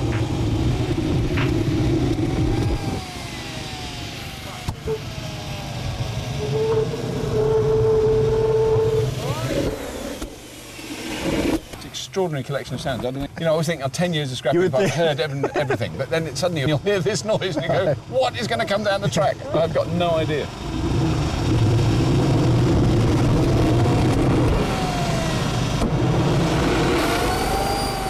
Now that is sounding more like a jet engine. That is what we want. The combustion chamber's lit. Now, by adjusting the mixture, Nick just needs to light that afterburner. There we go. So that roar you can hear is the afterburner. Right. Aquarium crew, 3, 2, 1, go!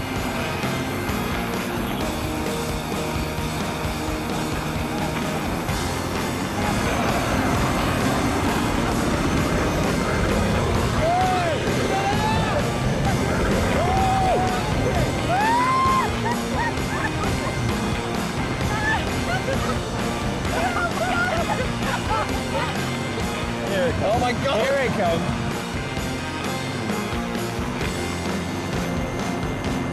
You can see the flame out of the back. I mean, that afterburner really works well. Oh my God, it's on fire! No, he's not. He's not. Oh. Just the afterburner in the bushes, then. That was scary fast. That was awesome, wasn't it? I had no idea. He's the Don, isn't he? He is the Don. He is the Don. The jet-powered jalopy is hot stuff. Once that afterburner kicked in, there was no holding the lightweight sled back. As Nick fed in the fuel, it just kept on accelerating until that terrific plume of fire at the end. Fantastic! And I don't know about you, Bobby, I'm still a bit shaky. Yeah, scary. But the winners this week with a time of 21 seconds are the Aquarium Crew! Yay! And if that isn't enough high-pressure action for you, then join us again next week when we'll be turning up the temperature even further. It's all hands to the pumps as a team of Scottish stock car nuts take on a bunch of model makers from Bristol in a jaw-dropping, jet-fueled firefighting face-off.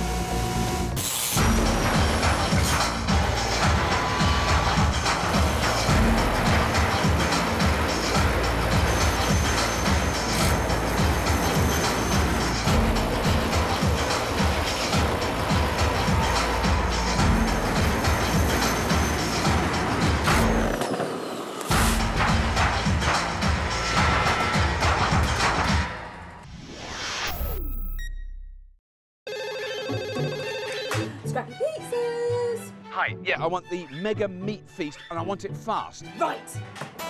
I want to have the thin crust, but not with the cheese round the edge bit. I don't like that stuff. Then I'd like, say, a layer of cheese, then the mushrooms sliced really thin.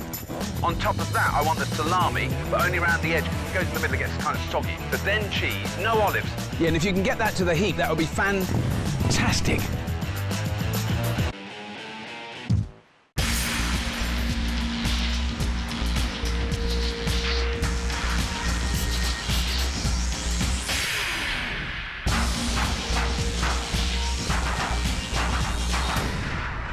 Welcome to Scrapheap Challenge, the show where we construct the most marvellous mechanised masterpieces from scrap. This week's challenge will see our teams going full throttle as they battle to build splendidly speedy super bikes. These lean, mean speeding machines will fight it out for the checkered flag as they negotiate the twists and turns of the Scrapheap circuit. First onto the grid is a team of model-making mentalists from Bristol. These masters of miniaturisation should be up to the scale of this challenge. Their captain is Al, and riding alongside will be scavengers Krez and John. They are the supermodels. Our second team are a trio of roadside recovery technicians from Birmingham. These breakdown bodgers make a living from rescuing expiring autos, so the heap's moribund motors should prove no problem. Their captain is Sean, and seeing him safely home will be scavengers Elvin and Dave. They are the rescuers.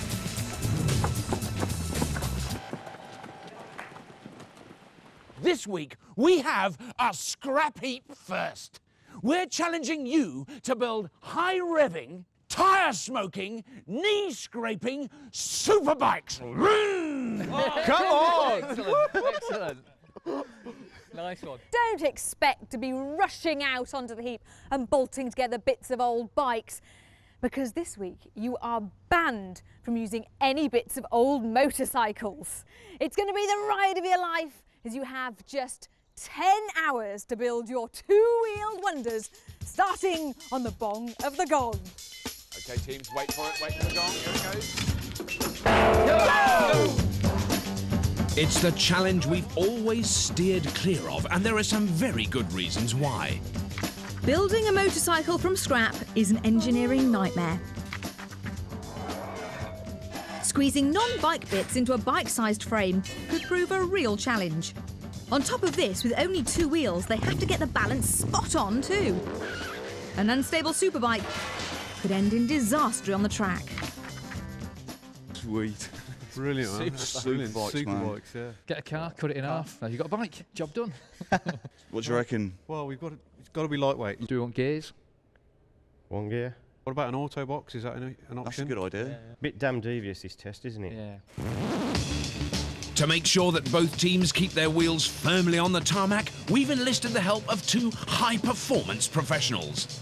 Steering the supermodels in the right direction will be a custom bike maker with Scrapheap form. Last year, he helped propel the diggers to three-wheeled victory in monster trikes. Come on! He's Paul Dye Davis. Morning, guys. What have we come up with then? Well, lightweight is a must. Definitely.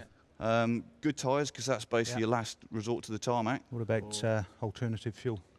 Something like electric motor? Simple drivetrain. Yeah, very simple drive. Nice bit of fairing. Yeah, something nice and pointy. Polish it up. The beauty of an electric motor is its simplicity. There's no need for complicated gearboxes and all the gubbins that come with a petrol engine. They just hook up the power and away they go. However, a large electric motor will need big batteries, so their super bike could end up being super heavy. I don't think it's going to be pretty, but I reckon we can make it work. The rescuers won't be stuck in neutral with the help of their expert. He cut his racing teeth at the famous Isle of Man TT and now runs a company that specialises in making performance bikes go even faster. He's Andrew Smith. Hi guys, I'm Andrew, I'm your Hello, expert. Andrew. So, engines, what do you think? something light. The difficult thing is the transmission. If we don't have any gearing, we're in trouble. Okay, so we definitely need the gears then. Yeah, it's the way to go. What we'll concentrate on, getting some wheels that work, getting a small air-cooled engine. The rescuers are opting for a traditional bike design. They plan to use a small petrol car engine with a gearbox to drive their bike. This should give their machine the pace to race that squeezing a car engine into a bike frame will make for a monster build and a beast of a ride. I'm a suspension specialist, okay, so we're not going to have any. Sounds like a cracking plan. We're going to keep it simple. Right then, team, so shopping list. Motor, I reckon. A light air-cooled engines. Good tyres. Tubing for the frame. Keep an eye out for fairing. Right, go, guys. Let's go and get it. Come on. Let's go! Let's do it! Come on!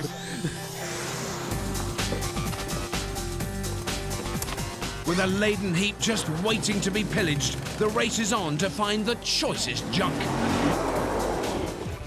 Yeah, excellent stuff. Another wheel. They're wasting no time in their search for superbike scrap. Back. Elvin. Although perhaps they shouldn't be so hasty in removing this massive lump. Yeah, we found something that looks a little promising, a bit agricultural. It's an old handheld plough. 1, 2, 3. They're not wasting time bringing back something, are they? That's no, they've checked it over and it's it's working.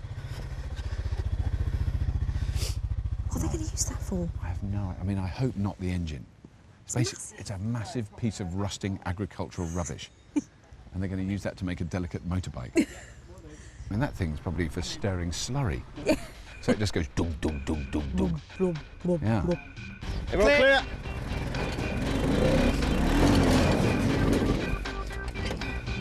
While the rescuers labour away at that gargantuan piece of farming scrap, again,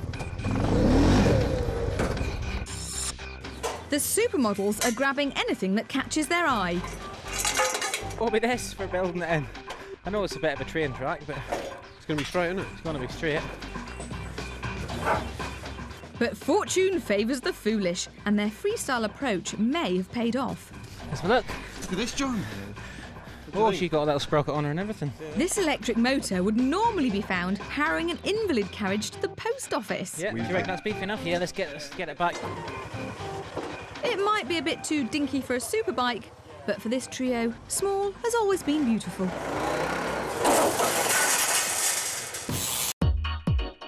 The supermodels, believe it or not, aren't catwalk divas, but model-making fanatics from Bristol. Their captain is professional model maker Al. He's definitely got a very good sense of humour. He's always joking and trying to pull your leg.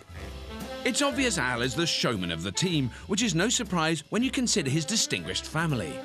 My granddad was Harry Corbett, a sooty. Well, he wasn't actually sooty. Al's business partner is fellow model maker John. John is the best welder I know. He's really good. He can weld anything to anything. And completing this trio of modelling maestros is electrical engineer Ian Creswell, a.k.a. Crez. He is an electronics genius, as I call him, a guru. I think we're going to do really well. We're really aiming to win it. We really want to go all the way. But time will tell. We're the supermodels. 34. 36. 42. Why am I always 42? Because you're fat. I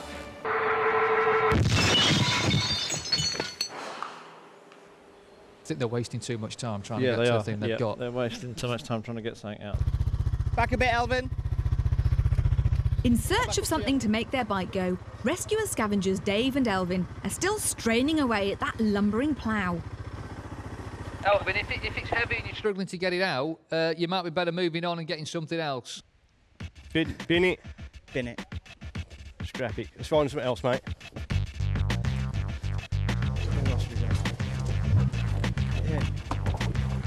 Sean, just found an engine. The rescuers have seen the light. This portable generator engine looks ideal for powering their bike. That's the business. Oh, well done, that boy. Whoa, whoa, whoa, too far in, mate. You want to calm it down a bit? It's completely self-contained with its own fuel tank, so it'll save them all the trouble that would have come from extracting a car engine. Yeah, I mean, it's perfect, actually, isn't it? What do you want to say? On a roll, Elvin and Dave step their scavenge up another gear. Dave? Yeah? Here, mate. This gearbox could be ideal for hooking that engine to their rear wheel. Nice gearbox. They may be stranded in a sea of scrap, but you'd be more likely to see these brummy bodgers if you were stranded on the M6. Always there in your time of need are the rescuers. These Birmingham-based heroes work for one of the country's leading breakdown organisations. Heading up the team is Captain Sean. I work for a major breakdown company, helps lots of people who are stranded at the side of the road not to be stranded at the side of the road. Sean will make a superb leader. I can see him throwing his teddy in the corner, but I can see us all doing that along the way. Sean's right-hand man is Elvin. Elvin's going to be a brilliant scavenger. Sometimes he's a bit of a bull in a china shop and you've got to try and slow him down a bit to get the best out, but we harness that enthusiasm as best we can. And out on the road is Dave. Well, Dave, what more can you say about a bloke who decides to drop his trousers at the side of the road? What's the problem? Don't know, mate, just stopped. Just stopped, OK. Do you want to pop your bonnet? He had to strip off at the side of the road to push people's cars out of big rivers and things, so obviously nothing's too much trouble for Dave. It'll be red faces all round if these three don't win, so let's hope they come out fighting. When the chips are down, we get stuck in and we do the business. OK, that's you filled up. OK. Ready to go? Excellent.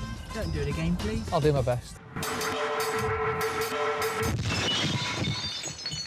You got it? Yeah. Here we go, right at the front, mate. Get some more on the back. Rescuers, good morning. Oh, yeah, how you doing? I'm fine, how are you both? Devious challenge, this one, innit? Now, earlier on, I saw you getting what I have to say looked like a piece of old agricultural machinery out of the heap. It was. It was, we binned it. It's too heavy. So, I was going to say, it looked a little on the heavy side. light, lean and mean, that's the way to go. So where does this fit into that little equation? Gearbox. Right, OK. The gearbox looks to be in working order, so we can take that off. Who's going to be riding this thing? Do any of you ride bikes? Yeah, I do. I'm a biker. Do Yeah, you? I've got 7 other things that... 7? Yeah. With 7 bikes, you've got no excuse for losing this, really, have you? You've got to do it. And with 7 bikes, Elvin also has no excuse for not choosing the right sort of tyre. Elvin. Yeah? Is this one more rounded? Take it. Take it. The heap is awash with old rubber, but the rescuers are on the lookout for rounded, narrow, space-saver tyres. Nice one, mate. That's perfect, Dave. Well done, mate. Just one more the same will be great. A motorbike has to lean when it corners, which is why they have rounded tyres. The curvy profile allows the bike to maintain a constant line round a corner and increases vital contact with the road surface. Normal squared-off car tyres are a no-no because they would stop the bike banking into a turn with disastrous consequences. A modern space-saving spare tyre, however, could well be the answer to their cornering conundrum. Yeah. Let's get that back to base, mate. Wheels, John. Wheel, we need a wheel. With Elvin and Dave looting the cream of the heap's tyres, the supermodels are left with the rescuers' rejects. Nothing to do. Yeah, they can't be long though, innit, if they found it already. At least Captain Al and Expert Di are finally going to get something to work with. It's quite nice. But she seems to be working all right. Yeah, it's got a nice little sprocket on it. Yeah, that's it. So. Unfortunately, a teeny-weeny motor and one wheel does not a superbike make. But they forge on regardless by making a mount for their electric lump. Afternoon, chaps. Afternoon. Oh, afternoon. That's not your electric motor, is it? It is. It is. We think it is. We think it is. It's really tiny. Yeah. I was imagining a thing like, some great big... No. God, that's minute. Is that strong enough? We're hoping so. Yeah. That motor should give us about 10 horsepower. You've only got one wheel in evidence at the moment. Do you need another wheel? Well, oh, there's a wheel there? Well, yeah, we're not sure about that one. We might have to... might go and have a word with them next door. Have they got some spares? They might have a spare one round there. Oh, they're very nice. They're very generous guys. Go on. Oh, it looks like we've got a tray load of stuff coming in, Andrew. Look what we've got for you. With that gearbox in the build bay, rescuers Captain Sean can get to grips with connecting it to their engine. Tell you what, I'll do a drawing. I can feel a drawing coming on. We get the gearbox with basically pulley to that, and then at the back end of the gearbox, you've got your other pulley going to your back wheel. Yeah?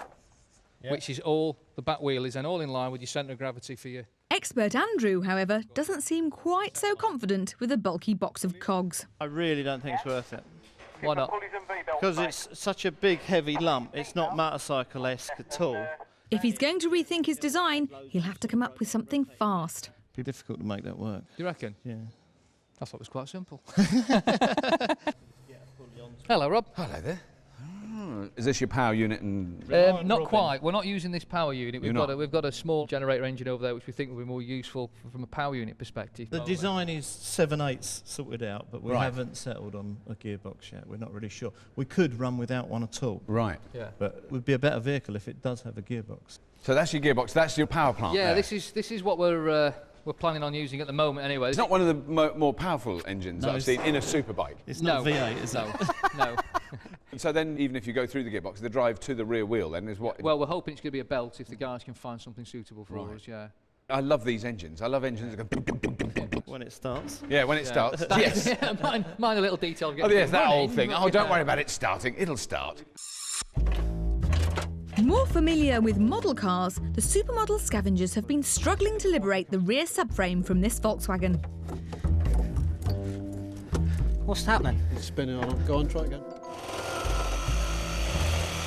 Yeah, it's all done. We're good to go. This ungainly lump of car might seem far removed from a sleek superbike. Oh, that's the boy. That's going to be nice. But Captain Al has a rather cunning plan. Do the job, you reckon? That's super. Oh, dear. He intends to cut the subframe in two and use one half to mount their rear wheel and the other as their front fork. Ingeniously, they can also use the drum brakes which are mounted within the hubs. Is this going to be all right? What do you think? Yeah. Yeah? That's fine. I reckon Yeah. it'll be spot on. Yeah, it's perfect, isn't it? See you later, boys. It's good. Well, both teams seem to be motoring through the scavenge, so it seems like a good time to get the expert opinion of today's judge. Keeping a firm grip on this week's challenge is an ex-motorbike racer of the highest calibre. His many accolades include 2 British Superbike Championships. Now retired, he remains in the fast lane, testing the latest bikes for motorcycle magazines and commentating on the Superbike series for British television. He's Jamie Whittam. Hey, what you found here? Well, this is a beauty. This is a 1930s racing bike. This is the kind of nearest thing that we've got that resembles what the teams are trying to build. I mean, what are the essential ingredients of this sort of bike? Well, the essential ingredients of any bike is an engine, a gearbox, and some wheels and a frame to hold it all together. That is essentially what it is. Yeah, and it doesn't come a lot simpler than this. I mean, this is really straightforward engineering in this one, isn't it? It's very simple to understand. Now, the rescuers, I mean, their concept seems to resemble this really closely. Yeah, they're going about it exactly the way I would go about it. They're going for simple 4-stroke engine, no suspension. Now, the other team, the supermodels, they're going for an electric solution. Problem with that is they're going to need batteries, and that in itself can be fairly problematic by way of how long is it going to last, you know, are they going to have the power, is the engine going to have the power to do it? And at the moment then, it sounds like your money is going to be on the rescuers. I want to see how the supermodels get on with the build and what it looks like when they're getting on with it, but at the minute I'd say my money would be on the rescuers. Fair enough. The Supermodels electric superbike certainly hasn't raised the heartbeat of our judge, and they'll have to raise the pace of their build if they're going to stay on track. They're 1 wheel short of a pair, so Krez has to venture next door on a trading mission. Hey guys, going to do your trade? What do you reckon? What's that? What's that? This kind gentleman over here would like to swap some cutting discs for a space saver wheel. We don't need none. We don't need none. Come back in half hour and we'll think about it. All right. Crikey, Elvin. I thought the rescuers were supposed to help people in need. You're a hard man, you, Elvin. No good, lads. We do need a disc. We should have been nicer to them. Yeah, right. Better go eat some humble pie then. Teams, your attention please. You have 7 hours remaining today. 7 hours remaining today. Thank you. Right, guys, let's get a move on. Rescuers Captain Sean has cracked the whip and work begins on their front forks. There you go, chaps. Enjoy. We didn't even puncture it on it. Oh, yeah. We still need a... What are they after? What are they getting at the moment? They're getting the bolts to bolt the wheels on. The supermodels have stalled. They might have 2 wheels. Wheel bolts. But they haven't got anything to hold them on with. How are we looking, John? Next door, the rescuers are about to make matters worse.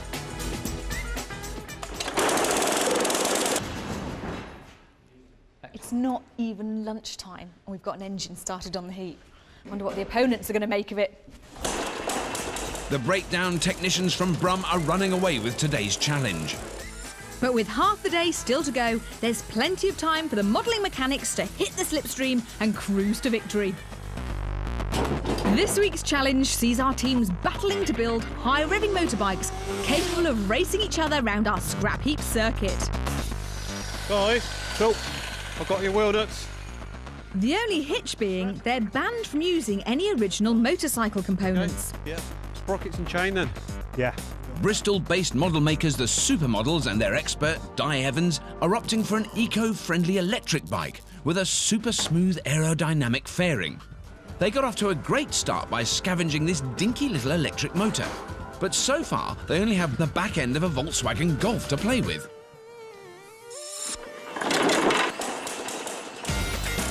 Brummy roadside technicians, the rescuers, and expert Andrew Smith are gunning for a more traditional petrol-powered ride, using the engine from a portable generator which will send power to their back wheel through a car gearbox.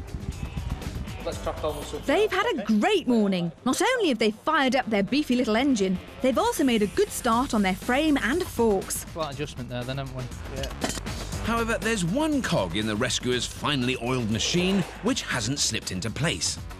Gearbox would be good, wouldn't it? I think we need one. If they don't fit a gearbox, their bike will stall when it's stationary. Expert Andrew poo-pooed this one because it was too bulky, and finding a box small enough to fit in a superbike is proving to be a problem. This gearbox is a no-go, really. The only ones that are here are too heavy, and we'll be spending hours trying to get them out. With the rescuers struggling to get in gear, it's time for the supermodels to get busy. Captain Al is working on the steering by bodging a headstock from an old car hub. And work has begun on their lightweight frame. We'll have a frame top bar as well. Yeah. It's vital they get this right. A crooked frame will not make for a great superbike. But those meticulous model makers are on the money. The whole thing looks pretty bad. Pretty good. Pretty bad. It's going to fly together now, isn't it? Now, Jamie, when I went in to see the supermodels earlier on today, they had a wheel on the ground and a few bits of tubing. Yeah, they've just in the last couple of hours, they've really got something going. And what I like about what they're doing is they've actually got almost a jig. They've got a big piece of channel iron that they're actually fastening the wheels to, and then everything welds onto that, which means when it's finished, it's going to be at least straight. They look like good engineers, and what's really impressive is they're using ready-made components where they're using a car hub with a brake on it and a wheel that fits that hub. They've got brakes as well? They've got brakes, wow. Yeah, which is good. Now, the rescuers seem to have faltered a little bit now. Yeah, they keep changing their mind. They're doing things a little bit different. Instead of having a jig and making the thing straight, they've just got an engine sat on a bench and they're just welding poles and tubes willy-nilly and hoping it looks something like a bike. And it does look something like a bike. I think their big problem is going to be working the gearing out. You had your money on the rescuers earlier on, and I know you're a four-stroke engine man. You don't like that electric whiny thing. I don't. I still think if these guys, the rescuers, can get the thing to the track, I just think the engine and the drive system's going to be faster than theirs, I think. Right. If we don't find a gearbox, we've got to have something else we can do. So if we put an idler shaft or something of that sort in, maybe use this chain at the Rescuers Captain Sean has decided to put some of his roadside know-how to good use. He's come up with an ingenious way of replacing the hefty gearbox with a pulley-driven clutch. So what we've got is a big pulley and a small sprocket. Because a petrol engine is continually spinning, the rescuers need to devise a way of disengaging their engine from the rear wheel when their bike is stationary. They plan to do this by adding a large pulley between the engine and the rear wheel, with a slack belt connecting it to the drive shaft. When the checkered flag is dropped, the belt will be tensioned, transferring drive to the rear wheel, sending the rescuers on their way. The wheel needs clearance from that. No, the wheel will go in there. There'll be a shaft there, won't there? In there a bit. With their design finally settled on, the Brummie bodgers can concentrate on getting their build together. You're going to drop down like that. Yeah, and That's it, at an angle like that as well.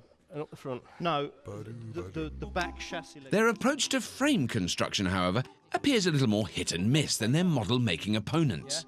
Yeah. You have one plate on, and then we'll line the other plate up to that plate. Yes. By the way, why are we putting them on the outside? Wheel alignment is a key element in the construction of a motorbike, and a pair of wibbly-wobbly wheels could end their superbike challenge before it's even begun. We're not. Something's not right here, Andrew. Is the wheel falling over? Do we need to go away? And their decision to build their forks from scratch certainly won't help the situation. That's as good as you're going to get, mate. What's clunking? Teams, your attention, please. You have 3 hours remaining. Only 3 hours build time remaining today, teams. Thank you. Right, guys, 3 hours left. Got a lot to do. Let's get on with it. The supermodels are on fire. Using that jig has paid off, and their superbike is flying together. What's that look like from the side then, John? Looking good, yeah. Really I good. reckon. Yeah. Right, let's go. Oh, yeah. What do you mean, without the battery? Ace Welder Die has made light work of their frame. Could be good for something. They found a really good donor for their handlebars. How's that look from there? It's not too bad. Yeah. And so confident are these masterful modelers that Captain Al is already thinking about their fancy aerodynamic fairing. Are you sure? Fairing-tastic. Supermodels, how are you doing? Well, I don't need to ask how you're doing. You've literally got a bike here. It's looking super, isn't it? Yeah. So you've got a nice comfy seat to go here. Can I sit on here? You certainly can. Yeah, go for it. Now that's a proper riding position. It is. Come on. And are you sticking with your electric motor? We are. Yeah, definitely. Yeah, we haven't tried it yet. Yeah. How fast do you think this baby's going to go? Well, 40 mile an hour, something like that. 4, maybe 5 roughly. miles an hour. 5 miles an hour? If that bike goes half as fast as they work, it should fly around our track. Next up on their supersonic build is to get that little electric motor in position. That's perfect. What's that looking like? Looks wicked. It's really cool. Hope it's not going to be too powerful. They're going to connect their motor directly to the rear wheel using this simple sprocket and chain. You want to. Yes. That chain will take the power easy, won't it? Our team seem content beavering away on their bonkers bikes, so let's just take a moment to see what makes a superbike quite so, well, super. The other day, I scooted over to the Scrapheap track to see our judge, Jamie Whittam, put the type of machine that he used to win his 2 British Superbike championships through its paces.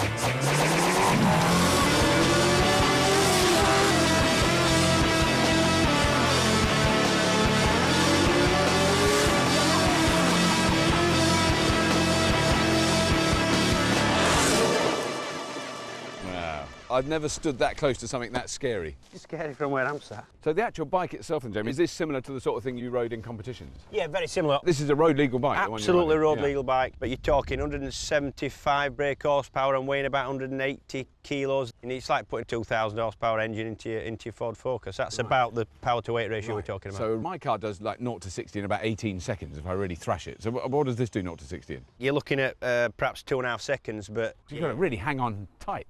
Yeah, they're quick. Now that's why they got these now. Yes. Stop you sliding off the bike.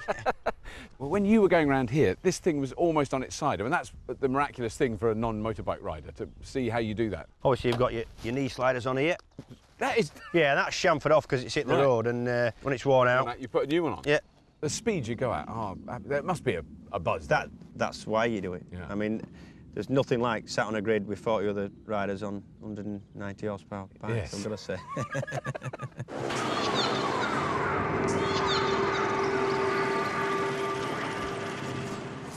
It might not have the power of Jamie's superbike, but the supermodel's machine is beginning to look as pretty. Unfortunately, appearances aren't everything, and something quite important has gone unnoticed. Still solid, isn't it? Let's just take it off, innit? Their back wheel has seized. We'll try and get it off the jig in a minute, see if we can get that hub free. Perfect. Without actually taking it apart. If they don't get that wheel spinning, they'll be going nowhere. The drum's stuck on it. Which is the same place the rescuers are going if they can't squeeze in that engine. Brilliant. I can see this is crucial. It's a crucial moment. That's it. Whatever you did then, Dave. Beginning to look very bike-like. No one believed us. Did they not? No. Had We no were miles faith in you. behind. No, we weren't. We knew exactly what we were doing. What is the final decision with the drive? What we've got, Rob, we've got basically a belt going to an idler shaft. Off the Yeah. idler shaft, we've then got a chain, so we can get changed. So we actually Right. step the gears up. Yeah. So at 2,000 RPM, Right. we'll get 30 miles an hour. So you're going to be building up to the wire? Absolutely, yeah. And maybe a little bit beyond it. Well, I won't take any more of your time. Right, guys, time is of the essence. Let's get on with it. Time is indeed running away from the rescuers. So they waste none of it and start work on their brake. They're fitting a hydraulic disc to their front wheel, which, although tricky to fit, should provide plenty of stopping power. Next door in the Supermodels build bay, they have finally freed up that back wheel. But it is getting looser. And they are cracking on with their own brakes. They're craftily using the drum mechanism built into their rear hub. Gets back on? No, we need to get crazy here with a thing. I was thinking if we just cut that there and flattened it down around the edge, so it just went round there and buzzed up and down it. We'll just cut that on. At the other end of their dream racer, Krez and Al have found the time to work on an ingenious throttle system. Originally, they were going to control their speed using a simple on-off switch. This would have made for a very jerky ride, as an electric motor delivers all of its pulling power instantly. An electronic speed controller will allow the rider to regulate the amount of power going to the motor, making for a smoother, more controllable superbike. So whilst the supermodels are taking the high-tech route to accelerators, Right. Throttle, that side. the rescuers have gone down a much simpler route. They're simply running a cable from this bicycle brake lever directly to their engine's carburettor. Teams, your attention please. No need to panic, but you've only got 1 hour left. Only 1 hour build time remaining. That's all. Thank you, teams. A moment of truth. It's taken all day to work it out, but the rescuers are finally knocking up their belt-driven clutch. In terms of tidiness of engineering, I feel that the rescuers are a little bit behind. The ideas they've had have been good. It's a self-contained engine, and the reason they're having the pulley system into the intermediate shaft is because the engine isn't fitted with a centrifugal clutch. So they must have something that will allow the engine to run and the bike not to move. Yeah. To be honest, this isn't a new idea. This going back, well, best part of 100 years. Whereas the supermodels have gone for a very new piece of technology. Because it's come together so quick in the middle part of the build. Originally, they weren't going to have a speed controller. They thought they wouldn't have time. But now they've gone for an adjustable switch, and that should definitely improve the way it rides. So, Jamie, which of these bikes would you choose? I think the best bike for the challenge would be the Rescuer's design, but built by the supermodels. Not bad at all, was it? In fact, it's very true. Time is now slipping away, and in the supermodels build area, they're preparing to finally test their motor. See if it turns anyway, see if we go in the right direction. A setback now could spell disaster for their build. Watch your eyes. Does that mean if we rocket get... is perfect. That's looking good, actually. I'd say that's about 15 mile an hour. I think that's probably it. I kind of meant it. The rescuers are racing to fit that belt drive and that complicated hydraulic brake. Well, I nipped into the rescuers. Little alarm bells are definitely ringing with me. It's working. The brake system they've got is fine, but there's brake fluid everywhere. They also have to fit on the side of the frame, essentially what is the clutch, which is what pushes down on... they still haven't done that? They still haven't done that. Maybe we'll just go with it, Andrew. It's this time of the day. I don't think we can afford to mess about, can we? I've got a funny feeling it's going to be a lot of tacking together and a lot of tinkering for the rescuers.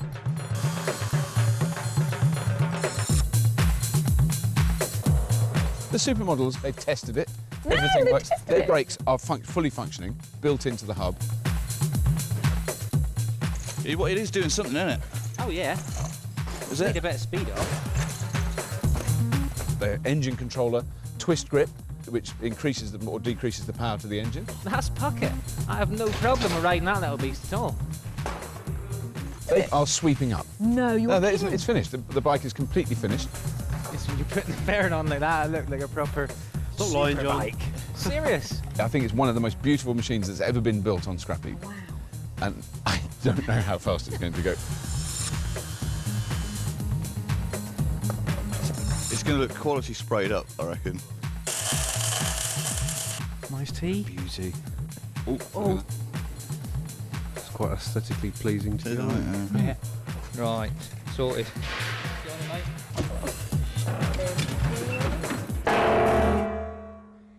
Gentlemen, it is time to throttle back and put on your brakes, as your 10 hours build time is well and truly up. Oh yes, you'd better dash to your beds, teams, as tomorrow you'll be racing your salvage superbikes around our perilous circuit. Come on. Great build, teams. Well done. Well done, teams. Nice one, lads. Cheers. Nice one.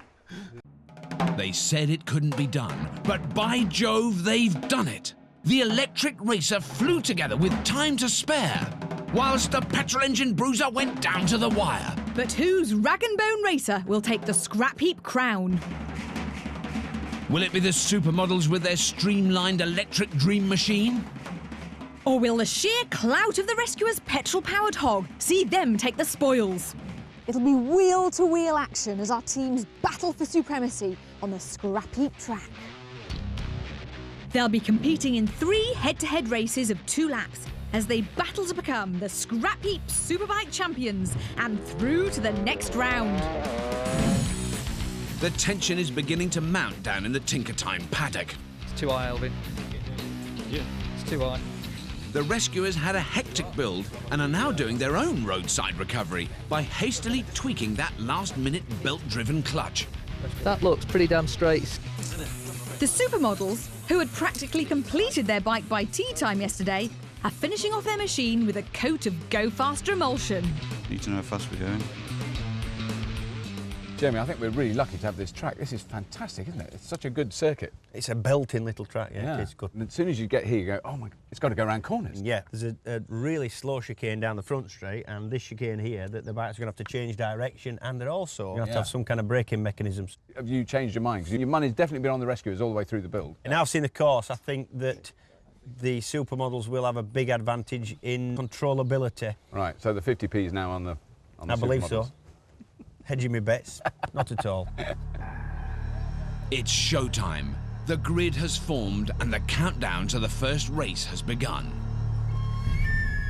Supermodels. How do you think you're going to do compared? I think they might have us on speed, but we've got the handling. Really? Bends, yeah. And rescuers, this is a mean-looking red machine. I can see a few issues, but we'll... Come on, talk me through the issues. You've got a steering issue, little shopping trolley. It'll waggle its head like a bad wheel. Not ideal when you're going very fast around a track. No. It's David and Goliath on 2 wheels. Will the nimble agility of the supermodel's electric bike win out? Or will the sheer power of the rescuer's petrol bruiser take the checkered flag?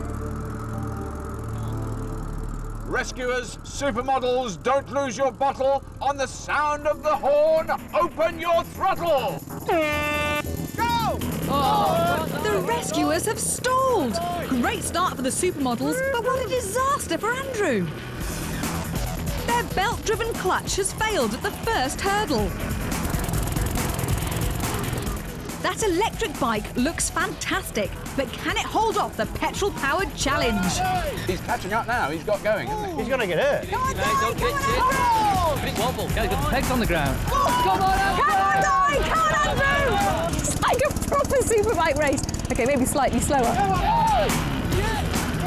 The rescuer's bike looks like a real handful, but there's no doubting it's got speed on its side. It's all over the supermodels. But now, look at that, look at that. The rescuers have overtaken.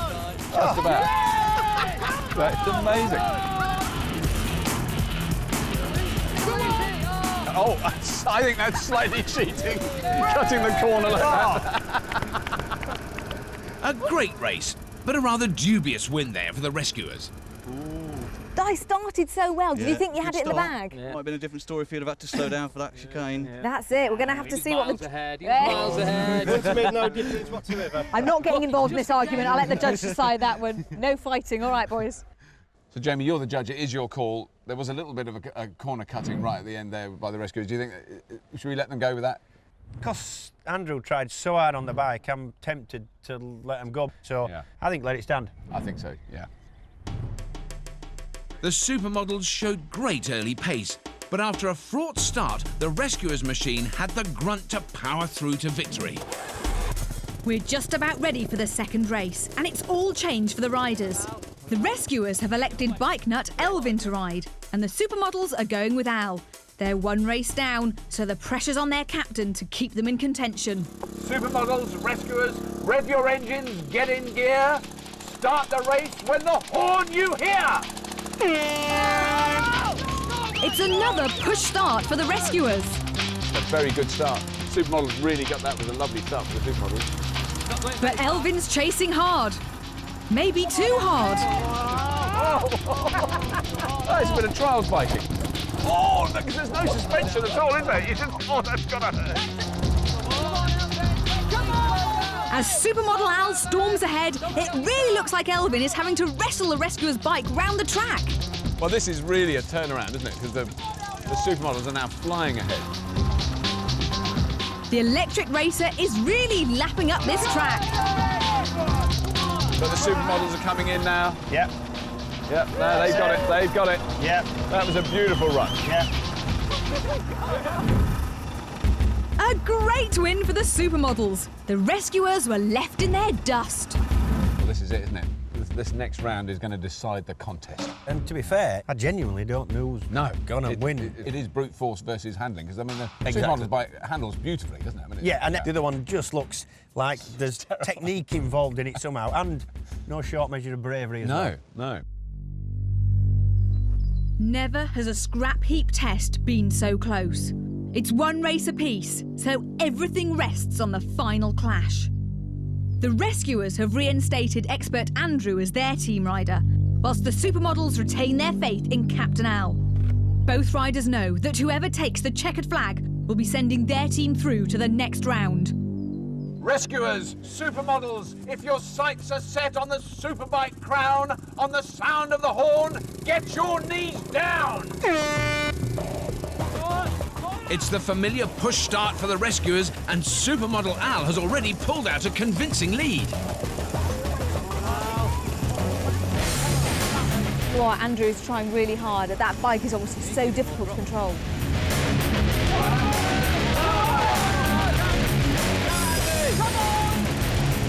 What is he going to do here? He's going to try and catch up at this point. Through there. You've got to get round that properly. No, he's taking it much slower, isn't he? Andrew's caught Al on the chicane. It looks like we've got a race. No, it's holding the lead at the moment. The rescuers are taking a while to build up now. Yeah. They're through. Oh, yeah.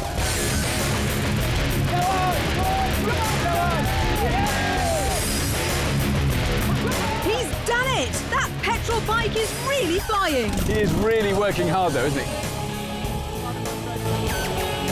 It really has all come together for the rescuers. No, he's got it, hasn't he? No, the rescuers are definitely... That bike is faster. The rescuers' bike... He's got to negotiate the chicane. Yeah. Oh! He's down! Unbelievable! On the last corner! The supermodels have done it! Proper drama! Proper drama! Couldn't make it up!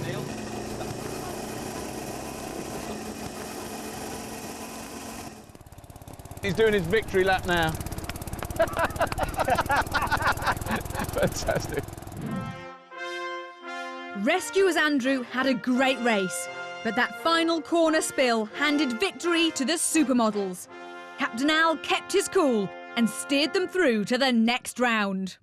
Teams, you gave us a superb challenge. The sad thing is, only one team can win. You've both been brilliant teams. Thank you so much for all the effort you put in. But the winners this week are the fantastic supermodels! Yay! Rescuers, commiserations. You've been fab.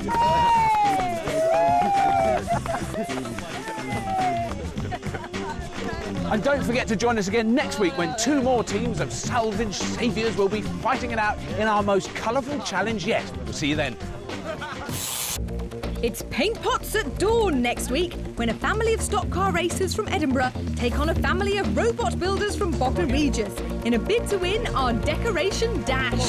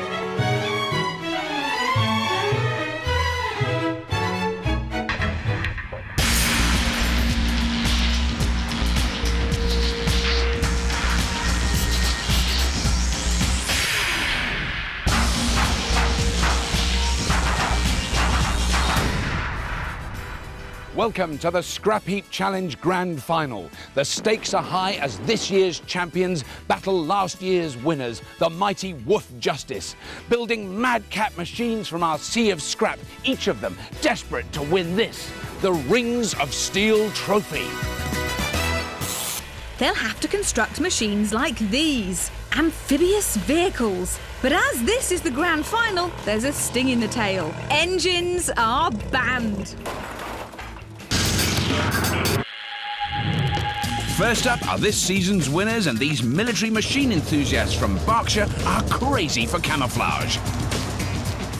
Shouting the commands falls to Captain Bob, while taking the orders on the heap will be Paul. And his fellow scavenger, check. Hetage on! It's the Rusty Regiment! Aiming to pierce those guys' armour are the reigning Scrapheap Challenge Champion of Champions. They're a trio of police dog handlers from Newcastle who know a thing or two about dealing with tools. Leading these canine coppers is Simon, while sniffing out vital scrap falls to Neil and Jeff. They're not barking, they're Woof Justice. Welcome to the grand final, teams. You must build amphibious machines, vehicles that are as happy on land as they are in water. Not water again. But be warned, these babies must be human-powered. Teams, you have just 10 hours. Go on the sound of the gong. Wait for it, guys, wait for it.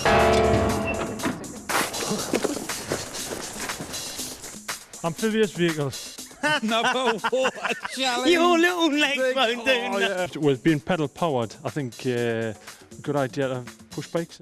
I've got an idea. How about going in with oil drums? We'll put 4 push brakes in a lane, join these all together with a frame. We'll have a pole through here. Bob, that's not a picture of anything. Look at what you're drawing. So the key points we're thinking about is the propulsion on land, obviously, buoyancy, propulsion on water, and steering. And lightness. Should Easy. be all right. It's all done, isn't it? Our reigning champion of champions seem confident. But as there's so much honour at stake, we've recruited 2 experts who know all about turning muscle power into propulsion. To help keep the Rusty Regiment afloat, we've brought in a recumbent bike specialist. He's been building and racing his own bicycles for over 5 years, and as a member of the British Human Powered Club, is a master of making muscle power a force to be reckoned with. He's Rob Gillians. So what have we got so far then? Well, what we're thinking is 2 large drums driven by a sprocket, pedal. Right. The problem we got with this one is if we lose a chain, we're scuppered. Yeah. Yeah. Okay. But the paddles are great. Yeah. Yeah. Yeah. Penny farthings like that, isn't it? Yeah. What we're going to do is we're going to float that on a pontoon, but instead of having the wheel above the pontoon, we'll have the wheel dip below it. Yeah, simple. Yeah. So expert Rob has stripped his team's paddle-based plans down to take a more simplistic approach. Using the shape of the penny farthing as inspiration, they aim to build a huge front wheel capable of fitting 4 burly bodgers in. Attach paddles onto it and connect a small wheel on the back for steering. A central spindle threaded through the wheel will enable 2 large floats to be fixed either side, making the machine a huge hamster wheel on land and a paddle boat on water. But one false step could send them spinning out of the race. If we get it right, we won't even get our feet wet. Helping Woof Justice is also a recumbent bike specialist who's a design engineer by trade and has a scrap heap pedigree. His laid-back approach helped the jailbreakers build a clockwork car in Series 5. And now he's winding up for more. He's Nick Green. So you want to give us an idea of what you've been... Well, what we thought was obviously something nice and light. The idea of 4 push bikes in lane. Now, one of the things I would be careful about is tying all the bikes together, because there's a danger it's all going to get way too flexible. Right. Right, the general idea would be to have 4 paddle wheels right. At each corner, and the riders in a more of a recumbent position. Yep. Each person's driving a wheel.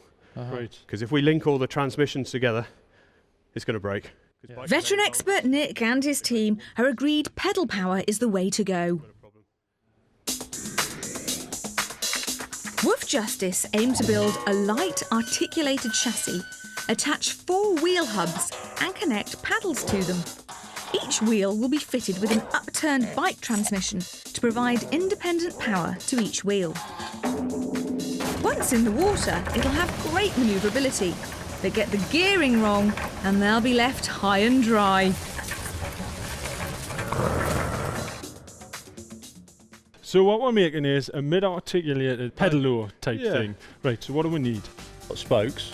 Just scaffolding steel, something like that. Yeah, scaffold pole would be great. Wood. We need the plywood. Lightweight steel tubing.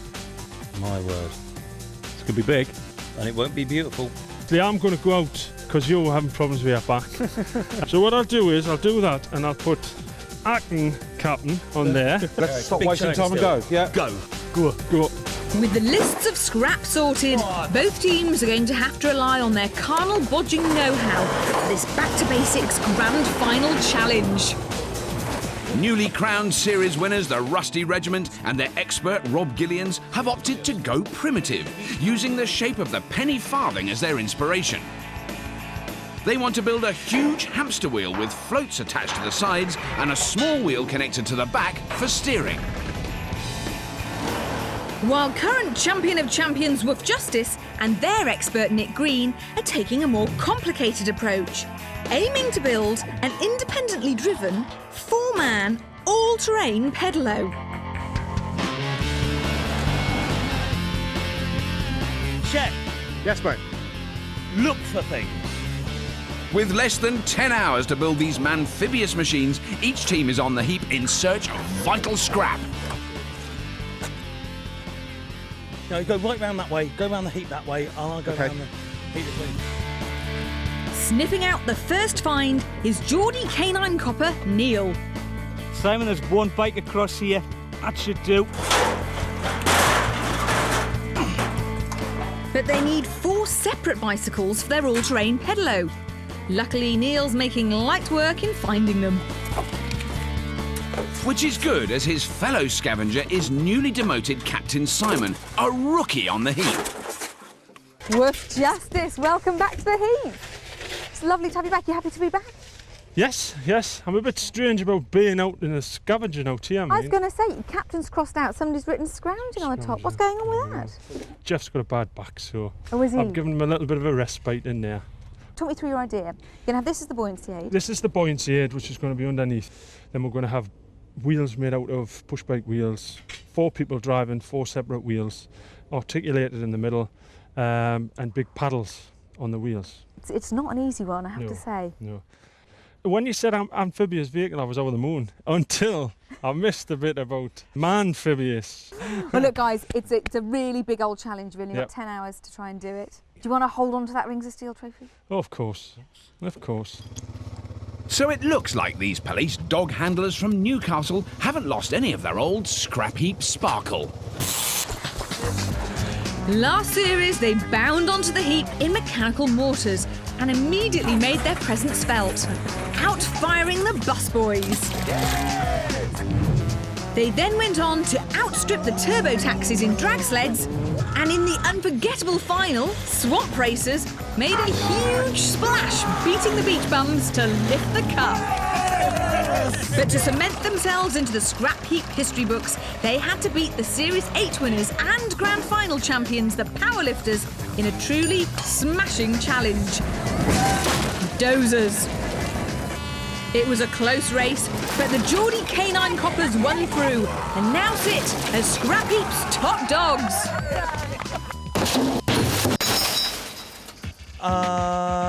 Hoopy, we got to make a big circle up. Back on the heap and snapping at Wolf Justice's heels are the Rusty Regiment. Oh, it's a big bit, isn't it? They've found an old steel support for an ornamental glass roof, which could make ideal rims for their giant hamster wheel. Hunt for some more of this. Okay. If not, we have to put it back in the heap. Okay. Paul? Yeah? Got another one. Bring it over, chug it with that one then. I've got another one. Have you? Yeah, another one here. Bob, I found some bits of hoopy steel, 1.5 inch by about 3/4 inch. Yeah, that'll do. Bring it in. Just Yeah, bring it in. bring it in, Paul. Fantastic. Good find. The Rusty Regiment have never had it so good. These military vehicle enthusiasts from Berkshire have had to fight tooth and nail for their scrap heap title. In the Rusty Regiment's first challenge, powerboats, they had a tough time. But amazingly pulled a boat out of the bag, which sailed them through. That is what we've been wanting on Scrap Heap for 10 years, a boat that goes fast! To beat the supermodels, they had to dig deep. Come on, it's sinking. In another water challenge, marine salvage. Come on, Rusty Regiment, you can do it! But it was in the final, land tugs, they really pulled together. There's a lot of smoke coming from the engine! They snatched victory over the Dark Riders and were crowned Scrap Heap champions.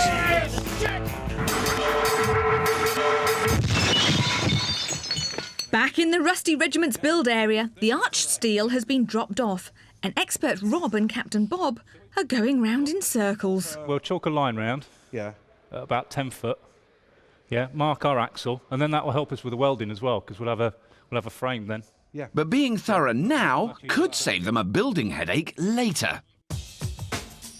They're aiming to build a huge hamster wheel by fabricating 2 rims, supported by cross braces with 10 paddles attached to them. Mesh wrapped around the inside of the wheel allows the team to walk unhindered.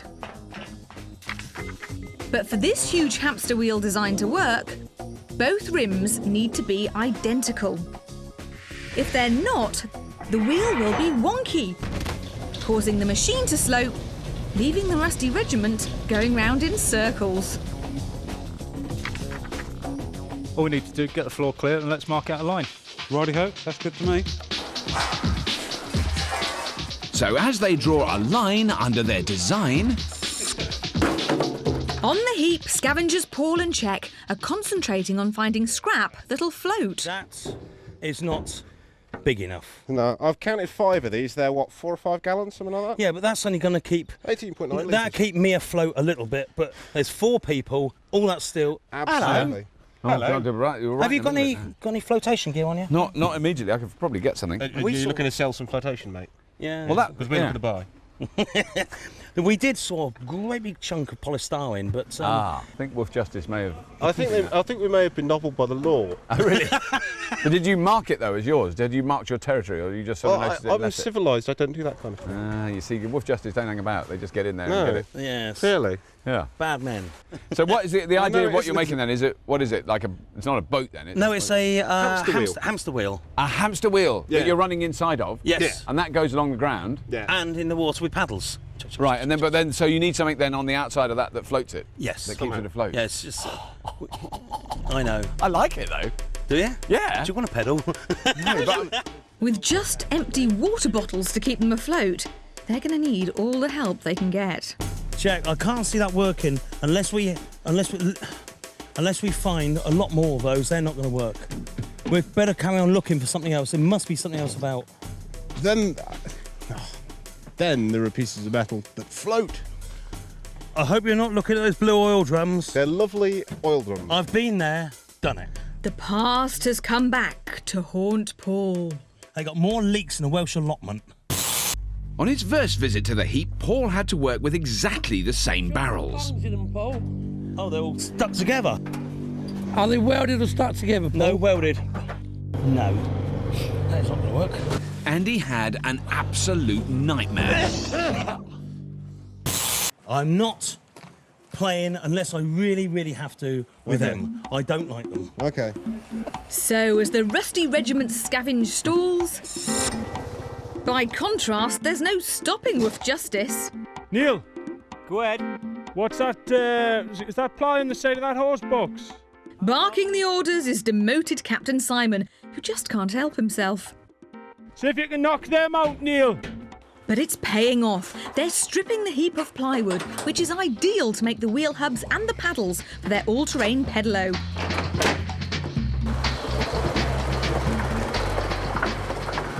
There you go. There's another 2 of these. That's ideal because it gives us the wood and the structural steel. It's a genius scavenge, killing 3 birds with 1 stone and saving Wolf Justice valuable build time.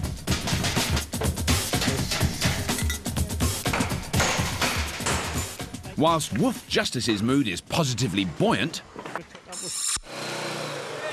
next door the Rusty Regiment are struggling to keep their build afloat. Floaters. Well, actually, that's all the flotation I can take. There's no polystyrene. The feeding dog handlers has nicked it, swiped it. They have. I just can't find anything. While Paul groans to deaf ears, Ace Scavenger Check is still scouring the heap.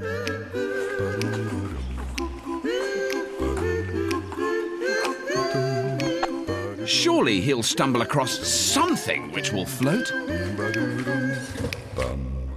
Building a vehicle that can drive on land and in the water is no easy feat. So for this grand final, we needed a very special judge. Our Mr. Amphibious is a transport historian who not only runs an amphibious vehicle museum, but has actually driven across the channel in his very own amphicar. So what he doesn't know about vehicles which traverse turf and surf isn't worth knowing. He's Doug Hilton. Hi there, Doug. We've got a very intriguing challenge, I think, this week. They've really got it's quite a tall ask, isn't it, really? It is. You've got to keep it light enough to pedal on land, but it's got to be buoyant enough to float in water. Yeah. But the buoyancy adds to the weight on the land. Yes. Wolf Justice, I quite like their idea, just because I've been in a sort of pedal boat at the seaside where you pedal along and it goes along. So I've experienced that, at least that concept working on water. Whereas the Rusty Regiment, I haven't actually used a hamster wheel pedal boat on the seaside. If it works properly, they have 100% direct drive on both land, especially on land. Especially on land, you're right, yes. And on the water, the main problem will be they could potentially get up a tremendous speed in that wheel. Right. But you've got 4 big blokes in a thing that's only 1.5 meters wide. I mean, they're going to be popping out of it, I should think. Do you reckon this floats? Only if your little legs could pedal it. If you had to use one of these machines, at the moment, the way we know they are, who do you put your money on? If the wheel is set up right and the paddles are effective, I think a hamster wheel. Oh, really? You go for the hamster wheel? Yeah, I do. Because with the Wolf Justice machine, they're having to pedal through because they're virtually 1-to-1. If their machine is heavy, because it's carrying the buoyancy necessary to float them in the water, they might have a tremendous job pedalling it. But at the moment, your money's on the Rusty Regiment. Subject to what they're doing with the paddles. Yes. And subject to them dancing on the step at the same time. I would say that's a very good proviso. Yeah, they're big guys.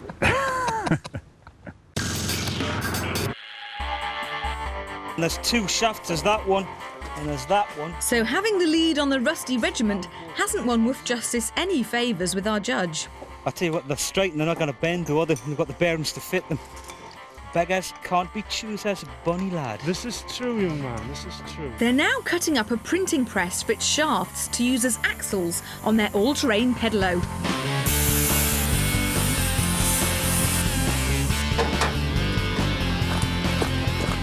Although the weather has turned against our reigning champions, there's no sign of it holding them back. So, them, I mean, they're a bit heavy, them, really, but I mean, that's what we've got, so that's what we've got. So with the scavenging almost finished, acting Captain Jeff is keen to stamp his authority. Go on, let's chat, more work. Shut up, boy. See, are you enjoying this semi-retirement? Look, it says acting, that's what it says, acting. Ah, but that still means I'm in charge. In an attempt to solve the Rusty Regiment's buoyancy problems, Czech is pilfering some drainage pipe from right under the canine coppers' noses. I asked us for them. Are they yours? They're right outside our build area, aye. We're going to use them. That doesn't necessarily mean they're yours, does it? Yes, it does. Does it? It does indeed, sir. They're ours. Paper, scissors, stone. Go on. So what exactly are we going to get in exchange for these? What have we got to bargain with? Have you got any plywood? Plywood. Plywood. Do you have any or not? Plywood, no. No. I'm trying to think where there is plywood. You don't have a great lot to bargain with here, do you? Go on, take them away. I'll let you have them. No, honestly. Grand finalists, your attention please. You have 6 hours remaining today. 6 hours build time remaining. Thank you. Although the buoyancy headache is finally solved, time is very much against the Rusty Regiment, who are back out on the heap. There's a pallet over on the heap there, and there's another pallet there. We'll just take half an inch off this. In the build area, Bob and Rob are only now welding together the rims of their huge hamster wheel. Will he or won't he? Aye. Aha. Right. That'll do lovely. So as the Rusty Regiment sweat bullets, next door have paused for thought. So we're happy with everything we've got for building. I mean, we've got enough steel to make the frames up, etc. Yeah. Really, we're just short of seats, aren't we? Yeah. No, we're not. Think we should just blag these? I think we should just steal the seats and give them for our lunch. I'll just cut them off and weld them on, aren't we? Yeah, just perfect them on, man. Wait. They go straight on. Right, how then? With the seating arrangements sorted, Woof Justice are sitting pretty. Can they keep their wet noses in front? Or will the military vehicle enthusiasts from Berkshire, the Rusty Regiment, pull them to heel? Is this all you've done?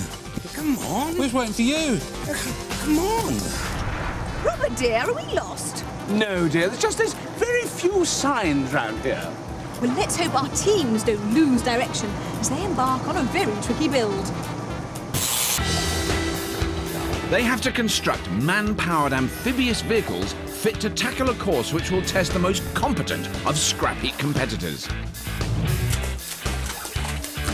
This series winners, the Rusty Regiment, along with their expert Rob, are building a huge hamster wheel, attaching floats on the sides and using 2 small wheels on the back for steering. After a good start, their scavenge nosedived. Paul and Czech struggled to find flotation material. Czech, I can't see that working. And progress on the build is slow going. Is this all you've done? Come on. Meanwhile, reigning Scrapheap Champion of Champions, Woof Justice, with their expert Nick, are constructing a lightweight, 4-men, independent drive pedalo. These boys are showing their pedigree. Captain Simon adapted well to life on the heap. There you go. And with the scavenge finished, they're cracking on with their complicated build. You finished messing doing that, Jeff? No, not yet. Jeff is cutting out wheel discs to fit in bicycle rims, while Simon and expert Nick are drawing pretty patterns on them. How much closer do you want to put it? Well, it's there, isn't it? No. With a rough idea of the centres on the discs, the paddles can be fitted.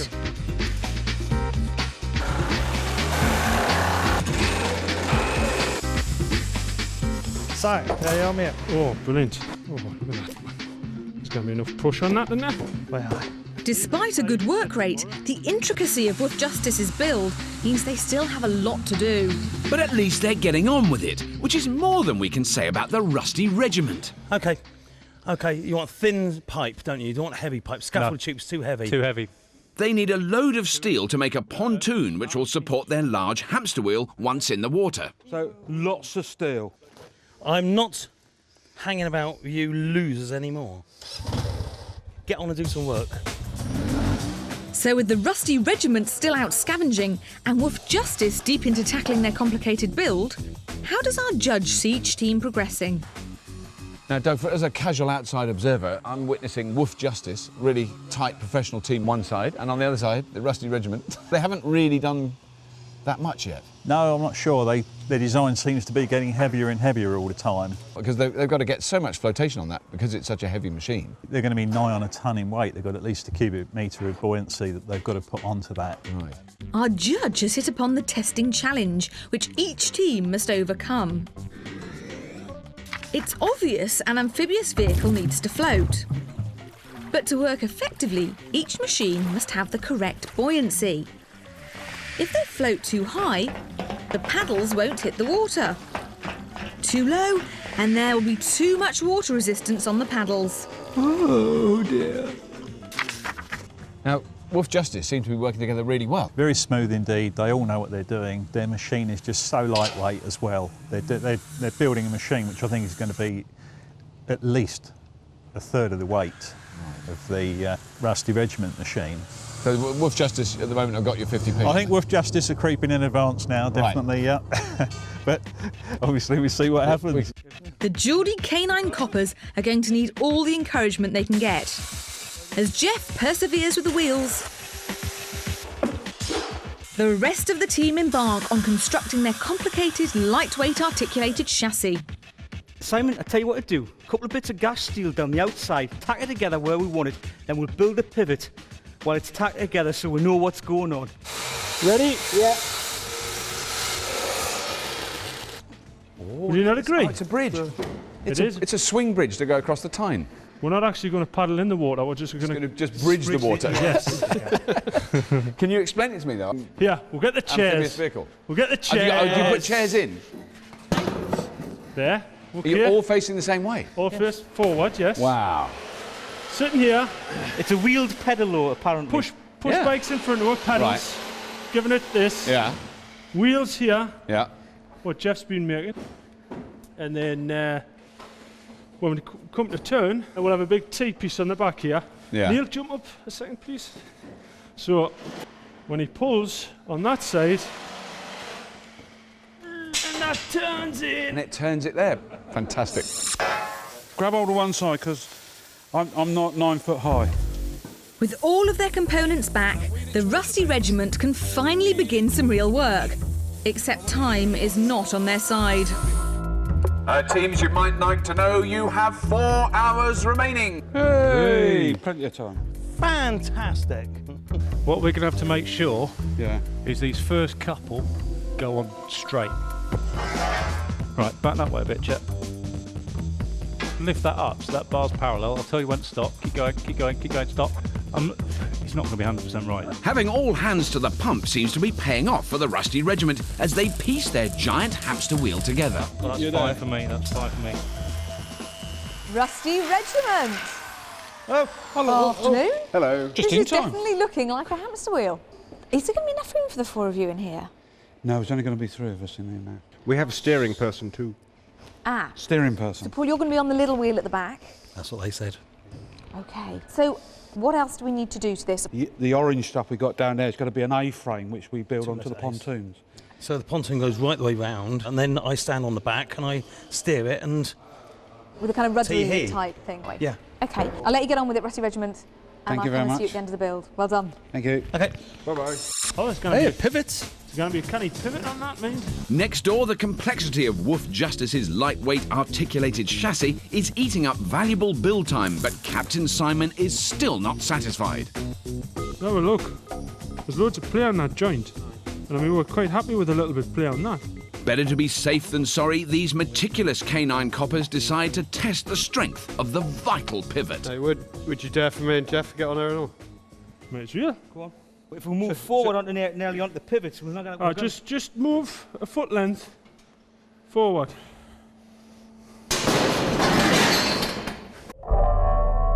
It's a disaster for Woof Justice. Do you think anybody's got any fresh underpants? Hours of craftsmanship is destroyed in seconds. So, what we're going to do? And as if to rub their wet noses in it, The Rusty Regiment are making a far more positive impact on their build. Yes, it's all good. Knock it. Yeah. There we go. Yep.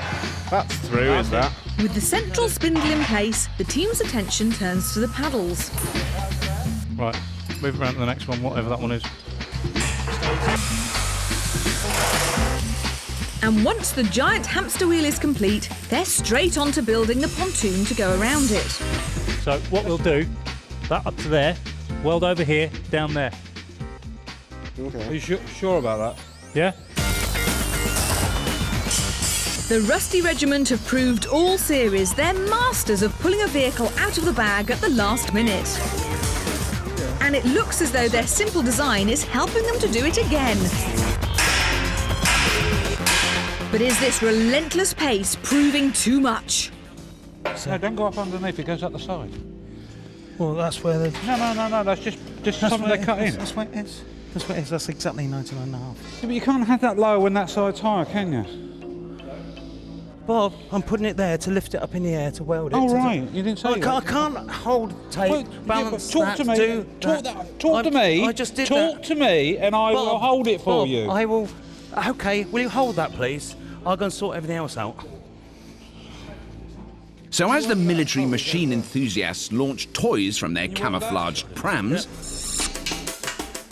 a minor spat for Woof Justice would be a blessing as they try to solve their earlier catastrophe. Take this off, weld that to this half, and then that'll just slot straight on. Put the nut back on. Yeah?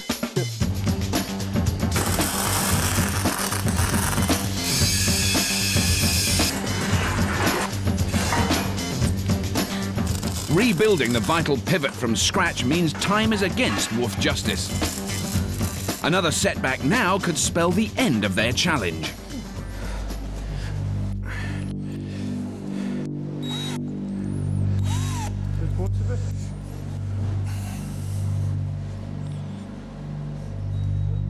That's kind of there, no? It's a huge relief, but with so much still to do... Put 2 bars, one front, one back. That's the right height. Has choosing such a complex design meant these canine coppers have bitten off more than they can chew? As the teams don't have engines to assist them, there's also a whole plethora of inspiring creations that are human-powered. It never ceases to amaze what man can achieve when time isn't an issue.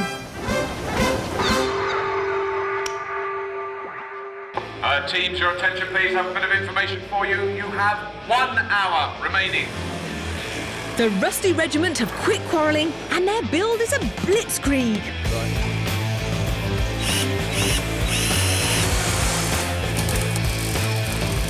That's getting heavy. What, something else heavy on the boat? You've got to be joking. As expert Rob attaches steering suitable for land... Is this a rudder? Oh, it looks like one to me. Looks like the front of a push bike to me. Czech turns his attention to water. But we can weld that to that. Bargain.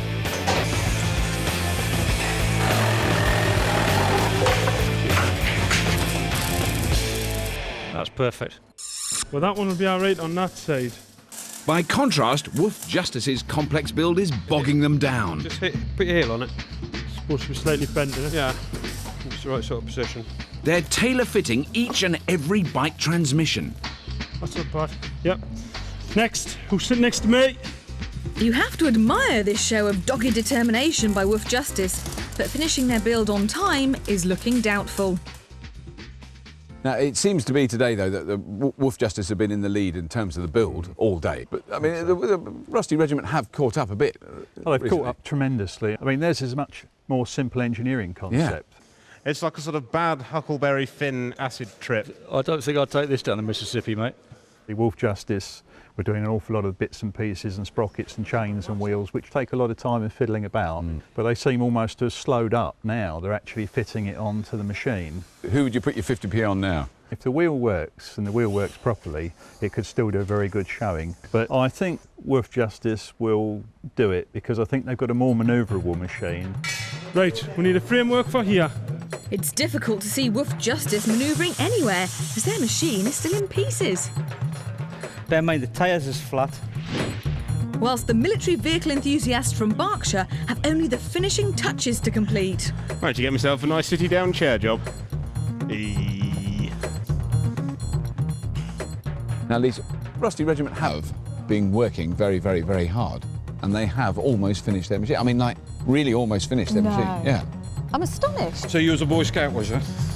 Yeah, I was. If they had to go in the water now, it would work.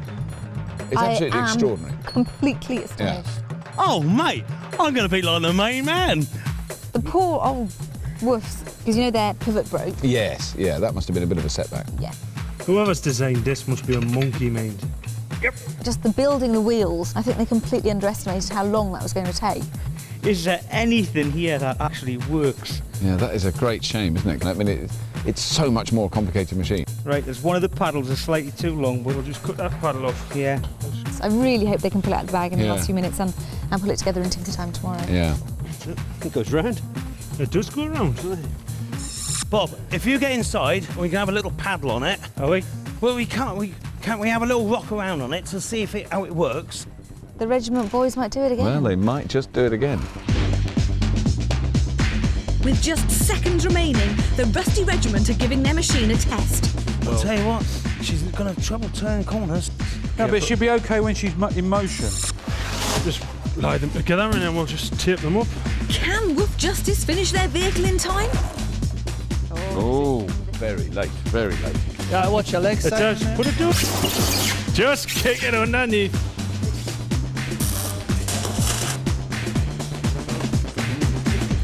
I think that works. Yeah, that'll do. That'll do. Yeah. Oh, yeah, that'll do. OK, teams, hold it there. Your time is up and work on your amphibious vehicles must now stop.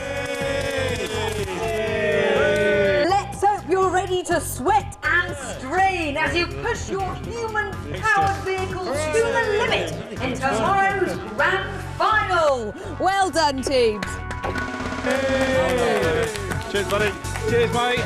So are we supposed to power this as well? Or do they get someone else? No, they get little men in to do that. Oh, well, that's all right then. This grand final will be an intense head-to-head. The first part of the race will be on land and involves crossing this tricky speed bump. It has just enough space for one amphibious craft to cross, so it's guaranteed to be a squeeze. Once safely over, each team must take the plunge and, using all the muscle they've got, drive across our body of water.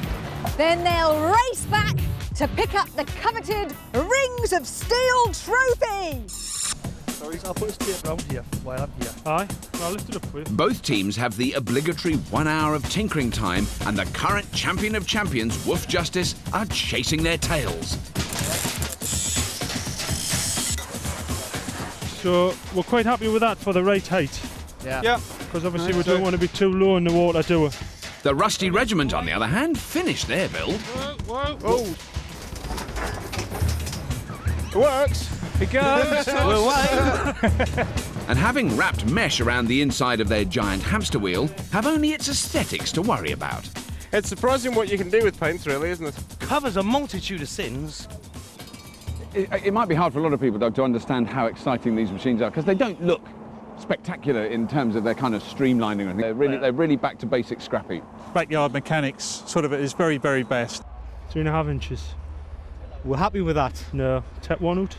I mean, the Wolf Justice machine, I can't guess from looking at it where it's going to float, but it somehow looks to me like it's going to be lower than higher.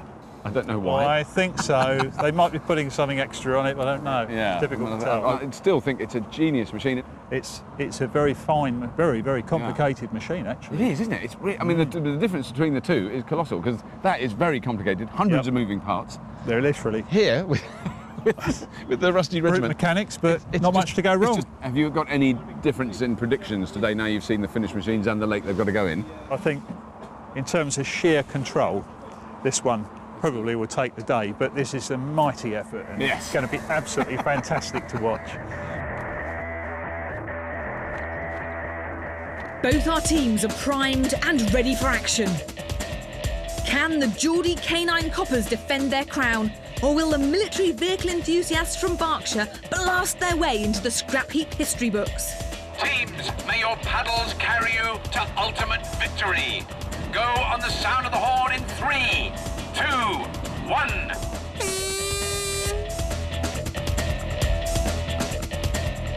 Wolf Justice bound into the lead. But the Rusty Regiment are in hot pursuit. It's Wolf Justice with the early advantage. Nice line up to the ramp. It is, yes. Oh, yes, very neat. Very neat, very neat. But the Rusty Regiment are very close behind. Here comes the wheel. Going now, they've got to put some pressure on to get it up there. They have got to get the pressure. They've got it, no, they've got it. Oh, but they're finding the bridge a struggle. Go on, four-wheel drive. And just look at Wolf Justice. Ah, nice gentle entry. The Rusty Regiment have got some catching up to do. Those Geordie Canine Coppers are sailing away with it. Chain snapped. Right, now there seems to be some technical problem. They're actually hand-turning one of their paddles, which is not good. That means one of the chains may have come off. Chains come off, yeah. And look who's on the warpath. There they go, there goes the wheel. I think it's actually, for them, it's a relief to be in the water. That's it, keep the rhythm.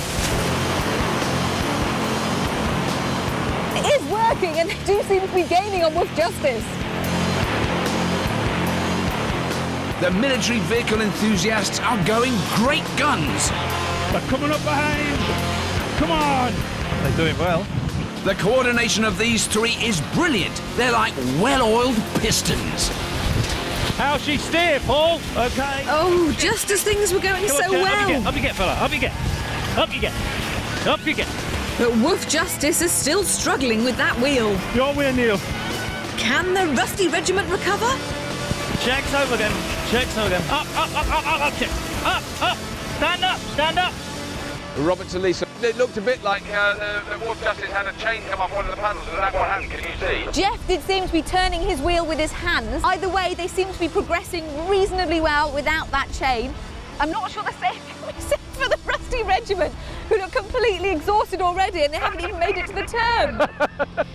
Three wheels are proving better than one, as Wolf Justice show their doggy paddling pedigree. Come on! We've got Wolf Justice approaching the finish line already. Come on, fighting! Oh, well done, Wolf Justice, clearly justifying their place as grand final champions. But they've still got to get onto the beach and grab the Rings of Steel trophy. Go on! Go on!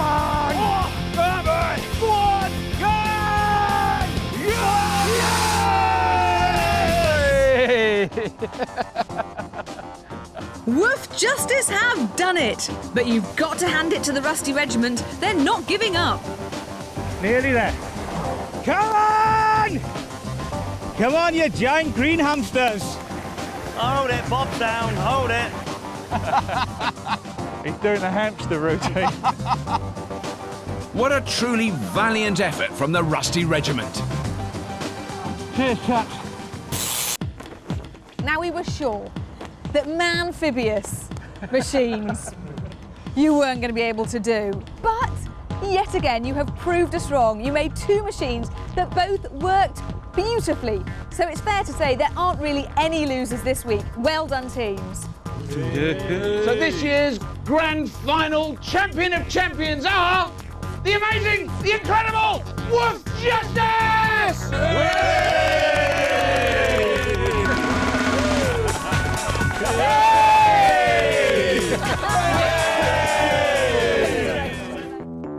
The Rusty Regiment never looked like firm favourites.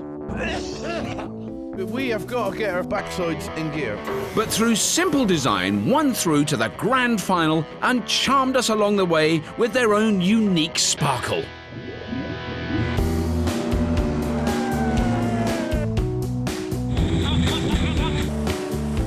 But it wasn't to be. As Woof Justice proved with dogged determination, they're best in show. And one thing is certain, it's going to take a titanic team of tinkerers to overhaul these top dogs. And don't forget to join us again next week when we celebrate our 10th birthday with a very special Scrapheap Challenge that will have you literally floating on air. See you then. We pit brawn against brains in an anniversary special when two hand-picked teams of Scrapheap favourites go head-to-head in a bid to build high-speed hovercraft. Oh no!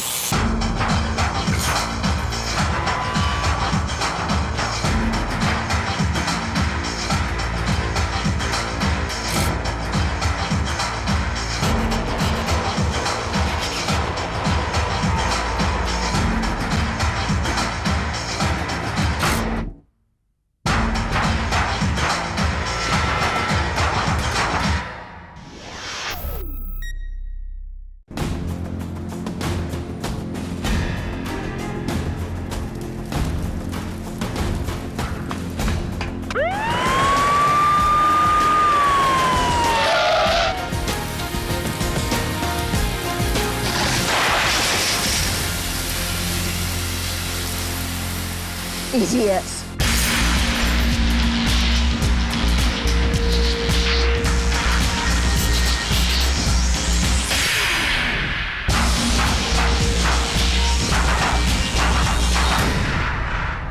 Welcome to Scrapheap Challenge, the show which asks two teams to forge mad machines utilising only the heap for help.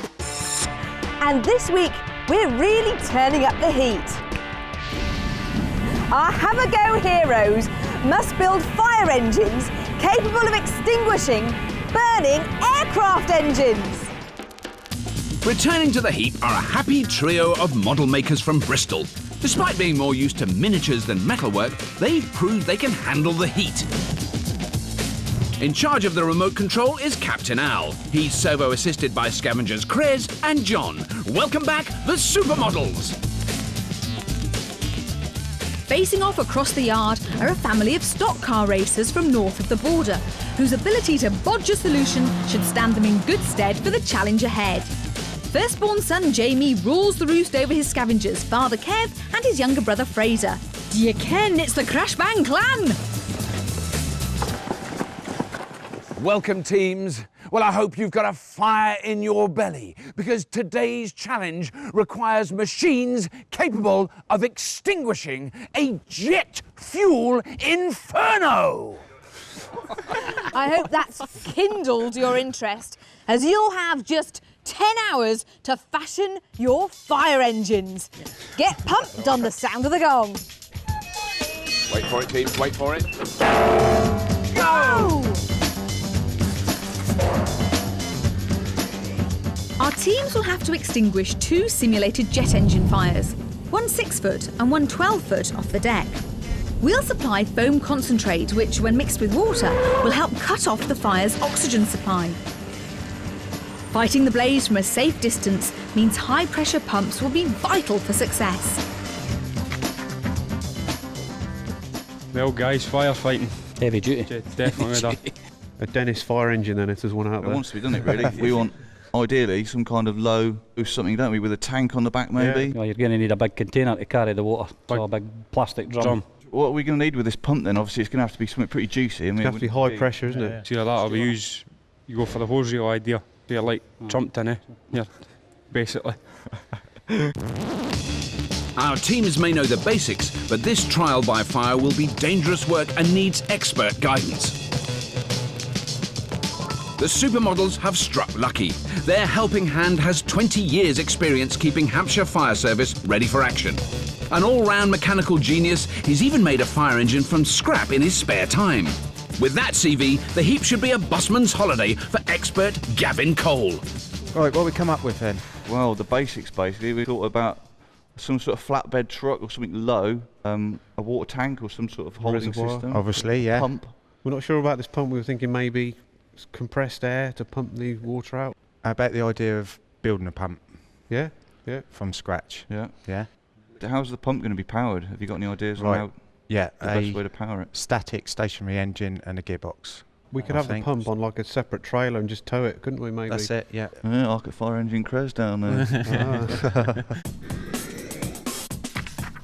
The supermodels plan to mount all their components on a trailer, connecting a tank, pump, engine and water cannon. Priority number 1 is a high-pressure, high-volume pump, and they've taken the brave decision to make their own centrifugal pump from scratch. It's a lot to ask from scrap metal. One weld wrong and it'll be a washout. We can build that, can we? Fabricate that? Yeah, we can do all that. Hard work, mine, but yeah. If you guys are up for it, we can do it. Hailing from Bedfordshire is a full-time firefighter and part-time drag racing nut whose love of speed and horsepower should make him a kindred spirit of the Crash Bang clan. He's the right man to have by your side in a fire engineering emergency. Dial 999 for Anthony Butch Wilkins. So, you got any ideas? High pressure foam using a jet from the back of a van. Okay. Something like that. To start with, we need a big vehicle. We need a pump. I was then going to try and make some kind of A-frame up high because some of these jet engines are quite high. Right. The Crash Bang clan want an easy life and are going for a ready-made pump. They're going to mount everything on one vehicle, but are planning to elevate their water cannon. Keeping construction to a minimum is a good idea, but the scrap heap's not renowned for choice. The puny pump could leave them high and dry.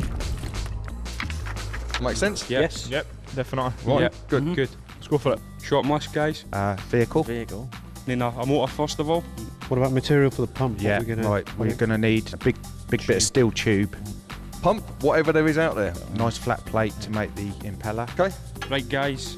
You know what we're after? Yep. Let's go, right? Okay. Let's go. Let's get going then. Loads Come on, to do. get cracking. Right, go.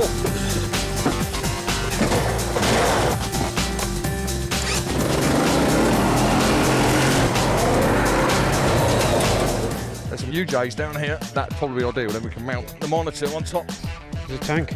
It's under that truck, isn't it? With both teams needing to carry huge amounts of water, tanks are the hard currency of the heap. And the supermodels think they've struck it rich with 2 ancient examples. Big old tank here, look. Got a bit of rust. They may have tanks, but the clan aren't impressed. Like hole in it. Oh, that needs a bit of work, doesn't it? Yeah, it does a bit. We might get caught. We may get told off, but... Their expert Butch ventures onto the heap, having spied something far handier. Is it split? Don't think so. Can't see nothing. That's all the ass. And it looks like Scavenger Kev also has his eye in, nabbing another identical container at the far end of the heap. I found a big water tank here up in the heap. I got another one. Probably hold about 1,000 litres of water. Yeah, bring it. And me and Butch have actually just stole this white one at the bottom of the yard. Sure, just bring it. Right, through. Get forward a bit. Father and son Kevin Fraser are a prickly team, but thankfully blood's thicker than water. Get it on now, boy. Yes. Right, get it done. The family spirit may have been forged building and racing stock cars, but on their previous challenge, Decoration Dash, speed wasn't an issue. The opposition were disqualified, which meant the clan's electric pump and roller crane design, while temperamental, did just enough to dribble them into the next round. They might have got lucky once, but they'll have to step up their game if they don't want to get burnt this time.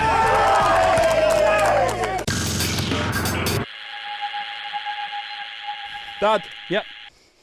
I've got, looks like some kind of pump in here. And it looks like Fraser might have got the message. He's unearthed a rusty example of what will be at the heart of both teams' builds, a centrifugal pump. What a monster! Centrifugal pumps are very simple. The only moving part is an impeller, a rotating set of blades that are attached to a hub. Water enters the pump, hits the blades, and is swept out to their edge. The pressurised fluid is then forced out of the exit. As the water leaves, suction is created, drawing more from the tank. And the faster the pump is spun, the greater the pressure will be, giving a longer throw. Oh, look at that. That's a beauty. That is one of those spinny round pump fellas. It's a bit seized, but we'll get a bit of WD doing it.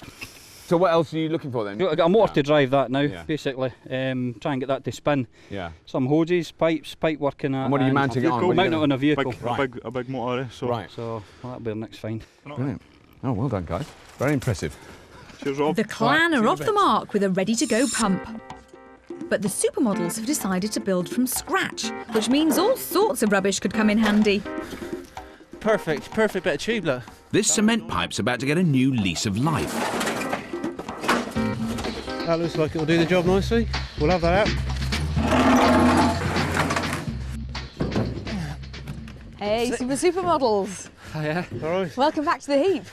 So we've got actually a massive pipe here. What's this going to be used for? That's the outside casing for our impeller for our pump that we're going to make. So we only need a tiny little piece of it. And you're going to build your own pump? Yeah, all impeller and stuff, yeah. Are you going to build your own reservoir or to take your water with you? Or what are you We've been looking for a tank, haven't we, John? But we had a big found tank, a big, massive tank, but it was just too much work involved to get it sealed, so Bit holy. holes everywhere. Yeah, holier than the Pope. Yeah. That's not good. We got a lot of that on Scrapheap. Yeah. So have you got any alternative ideas of what you can do for that? Just going to keep looking, aren't we? Yeah, keep looking, yeah. Another tank. We'll find one. Back in the bay, Gav's rapidly turning an assortment of pipe into a water cannon mount. Be honest, we want a lightweight piece. Only want it about this high. Yeah. His appetite for parts needs to be fed fast because both teams are after similar bits. Luckily for him, scavengers Krez and John are first to stumble over a pile of engines. Hey, have we got a diesel here? Yeah. Do it quite nicely, John. There's no way we're going to move this, is there? No, we're going to have to get it craned in, John. Heavy metal is a huge departure for these mild-mannered model makers. They're more used to working in miniature, assembling perfect replicas of the real thing. A talent that came in handy on their last challenge, superbikes. We'll have a frame top bar as well. Yeah. Their winning design used a Minis subframe, dainty pipework. What's that look like from the side then, John? Looking good, yeah. It's really good. And a modest electric motor to great effect. That's looking good. They outmaneuvered the opposition last time. But can the boys' skills scale up?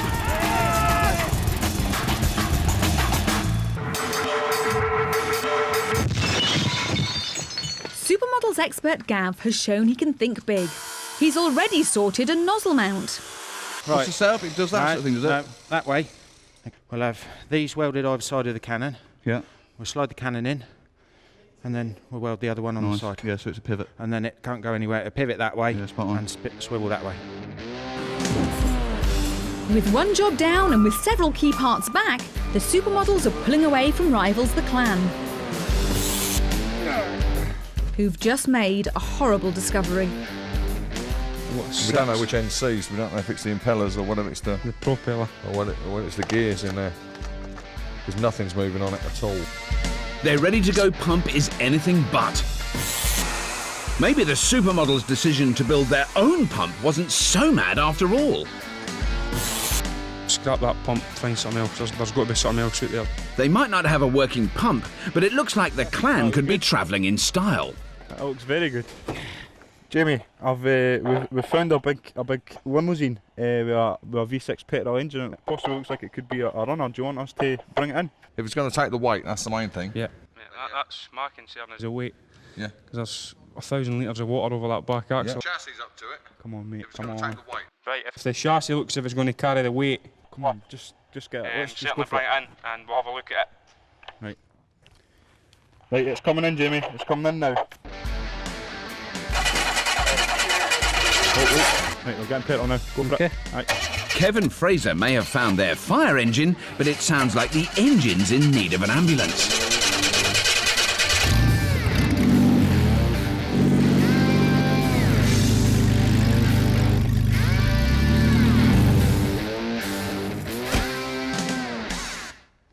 Crash Bang Clan. Your two boys were out of here and scavenging like the fastest greyhounds out of the trap. We saw them find a pump within seconds. Yeah. Is that what you need? It's the right idea, but unfortunately that one there is absolutely seesawed. And what's your basic design? We're kind of based on a van chassis with a pump, pumping the water from the tank up to a monitor at the front. Rather than using a hose reel, we're just going to contain it into this jet and fight for the front of the van. An aviation fuel fire burns ferociously. It needs to be fought hard and fast. The fuel's so inflammable, any blaze will quickly get out of control. The clan's tactics are spot on. They've decided to mount their cannon high up on a frame, putting them right in the firing line. You need a donor vehicle still. Yeah. Are they finding anything out there? They were looking at a limousine, but it doesn't run now, so... That's no go. Plan B. Your pump's not working. No.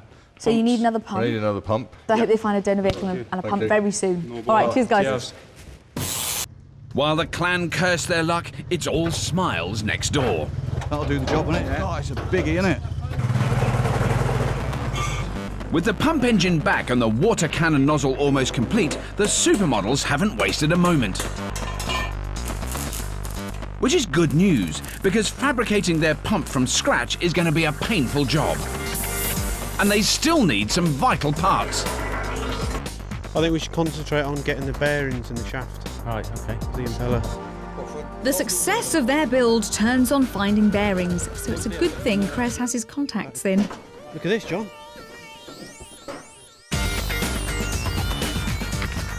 Their scratch-built pump will be driven by a transit engine, and it's vital they secure everything, or the pump could be smashed apart. The bearing blocks they found will lock the shaft in place, using caged metal balls or rollers to reduce friction and bear the load, hence the name.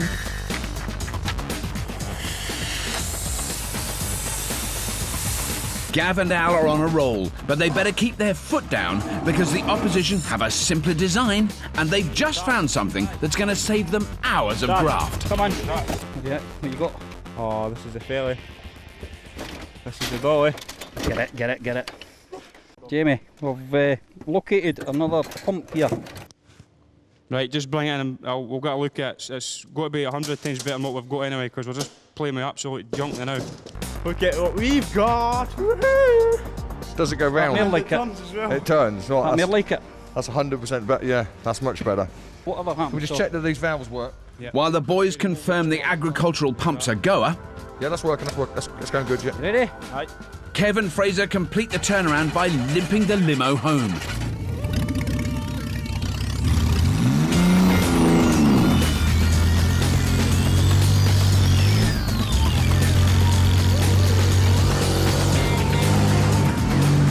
What are we going to do with that? Come on, Leo. And with the sickly limo back, Butch has something to get his teeth into. With both teams getting stuck into their scrap, it's about time we met this week's judge, who defines the word overqualified. With 32 years' experience in the hot seat as a station commander, this man knows how to fight fire with fire. He's an expert on pump equipment, pressure, and knows the potential pitfalls, making him the perfect man to tell us if our team's designs are on target. He's Jerry Leonard. Now, Jerry, although we've put out fires before on Scrapheap, this is a slightly different fire, isn't it? Oh, very much so. Now We're talking about a serious heat generation. To successfully put out a fire involving an aircraft engine or kerosene, you're going to have to introduce some foam into the delivery to actually put this fire out. The supermodels, they're going to build an impeller pump, aren't they? Absolutely, yeah. I mean, and they, as it stands at this moment in time, have probably got the more complicated part of it. Because yeah, the Crash Bang clan, they've found one impeller which they've now said they don't think is going to work. Yeah, I mean the first pump that came out obviously seemed to be the more robust one, but they've been fortunate enough to scavenge the remains or the remnants of something else. If you were out sourcing a new pump, yep. Which of the teams would you choose? If I was sourcing a new pump, I think I'd have to go to the Crash Bang side who have got an engineered one. However, I shall be really interested to see how good the supermodels, can make the tolerances on their pump and what they end up doing. Yeah. But at the moment, you're 50p's on the Crash Bang clan. 50p at the moment on the Crash Bang clan. Fair enough. Our judge may have put his money down too soon because the supermodels have just had a massive stroke of luck. Al, Check this out, mate. The shaft their bearings are on is a perfect fit for the universal joint off the engine, making it incredibly easy to connect the drive to the pump. What a result. Look at that. That's brilliant. Yeah, happy with that. Nice. But without decent materials, there won't be a pump. So the pressure's on Krez and John to come up with strong, flat steel that's easy to build with. There's got to be some flat plate out there. It's got to be. Right. I know it's hard, guys, and I'm dishing out orders, but we need it. That trolley thing there? Oh, yeah. John spotted an old trolley that should be perfect, but the heap doesn't want to give it up without a fight. We're not going to get out easy, are we?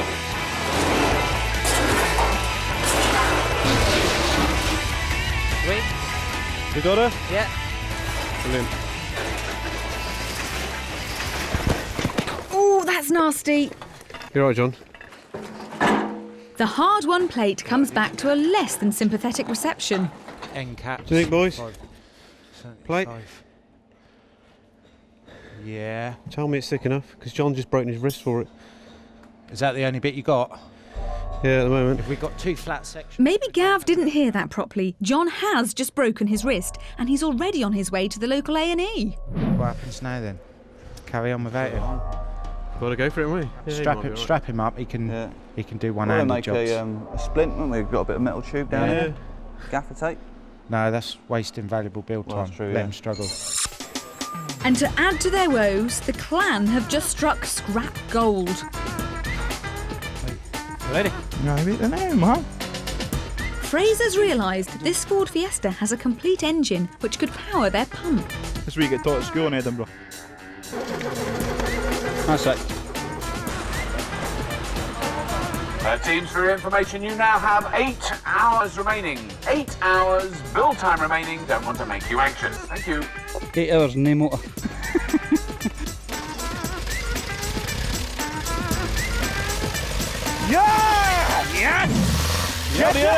With the clan's engine as fired up as they are, they're leaving the supermodels smoking in their wake.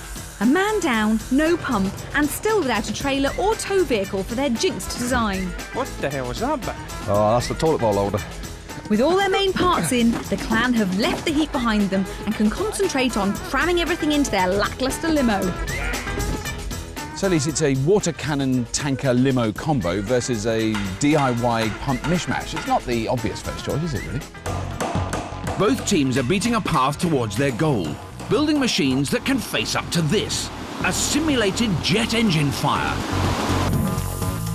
The supermodels and expert Gav are building a centrifugal pump from scratch that'll be driven by a transit engine mounted on a trailer. Making their pump from steel plate has barely begun, and they were thrown off course when their scavenger John fell and broke his wrist. There's no way this huge build could be completed with a man down. So in the spirit of good competition, their opponents have agreed to Owen, one of our behind-the-scenes helpers, stepping into the breach. Al, what's that? We really got to get cracking now, mate. Yeah, I know, mate.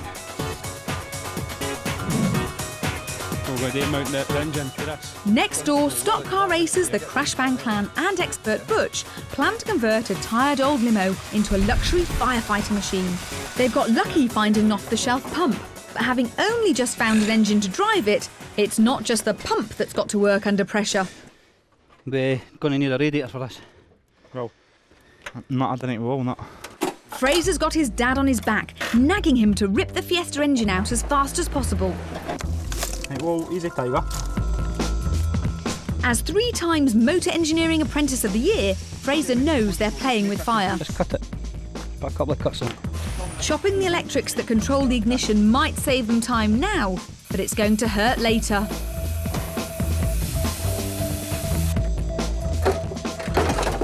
Right, move the engine. Move the engine. Just smash that coil pack. Ah! I thought you pulled that through.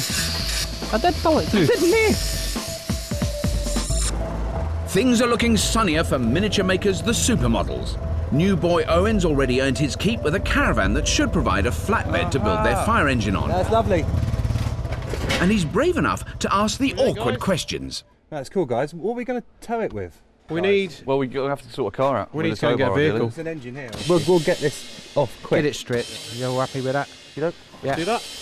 Caravan club members should look away now.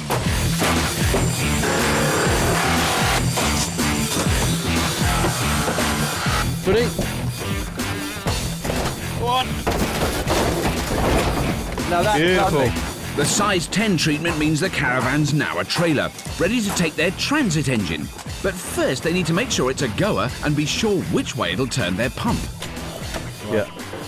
Anti-clockwise viewed from that way, yeah. So I know which way to make the vanes of the impeller.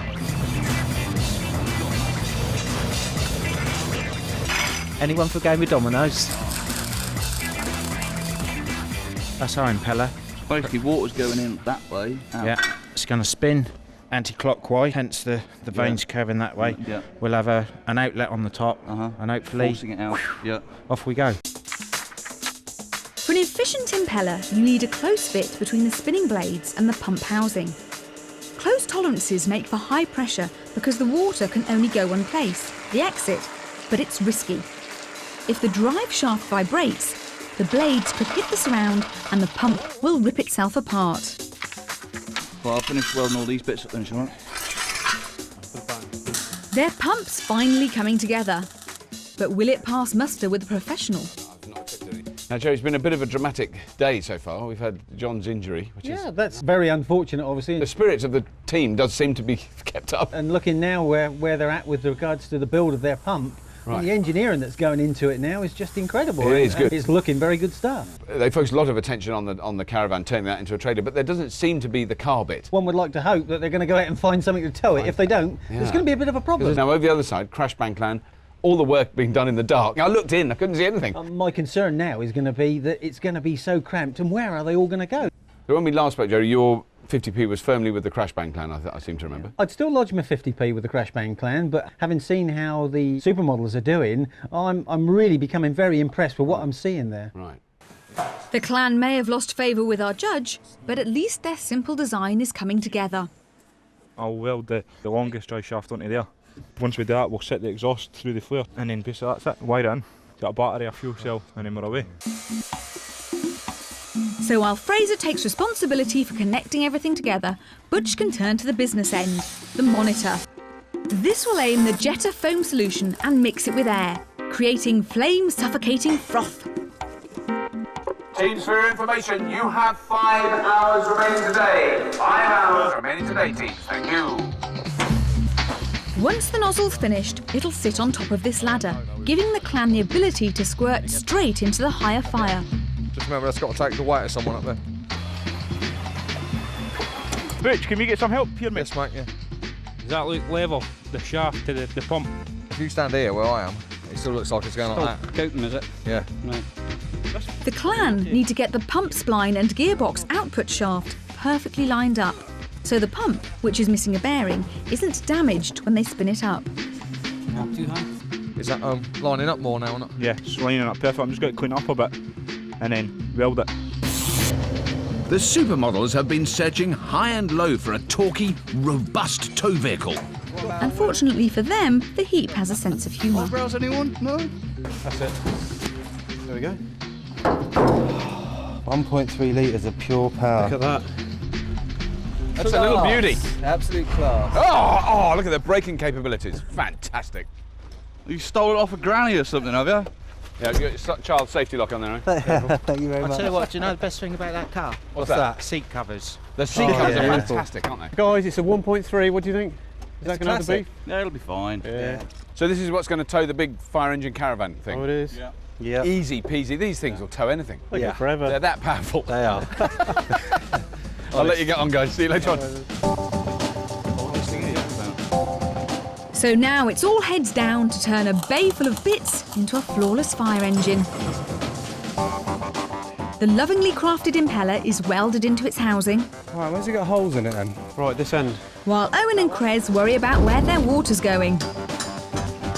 And it looks like they're going to need a plan B. Because otherwise we're going to be up in the air now. How's doing, ladies? What the hell is this? That's our water tank. That's your water tank? That's our water tank. That's We're our putting water in tank that. as well. You got 2 water tanks. Using both of them? Yeah, I think so.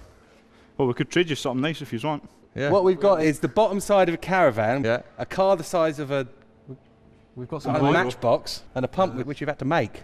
Right. Yeah. Pump it is then. It's all right, we've already got 2. They're going to be like Yeah, that. no, come on. See you later, boys. What did you expect from the Scotsman, eh? Yeah, exactly. This is it. Good deal. Oh, it was worth a try. With good sportsmanship off the clan's agenda, it's back to the heap to search for another tank, leaving their build in limbo. Fraser can't resist drilling holes in that spare tank, just in case the supermodels return. Well, let's hope he doesn't live to regret it, because tomorrow's test is going to be no joke. Airport firefighters train all their lives for an event which may never occur.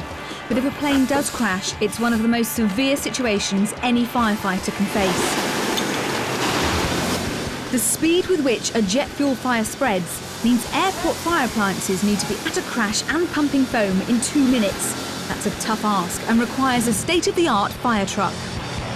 What is it that makes this fire engine so different, apart from the fact that it's huge? Main difference is probably the monitor. Right. We've got the big water cannon up on the top of the roof here. How far can it throw foam and how much pressure is there in it? It'll throw it 60 metres and that's at about 13 bar, which is just under 200 pounds per square inch. That's a lot of pressure, isn't it? It's coming out and it's 3,273 litres per minute. So in theory, it'll empty this tank 3 minutes, 15 seconds. Wow. Do you want to have a go? Oh, yeah. All right, let me see if I get it right.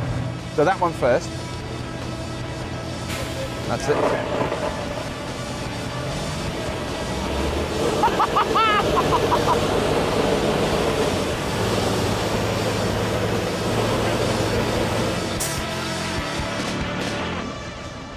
Don't fancy our team's chances much after seeing that. Woohoo!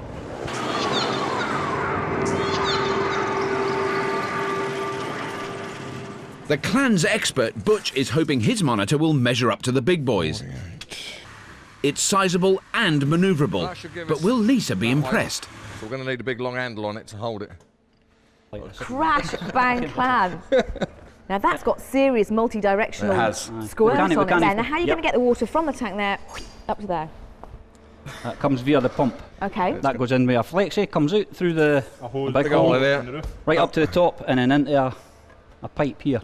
Is the pump and the engine and the tank, are they all linked together? They're Is in. that all functioning? They're in. Yeah. That's all fine. A bit of wiring for myself to do with that engine. Get that done. Get that on. Put away.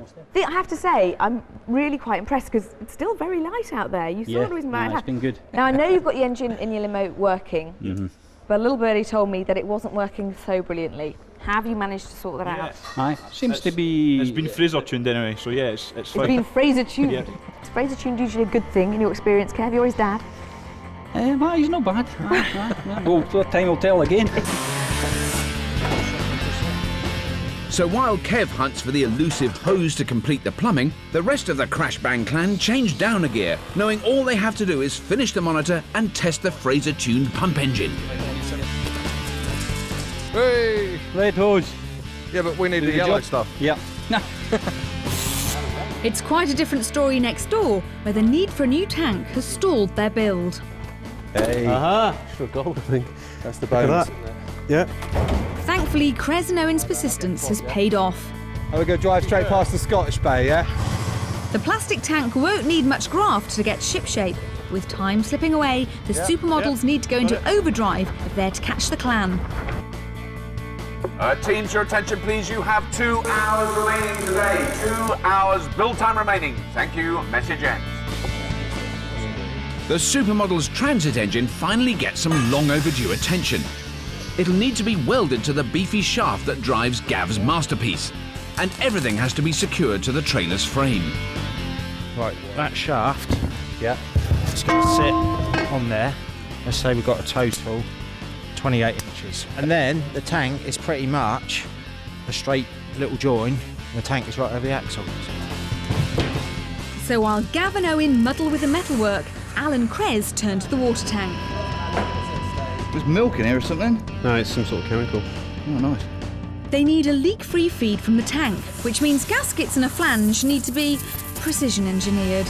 How's it going? Good? Yeah. Fire in the hole!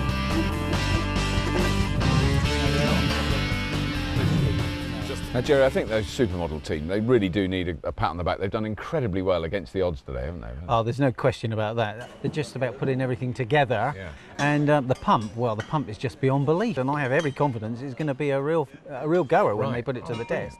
Now, the Crash Bang clan, they've managed really to fit everything inside that I don't car, quite know haven't they? how they've done it, No. but they have. It is a very compact mini fire engine. Yeah. I mean, the only issue with that is, as yet, I've not seen the pump go round or even heard an engine run. So hopefully, you know, we're going to get that far, and I just hope that that's not going to be a problem. So now your 50p has been fairly constantly with the Crash Bang clan all day, hasn't it?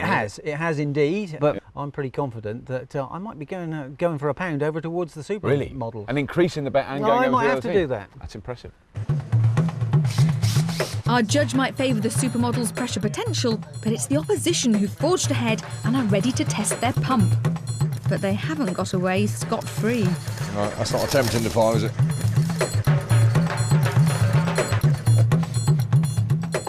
Teams, this is your final call for the day. You have 1 hour remaining. 1 hour's build time remaining, teams. Thank you. Any joy? I've got no spark at the moment.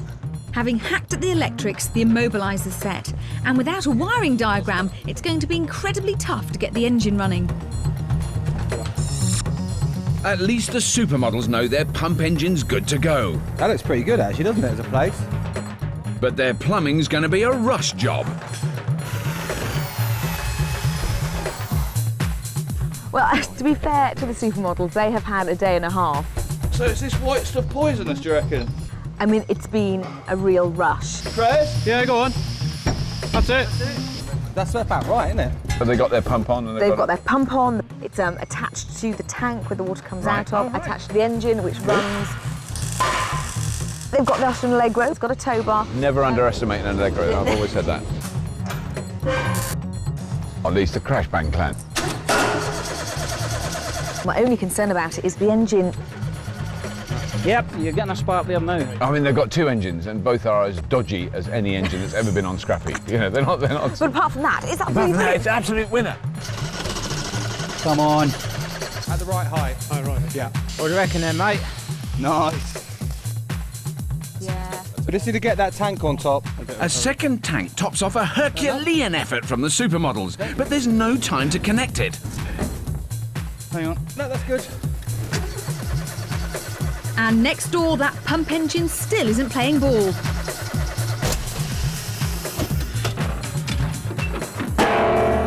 OK, teams, you've burnt your way through 10 hours and your time is now up. You'd better hope your pumps will perform, because tomorrow your fire engines will face a veritable wall of flame. Well done, teams. Well You've done, been teams. brilliant today. Oh dear. Cheers, Dad. Yep. Fire engines are us. It's been an incredibly tense build day, complete with a broken wrist and plenty of frayed nerves. But how will our team's machines cope with the test? Can the supermodels' trailer trash tanker provide the pressure? Or will the Crash Bang clan's luxury firefighter win the day? They'll have to race their water-filled engines round 90-degree turns and then extinguish not 1, but 2 burning jet engines. If they fail to extinguish a fire or break down, it's a 5-minute penalty. The team that extinguished the flames fastest are through to the semi-final. After a frantic build day, both teams need to make full use of tinker time. The supermodels have hooked up a second tank, giving them way more foam than the Crash Bang clan. It's been a roller coaster ride for the boys from Bristol. Yesterday, a nasty fall and a broken wrist deprived them of teammate John. Well, I'm really pleased to say that I'm here with John from the Supermodels. John, it's great to have you back, but not quite in one piece. That's it, nearly in one piece.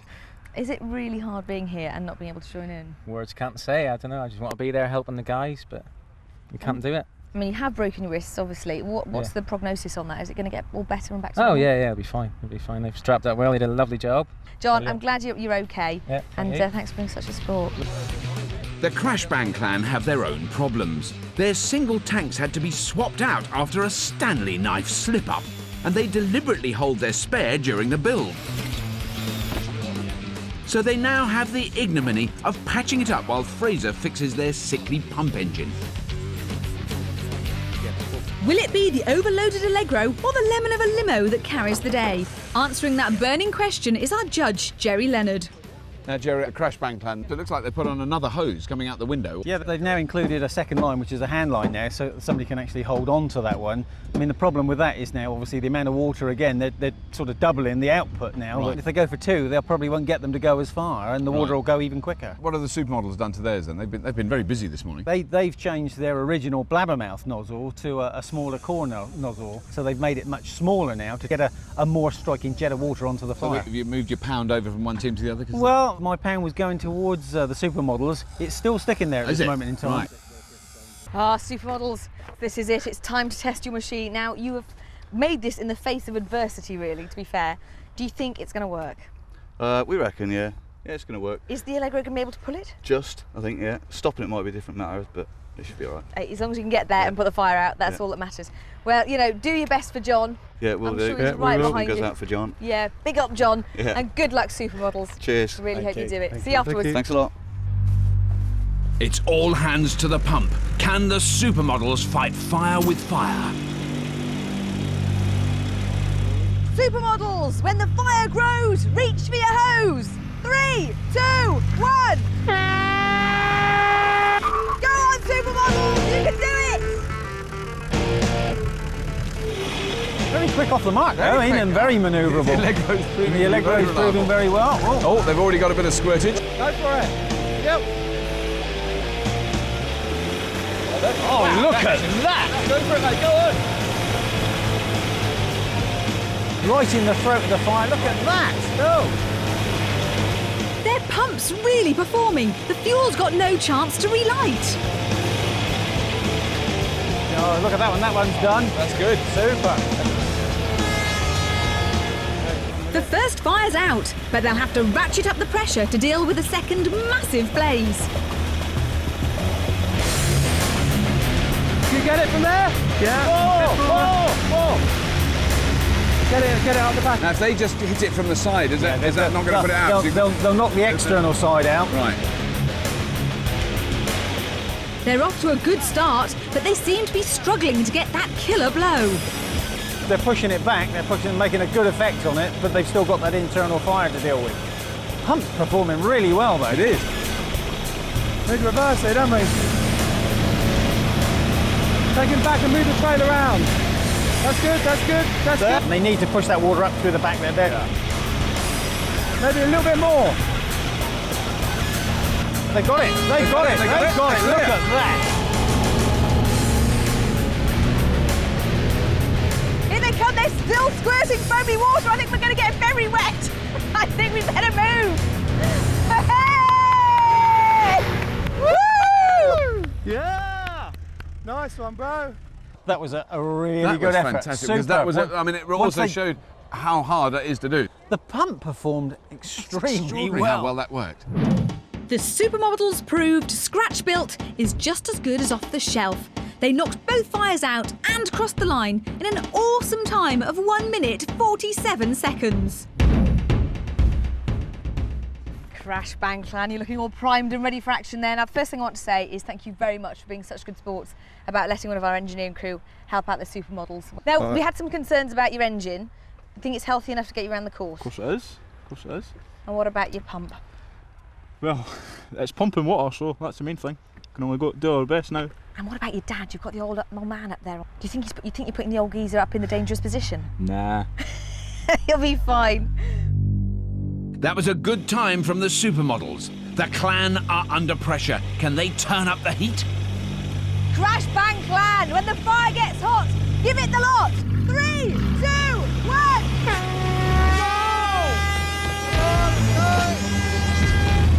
So you really want to drive fairly steadily with the man at the top. With the man at the top there. Yeah.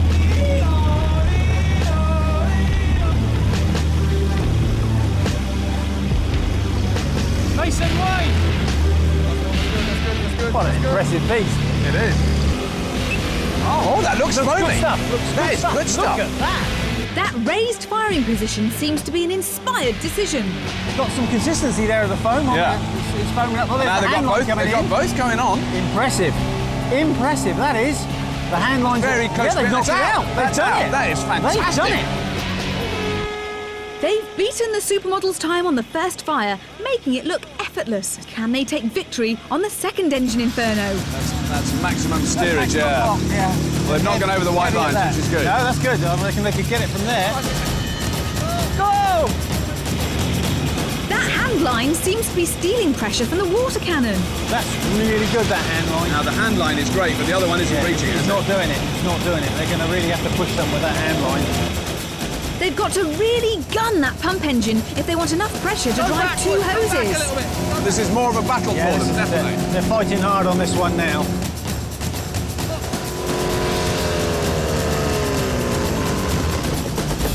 We've lost the engine, we've lost the engine. Turn it off, turn it off. No, it's red flag. The pump must have gone. Something's gone they've got inside. a mechanical problem by the looks of things. They may be downhearted, but they won't give in without a fight.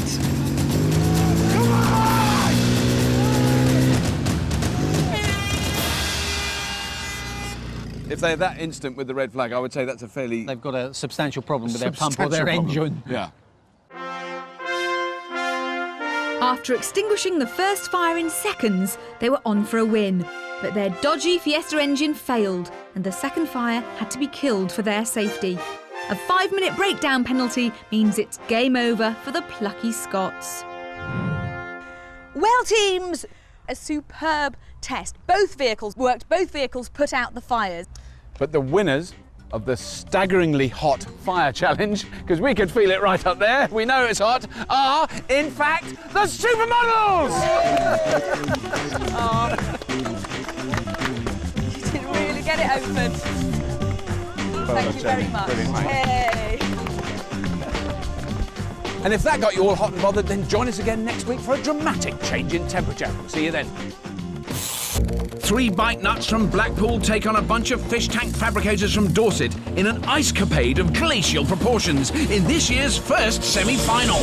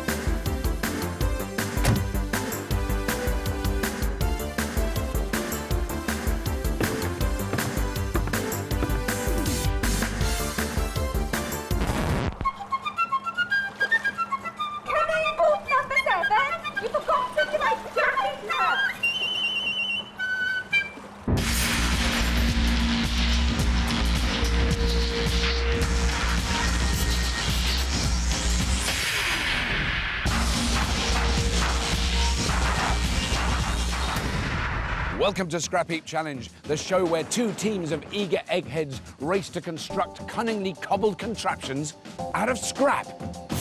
And this week we're challenging our teams to build wave-pounding powerboats capable of racing around our Scrapheap Lake. We want our teams to build scrap versions of these aquatic monsters.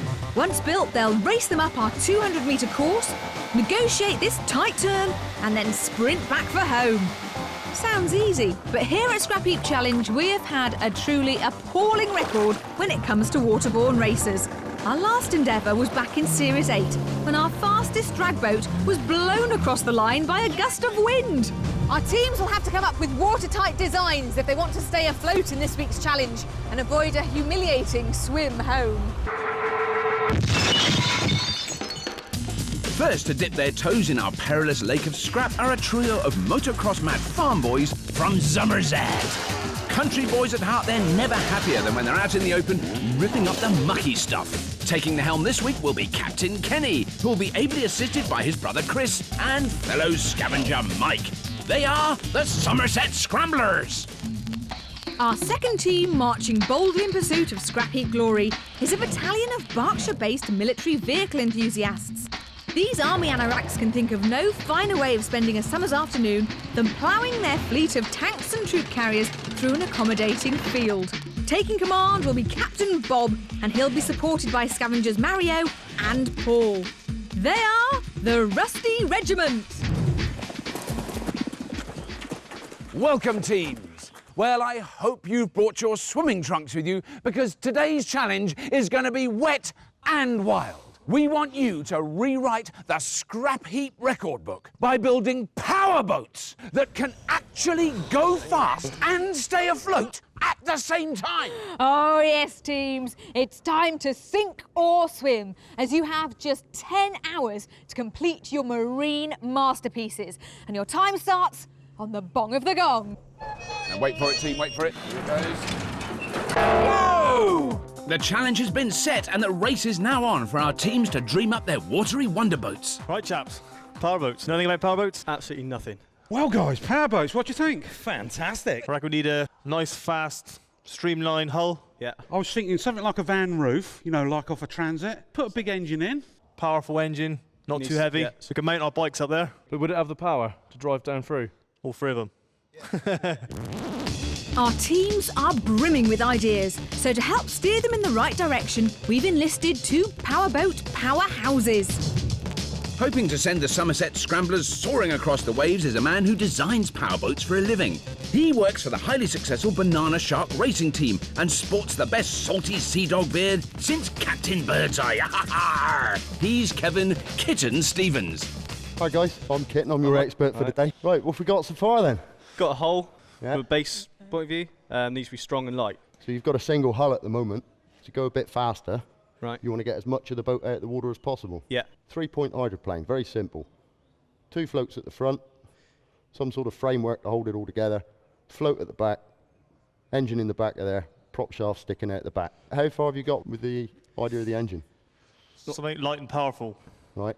Maybe a motorbike engine, higher revving, 4-stroke, plenty of torque. Awesome. How are you going to steer this? We're going to have a rudder at the back. Right. And steer it with that. Okay. Right. The Somerset Scramblers are going to stick with what they know and use a motorbike engine to power a lightweight, 3-pointed hydroplane. A successful design should see our country bumpkins lift out of the water and fly across our lake. However, with all of that weight at the rear, they could end up with a waterborne wheelie machine.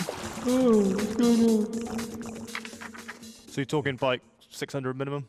Minimum. Yeah. Minimum. Yeah. Water-cooled would be a preference. Yeah.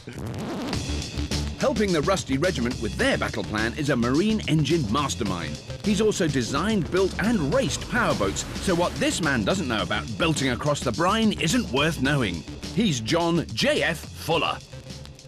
Hello guys, what have you got in mind then? Well, I mean, the idea we've got at the moment is try and get a high-sided van roof, put a big engine in there to give it some power. Yeah. Paul's come up with the idea of having the long prop, but we're still undecided on that. That all sounds fantastic. Now, I definitely think we need to be going along the really nice, simple lines of a basic hull. We want to keep this as simple as possible because obviously we're very limited on time here. We need something that's going to plane and run along, skim along the water, which is half of the job. And the other half of the job is to float when it's not moving along. So they're 2 separate jobs we've got to battle with. And what I reckon we should do is we should effectively have a bundle of 45-gallon drums, big oil drums. This running surface, which will be on the bottom of this, needs to have very sharp edges on the bottom. You can't allow it to have the round sides of the boat because it'll suck itself into the water. The water needs to be able to break away from the sides and the back of the boat. Like a ski? Exactly like a ski. The Rusty Regiment intend to build the scrap equivalent of a rigid inflatable boat, or rib to nautical folk. They want to use oil drums for flotation and a ski-like hull which will form a planing surface to lift them clear of the waves. A large car engine will be their power source. But petrol engines and water don't mix. And with all of that wet stuff sloshing around, it could be a very short voyage indeed. Uh-oh. So it's a bit like a rib then, really? A bit like a rib, yeah. A scrap rib. So what we need now is a shopping list. Power plant, we need it as light as possible. 8 drums. Plenty of alley sheet. Lots and lots of tubes of silicone. Stop all the holes. Engine. The biggest monster you can find out there. Yes. Right, guys, you got your list? Clock's ticking. Get out there and go for it. Right. Let's go. Get on. Let's go. With their orders received, it's time for our scrap mariners to set sail on the sea of junk. The hounds have been unleashed and the race is on to see who will find their first scrap prey.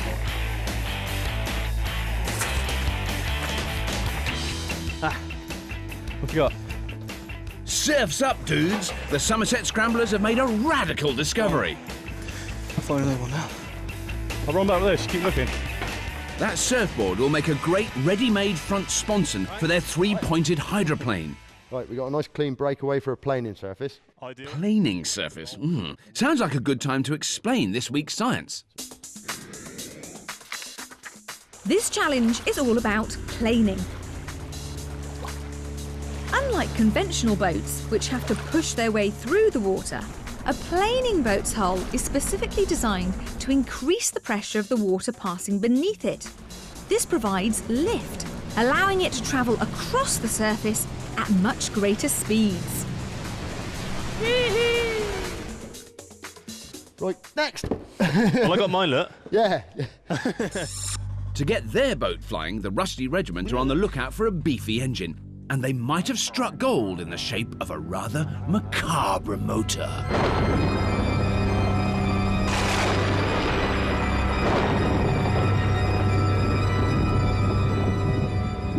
We found a big black hearse of some kind. That sounds fantastic. Just bring it in if you can.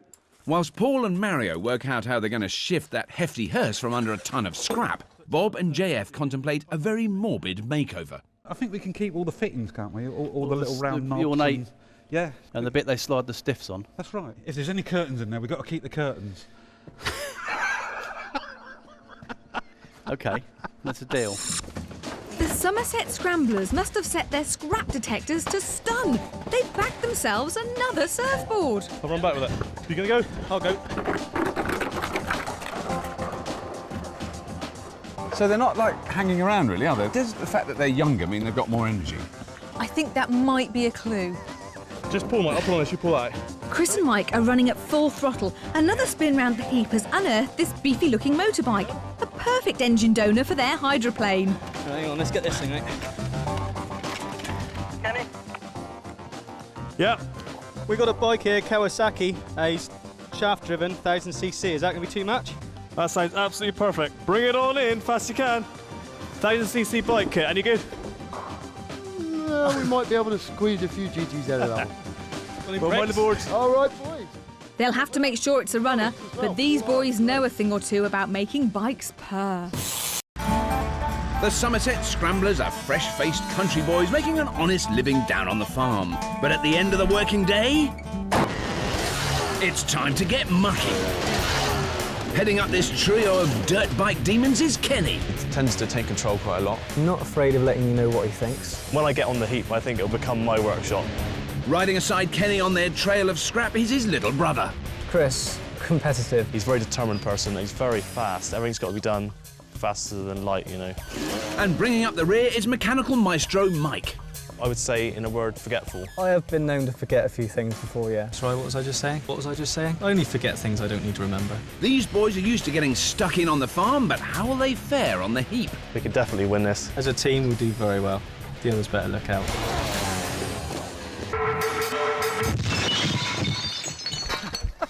I can't keep up with you youngsters. Terrifying. I've never seen in 10 years of Scrapheap a team that works at this speed. Looks like you've got nearly everything you need already. Yeah, no, yeah, it's just some alley poles for the main frame. Right, you've got a bike already. Yeah, got a bike. You've got how many surfboards? It looked Two like, of those, yeah. I love it that you don't even need the quad. Quad's just aren't fast enough for you guys. Oh, no. It hasn't got the pace. So much we can't plan until we've got the bits. There's little for the Rusty Regiment to laugh about. Come on, boys. They're still struggling to dig up the remains of that hearse. He's not touching it. Are you receiving, Mario? Give me an estimated time of arrival back here. Give us an idea. It's going to take as long as it takes. We will be as quick as we can, mate. I'm just trying to work out how long, roughly how long you're going to be. As long as it takes. We can't do any quicker than that. Okay, mate. Mario's getting warmed up. The young Italian. This hearse is refusing to give up the fight, but when it comes to moving heavy metal, these make-believe military men take no prisoners. Some boys stop playing with toys when they get bigger, and some boys just get bigger toys. My name's Bob. I'm the team captain of the Rusty Regiment. Bob, he's too serious, and he spits his dummy out on regular occasions over nothing. Bob's second in command and chief spanner man is Paul. Welder, engineer, mechanic. He's a very bad friend. Takes me to the pub and gets me drunk. Never misses an opportunity to take the mickey. And last but by no means least is Mario. Mario? My God, he's a big one. He hasn't exactly got a skill other than be Mario. My duty in life is to wind the captain up. So what draws these men to these battlefield behemoths? Fun, noisy, smoky, big boys' toys. And it started off with Land Rover, and they seem to have got bigger and bigger. And their scrap heap plan of attack? Our battle plan has got to be get what we can, nick everybody else's, and be right naughty. We're the Rusty Regiment. Let battle commence. Rusty Regiment. Now, what are we up to here? What are you trying to pull We out? found a large V6 engine. A hearse. How are you going to turn a hearse into a powerboat? Now we want the engine and gearbox. Engine and gearbox, not the rest of it. It's automatic, so... Right. It So works you're going well. for big, meaty engine. Oh, yeah. V6. V6, Yeah. loads of power. Yeah. Have you spotted your opponents today? They are running around like men possessed. Young, fit things. Yeah. They won't last long. Tortoise in the hair. Bold words from the military men, but those West Country whippersnappers aren't flagging yet. A boot in the right place. 1, 2, 3.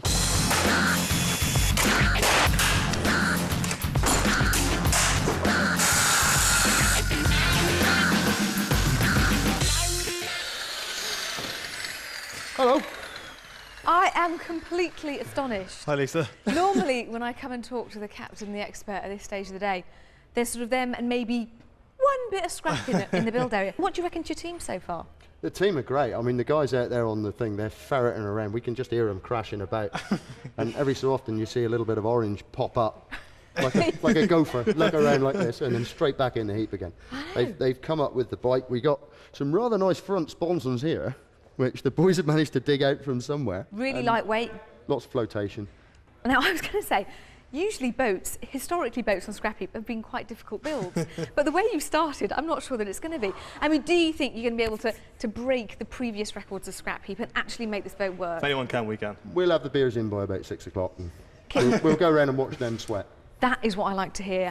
It's confidence o'clock in the Somerset Scramblers build bay, and with good reason too. Those supersonic scavengers just keep on delivering.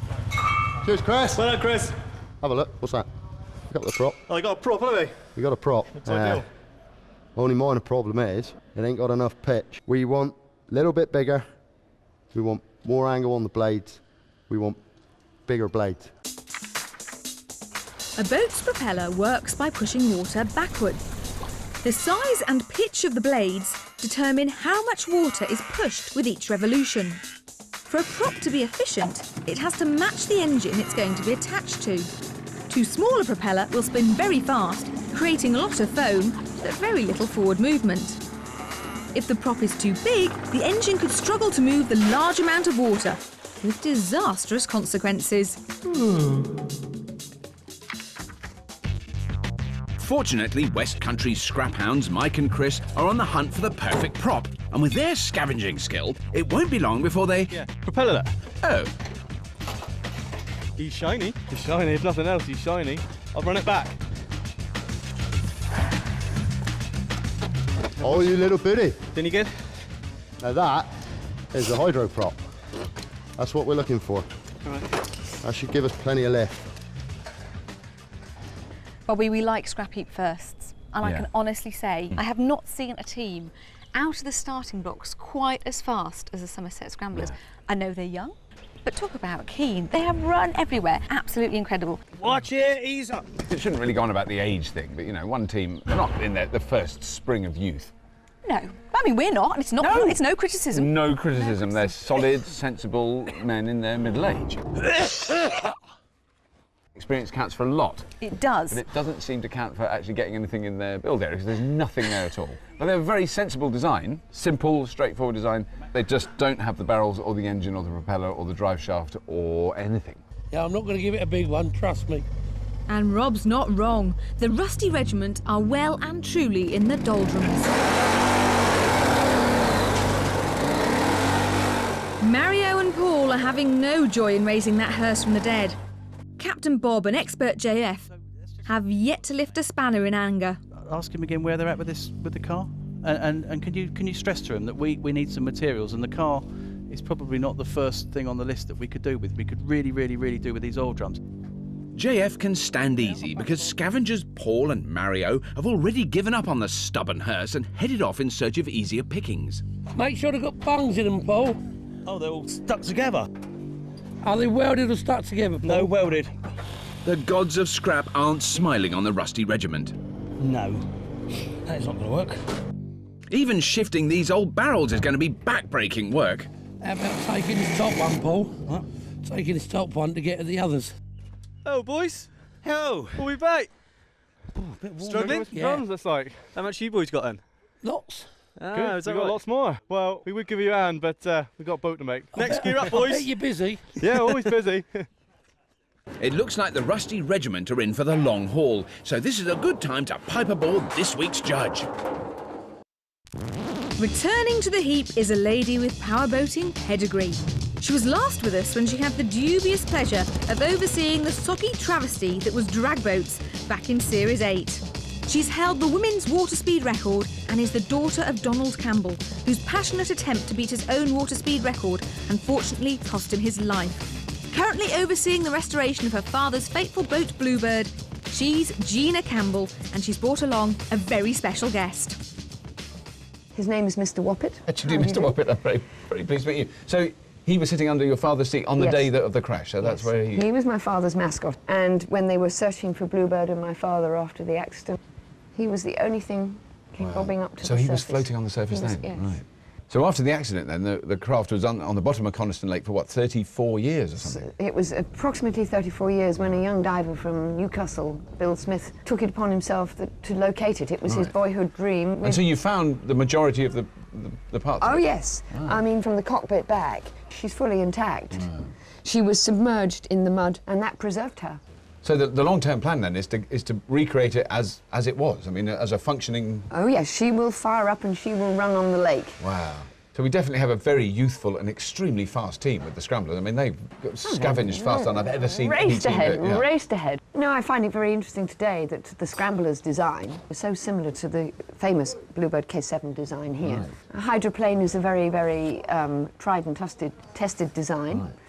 But then we can't discount the others, can we? No. Well, the rest of the regiment, we're hoping, have experience on their side. They don't They have certainly quite look the like same. it, yes. Yes. They look like they've knocked about a bit. They certainly do. Let's Yeah. hope that they don't rust up. Yes. Now, Gina, the one thing I've got to ask you is because you've got to say which team you put your 50p on, the Rusty Regiment or the Somerset Scramblers. Two quite different approaches, isn't it? I'm going to have to stick with my love for hydroplanes, and I think the Somerset Scramblers could be our lads. Gina's faith in the Somerset Scramblers is well-founded, as scavengers Chris and Mike are currently laying waste to the sides of this refrigeration lorry. They'll use the fiberboard panel to build the rear hull of their high-tech hydroplane. Snap the last bit. Go now. Here we go! Hey! The only thing building in the Rusty Regiment Bay is frustration. I really want to get my teeth into this, doing these drums bit now. Because we look like we've done nothing. But finally, their waiting is over as the first barrels arrive. Well done, mate.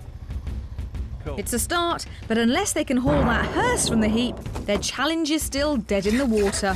Oh, what's the pain? Oh, mate. Teams, your attention please. 6 hours remaining today. You have 6 more build hours remaining today. Thank you. OK. Grab it, take it that way. The Rusty Regiment will have to catch some favourable winds if they're going to sail past those youthful Somerset Scramblers in this week's challenge. Half the day has slipped away and impetuous Italian Mario has decided to adopt a more direct approach to budging that creepy cruiser. It's coming. It's a roller. All that remains now is to take this hefty hearse to its final resting place. Lights are on, no one's home. Plus, we'll have some of that. Rub, rub, rub, rub, rub, rub. It's used. So, Expert JF is delighted with that beefy V6. This is a 2.8, I'm sure, which is good because they're 160 horsepower instead of 138. there's going to be a lot of hay they want then. Spirits are also flying high with the Somerset Scramblers as they're motoring through their build. With the back of that bike out of the way, Kenny can set about waterproofing their engine. These long tubes will make excellent snorkels for their exhaust system. But don't worry about it, we ain't got it. Scavengers Mike and Chris have been busy extracting a CV joint from a front-wheel drive car. Hey, Boyle! Hello. We brought two, we only wanted one. Good man. Kitten is hoping the double-ended joint will make a great way of attaching their propeller to their engine's drive shaft. Right, what we got to do here, look, chaps? We got to Afternoon scramblers. Oh, oh. Now, when I first walked in, I thought this was some sort of clever framework to hold something, but that's the exhaust. That's the exhaust. Yes. Yeah. That's nice. Because when the water's at this level, right, the smoke will still go away. So it looks like at the moment you're working on some form of transmission down to some form of... Yes, well, we got a prop that we got to smack on the end of here. Right. But one of the problems is we want to get it as low as possible. So we got to tip the bike engine back, and then we're going to graft this CV joint onto about here, and then we stick the prop on the end of that. Right. Kitten wants to ensure that their prop sits lower so it doesn't mix air into the water, creating a foamy wake. This process reduces the pressure of the water that the propeller is pushing against, making it less efficient.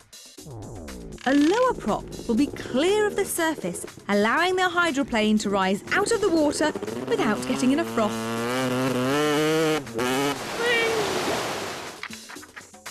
And you've got a prop for it, have you? Yeah, we've got a prop. Does it turn the way the engine does? Oh, yes. Oh, good. Yeah. Yes. Yes, it does. Out on the heap, the Rusty Regiment scavengers Mario and Paul have stumbled across what's left of the Somerset Scramblers' refrigeration lorry. They're hoping the laminated fibreboard will be ideal for their boat's oversized ski. While Paul busies himself with the saw, Mario takes on a more advisory role. Oh, you're naughty. Steady. Perhaps he can get a better view from outside. Pride in tatters, the meaty Mediterranean finally gets his hands dirty.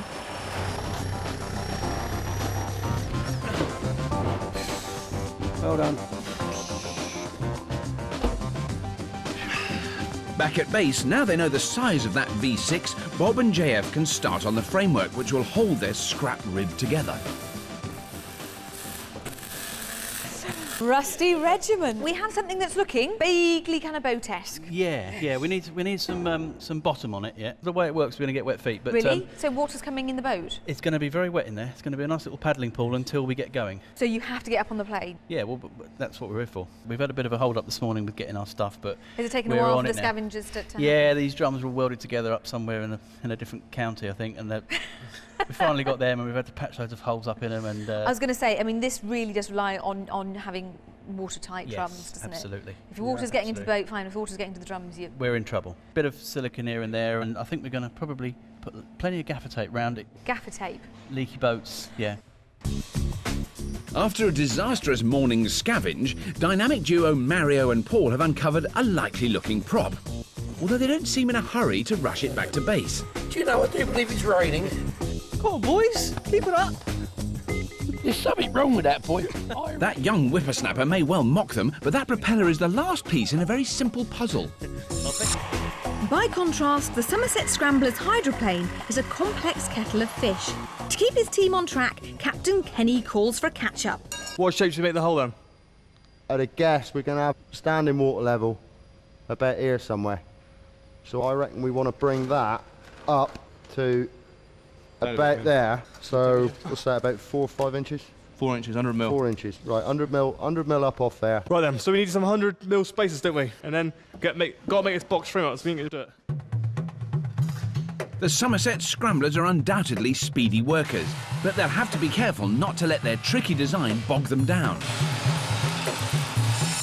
No such worries next door, and with the scavengers back at base, the Rusty Regiment can get stuck in.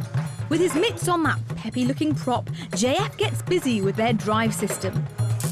Ace welder Paul is fabricating their scrap ribs bow, and outside, Bob's come up with a less time-consuming way of removing an engine and gearbox. He's just cutting the car in half. Jane, from casual observation of the two teams, it does seem there's an alarming difference in the state they've managed to get to. The scramblers have come in very quickly with all their stuff and they've got it all laid out nicely, but they've still got a lot to do. You know, it's quite complicated if you look in their workshop what they have to put together. Whereas our rusty regiment over there, they haven't rusted up, and now they've got that hearse to pieces. I think they're going to rattle ahead. Right, so the engine size that the Rusty Regiment have, you don't think that's an issue for them? As long as they can get it moving, if they can get these things up on the plane, yeah, they don't need any Doesn't flotation matter, at all. yeah, No, yeah. You know, the principle of here we go. Yes. So, I mean, have you changed your mind at all about who you put My your 50p at? Yes. Can I put 50 on each, or is that cheating? That's definitely cheating. I need one. Okay, I'll stick. I'll stay with my first bet. You're going to Yes, stay with I am. the Somerset Scramblers? Yes. Yes. There's a lot of that going on. 2, 3, 3 there. Oh, he's not on it. Oh, ideal. It looks like Gina's faith in the Somerset Scramblers is beginning to waver. It's like icing a cake, isn't it? Just the same. They've been toiling all day, and only now has their hydroplane started to take shape. And expert Kitten still hasn't finished that complicated drive system. Ahoy there, Scrapheapers. This is your 3-hour warning. You have 3 hours of lovely build time remaining today. I thank you. I want that prop done in the next hour. Yes, Bob. Conscious that time is slipping away, Captain Kenny is determined not to make any mistakes and insists that they check their bike engine fits in the rear hull. He needn't have worried, but surely it would have been easier to remove the front wheel before they put it in the boat. Next door, the Rusty Regiment's bare-bones design has seen them pull ahead of their youthful adversaries. JF has made a beautiful job of their drive system, and they're now ready to lift their planing surface into position. You guys going to come over here and help us? Right. The Berkshire boys waste no time securing that hull to their frame. Okay, I've just got to put a rivet in there, Paul. Pushing against it. Adding an aluminium skin to the bow completes their hull. But remember, communication is vital when drilling inches away from your teammate's head. Yeah, okay. 2 inches up from that. Carry on. Not wishing to be left out, Mario is ensuring that the boat isn't blown away by a freak gust of wind. As you may have realised, Scrapheap Challenge doesn't have the best reputation when it comes to racing boats.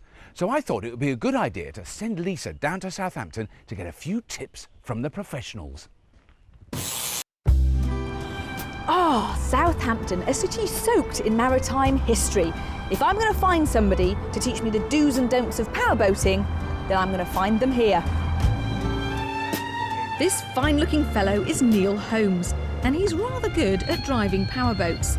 With 7 World Championship titles to his name, he should be just the chap to show me the ropes. Hi. How are you doing? Very good. So you are the man to help break the Scrapheap curse. Whenever we've built powerboats in the past, they've done about 3, maybe 4 miles an hour, being beaten by baby ducks. Not so good. Not so good. But your record in powerboats is somewhat more impressive, I understand. Yes, I've won a few races, yeah. How about building? How long did it take to build this one? From the drawing block to this standard was about 9 months. 9 months? We only give our contestants 10 hours. I mean, do you think this challenge is actually impossible? I wouldn't say it's impossible, but if they outperform that, I'd be very upset. Yeah, I'm not surprised. OK, can we get in and give it a shot? Yeah, I'd love to. Brilliant.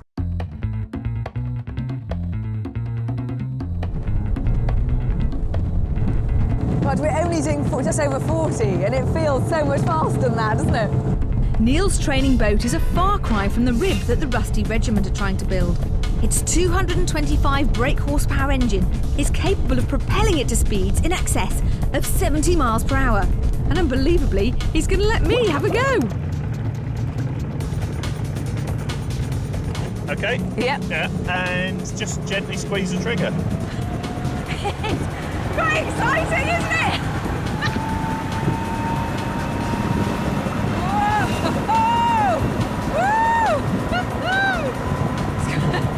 It's actually quite scary because I'm in charge of this thing.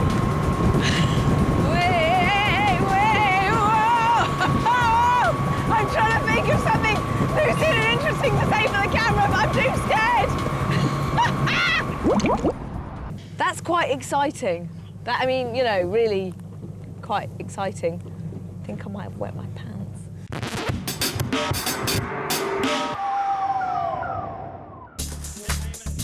As the sun sets over the heap, both build bays are buzzing with activity. Teams, no need to panic, but you've only got 1 hour left. 1 hour, thank you. No problemo. The Somerset Scramblers have been relentlessly beavering away, but are still far from shipshape. Obviously they go that way on. Yeah. We're about to through. Yeah. But first thing, bend them round, pop ribbon to that, and then weld that to that, and bolt it through. With 3 holes to deal with, their fiddly build is making progress slow. But there's no such problem with the Rusty Regiment. That's right, wait to flick go. Go down. That's quite heavy, isn't it? It is. Oh, these stars are pretty. Can we get that one under then? Come on. The whole team is finally pulling together. And even Mario's found a good use for his spare tyre. 1, 2, 3. Right down. Rusty Regiment. It is a boat. I mean, you know, of time. It's getting there. Right, there's not much time left. How much have you got to do? I can see that the engine is attached to Yeah, we're the all prop. coupled there. We're coupled. We've got to put that rudder in. I'm just welding we've got a centre skeg on it because we've got to get around that turn quick at the top. We have got a lot of wires here. Is it one of those engines where you've got to keep all electrics intact, otherwise it doesn't work? Yeah, unfortunately. And are you still having your idea that the water's going to be sloshing around the bottom of the boat? Yeah, we like that. Water and electrics, is that going to be? That'll be fine. Once we get going, all the water will spill out of the back, and So it'll be on water rolling downhill. A little bit of that, not too much, hopefully. And on the back there, we're going to put 2 hooks for water skiing if you want to have a quick go. Absolutely, that won't be a problem at all. Should we get it planing first and then worry about the water skiing we'll worry about that afterwards? later. Excellent. Right, I shall leave to get on with it. The Rusty Regiment may be on the home straight, but next door the boys from Somerset are on a frenzied scramble to finish their hydroplane. They're battling to attach those front sponsons to their hull. Stick it on top at an angle downwards. Meanwhile, Kitten is still toiling with their drive system. With Captain Kenny anxiously watching his every move, the pressure for him to finish the vital component is mounting. Now, I love this time of evening, Gina. Both teams have got machines that effectively look quite boat-like. I think you've got 2 very different sort of boats, and I think that's what's going to be interesting tomorrow. Looking at the Scrambler's boat, I mean, that is absolutely put together with a fine-tooth comb. It's immaculate. I don't think I've ever seen anything built on that to that level of I detail. think we're going to have a leather seat, you know. It's going to be that fantastic. With a logo on the headrest. Yes. No, they're very, very, yeah, very careful builders. But it does seem to me like the Rusty Regiments, it's more of a ship in terms of its weight. I think it'll float, but I think it's achieving the planing thing, which has always been the challenge on Scrapheap. But isn't it up the wrong way? Yeah, I just wanted to know if it's going to go through the hole. No, stupid boy Pike. So have you changed your mind at all? I've got a feeling you're still fairly going for the Scramblers. I mean, I've always told you I'm a hydroplane person, so we'll see. And Mr. Woppett, he likes hydroplanes. Does he? Yes, that's been his life, you know. He must be getting tired now, Mr. Yes, he Woppett. is. He just wants a honey sandwich and... Is that what he has? He has a honey sandwich? Honey sandwich and he goes to bed. Right. So I think you better say All goodnight. right. No, Mr. Woppett. Whilst Mr. Woppett heads for bed, the Rusty Regiment are putting the icing on their scrap cake. They've added a simple rudder, and they're making sure that their automatic gearbox is a goer. Neutral. Looks like it's going to work. Of course it's going to work. We never would have predicted it, but the old-timers have joined the ranks of the Scrapheap elite and finished early. That'll be just dandy. Wet feet. Wonder if we've got any wellies handy. No time for joking next door. With only seconds to go, the Somerset Scramblers have thrown their drive system together. But they have overlooked one very important thing.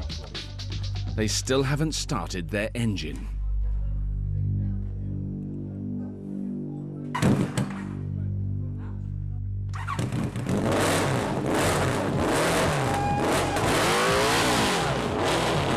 The 10th hour it is. Have their time. Yeah, let's give them a gong.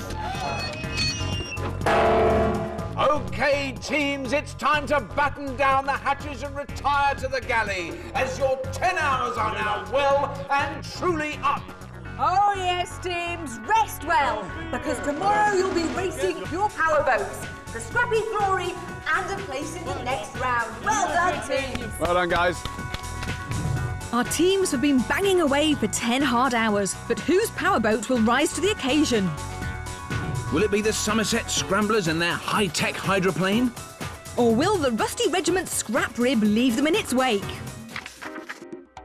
3 races will decide the powerboat crown as our teams compete on this high-speed course.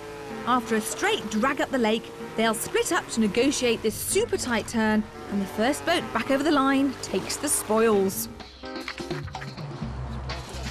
It's a hive of activity in the Tinker Time boatyard, with both teams making those all-important last-minute tweaks. Yesterday saw the Somerset Scramblers plagued by the complexities of their hydroplane, and they are now frantically battling to fit their simple steering system. Round this side to that, yeah, and still have enough movement to come down here. The Rusty Regiment finished their build on time, but narrowly avoided putting the kibosh on their challenge this morning with an ill-chosen paint job. Superstitious sailors say green is a nautical no-no, but a swift coat of blue gloss has restored their chances.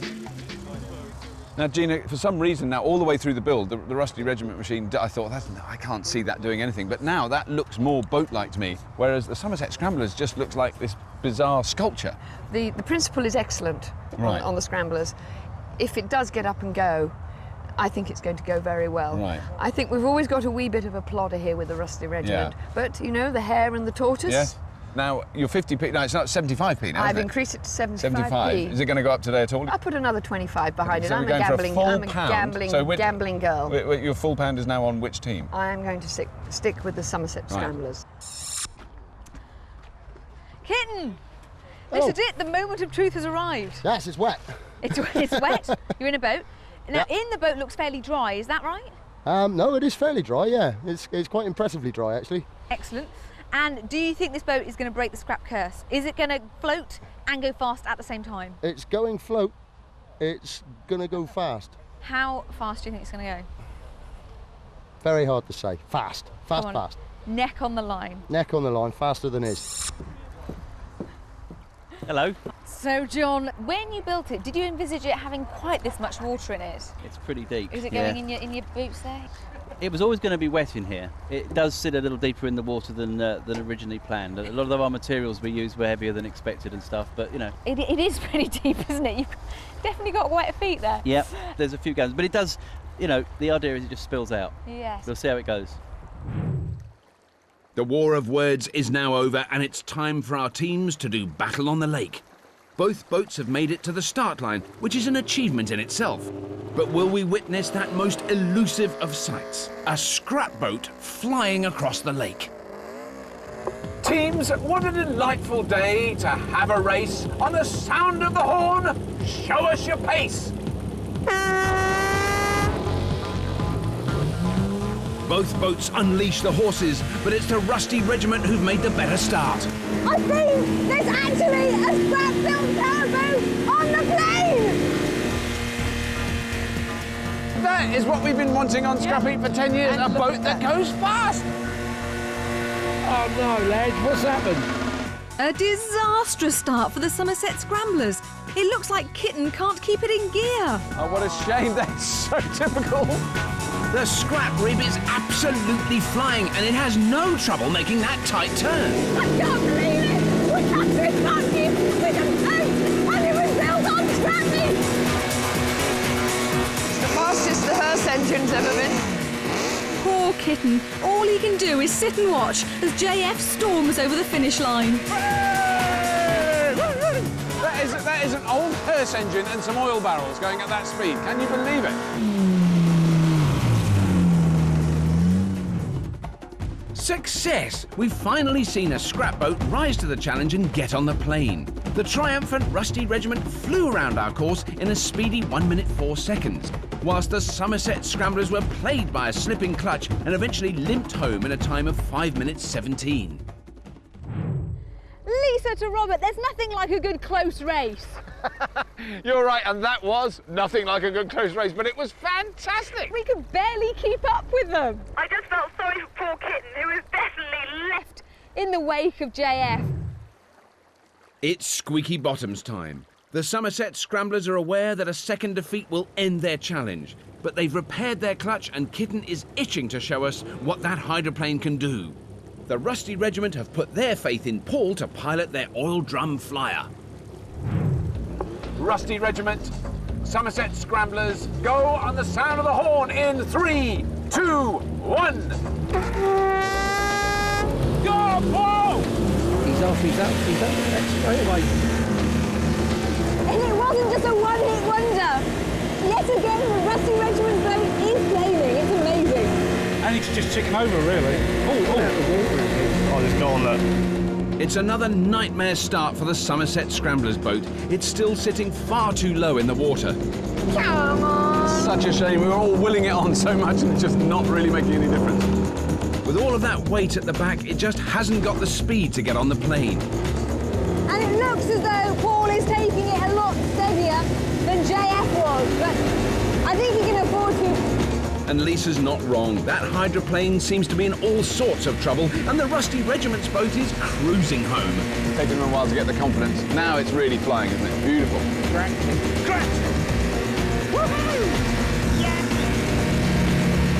That second win seals overall victory for the Army boys, but Kitten is gallantly soldiering on.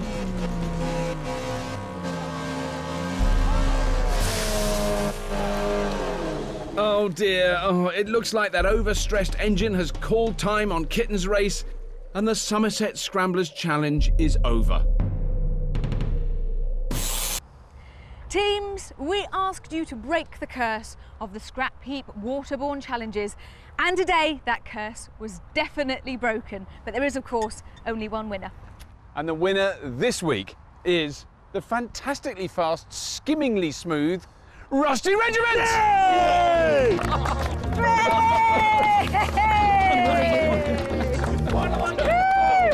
And don't forget to join us next week when 2 more teams of tenacious tinkerers return to the heap for a real blast of a challenge. We'll see you then. We'll be recreating the romance of rail travel once again when some West Country wisecrackers take on Birmingham's best bodgers in a thunderous drag race of thrustastic proportions that might just melt your mind.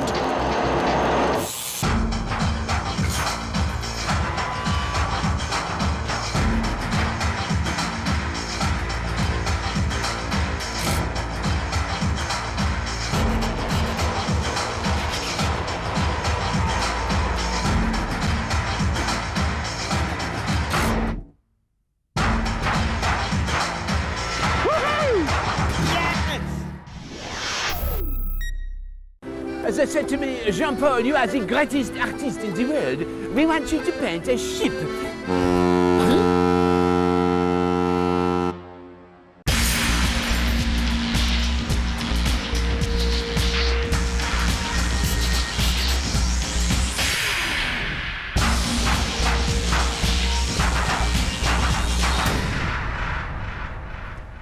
Welcome to Scrapheap Challenge, the show where bodging boffins turn hunks of junk into well-oiled wonders, using heaps of talent and piles of scrap. And it's a decorator's dream this week, as we're asking our teams to build mobile painting machines. Our teams will have to paint the Scrapheap Chalet, 6 metres high by 7 metres wide. Accuracy is paramount, as they'll be penalised for any paint that strays over windows or doors. And if that wasn't enough, they'll have to complete the whole job from the other side of the picket fence, 4 metres from the chalet wall. So our teams will need to think outside of the pot if they're going to reach over the top of the fence and under the apex of our scrappy roof without getting any on the windows. We'll certainly need some chirpy chappies for this challenge, but who's going to risk getting spattered? Well, it's a family affair this week. First up is a brotherly team of robot builders from Bognor Regis. Hydraulics, servos and evil empires are nothing new to these high-tech hotshots. Trying not to blow his circuits is Captain Sai. Taking over the scavenge are Sai's brother Gaza and their mate Mikey. Exterminate! It's the cyborgs. They're up against a family of stock car racers from Edinburgh. Putting old bangers through their paces is all in a day's work. Bashing heads together is Captain and eldest son Jamie. Going round and round in circles and asking, "Are we there yet?" are Dad Kev and younger brother Fraser. Shake your sporran, it's the Crash Bang Clan. Welcome, teams. Now, don't get too emotional. Your challenge today is to build painting machines that can decorate a house from a distance. Oh yes, teams, pull on your overalls and lay down your dust sheets.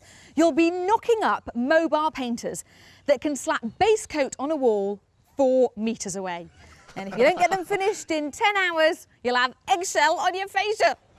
Hey, OK, teams, pop your lids on the sound of the gong. Wait for it, wait for it. Go! What do we do? Roller, paintbrush. Roller. Could be a nozzle. Jet nozzle. You're not wanting a spray gun, you want a big emulsion brush or a roller. Nice little boom. Long arm, an arm. They build a vehicle, something small and nippy really. Well, that's your department. It's got to carry paint. So they try to dunk it in and then up and onto the boulder? Nah. Yeah, that'll work. Our teams seem to have a base coat on already, but to help them with the gloss, we've brought in some experts. Keeping the cyborgs from overload is a scrap heap veteran who's been both an expert and a judge in the past. His long stint in the Royal Engineers means he can turn his hand to anything, which is just as well for this out-of-the-ordinary challenge. He's Richard Little. Hi, Richard. Hi. What have we come up with so far then? Basically come up with the idea of pressure feed the paint up a boom. Okay. And obviously, have a boom that goes up and down, small vehicle, so it's nippy. Yep. And then just compressor to pump some air into get the paint up. Like the idea. Now, say compressor, what about hydraulics? Using a hydraulic pump? Yeah. Possibility then, we could actually use a ram to control our arm, and we've got the pressure at the actual nozzle. You can have 3 or 4 nozzles if possible, giving us a nice sort of spray, and at the pressure of the pump will give us all of that and give us some hydraulics to make this moving. Sounds good? Expert and team seem to be painting from the same palette. To reach up to the eaves from over the fence, they're building a boom arm mounted on a vehicle. Paint will be delivered via an adjustable spray head. 2 hydraulic systems will provide power to raise the arm and spray the paint. A spray means good, quick coverage. But hydraulics is a complicated science. One leak in the system and they won't just be hurting, they'll be in a world of paint. By using this, we don't have this big bulky construction on the back, just keep it nice and tight. Helping the Crash Bang clan drive a straight line is another engineering all-rounder with special expertise in bespoke fabrication. His last project was building a cage for a 20-ton excavator. With an eye for the unusual, it's Rue Victor Trott. Hi team. Hi, how you doing? Jamie. Jamie. How do you do? Pleased to meet you. What are your ideas, gentlemen? I was thinking about a roller on the end of a retractable boom. Counterweight sort of boom? Yeah, aye. Retractable, so you can just pull it in, lock it with a pin. Say we have the boom coming out perhaps at an angle with our roller. If we put some brushes on it, but set the brushes, at a spiral, and then we've got coverage all the time instead of The only problem we've got then is loaded the paint. If we go up the avenue of a little spray bar on it, so we can adjust the feed of paint. Like their opponents, the Crash Bang clan have also got a good idea. It's a far more simple approach. They too are building a boom arm on the back of a vehicle. But the arm will move with the help of a counterweight. And an electric pump will feed the paint to a motorised roller. This method is both consistent and accurate. But without a powerful paint feed, they may as well be painting with a toothbrush. What do you think on those sort of lines? Yeah, I would what. But before they can start painting, our teams have to load their brushes. What are we going to need? Get a vehicle first, obviously. Some box channel for this boom here. Pumps, the tank. A paint roller. Yeah. Reservoir. Reservoir, yeah. Helmet's on, away you go, bring back the goods. Come on in, guys, let's go for it.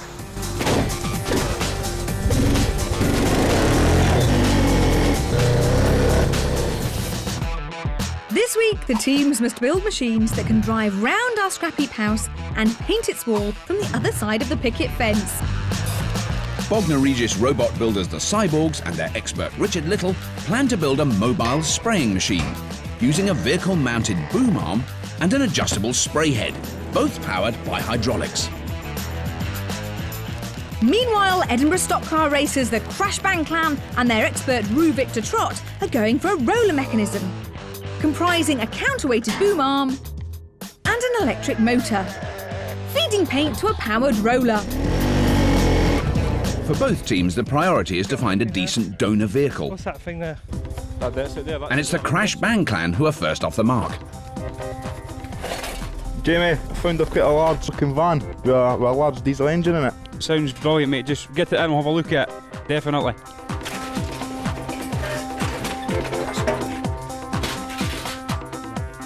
Yes! Brilliant.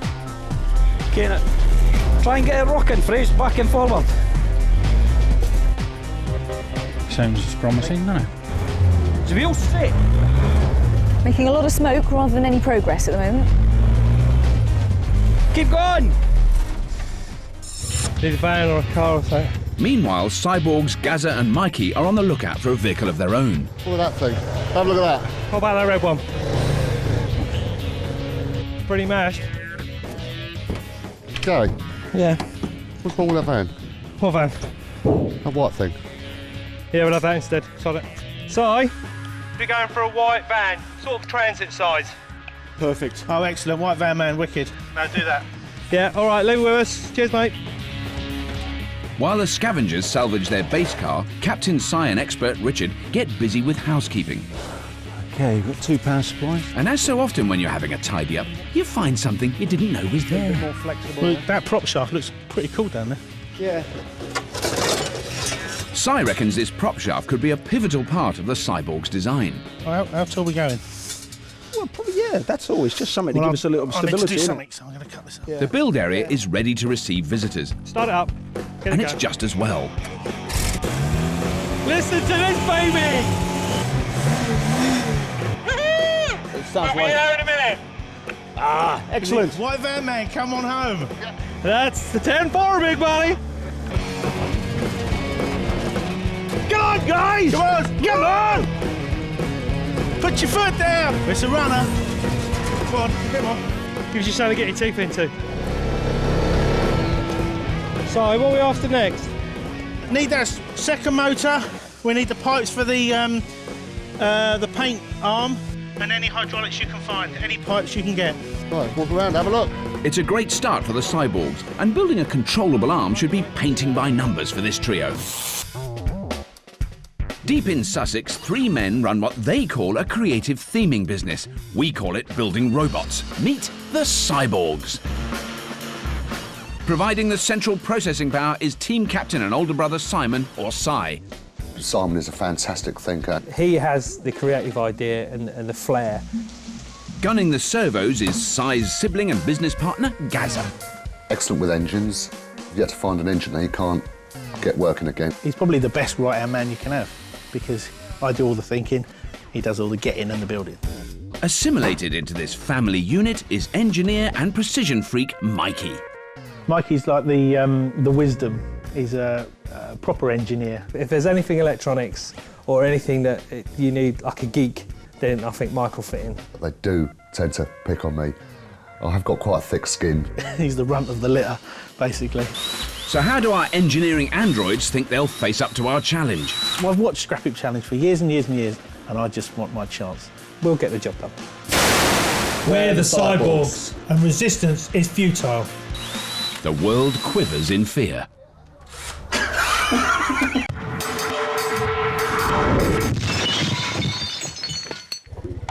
Back on the heap, Gaza is in the driving seat.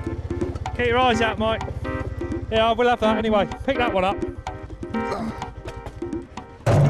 We'll have that one as well. It's got pulleys on it. Get that ram off of there. To one hand. A scavenger bearings and a powerful ram builds on their solid start. We're going to get the hose of that in a minute. Yeah, come back with the hoses. OK. Meanwhile, Edinburgh stock car racers, the Crash Bang Clan, are still struggling with their delivery van. Come on, guys, the race is on. Another team that are trying to get the fingers out big time. With a bit of help, the scavengers finally free up the vehicle.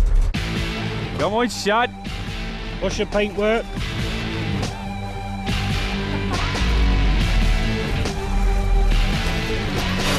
Come on, lads, we got to get on. Having spent a good hour getting the van out, scavengers Fraser and Kev are looking to pick up the pace. Jamie, I've just found a brush type object with large fins on it that would be ideal for probably painting. Right, bring it in, mate, we'll have a look at it. Sounds perfect. It's an ex-local council sweeper used to clear footpaths, but there's a problem. Metal, and the brush is running at an angle across the roller. Yeah, the brushes are running at an angle, but the roller is made off like cardboard.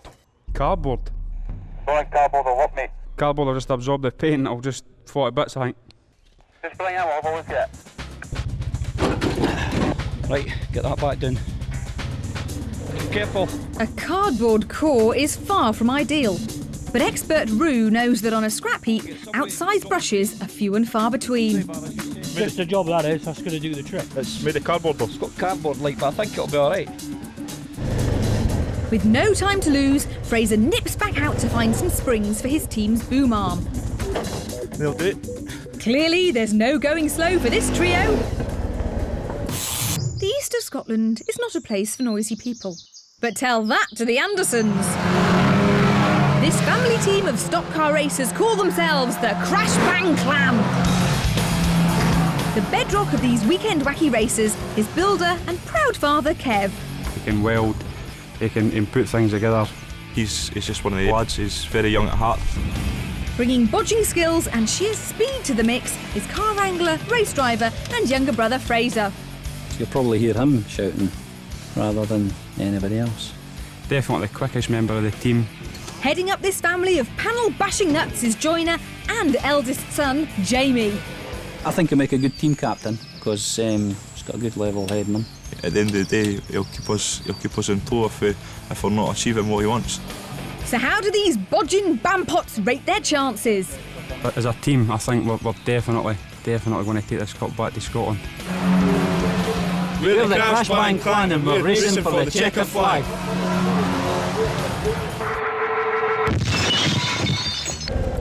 With a vehicle and a sweeper secured, Edinburgh's finest are looking for more parts for their mobile paint roller. And Nippy Nipper Fraser is first off the mark, as usual. Dad, I found pieces of airline. I don't know if we can maybe use that as hoses. High pressure? How long is it? How are we going to join it? Yeah, we'll just cut it and put like got a bit of insert hose cup it. So after a slow start, the clan have picked up the pace. Just give it a bash. Which is just as well, because their opponent's build has already started. Hello!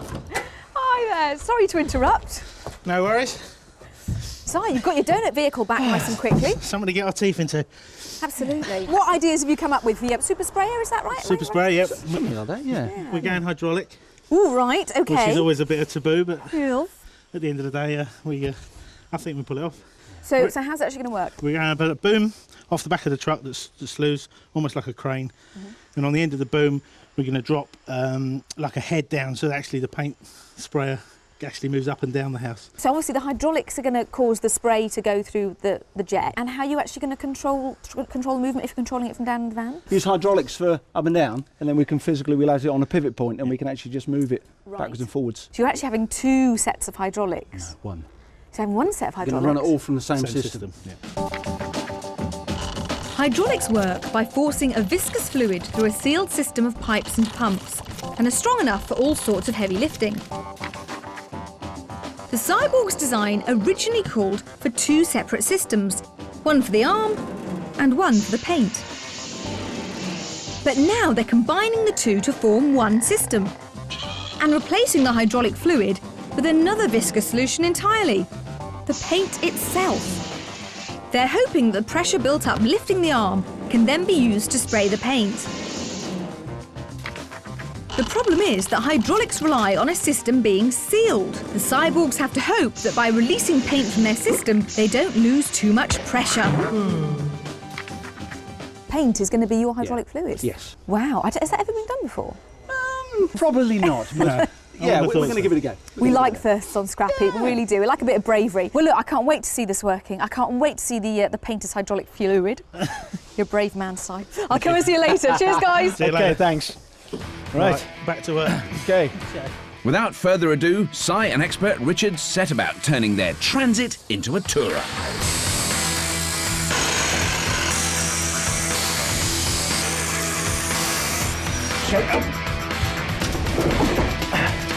Incoming! Hold on, just put the seatbelt on it. Okay, heads!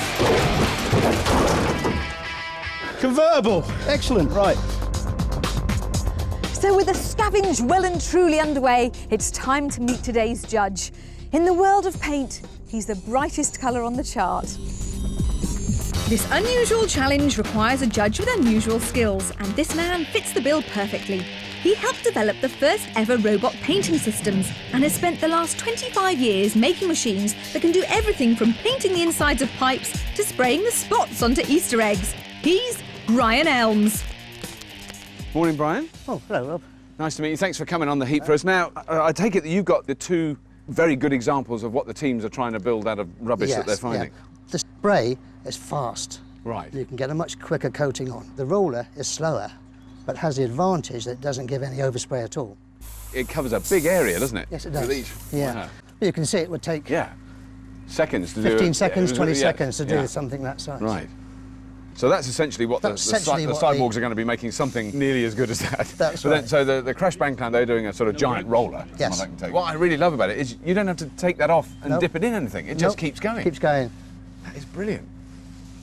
Now I know the cyborgs have got. I mean, they're really going for gold here because they're breaking all the rules. Because I know they're not only using the paint to spray on the wall, but they're apparently going to use the paint as the fluid that drives their hydraulic system. You have to have the hydraulic fluid as clean as you possibly can Right. for it to actually pressurise through the pump. Whereas in paint, of course, the paint has got pigment in resins and all sorts of things. Suspended in a fluid, right? So it's a very different type of liquid. Then, It is, yeah. It sounds a great idea, an opportunity to use the one fluid for two Yeah. things, but I'm concerned about the actual practicality of it. Yeah. So based on what you've seen so far, then, Brian, who's your favourite team now? I've got to say my favourite team at the moment is the Crash Bang Clan because of the simplicity of their method and because I do know that rollering is less troublesome than actually spraying.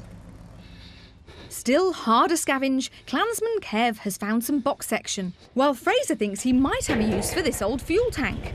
The question is, will his captain and expert approve? Steel tank. Counterweight. Tidy. What we're doing for the likes of a pump to pump the paint.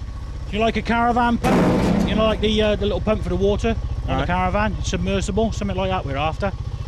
Or a windscreen washer pump, something like that. You any ideas for a pump doing it there? I was just speaking to Rudy now about the pump, Dad. We'll get to you in 2 minutes with that. I can get my hands on a windscreen one, but I don't think it's got the capacity to pump out paint, to be honest with you. They might have the judge's vote, but without vital parts, expert Rue's vision of a giant roller is starting to slip. I want some rose-tinted spectacles, I think. Not steamed up ones.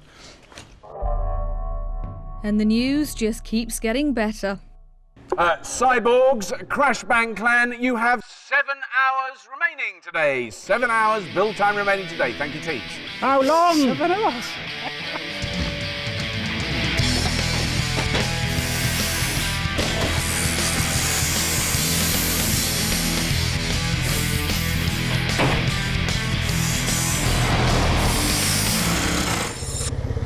Got any on there?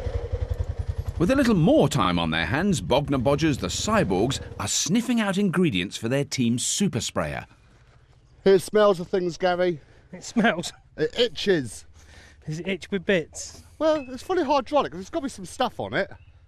Mikey's nose is twitching around a dilapidated beet harvester. Well, that's a pump. It's driving from there, though, isn't it? This is the hydraulic pump, right? Yeah. But without the motor. There's the drive there, yeah? There's a solid, and there's a plate 12 volt. There's 255 bar. Oh, wicked. And seconds later, Gazza spots something even better. Yeah, Mikey. You come out to where like the Anderson shelter stuff is, get these two spray nozzle jets. Yeah, okay, good sec. Uzi. Patrick. Yeah, that other one there, Mikey. It's part of an old military shower system, but to the cyborgs, it has potential to be a paint sprayer. Of course. Bogner Regis robot builders, the cyborgs, and their expert Richard Little have begun building a super sprayer using a white van and a hydraulic boom arm. A successful scavenge has put them out in the lead. Mama's home! And the build is coming along splendidly. Jolly fine job, young man. I'll let you go and get Ken. Edinburgh stock car racers, the Crash Bang Clan, with their expert Rue Victor Trott, are building a mobile roller with a counterweighted boom arm and a motorised paint feed. A slow scavenge has given them a vehicle, a power steering pump and a brush, but now they need to pick up the pace. Take the van out to that digger, tie it off, drive away.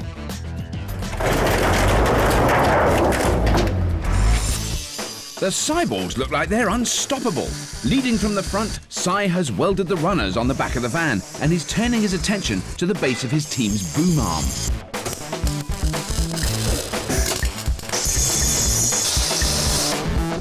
Okay.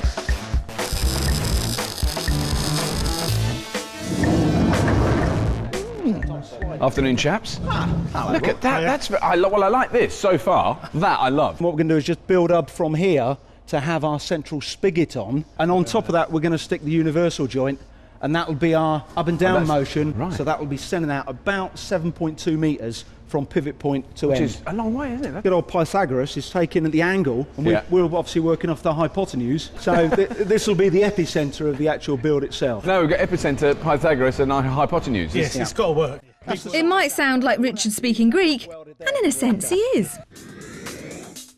According to Pythagoras, in a right-angled triangle, the square of the hypotenuse, or longest side, is the same as the combined squares of the other two sides.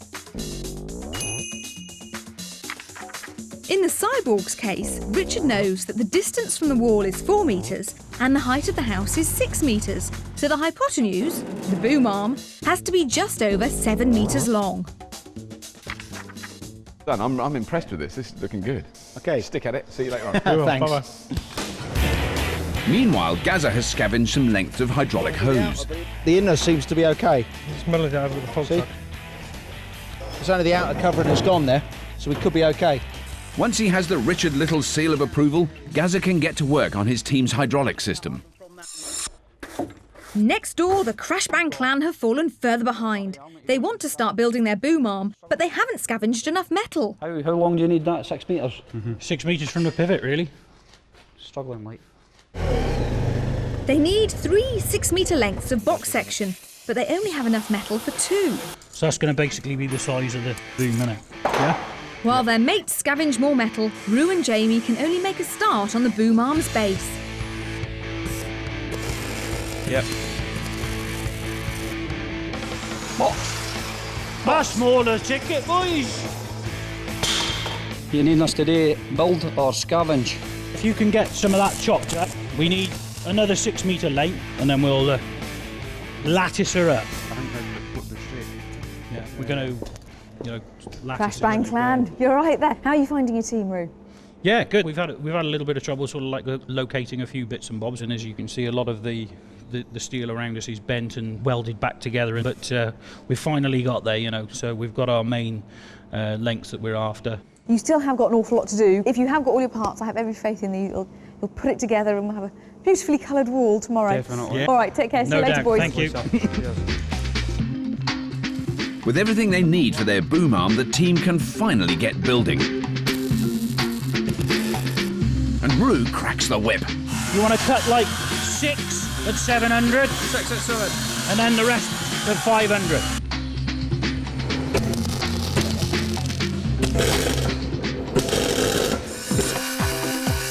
Wagner robot builders, the cyborgs, need no such encouragement. Cy is getting to grips with the prop shaft that will form the boom arm's pivot. Does it fit on, does it? If we can get it down to there somewhere, use that line as our top line, and we've got a good chunk of support and strength. Right, shut there. Good job.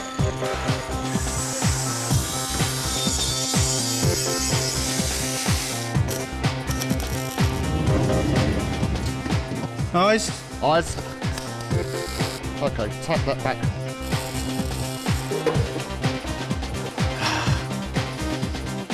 With the movement of the arm sorted, Gazza has connected the old army shower units to the hydraulic pump, and it's time to test the Cyborg's delivery system. Here, guys! Hey! Wicked. Job's a scorcher. So Brian, both teams seem to be digging into the job now. Well, the Cyborgs, I had a good close look at their machine. I mean, that's really impressive ideas I think they've got there. Yeah, they've got some nozzles to allow the hydraulics to actually atomise the material. That's looking quite promising. And the Crash Bang clan, how are they? The Crash Bang clan, they've got a very good base structure. They've got their beam made, the way the build's going. I think if that carries on, they'll get a result, but it might be the slower. So have you changed your opinion at all about your favourite? Well, I have slightly, yes. Oh, you have? I've got to say that, you know, before I thought that these Cyborgs had given themselves too much to do. Could be they might prove me wrong. Oh, yeah.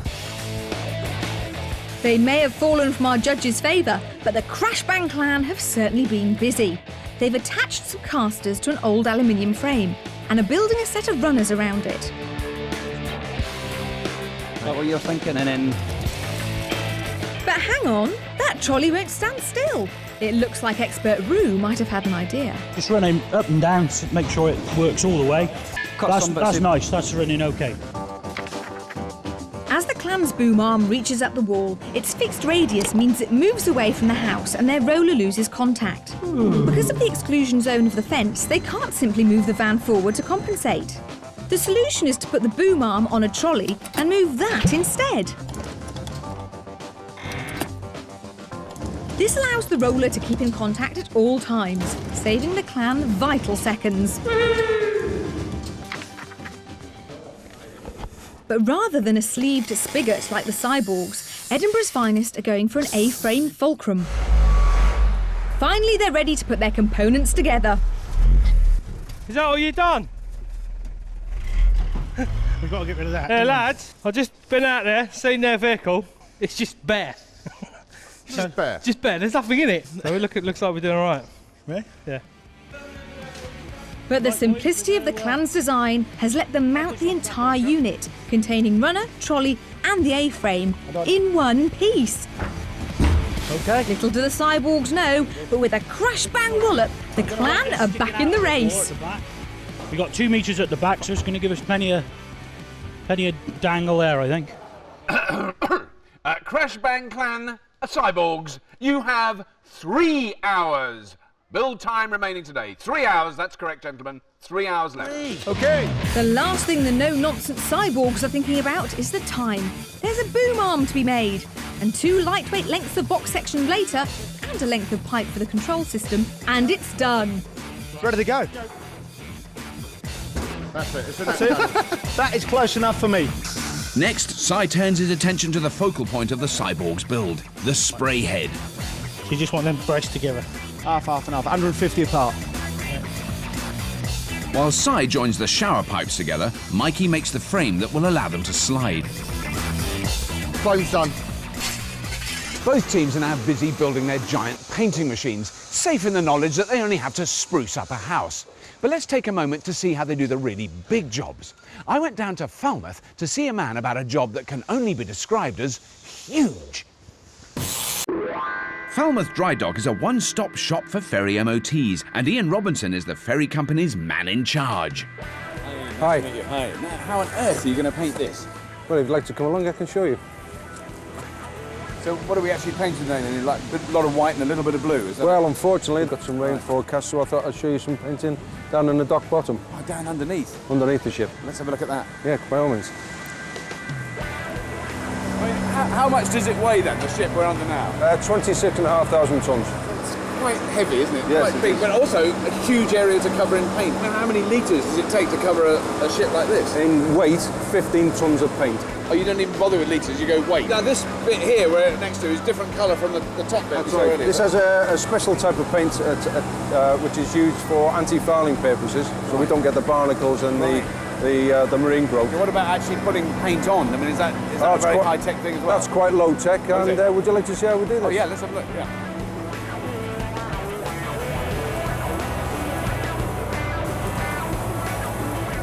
That is unbelievably fast, the amount he's covering. Well, in half a day, he could probably do a whole football pitch. That's a primer coat, and then the anti-fouling coat on top. That goes on top of that, right? Yes, and that will give us a 5-year coverage of the ship.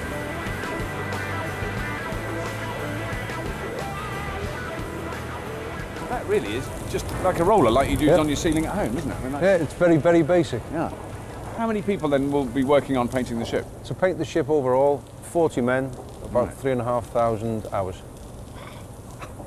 It's all on such a huge scale, isn't it?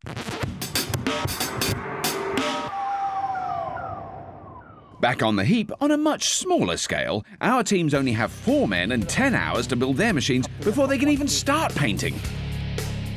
Edinburgh stock car racers, the Crash Bang clan, have built a counterweight basket onto their heavy boom arm and are ready to mount it. Woo! Right, hold it. Don't. An old car hub will give them side-to-side movement. I'm ecstatic. We want to get this end on now. Yeah. By end, expert room means the business end, the team's paint roller mechanism. Okay, we got to get the one on the bottom side, so we want a bit of grindy on there. 100 mil each. 2 at 50 mil and the other bits like at 100 mil. Yeah, Right. and then we got room to manoeuvre with the motor, yeah? And unlike the cyborgs, their paint feed system is very simple.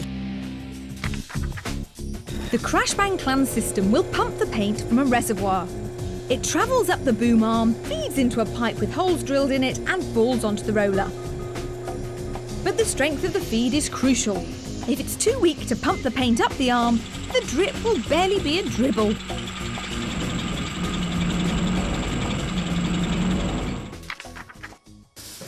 Dad, crimp one of the ends. I could do that. I bash it one high. So, Brian, the teams are certainly working very hard now, but it does really look like the cyborgs are leaping ahead, aren't they? They have. Even the swivelling spray head on the end of their arm is genius little bit of engineering, isn't it? It's lovely. Yeah, it is.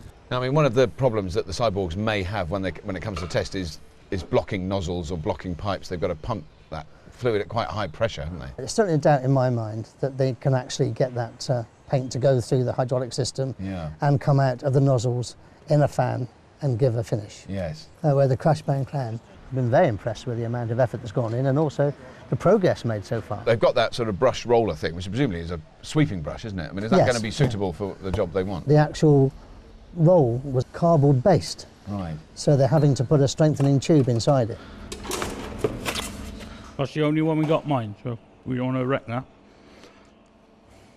Who's your favourite team now, really, for the test? I think I've got to go with the cyborgs because of the actual way that they've developed the whole system this afternoon. Still oblivious to our judges' disdain, the Crash Bang clan are racing to get their roller secured. What's happened there then? 680 here. 685 it is. Just bet knock one of them then, off and... In their haste, Kev and Jamie have got their measurements wrong. And this is not the time for mistakes. Teams, your attention please. You have 1 hour remaining today. 1 hour of build time remaining this day. Thank you, message ends. Come on, boys. We gotta get on. In the opposition build area, the cyborgs are mounting their spray unit with its adjusting slide mechanism. Get that tack on there. Ready? Yeah. Those cyborgs, they're very happy lads. They're all working together really well. They've got this huge machine. They've got a pump. They've got a paint container. They've got hydraulics that are all joined together. They've got an arm that they can move up and down. They've still got bits to do. They're not finished, but they're very, very close. Well, over in the Crash Bang clan, they've built this enormous arm. It does seem enormously which is heavy. hugely heavy. Yeah. They've got this little box they think they're going to put all the counterbalance weight in. Right. It looks a bit like a part of the Forth Road Bridge. Ironically Quite enough. a large part of the Forth Road Bridge. I think they're going to use every last minute of their tinker time getting that going. With no more time for mistakes, Rue checks the positioning of the motor for the roller mechanism. There you always start at the front, Dad. Yeah. While Fraser and Kev run the paint lines up the boom arm and tie them off. The cyborgs are making the final connections to their paint delivery system. Down about there. Yeah, that should do, because that would give us the pressure then to feed through. I'm going in. Gaza has fitted a nozzle to his team's barrel and welds it in. Perfect. Couple of tacks, Jim. And next door, while Jamie attaches the pipe for the paint drip feed, Taped on the other night. All the cyborgs have left to do is to run some cable to the spray head and add a wheel hub to control its movement. Get man. Right. As the final seconds tick away, the Crash Bang clan fill the basket with scrap metal. Right. But the weight still has to be calibrated, and the roller and paint delivery systems are yet to be tested. Tinker Time is going to be busy. OK, teams, put your tools down and the kettle on. Your time is up. Today we've seen the broad brushstrokes of your efforts, but how will it all look when the paint is dry? Oh yes, teams, you'll need masses of masking tape tomorrow when you take part in our Scrapheap Challenge Decoration Dash. Well done, teams, great build. That is wicked. You happy? I'm happy. That is wicked. Yeah. No, that's a wicked build. It's been a blistering build day, but will tomorrow be a whitewash? Can the cyborgs prevail with their giant super sprayer on wheels? Or will the Crash Bang clan come from behind with their mobile paint roller? A veneer of teamwork won't be enough for this challenge. Our families will really have to work together to win. Our teams will start at opposite ends of our Scrapheap chalet and move to the edge of the picket fence. They'll have 20 minutes to paint 2 sides of the house, after which we decide who's got the fanciest finish. Doors and windows are off limits. Painting them means a door or window-sized area will be deducted from the team's total coverage. We'll also allow each team a 5-minute timeout for essential repairs. Well, it all looks very pleasant now, doesn't it, Brian? Certainly the Crash Bang clan's mood seems to have lifted somewhat. Absolutely. What about the actual roller, though? Because they were having a lot of trouble with that. They're discussing about which way it should rotate. It could work, or it could be flicking paint all over the place. That's right. You could have paint going everywhere. Yeah. But, of course, the cyborgs, their arm has got to be lifted by their hydraulic ram, and who knows if that's going to work. They tell me that it actually goes up and smoothly, but it has to come down under its own power in steps. This, to me, means that they won't get a smooth application of the paint on the actual building itself. I mean, have you changed your opinion as to who your favourite is at the moment? The Crash Bang clan have come up to the rails. So you're 50p possibly on the Crash Bang clan? It's an each way bet, anyway. Yeah. Down a bit more, that's it. Now, how heavy is that? Not bad. Edinburgh stock car racing family, the Crash Bang clan, have used their Tinker Time wisely, balancing their heavy boom arm. Yeah, we've used a solenoid, but it's still connected to the start motor. Bognor Regis robot building brothers, the Cyborgs, meanwhile, have spent all morning fine-tuning their dual-purpose hydraulic system and adjusting the control ropes for their spray unit. Look at that.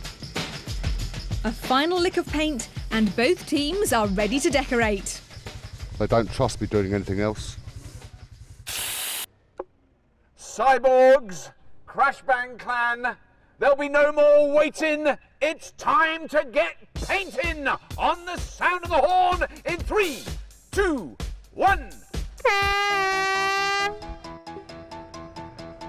It's not exactly a speedy start, but we didn't really expect that, did we?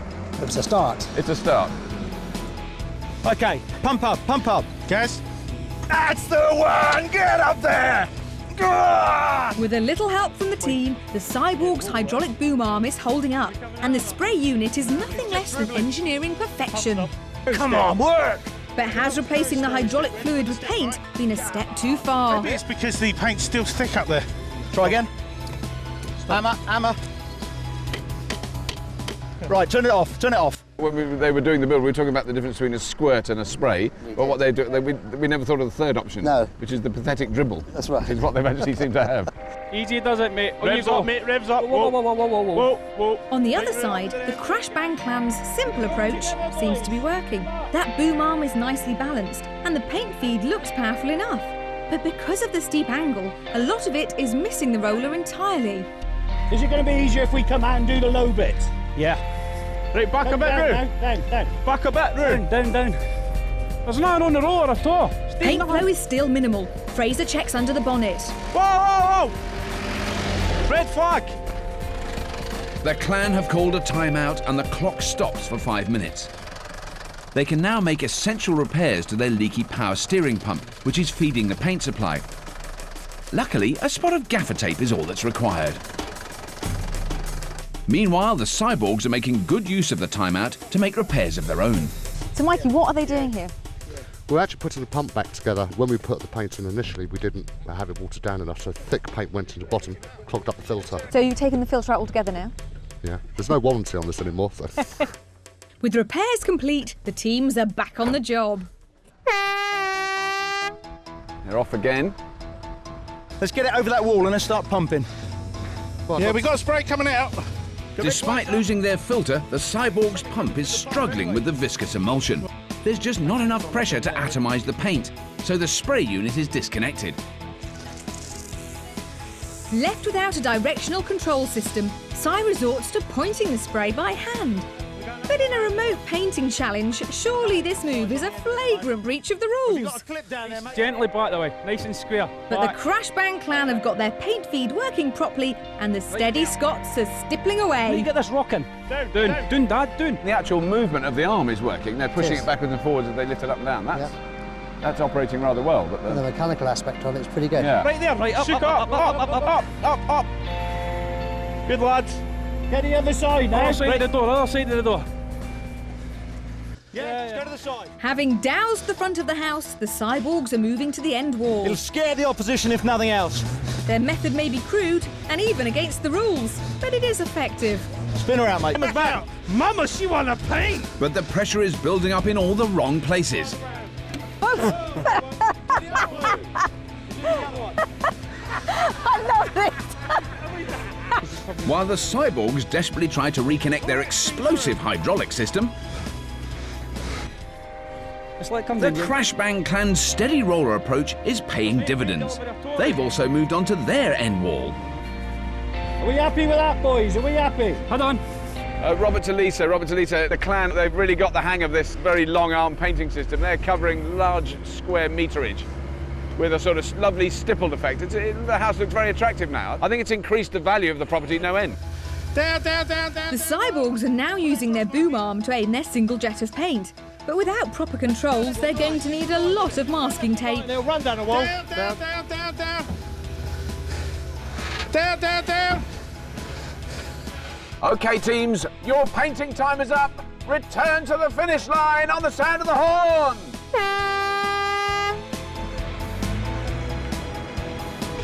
Right, slowly does it. Whoa!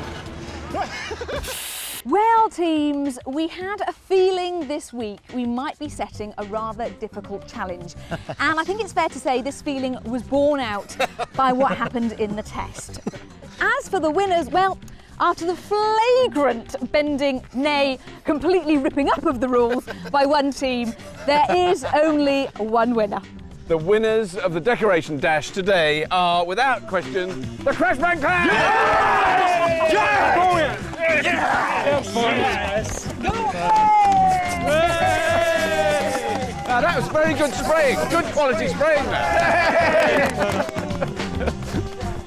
And if that stirred your pot, then join us again next week when 2 more teams will throw themselves into whatever we throw at them. And let me assure you, it's not going to be a day at the beach. See you then.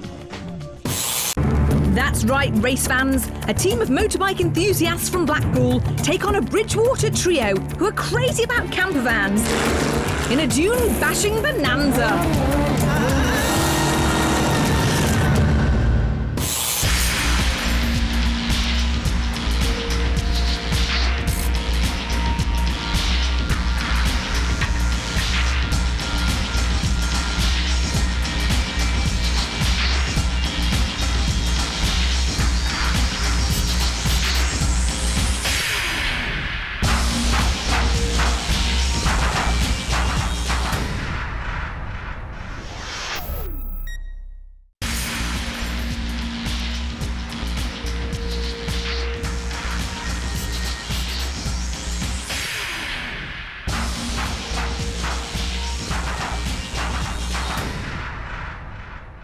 Ten years ago, I got a call offering me the opportunity to host a new engineering game show for Channel 4. Sounds like fun, I thought, and I was right. We shot a series and it was fun. And then I thought, no, it'll never catch on.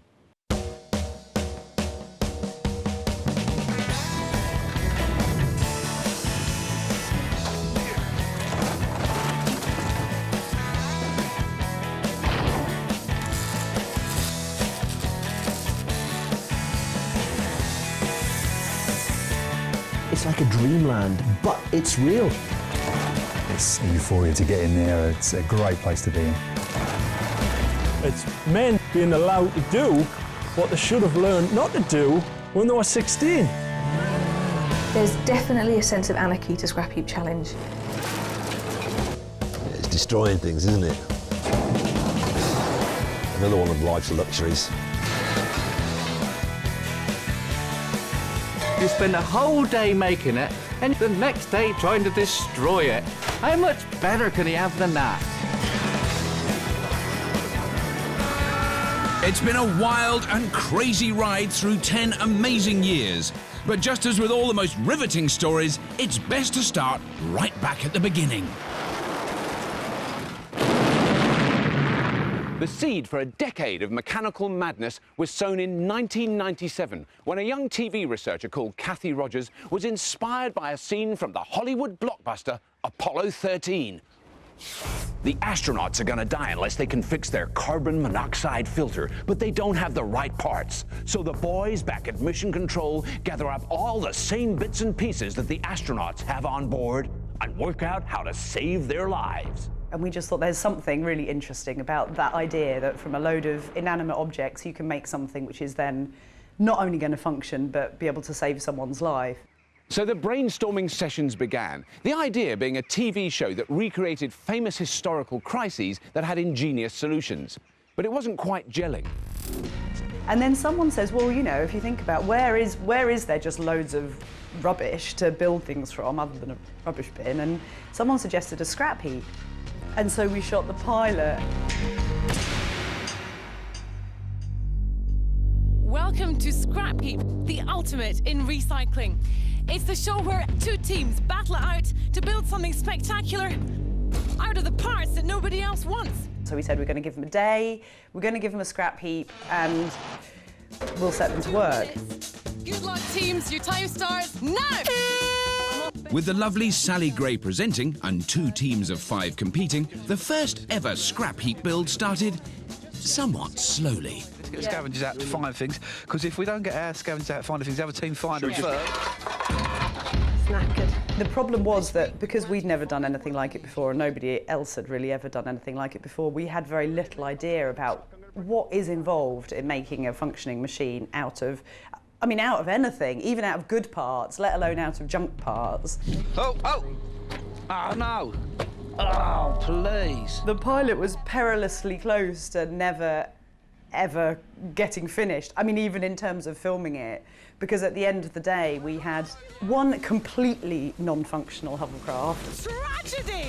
And one hovercraft that could probably be described as about 12% functional, which wasn't exactly a great card to go to Channel 4 and say, look, we've cracked it.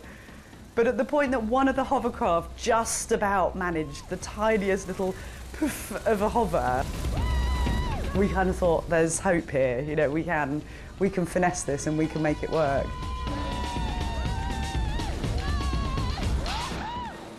Thankfully, Channel 4 agreed and commissioned a 6-episode series. And while Sally had done a great job, they wanted the show to have a host without that certain something. We didn't want to have anyone who was already a presenter. So we made ourselves a slightly difficult job there. And instead we thought we've got to think laterally. We've got to think of someone who maybe is in the kind of drama show that might have an interest in engineering or in science in some way. Could you be talking about me? I mean, it was just one of those brilliant things. As soon as Robert walked in, it was just so obvious that he was the guy. I couldn't tell them about the conger eels. I mean, the mouth, and big hang. If I say schoolboy excitement and Robert Llewellyn, I think those two phrases are pretty compatible. I'd got the job.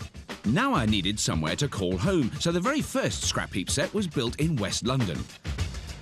2 resident teams would compete each week, one of which was led by a certain mustachioed military man.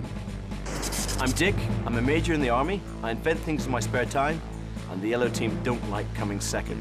I don't think anybody really knew what was going to happen in the first series, and so starting work at 6:30 in the morning and then working through to 3 the following morning, was 21 hours straight. It was a phenomenal day. We were all really still flying by the seat of our pants and you know, every day we didn't know quite what was going to appear, and health and safety was still a kind of distant, a distant concept. Hit it. Baby! I'm glad it's mountain climbing it! Woo! Push it off! The sun has set.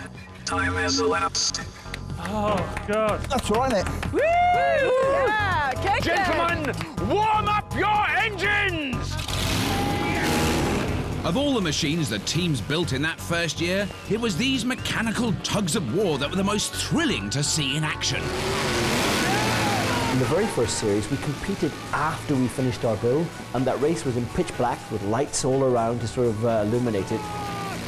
It seemed to go on and on and on and on, with the revs getting higher and higher and the smoke getting more and more. And you just thought the only way this can end is in disaster. The smoke, the flames, everything. It was scary.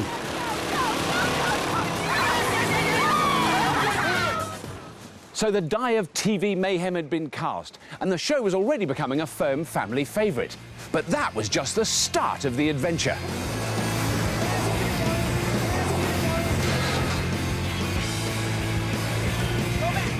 When it was shown in 1998, the first series went down well, and a second series was commissioned. But the problem was, I made the show seem far too masculine. So a search party was sent out to find me a female sidekick. So we started looking for women who had an interest in engineering, and the tumbleweed passed in front of our eyes lots of times. And we did find quite a lot of people who we quite liked, but we kept going to Channel 4 and they were like, oh no, this isn't quite right for this reason or that reason.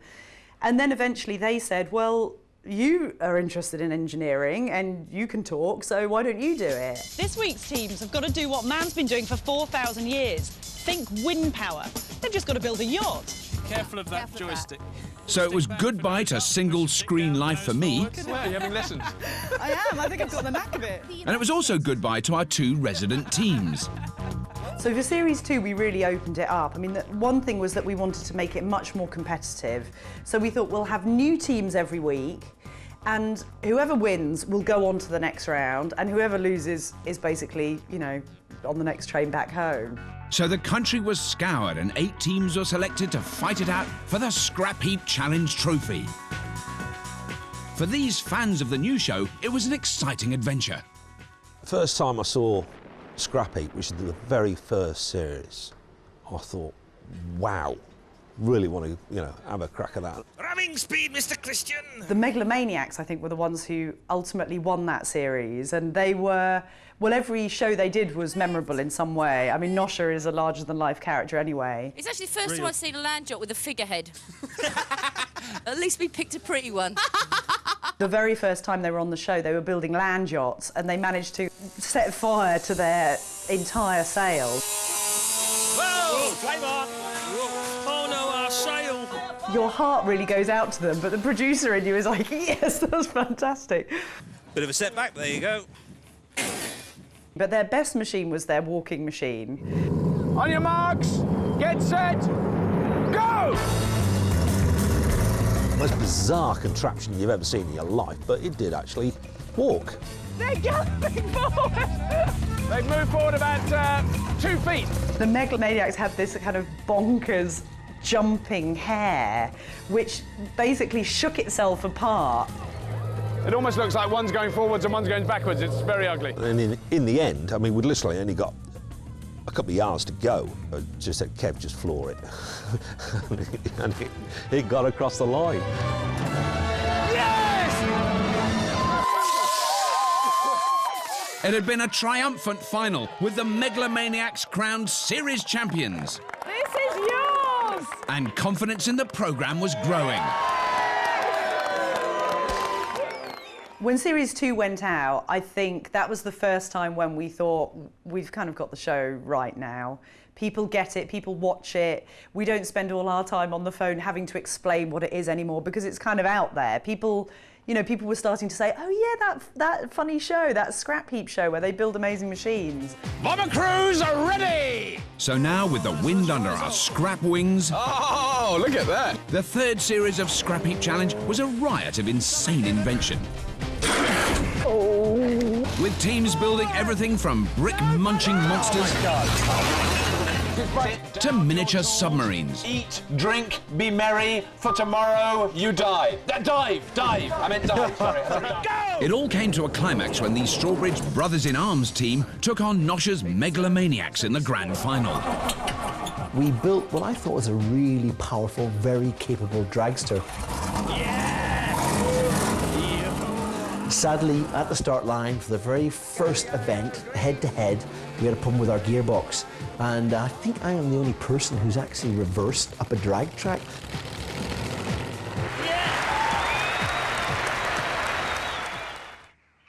So Nosha's Megalomaniacs were Scrapheap's first grand champions. But by now, it wasn't just British audiences tuning into Scrapheap. The show had become a cult hit in the USA, so they asked us to make an American version. There was this quite complicated year when we were going to be making shows for the States and we were going to be making shows for England, but we only had one production team. And so we just thought, well, they have more summer in America, so we need to go there to shoot the whole thing.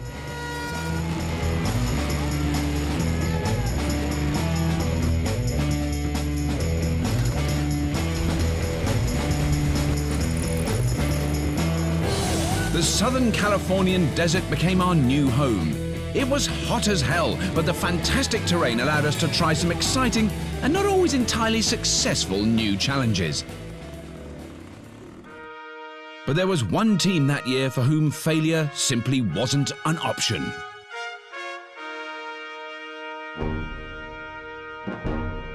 Stop chatting and get on with doing something.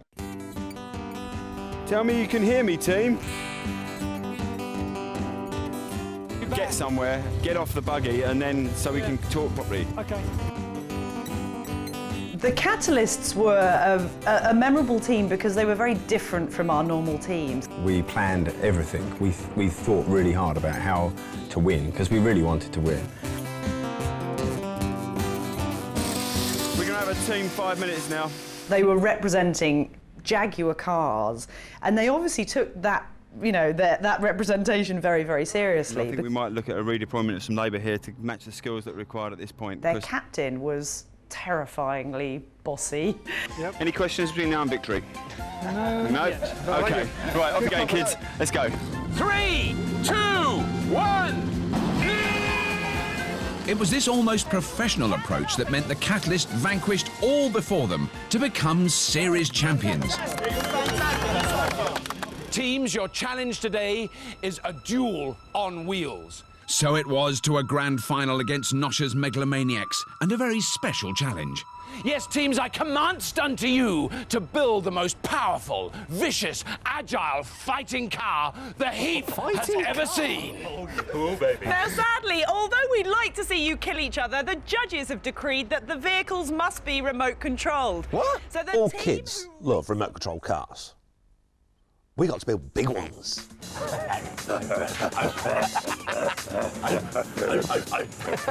The Megalomaniacs may have had plenty of grunt, but the Catalysts were more calculating. Got a ratio of 3.4. I think the Catalysts seem to have done a lot more forward planning. There's a lot of calculation. Well, you can see there's a piece of paper on the floor there with high-level maths. Yeah. See, that's the trouble. I would have been at the back of class sniggering and not concentrating on my maths. And they were at the front listening. That's the difference between me and the Catalysts. The Californian desert was to be the scene of an epic battle that would go down in Scrapheap history as not just one of the most brutal, but also the most controversial. We just absolutely annihilated the other car. Absolutely annihilated it. Oh, thanks, guys. And we were knocking 7 bells out of them. Oh, no! Hey! The Catalysts were getting caned. That was brutal. Have we scored any points at all yet in this entire competition? But they knew how to exploit the rule that stated mere contact with the opponent's scoring target would earn points.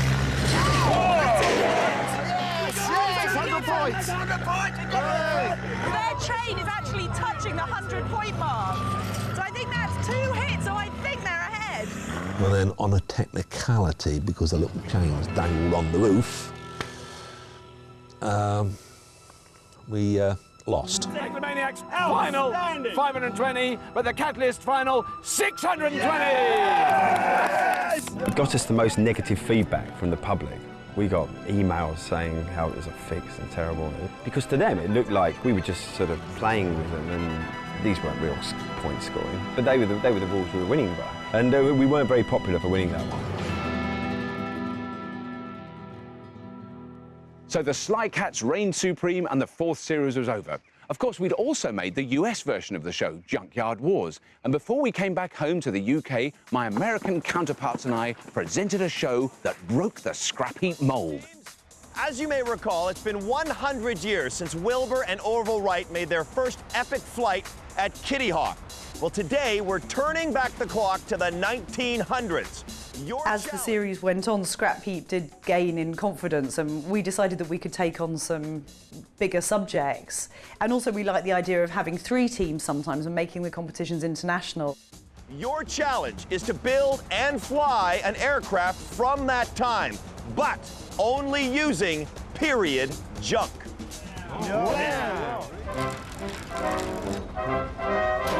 Set this tough task, our teams built 3 great planes. Crazy enough, but things were about to get a lot crazier. A 1910 airplane. On test day, each plane was to run up to takeoff speed to check for stability. What we hadn't bargained for was the sheer exuberance of maverick British pilot Billy Brooks.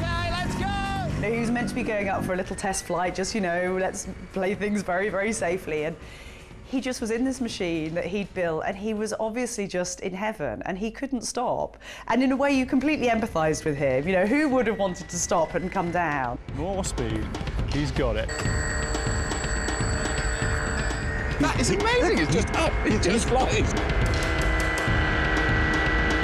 I mean, this is one heck of a test flight. I had a suspicion once he got in the air, that guy's not going to come down for a while. So the American adventure had taken off, but tired of always being in my shadow, and now far too busy, Kathy went back to full-time producing. But my newfound freedom wasn't to last. In no time at all, a pretty young, petrol-headed starlet was found and was gently persuaded to be my new scrap buddy. As soon as we met Lisa, and as soon as Lisa and Robert met each other, and instantly had a rapport and a stupid sense of humour in common, we knew that it was going to work.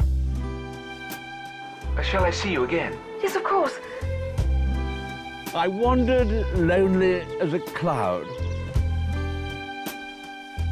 Mwah! You know, Robert and I hate each other really, but we put a good act on. Daddy! My daddy! I mean, Robert and I do genuinely get on very well. I absolutely love the bloke to bits. They've tried so hard. Oh, should we take them in a nice cup of tea and a homemade macaroon? They do need some macaroons. Oh. Along with Lisa, I had a new heap to call home in leafy Berkshire. And it was here that we first heard the now familiar song of a decidedly daft farmer from Devon. Proper job! Proper job! Proper job, proper job, proper job. Everybody say it is a catchphrase, and cool, look, there's old proper job back again, like, but really, it is sort of something that we'd chuck in amongst conversation all the time down our end. Proper job! But there was more to Andy Barnes and the Barley Pickers than just a catchphrase. Are you ready? Yes! From the moment their magnificent mud monster ploughed its way onto the podium, to when their battering boat won them the series final, the farmers were on fire. And so they faced the reigning grand champions in what was to become Scrapheap's definitive calamity.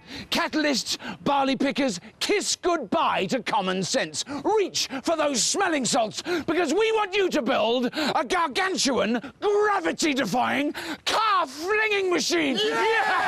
Oh. And I just couldn't believe what we was asked to do. My plan, should you choose to accept it, is to build something called a trebuchet. Oh. Right? It's a type of... Oh, that's a posh word before we start.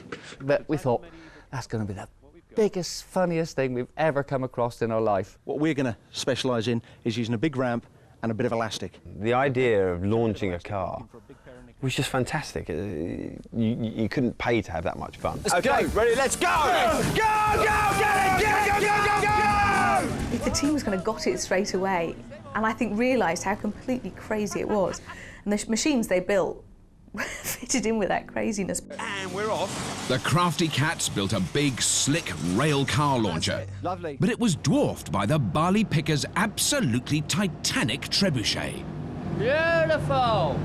We saw these things go up onto the runway. And I mean, the car flingers from the Catalyst was pretty impressive. We were running around doing our checklist as usual, but out of the corner of our eye, we could see this huge device emerging. We could see this enormous skip. And I remember the expert saying, oh, go on, yeah, loads more ballast in, loads more ballast in. Can't have too much, can't have too much. And they had this massive skip, and they were filling it with lead. It's a huge weight in that skip, isn't it? Yeah. I mean, if you were standing underneath it and it dropped, I don't think we would see it. You'd be very flat. Yeah. We were going to chuck that Mini a mental distance. It's going to be a hunk of a ways. You know, we was going to chuck into the next county near enough. It was bound to beat the Catalysts. And we knew when we sat out on the runway that if their machine had worked, they should have won. But what happened is what happened. OK, barley pickers, you are free to fling to victory. Hey!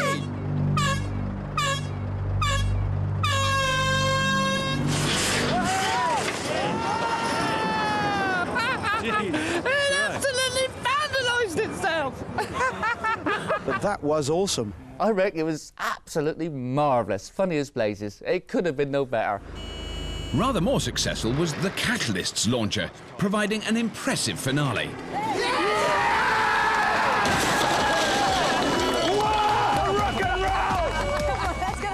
But the day's abiding image is that truly magnificent balletic meltdown.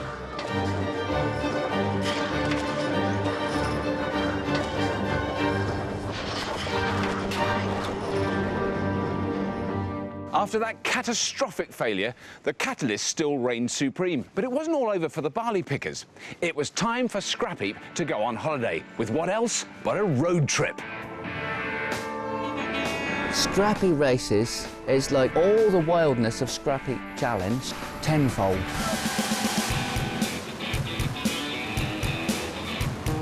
Scrappy races were kind of spin-off, I suppose, of Scrapheap Challenge, where we thought we'd get 5 teams who would prove themselves. Rob! That ain't what you would call a proper job, is it, boys? They'd have one vehicle each, which they could adapt and build, and then drive around the country to different locations, changing and adapting that vehicle to whatever the challenge was that week. These hurried rebuilds were always eventful, never less so than when the teams pitched up in South Wales. The challenge was to build a flat-out speed machine to scorch up the famous Pendine Sands. We were sat in this scrapyard out in Pendine, and we were commissioned to make this lorry go faster because we could only get 50 out of him. So we thought, we need to do better than that. So I'm there looking at the tachometer, and he's going up to 1,500 revs. I'm looking at that like, whoa, my tractor revs faster than that.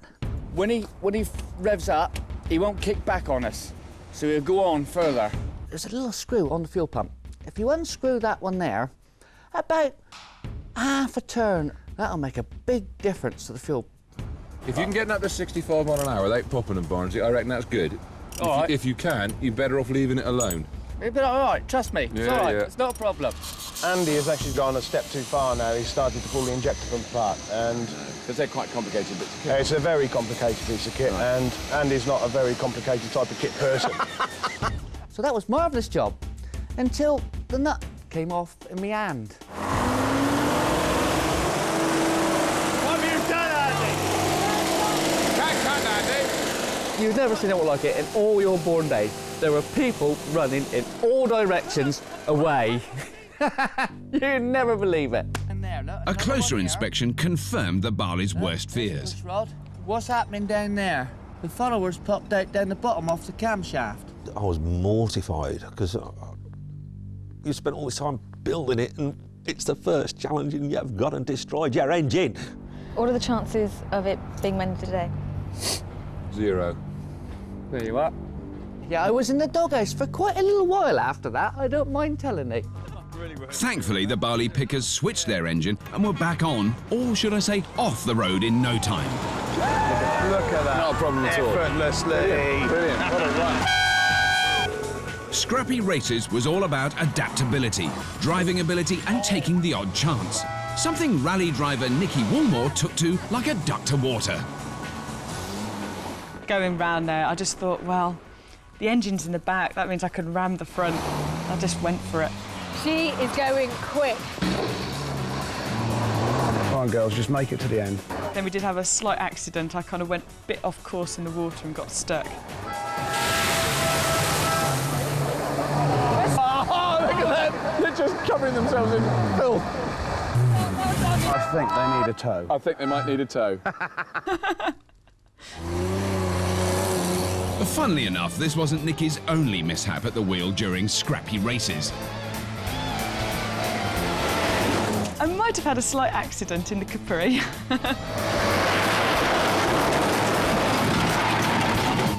Reverse. Yeah, I did sort of go into a bit of a bush ditch and got a lot of stick for it, sort of on the bar in the evening.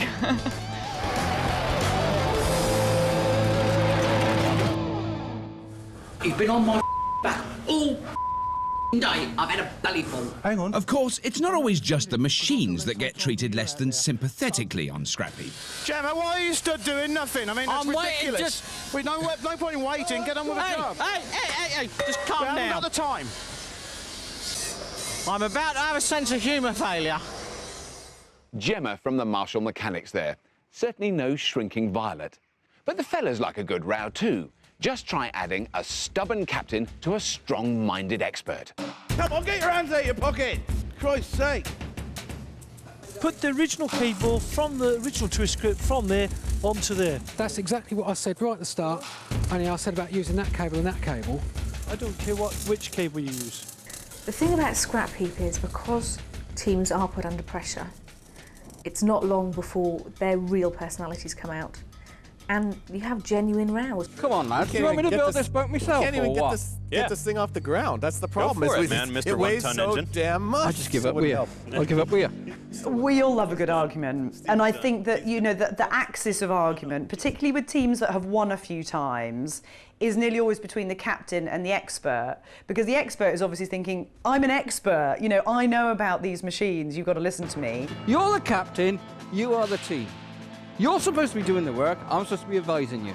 We cannot physically manipulate that device. But the engine isn't stopping the paddles being made. The two people who could work on the paddles and the stern were out trying to get that engine moved in here. And the captain thinks, well, I'm the captain, we've won lots of these competitions, so I know how we're meant to go about doing these things. I'm severely concerned that that engine is an anchor for us in more ways than one. I can have that engine mounted in an hour. All right, you do that.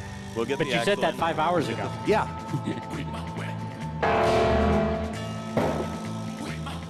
With sparks flying in the build bay, it's just as well I have an oasis of calm knowledge on tap.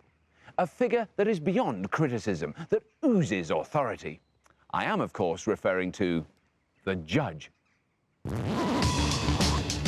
Our mechanical magistrates have come in many guises, but they are always at the very top of their game. Not least this world land speed record-holding Knight of the Realm.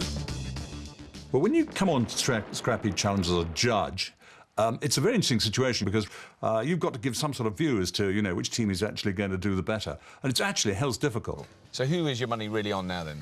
Well, I'm still desperately undecided, you know, Rob. Of course you want to roll your sleeves up and get in. You really want to do.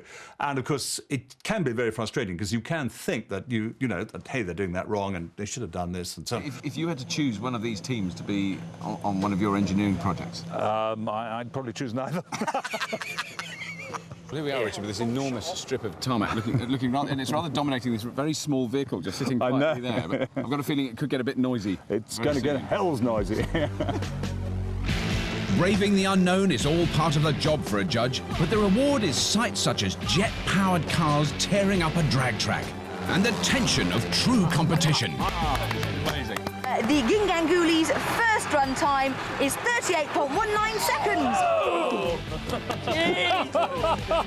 1 second in it, I told you. It was just a laugh from start to finish. Great fun and great company. By now, Scrapheap was 8 years old, and for obvious reasons, it was time to put a roof over our heads. We found a new heap of scrap to plunder with 2 cosy new build bays to play in. And it was here that we met 3 very focused gents from Kent. We really want to be starting something here, fellas. Yeah, We've done well- absolutely jack so far. We just looked at this motorbike. Yeah, I have a very soft spot for the powerlifters, but they definitely had a dark side and a soft side. You know, Dave... Batter it in with hammer. I wouldn't ask too many questions about what he did on the weekend, I don't think. And Neil, who was a powerlifters captain... Why are we worried about 1 inch?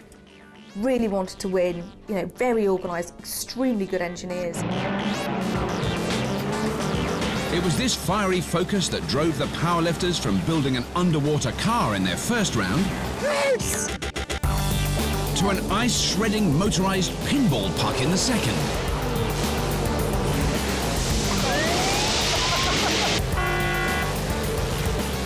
Their drag truck crashed through the gears to set up a rock crawling challenge series final against the beasts of Bodmin.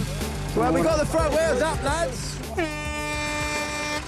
Driving around the course wasn't too bad until we got to the final hill. It was like 45 degrees or something, and the boulders were just huge, and everything was so hot down there. It was incredibly hot. Their opponents had gone well without quite crossing the line. For a while, it seemed the powerlifters would suffer the same fate. We got to the very top, and I must admit, I didn't think it was going to go over. It's amazing that it's got up that far. Mark just let it cool down for a minute, let the gearbox get some strength, fires it back up again, and then just kept wobbling the steering, and luck would have it, the steer joint caught in one of the rocks, and away we went. There we go, there we go. Shit, you're over the line, bruv. I felt personally responsible for getting the team through the final, and of course once we'd won it, I could all my emotions let go, and I was able to have a little grizzle. Well done for the powerlifters. Fantastic. Hey! Woo! It's lovely seeing the other side of blokes' personality, well, anybody's personality, but particularly men who you think are going to be real tough nuts. And you realise how much it actually matters to teams to win Scrapheap when all they're winning is the honour of winning Scrapheap. There's no money involved. And I pulled in my heartstrings. It was lovely. That emotional rock-crawling celebration wasn't the end for the powerlifters. Come on, powerlifters! Come on, powerlifters! They were to triumph in the grand final, but not before their bodged-up kite took out a piece of our costly kit. Look out, cameraman!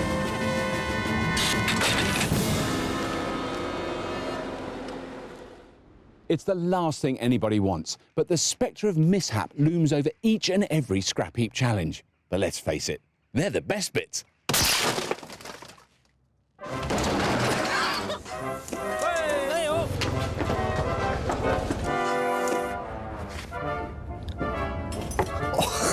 Dance is on again. Dance is on. Ah, hot metal. Put it out, John. Oh, mate. Again, 3, 2, 1. Build day embarrassments are all very amusing, but it's test day with all its high emotions and dented pride that I've learned to love best.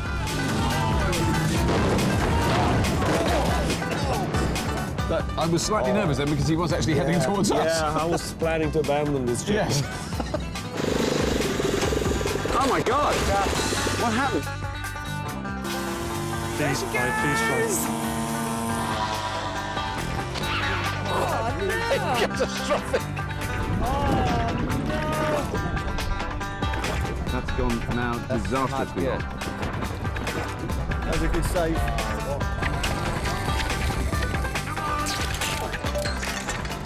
That wasn't quite what we expected. Oh my goodness. Just go for it, my son. Look what's happened. They left Bill behind. Hey, what about me? You've got a drive problem. Oh, there it goes. That's the radiator gone. Fire ballistics! Fire! It was nice. A brave attempt. A brave attempt, yeah. Whether a fabulous failure or a soar-away success, Scrapheap test days have always been the climax of the shows, which is why we found a way to do it all day long with as many people as possible on our Scrapheap Challenge road shows.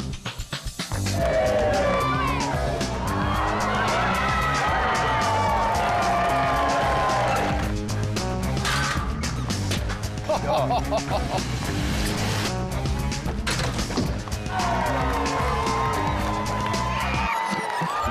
Scrapheap Challenge Roadshow, the atmosphere is absolutely amazing. King-size Coopers have taken it! I think the Scrapheap Roadshow gives the chance for viewers at home to become involved in Scrapheap in a far more immediate way. You can just come along on a day, having built your machine at home, and test it against other Scrapheap fans.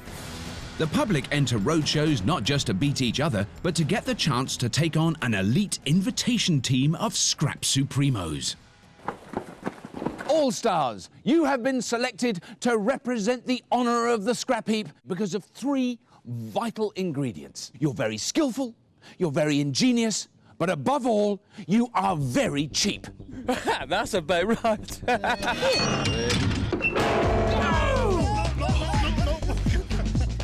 Even when they're allowed the traditional 10 hours, the All-Star build is not always the creative hothouse one might imagine.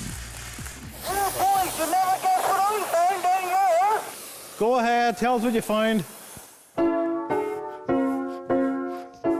Andy, we're not listening to you. You gotta listen to me. Take your piano and take it somewhere else. Every single roadshow you do, you make something in the heat, think this is all right, this is going to do the job. Where's your steering wheel? How's that? You turn up at the roadshow and you look at what they actually made in their back sheds, and it's phenomenal. You've got to take your hat off to every one of them. Do you think you're going to beat the All-Stars again? We're going to wipe the floor with them. That's what I like to do. I reckon out of all the road shows I've done, the Sofa Speedway had to be the most edgiest seat, exciting one I think I've ever done.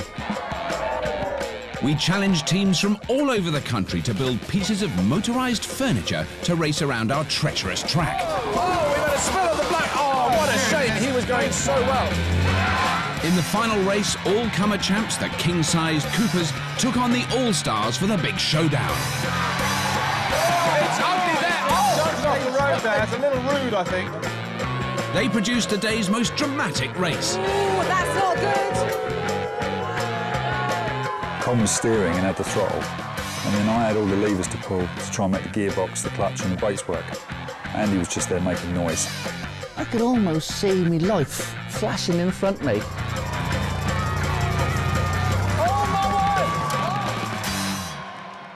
With 8 epic series of Scrapheap already under our tool belts, we thought we'd already seen the best machines and the most inspired teams, which makes it all the more remarkable that the best was still to come.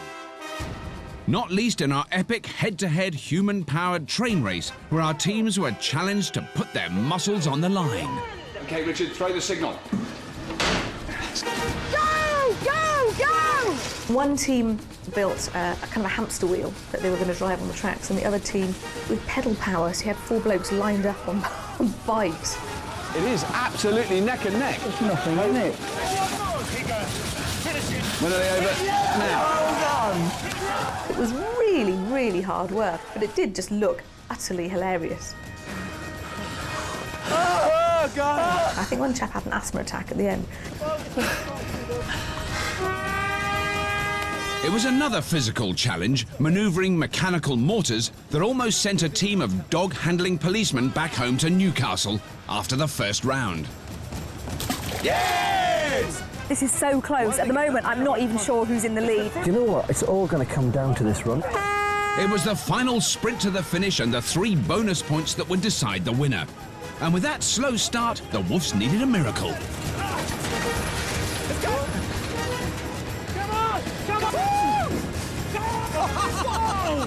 After taking advantage of such bad luck, surely the policemen were full of remorse. I mean, I felt awful about it for probably thousandths of a second, but as we ran away past them. And then obviously we got to the end. That was fantastic. In the semi-final, their fast and frightening drag sled produced another moment of heart-stopping drama, on its way to winning them a place in the final.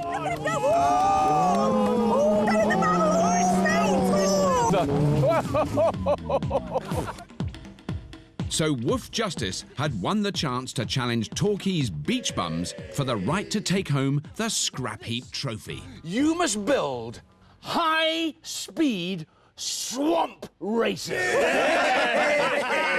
I thought the drag sleds was dangerous enough, but this thing...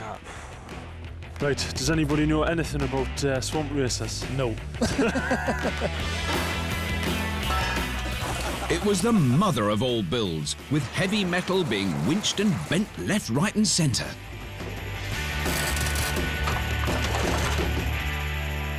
But both the beach bums and hard-working Woof Justice produced magnificent machines that found a fitting test location at a grand stately home.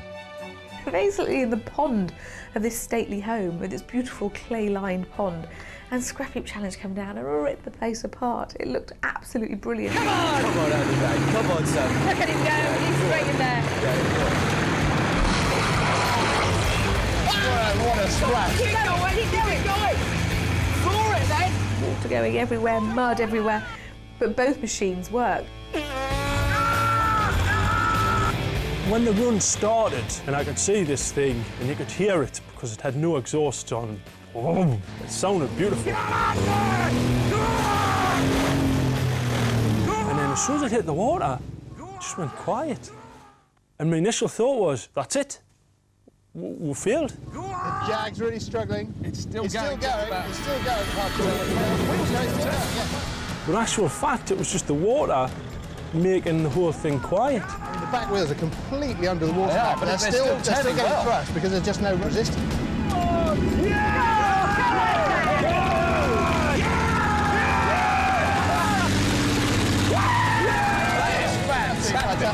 I am really impressed with that. I had absolutely no idea who was going to win that. And obviously it was really, really close. So go on, Bobby, put us out of our misery. The winners of Scrapheap Challenge 2006 are... Woof Justice!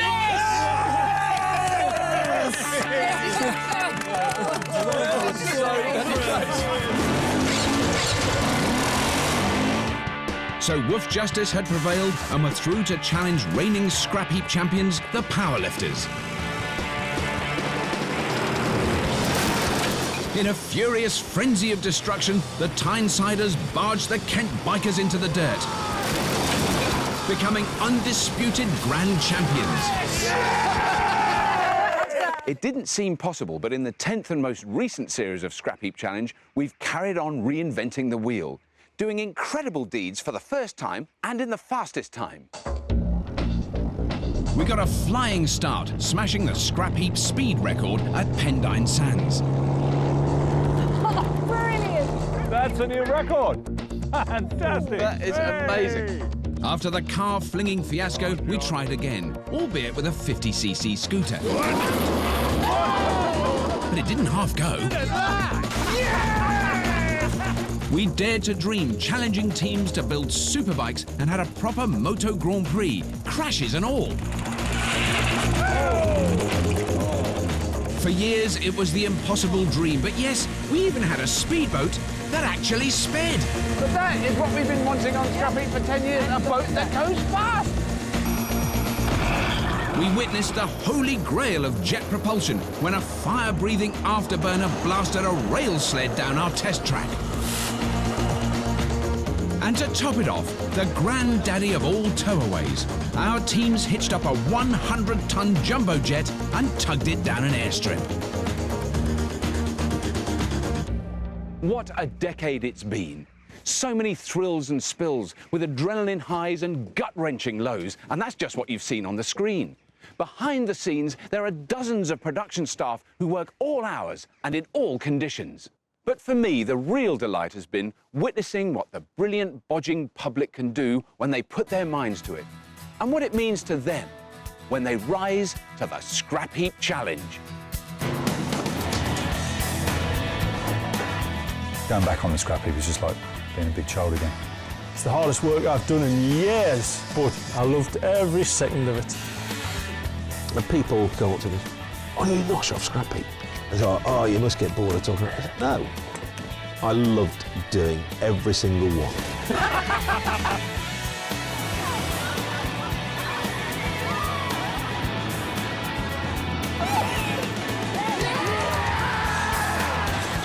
was that elation. Oh my God, what have I done? We've built this thing out of junk, and it's done this fantastic thing. Right, there he goes.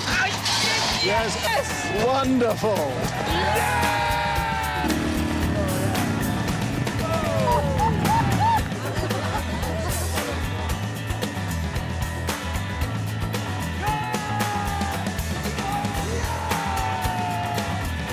So that was a decade of Scrapheap Challenge. I told you it wouldn't last.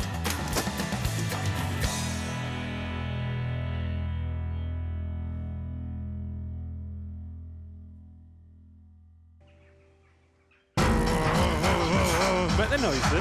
I love these engines. I love engines.